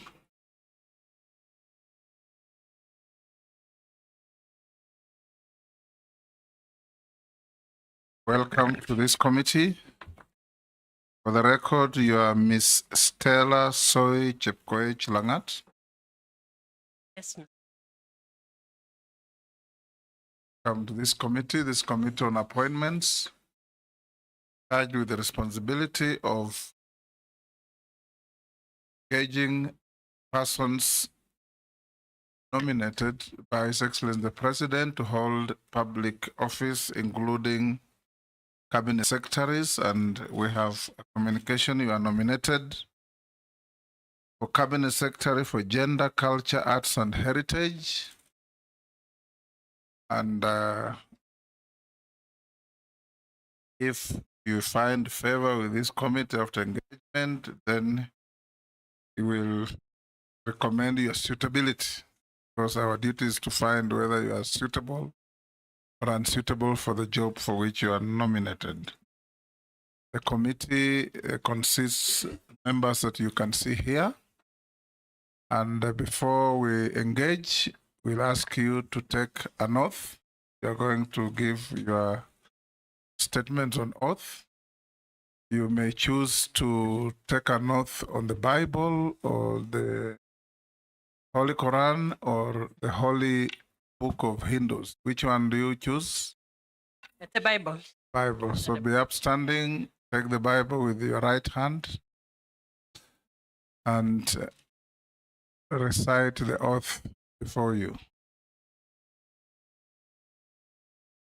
Can you move closer to the mic so that you can be heard on record? Where the evidence I shall give for this committee matter under this declaration shall be the truth, all truth, nothing but the truth. So help me God. You may take your seat and sign to the oath.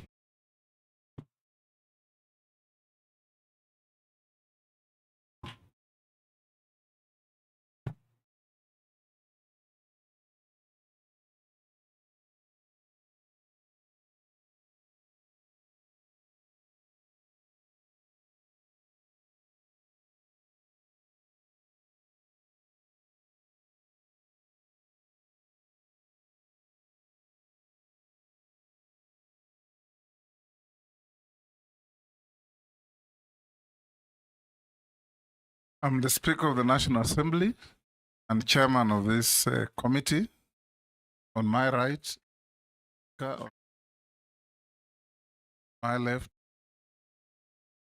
Sarah Kyoko, a deputy clerk, and I'll invite members to introduce themselves for the record. Naisula Lesuda, MP. Shongwa. Nelson Koech, Bel. Bidco Singh, Pokot South. Mase, introduction. Mase Mary, Teso South. Rahim Daoud. Kimeru. George Gitonga Murugara, MP Tharaka. Owen Bayer, MP Kilifi North. Robert Mbui at the end. Stephen Mule, MP Matungulu. Idoraso, MP Staku. Abdi Shurie, Balambala. Shimboko Liko. We have Mokami, Mary County. Caleb Saboti.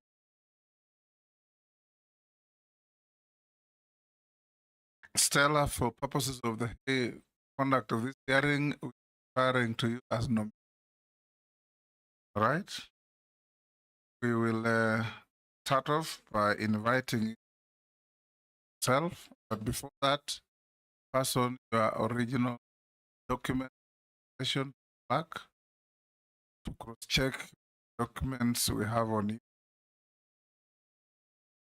So start by introducing yourself by name, educational background, work experience, any key competencies that make you feel you are suitable for the appointment which you have been nominated by His Excellency.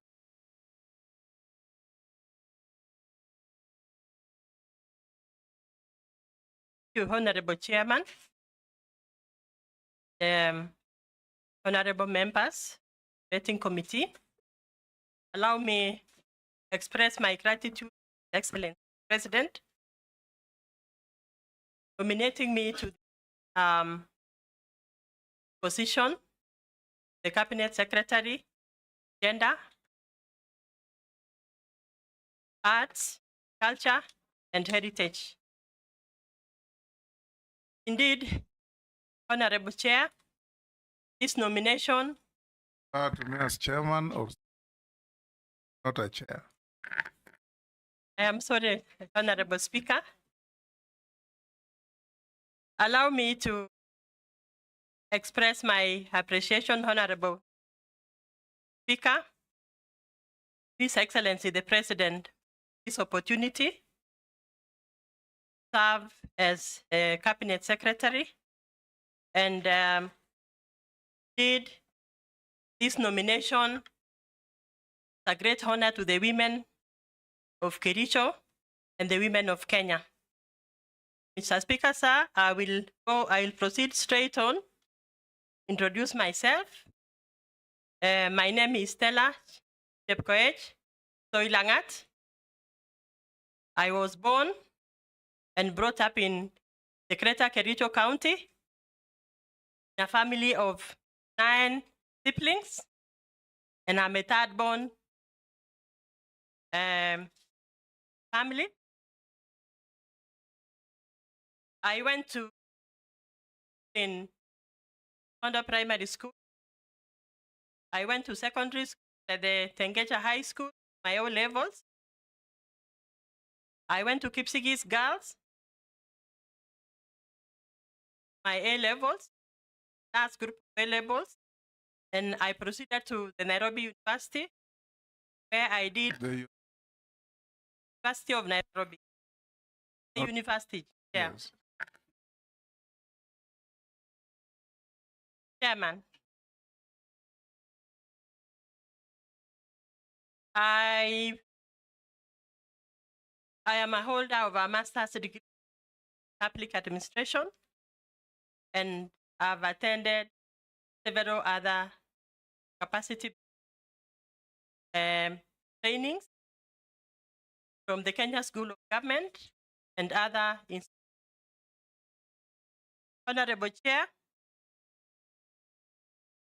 Honorable Chairman,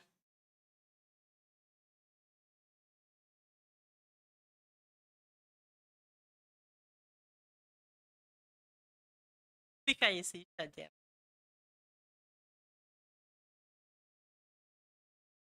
I have also had various capacity trainings, areas of mediation, areas of conflict management,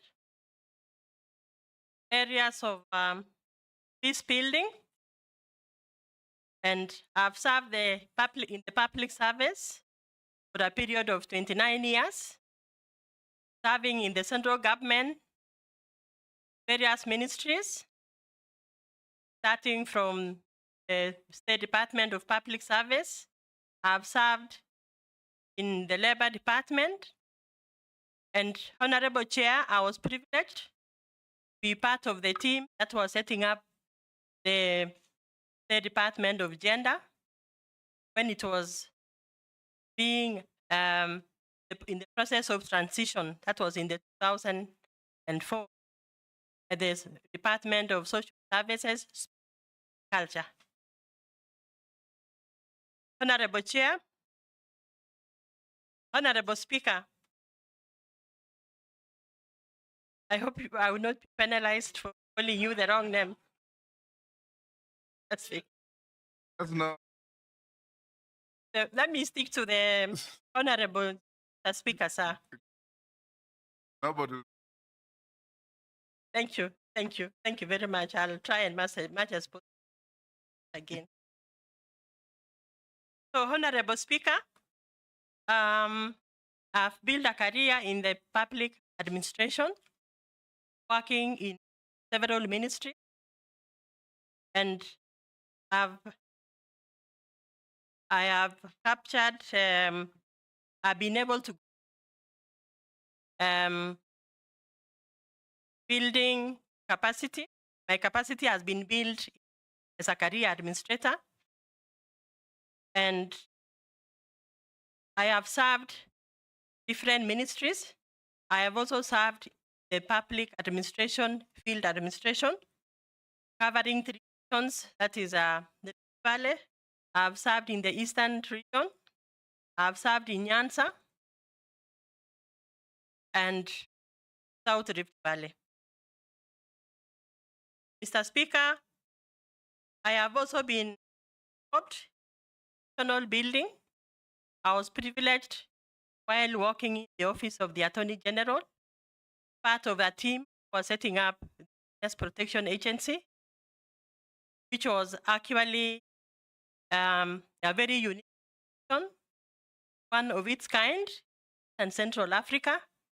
And I want to believe, Mr. Speaker, that gave me an opportunity to interact with gender-based violence and the need to protect purposes of ensuring that there is success, the prosecution, and also strengthen the administrative justice system.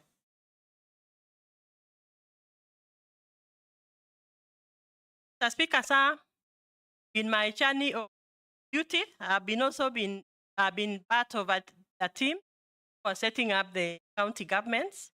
I was privileged to be first interim county secretary, Narrow County government. I also participated in strengthening the structure and function of the county government for Met County. And I have also participated in issues of ensuring that cults are protected, repugnant cultural practices, while serving county government of Bomet, while setting up Bomet East sub-county.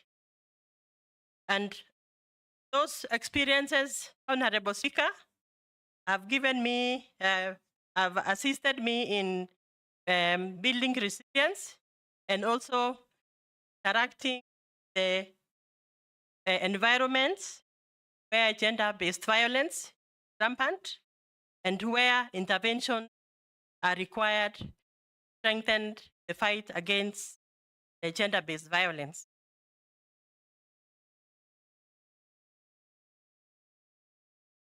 Mr. Speaker, sir, I think my experience field administration has assisted me in terms of building resilience, building courage, and also building hard work and sacrifice, which are actually the pertinent ingredients leadership in particular field that I am nominated to serve. Thank you, Honorable Speaker. Excellent. Now we'll invite members to ask you questions, starting with Langat. I'd like to ask you just one. Has been something that has been subject of anger women. This is on of the two-thirds gender. It has been very effective, despite several attempts to pass the law. Parliament has not succeeded. I know that had it on. How do you think you will approach challenges? That's the reality. Thank you, Go Mr. Thank you, Mr. Speaker, and the honorable member.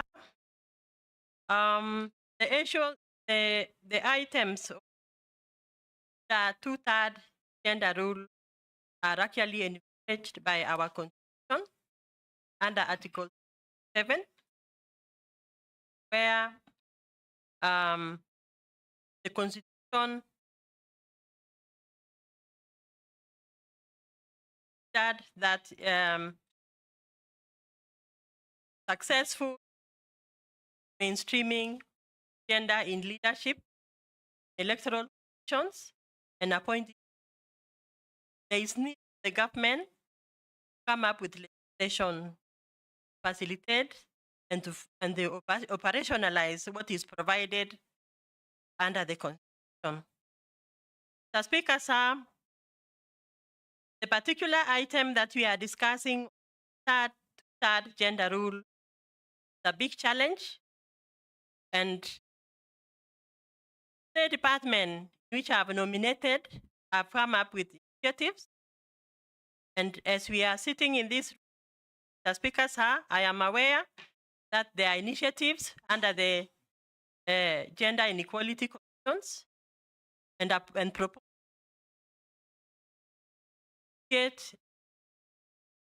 amendment of the Constitution to address the caps which have not been addressed under the legislation. The Speaker, sir, I am aware also that the issue of two-third gender rule is a big challenge, especially in leadership under the National Assembly and appointee positions. Because we are lacking the legislative platform where operationalizing the third gender rule is supposed to be guided. Under the county government, we are advantaged because of the County Government Act gives very, very strict guidelines on how to mainstream third gender rule under the county government. So, Mr. Speaker, sir, I believe the members seated in this be persuaded, assist department where I'm supposed to go and serve, if approved by this committee, that we engage in terms of coming up with relevant legislations that will assist us mainstream two-third gender rule, only in elective, but also in appointing, like where I have been a career public administration. Thank you. Yeah, I was hoping you tell me something more radical, like that you'll advise the Parliament. Already a live advisory of Justice Maraga, the former Chief Justice, on the President's for failure to track the week. Can I add something, Chair? Are you sure you want to do it? Sorry, Mr. Speaker, sir. That's a joke. You have to respond. I just want to mention something, Mr. Speaker, sir, if you will allow me. What the honorable member has mentioned about the dissolving the assembly, Mr. Speaker, sir, there is already existing top leadership executive. And this is actually demonstrated by the number of women who have been nominated to participate in the current cabinet. So I think the goodwill is there. What we just need is deeper and engage with the honorable members National Assembly to give the president support in actualizing third gender role. Thank you, Mr. Speaker. Majority. Page. Mine is on FGM and early marriage nominee. And given the persistent nature of social cultural norms perpetuate harmful practices, such as FGM, forced marriage, and child marriage, what specific strategies and policies to challenge and dismantle these discriminatory practices? Additionally, how do you plan to engage with community leaders and stakeholders, foster cultural change, ensure protection and empowerment of women and girls, and support them overcoming barriers to economic participation? Thank you, Honorable Speaker. I want to thank the member for asking that very pertinent question. The issue of FGM and early marriage, my experience and interaction in the administration, Honorable Chair, are issues that are emanating the levels of poverty in our community. Most of the communities that I've interacted with, Ms. Honorable Chair, FGM, Mr. Speaker, sir. Most of the communities where FGM and early marriages are rampant are communities where the poverty index is very, very high, and girls are actually considered as an investment. Honorable Speaker, address the issue of FGM and early marriages, address poverty by empowering men and women, and more especially the men. Any successful girl progress and a person dependent by a society takes a man. I'm a daughter, Mr. Speaker, of a mechanic, and I can assure you, Mr. Speaker, without the support, a father, a male figure in a family, women cannot do much in terms of empowerment and protection of girls. The second thing, Honorable Speaker, addressing the issue facilitating the girls so that there is access to education by ensuring that each community have a school the girls can be able to access, and also supporting the girls by giving them the required items like sanitary towels so that they are able to transit from puberty higher levels of education. Honorable Speaker,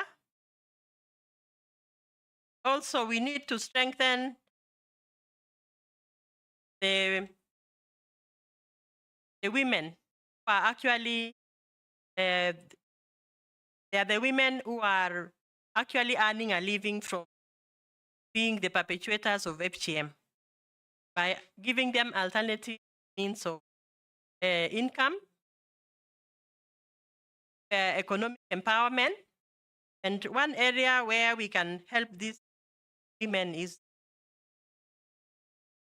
allow them and to access funds, the normal arrangements that we have right now under the Kenya Kwanza administration. We have Hustler Fund, have women, women enterprise fund. So we can empower these communities that they get alternatives and forget about our girls.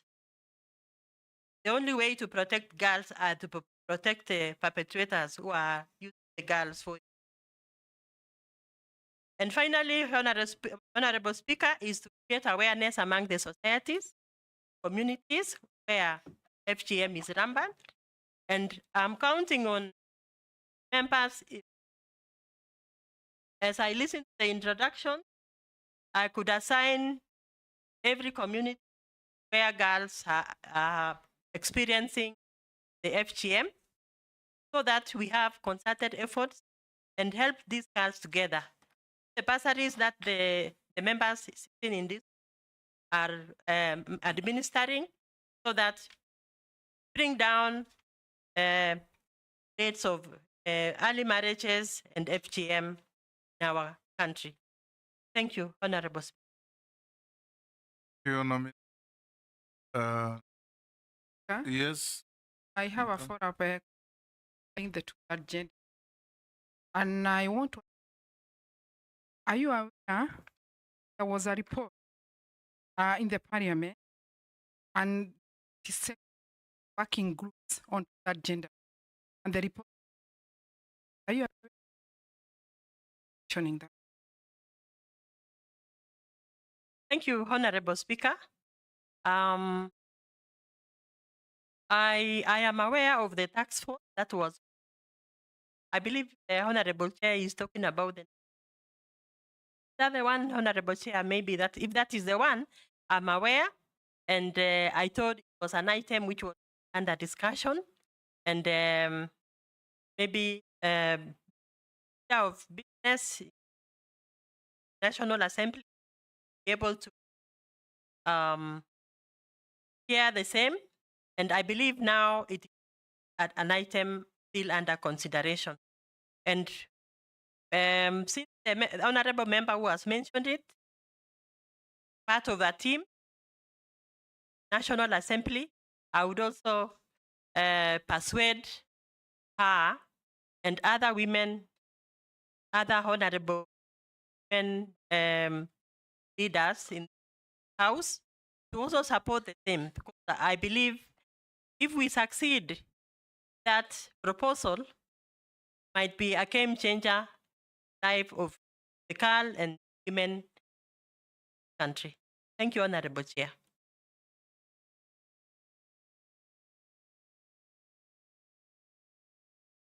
Caria.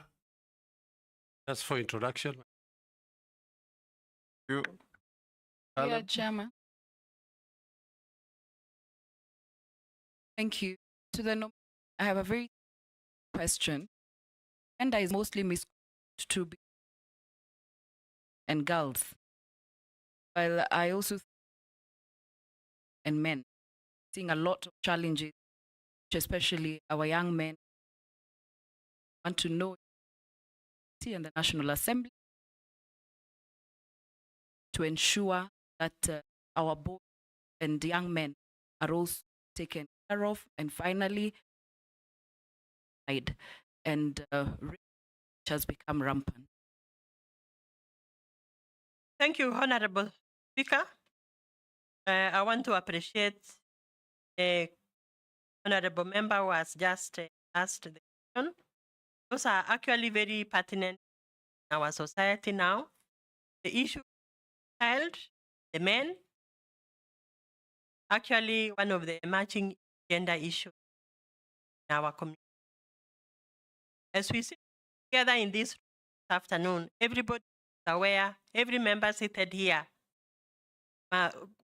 knowing of a case of a boy, either in your neighborhood, either a friend, a child of a friend, a child of a sister, was gotten involved in issues of drug and substance abuse, cases of mental health, cases of broken marriage relationships.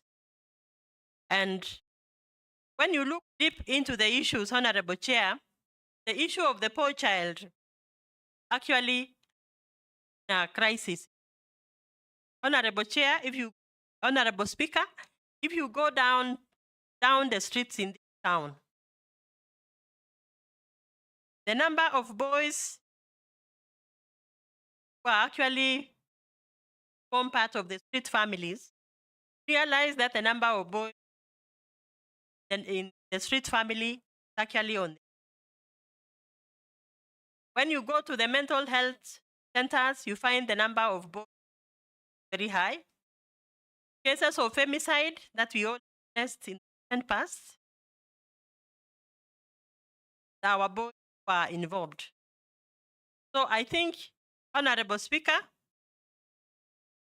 as a government, come up with separate efforts targeting the boy child, starting from drug and substance abuse, by starting to take most of them which are affected centers, and a step higher, give them a reorientation and even train them in areas of their interest. You can take them for TVETs where they can train in areas where they have technical interests, so that these boys can also be empowered and made and have a gainful engagement, and also to encourage them to start families. Because right now, Honorable Speaker, the empowered girl that we have in our homes today, they have no husband. Boys who are supposed to marry them, they are in drugs, they are involved in femicide because maybe they were disappointed by one woman. Honorable Speaker, just want to caution a statement, especially where you're talking about they need to be married and all statements. Be very careful on the words you use. Some of young people do not necessarily want to marry at all. Number two, there's a statement that you've used, and someone has sent me a furious message saying that she needs to be careful because without support of a father figure, one can do little to succeed. She's saying she is a daughter of a single mother. My question, Chairman, and I under your guidance, have been that you're not looking for lamentation. I asked for measures, and what we are going to face, you are approved. Yes.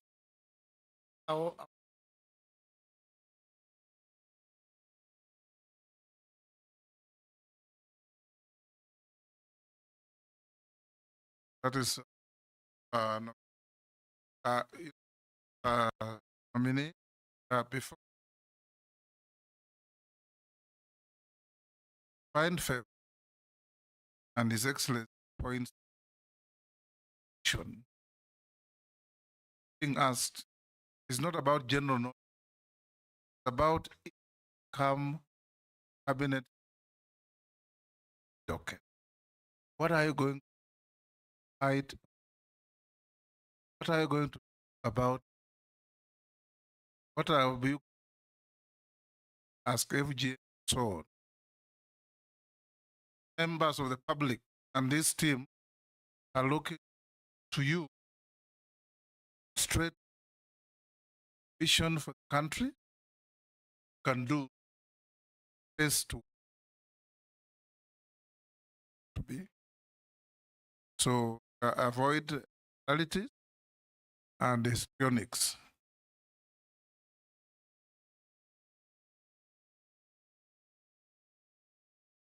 Thank you, Honorable Speaker. And sorry for the deviation. I want to just add something, Honorable Speaker, that most of the areas that honorable members has asked, there are areas also such. I might not have information, I might not have the data, but I could be having general knowledge.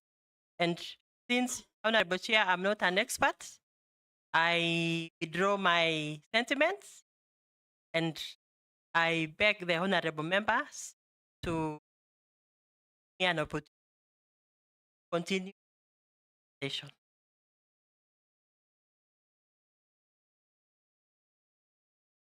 A quick one on I can also give guidance. I think we would like to see the policy.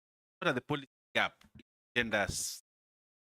What are the legislative gaps in gender side? And the other areas related to not just in gender, you are also in culture and something else. Culture, arts, and heritage. Heritage part is quite important for this nation.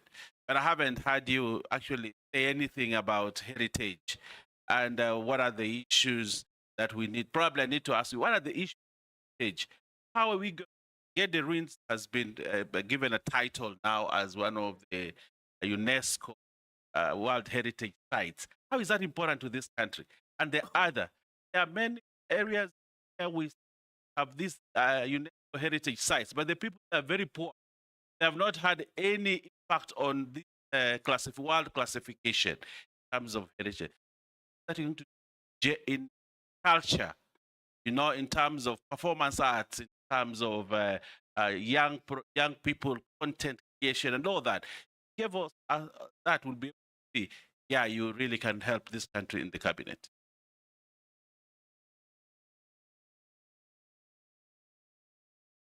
Us?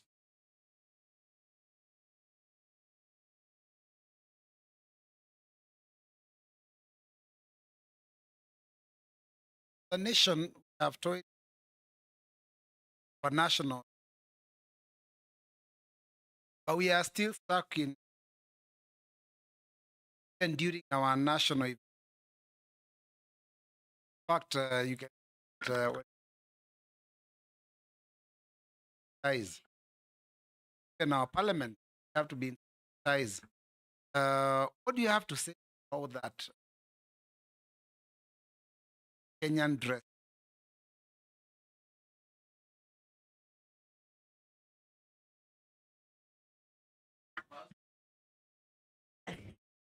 With a minute, cannot. And my question based violence, and I'm looking how are you going to because the cases are rising and every day, especially in the setup.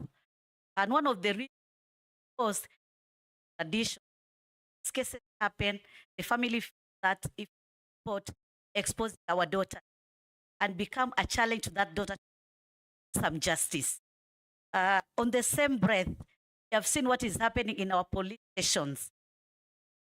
Our report evidence or some cases have been complicated, and maybe sometimes the evidence are not there, are not even, and it becomes a very big challenge.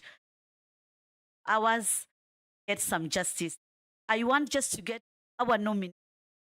What kind of intervention, other meeting are you really going to do? Because we have good laws, sexual offense, we have the Victim Protection Bill, and so many others. But still, each and every day, we are seeing these cases. And it's shocking that you can even see a father raping a daughter, a brother raping a sister. It is really very, very sad, Honorable Chairman. My second question, it is about the issue of our culture and heritage. And I see we have a challenge, especially in preserving and promoting our cultural heritage. Knowing that as a country in Kenya, we are rich in cultural heritage. I'm looking on how are we protecting our right. For instance, the patent right on our Kiondo, for instance, from the Kamba land, that Kiondo, the Kamba land, that Ushanga from the Ma community, and those regalia from the Pokot and the Turkana. It's our all culture. Country, it's high time that we need to know how are we showcasing our culture. We have a cultural day, maybe so that all our communities can just come together. We have like a celebration and we showcase where we came from as Africans, as Kenyans, and where we are. Because this is one way even to promote tourism. Because I mean, people will just come on that cultural day and just come to what Kenya has. So I want to say that we need to tap those available opportunities in terms of culture, art, and national heritage. I thank you, Honorable Speaker. Yeah, I had not asked, but not. Yeah, I wish I said I not have a question, but I just see and I not something. The officer in public. The nominee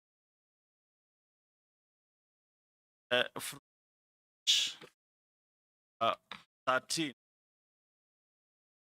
Really on our experience.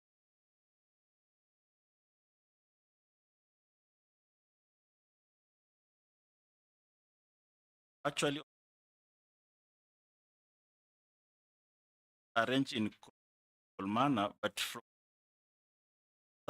she has served in across ministry, county government, parastatals, any in one. So it begs why are you not from where you are? You are always another organization, another office, another either county. Sometimes you are exchanging. Yeah, so I just want. Yes, Yeah, because if you look at it from page 20, if you start with page 3, which is the father as far back, she was a personnel officer. Then she wrote a district officer 3, assistant secretary. Then she wrote assistant secretary, secretary again in the finance division. And then I think Caleb never she worked became in a program in director. the public service, so he doesn't understand it. No. I think we go at least,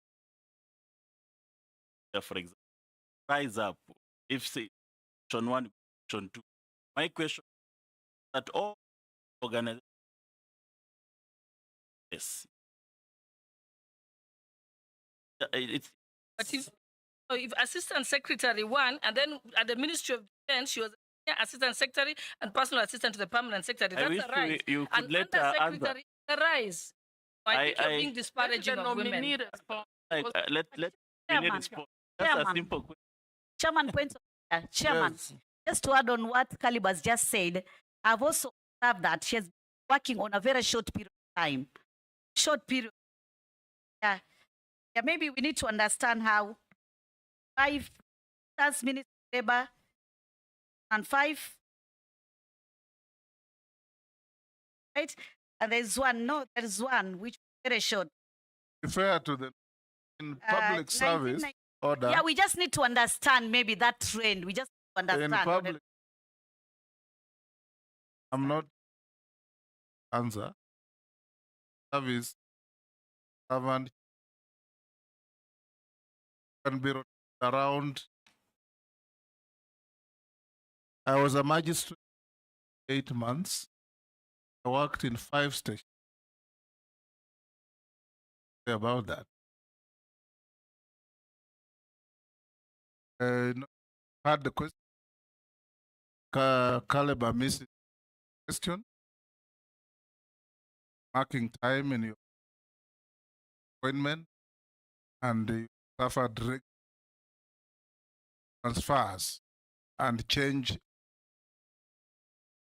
work. Thank you, Chair. Thank you, Chair. Thank you, Honorable Speaker. I beg to start from the last question that I cleared the air. Honorable Speaker, maybe you shed some light on the operation of a public service where I've served for 9 years, Honorable Speaker. The public service is what we call staff. And the career as a career administrator can only one stage more than 3 years. I believe that one is clear, Honorable Speaker. Yes. And that is a career that you don't just move one level to another. There are requirements, one job grade to another, especially in administration. There are required training, capacity building, to be allowed to move one grade to another. So, Honorable Speaker, I started work as an assistant secretary.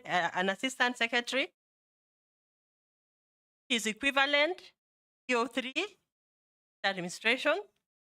I rose level of assistant secretary 2.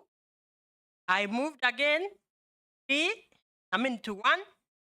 I moved again to senior assistant secretary. I moved again under secretary. I moved again.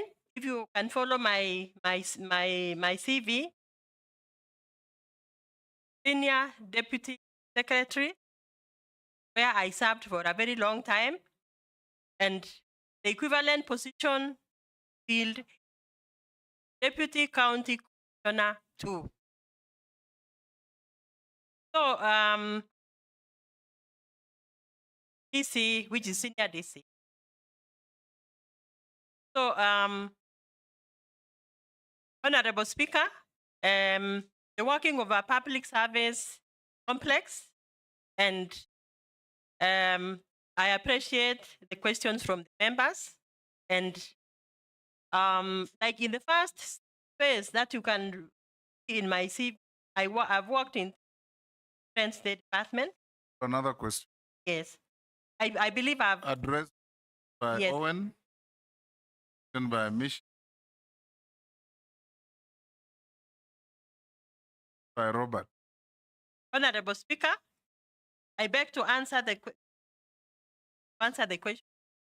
question of the UNESCO sites, which was asked by one of the honorable members.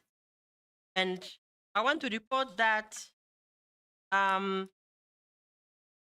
Republic of Kenya was privileged, part of the countries. One site was approved by the UNESCO, the 2020. That is Kedi ruins as a historical site under preservation maintenance by UNESCO, under the UNESCO. So I wanted to just add also performing artists. Performing artists, Republic of Kenya, are actually assisted to the Kenya Cultural Center, where we have national theater, a comprehensive setup of other facilities to assist our performing artists be able to enjoy their talents and develop them and be able to have a gainful, they are able to participate in the economic field, where they are able to exhibit, they are able to perform locally and internationally. Our Constitution, Honorable Speaker, recognizes culture as a foundation of our nation and also as an area where needs served and promoted by the nation. And our Constitution recognizes and promotes and recommends that the state should promote cultural heritage covering our literature, our performing artists, our music, communication, and indigenous traditional technology. It also recognizes that our country rich in science and indigenous knowledge that needs to be preserved in terms of preservation, medicine that our communities are able to, and they are able to earn a living cultural practices. Honorable Speaker, there was a question also on the national. I want to note that issue of the national dress is a very key item in building Kenya and promoting our local industries and all promoting our culture. The issue of national dress, Honorable Speaker, one of the items that were presented under the State Department during an Naivasha meeting held last year, and there was a report. There is a task force that has been be able to come up with a consultative process where we can be able to have a national dress that can be acceptable by all the public. And because the challenge that we have had in the past, Mr. Honorable Speaker, having a national dress in a very diverse communities like the ones we have in our republic, a big challenge. So unless we have concerted effort, not people have a national dress that belongs to one community. I think that is what I submit to that particular question. Dr. Chi, gender-based violence. Gender-based violence. Honorable Speaker, gender-based violence and the interventions that I would be able to bring on approved by this committee. Honorable Speaker, gender-based violence in our republic is a very big challenge, and currently we are doing around 36 and 47% cases are reported in our republic arising from issue of gender-based violence. Honorable Speaker, be able to stabilize and create an environment, an equitable environment free from discrimination and violence. Our priority, Honorable Speaker, empower the community by creating awareness. Our villages, all men and women, our village elders, the Council of Elders, by shaping the perceptions. Most of the areas that we are having issues with gender-based violence are areas where we have like female population, early marriages, dropouts.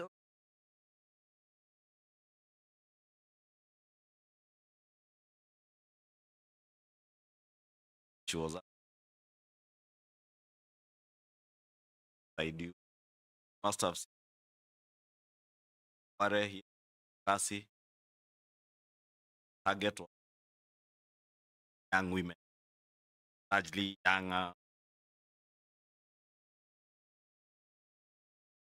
one in Sambu cases around Airbnb. Young girls are enticed to come apartments that some get.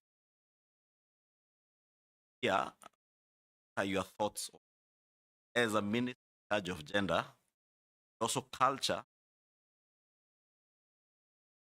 inculcate values in our young children, young girls and young women, how they society, how do you touch things. That's what vision of how you carry out.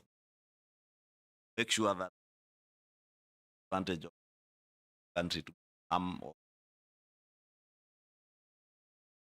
Thank you, Honorable Speaker. I want to appreciate her for, and I want to say this, Honorable Chair. The recent cases of femicides, an area that's research and documentation, because it is happening at different areas, perpetuated by different persons. Issues of mental health, one area that research needs to be done. Issues of empowerment, counseling of young people, and issues of family challenges that could be that could be happening, experienced by members of our community. So, Honorable Chair, Mr. Speaker, sir, I want to, given an opportunity, I would wish to strengthen the investigation, investigative harm is where we are having gender-based cases being treated, so that cases of femicide, cases of gender-based violence can be dealt with, and so strengthened the role of the witness protection. It's a very gray area where we can be having people what could have happened, but since there is no strong protection system, can also be a challenge. Get investigation and get to the matter in cases of. Should turn from Robert Mbu, arts and his question get fair and you become the cabinet support, promote our artists. Isn't that your question? Ask that. That was Owen Bayer. I haven't answered that. My understanding. Attending our heritage products like Ushanga, like Kyondo, and so on. If you find then what our local innovations that affect our culture. That was your That question, Speaker, time. Just make answer those first. it is on the same perspective. Asks about the cases that have been taken. That is the first statement. What the cases of GBV. She said she'll. So I just want to say something very crucial, which has just happened recently. But just our city had opened some court at Siaya and Kisumu, and specifically based violence. And he also started that we need to have specialized police as who are going to be fast tracking some cases.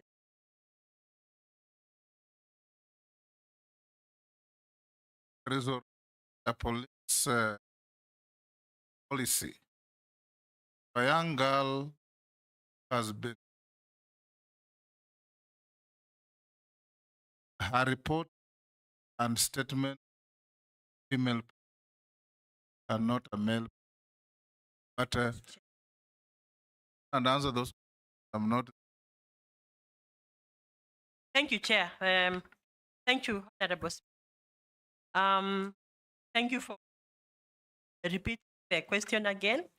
And every police station under the gender mainstream program, we have gender desk where all gender-based violence are reported. And they are picked up from there by the prosecutors. And if there are any witnesses that need to be protected for purposes of successful prosecution cases, they are referred witness section for that is successful perpetrators of the crime. So the biggest challenge that we have had in the past is most of the gender desks are manned by women. When we have cases of men, it becomes a challenge. If I succeed, become cabinet secretary, same department, I will endeavor to ensure that the gender is mainstream in the desk, so that we don't have only women, so have men have no issues. There are enough male police cases. Are not a, you can go to the promotion section of artists. Thank you, Honorable Speaker. On protection of the performing artists, we have the Kenya Copyright Board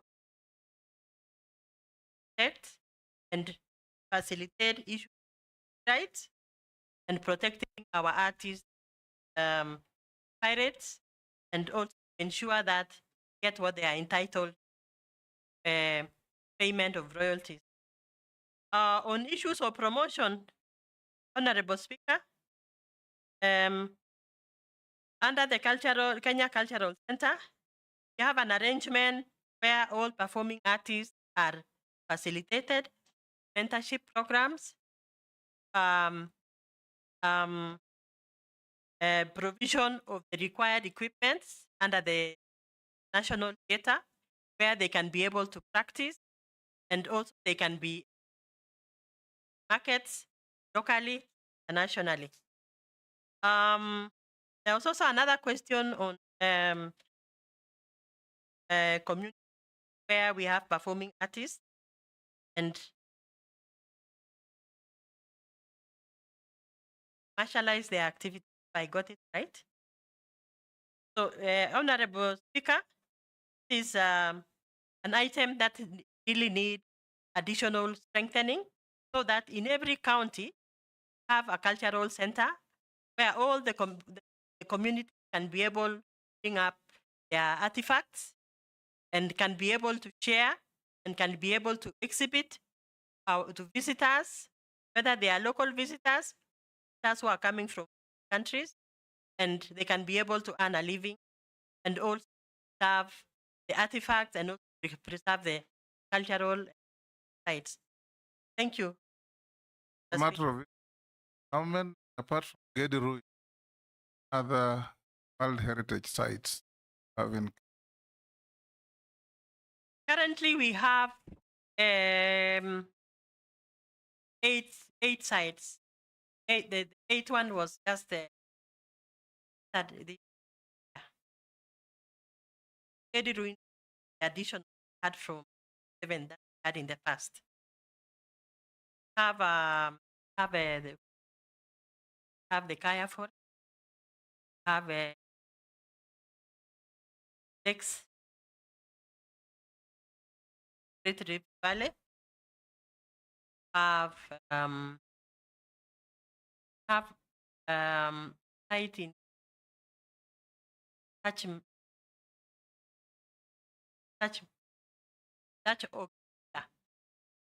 Ohinga site.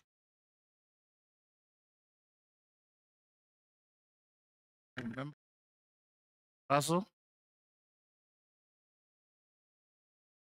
Thank you very much, Honorable Speaker. I'll just ask Madam So James. You know, James is our culture, heritage. But over the years, they have been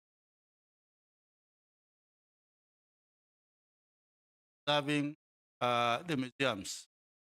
If favored with this, what are you going to? Thank you, Honorable.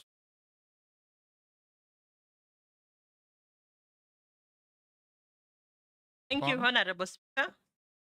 About the museums and the monuments, the main focus for Kenya Kwanza administration and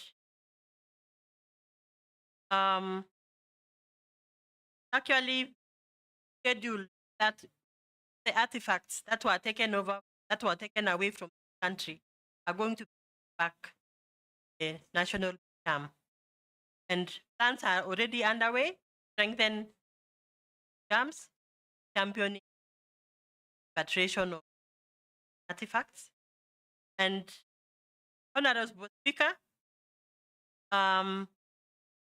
in museum and Kenya National Museum,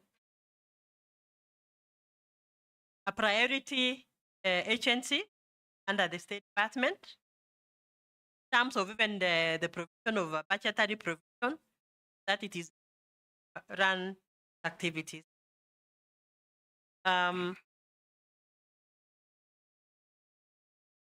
the interest of the nation that the Kenya Museum has been revamped, that continue attracting tourists who are visiting the country, be able to the preserved national heritage and artifacts that we have in our national museum, the documentation of our history, a country. Yes, Owen. And sorry, I know I'm taking away time, but I want to say, if you allow me. Go to Vatican today. There are hordes of even find space. Come to see one or two artifacts. You know, go to a lot of these countries out there. What drives tourism? But in this country, National Museum here, I don't know whether you've checked the numbers. The cradle of mankind is here in Kenya. The Gede ruins is actually abandoned. It's almost dead, although it has gotten UNESCO. Lamu is rich in heritage. Actually, the world is a UNESCO thing. The Kaya forests, they're almost becoming extinct. I'd like to hear your vision, apart from just telling us what they are. What is your vision in tying tourism, numbers, revenue generation, and museums in this country should not get money from checker. They should generate resources. But they are not doing that. Ruins in Tuapa is one of those big things that people come to. But now all the land is grabbed. Skeleton that is remaining there. Old town in Mombasa, the place, Fort Jesus, place that would drive the tourism in Mombasa. And the revenues that will be coming in, big. But we haven't, Vasco da Gama and Malindi, we haven't had your vision. We would like to hear your vision to drive national heritage, culture, in bringing income. Kwanzaa is about generating income through the heritage that we have. We haven't seen that. Ms. Soy, kindly let us know what you think. Thank you, Chair. Honorable Speaker, I want to thank the member for really bringing out what needs to be done.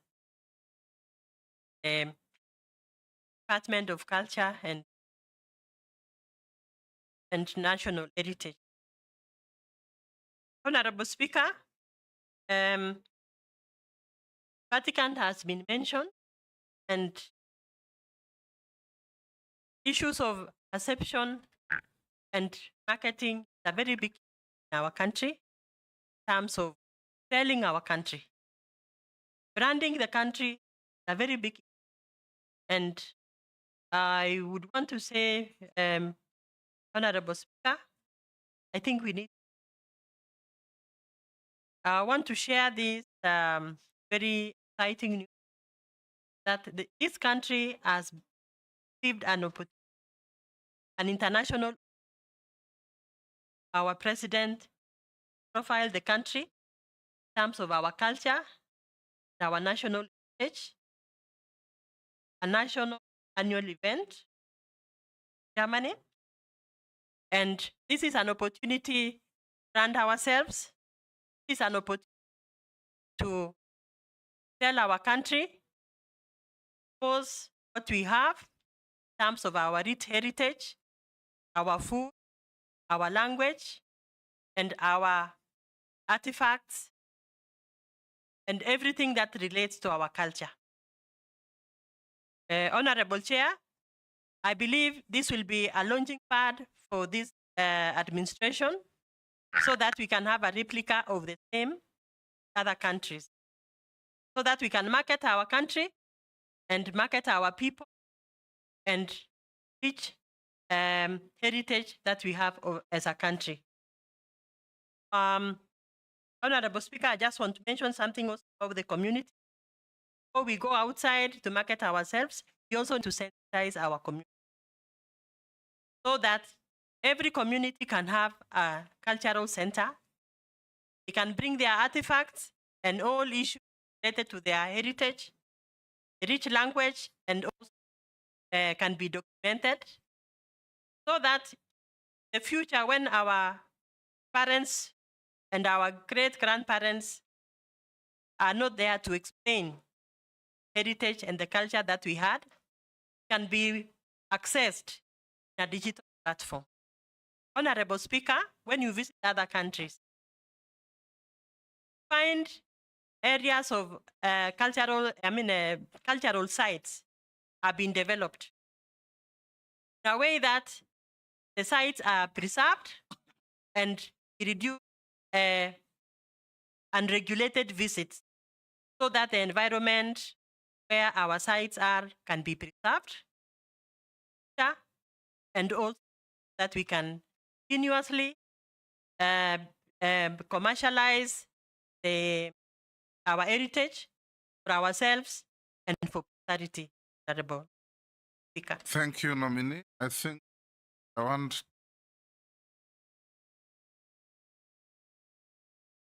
last half of this.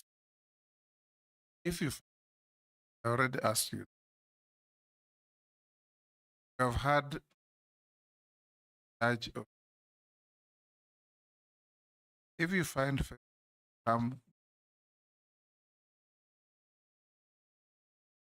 our arts culture, bring on, it's different from others, and in benefit. Thank you, Honorable Speaker. In As I come this space, Honorable Chair, I carry with me a wealth of gender, cultural exposure, and appreciating national diversity of our country. Honorable Chair, if allowed to be, I will do my best to ensure that there is transparency and accountability, the management of the Kenya Copyright Board, the lifeline, our performing artists. I will do my best, Honorable Chair, as I come with the principle as I come with the values and that guides a career civil servant. I will ensure that there is fair competition and in the appointment and promotion staff working in the environment. Thank you. I'll ask you first, have you adverse related relations? No, Honorable Speaker. Party? Honorable Speaker. What is your birth? Thank you, Honorable Speaker. My net about Kenya share, ranging assets, land, cows, some orchard, avocado orchard, and a few shares and. Thank you, Honorable. Lastly,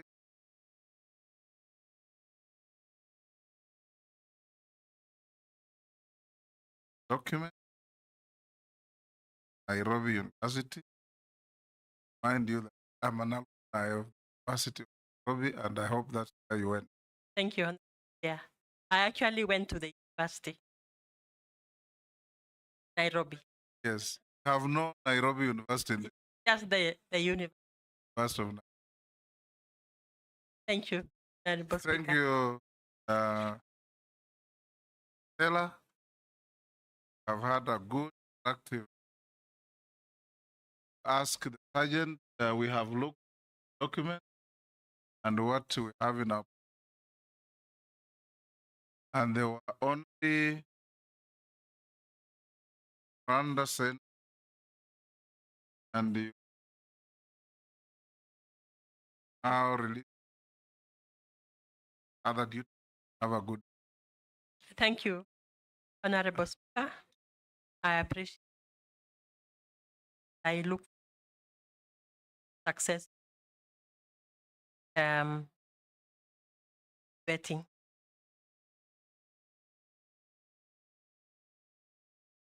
Escort the out of the.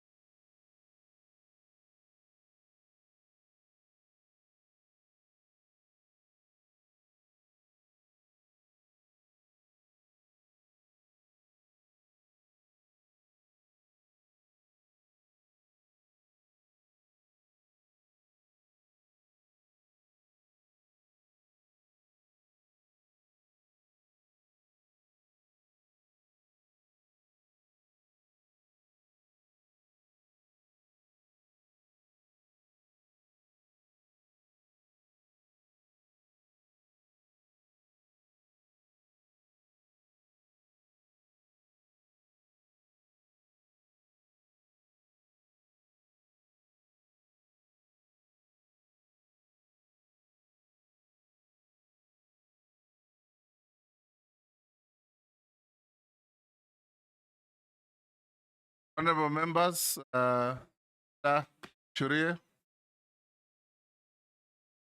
Owen, take your. My temporary whip, take your.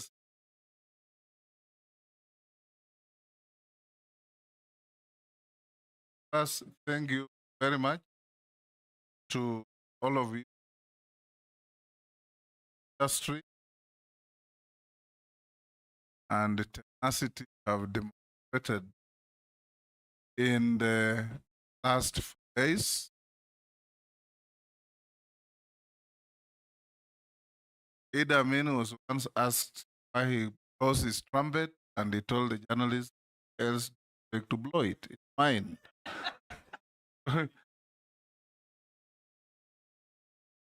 You can blow your trumpet. As chairman, I want to congratulate you.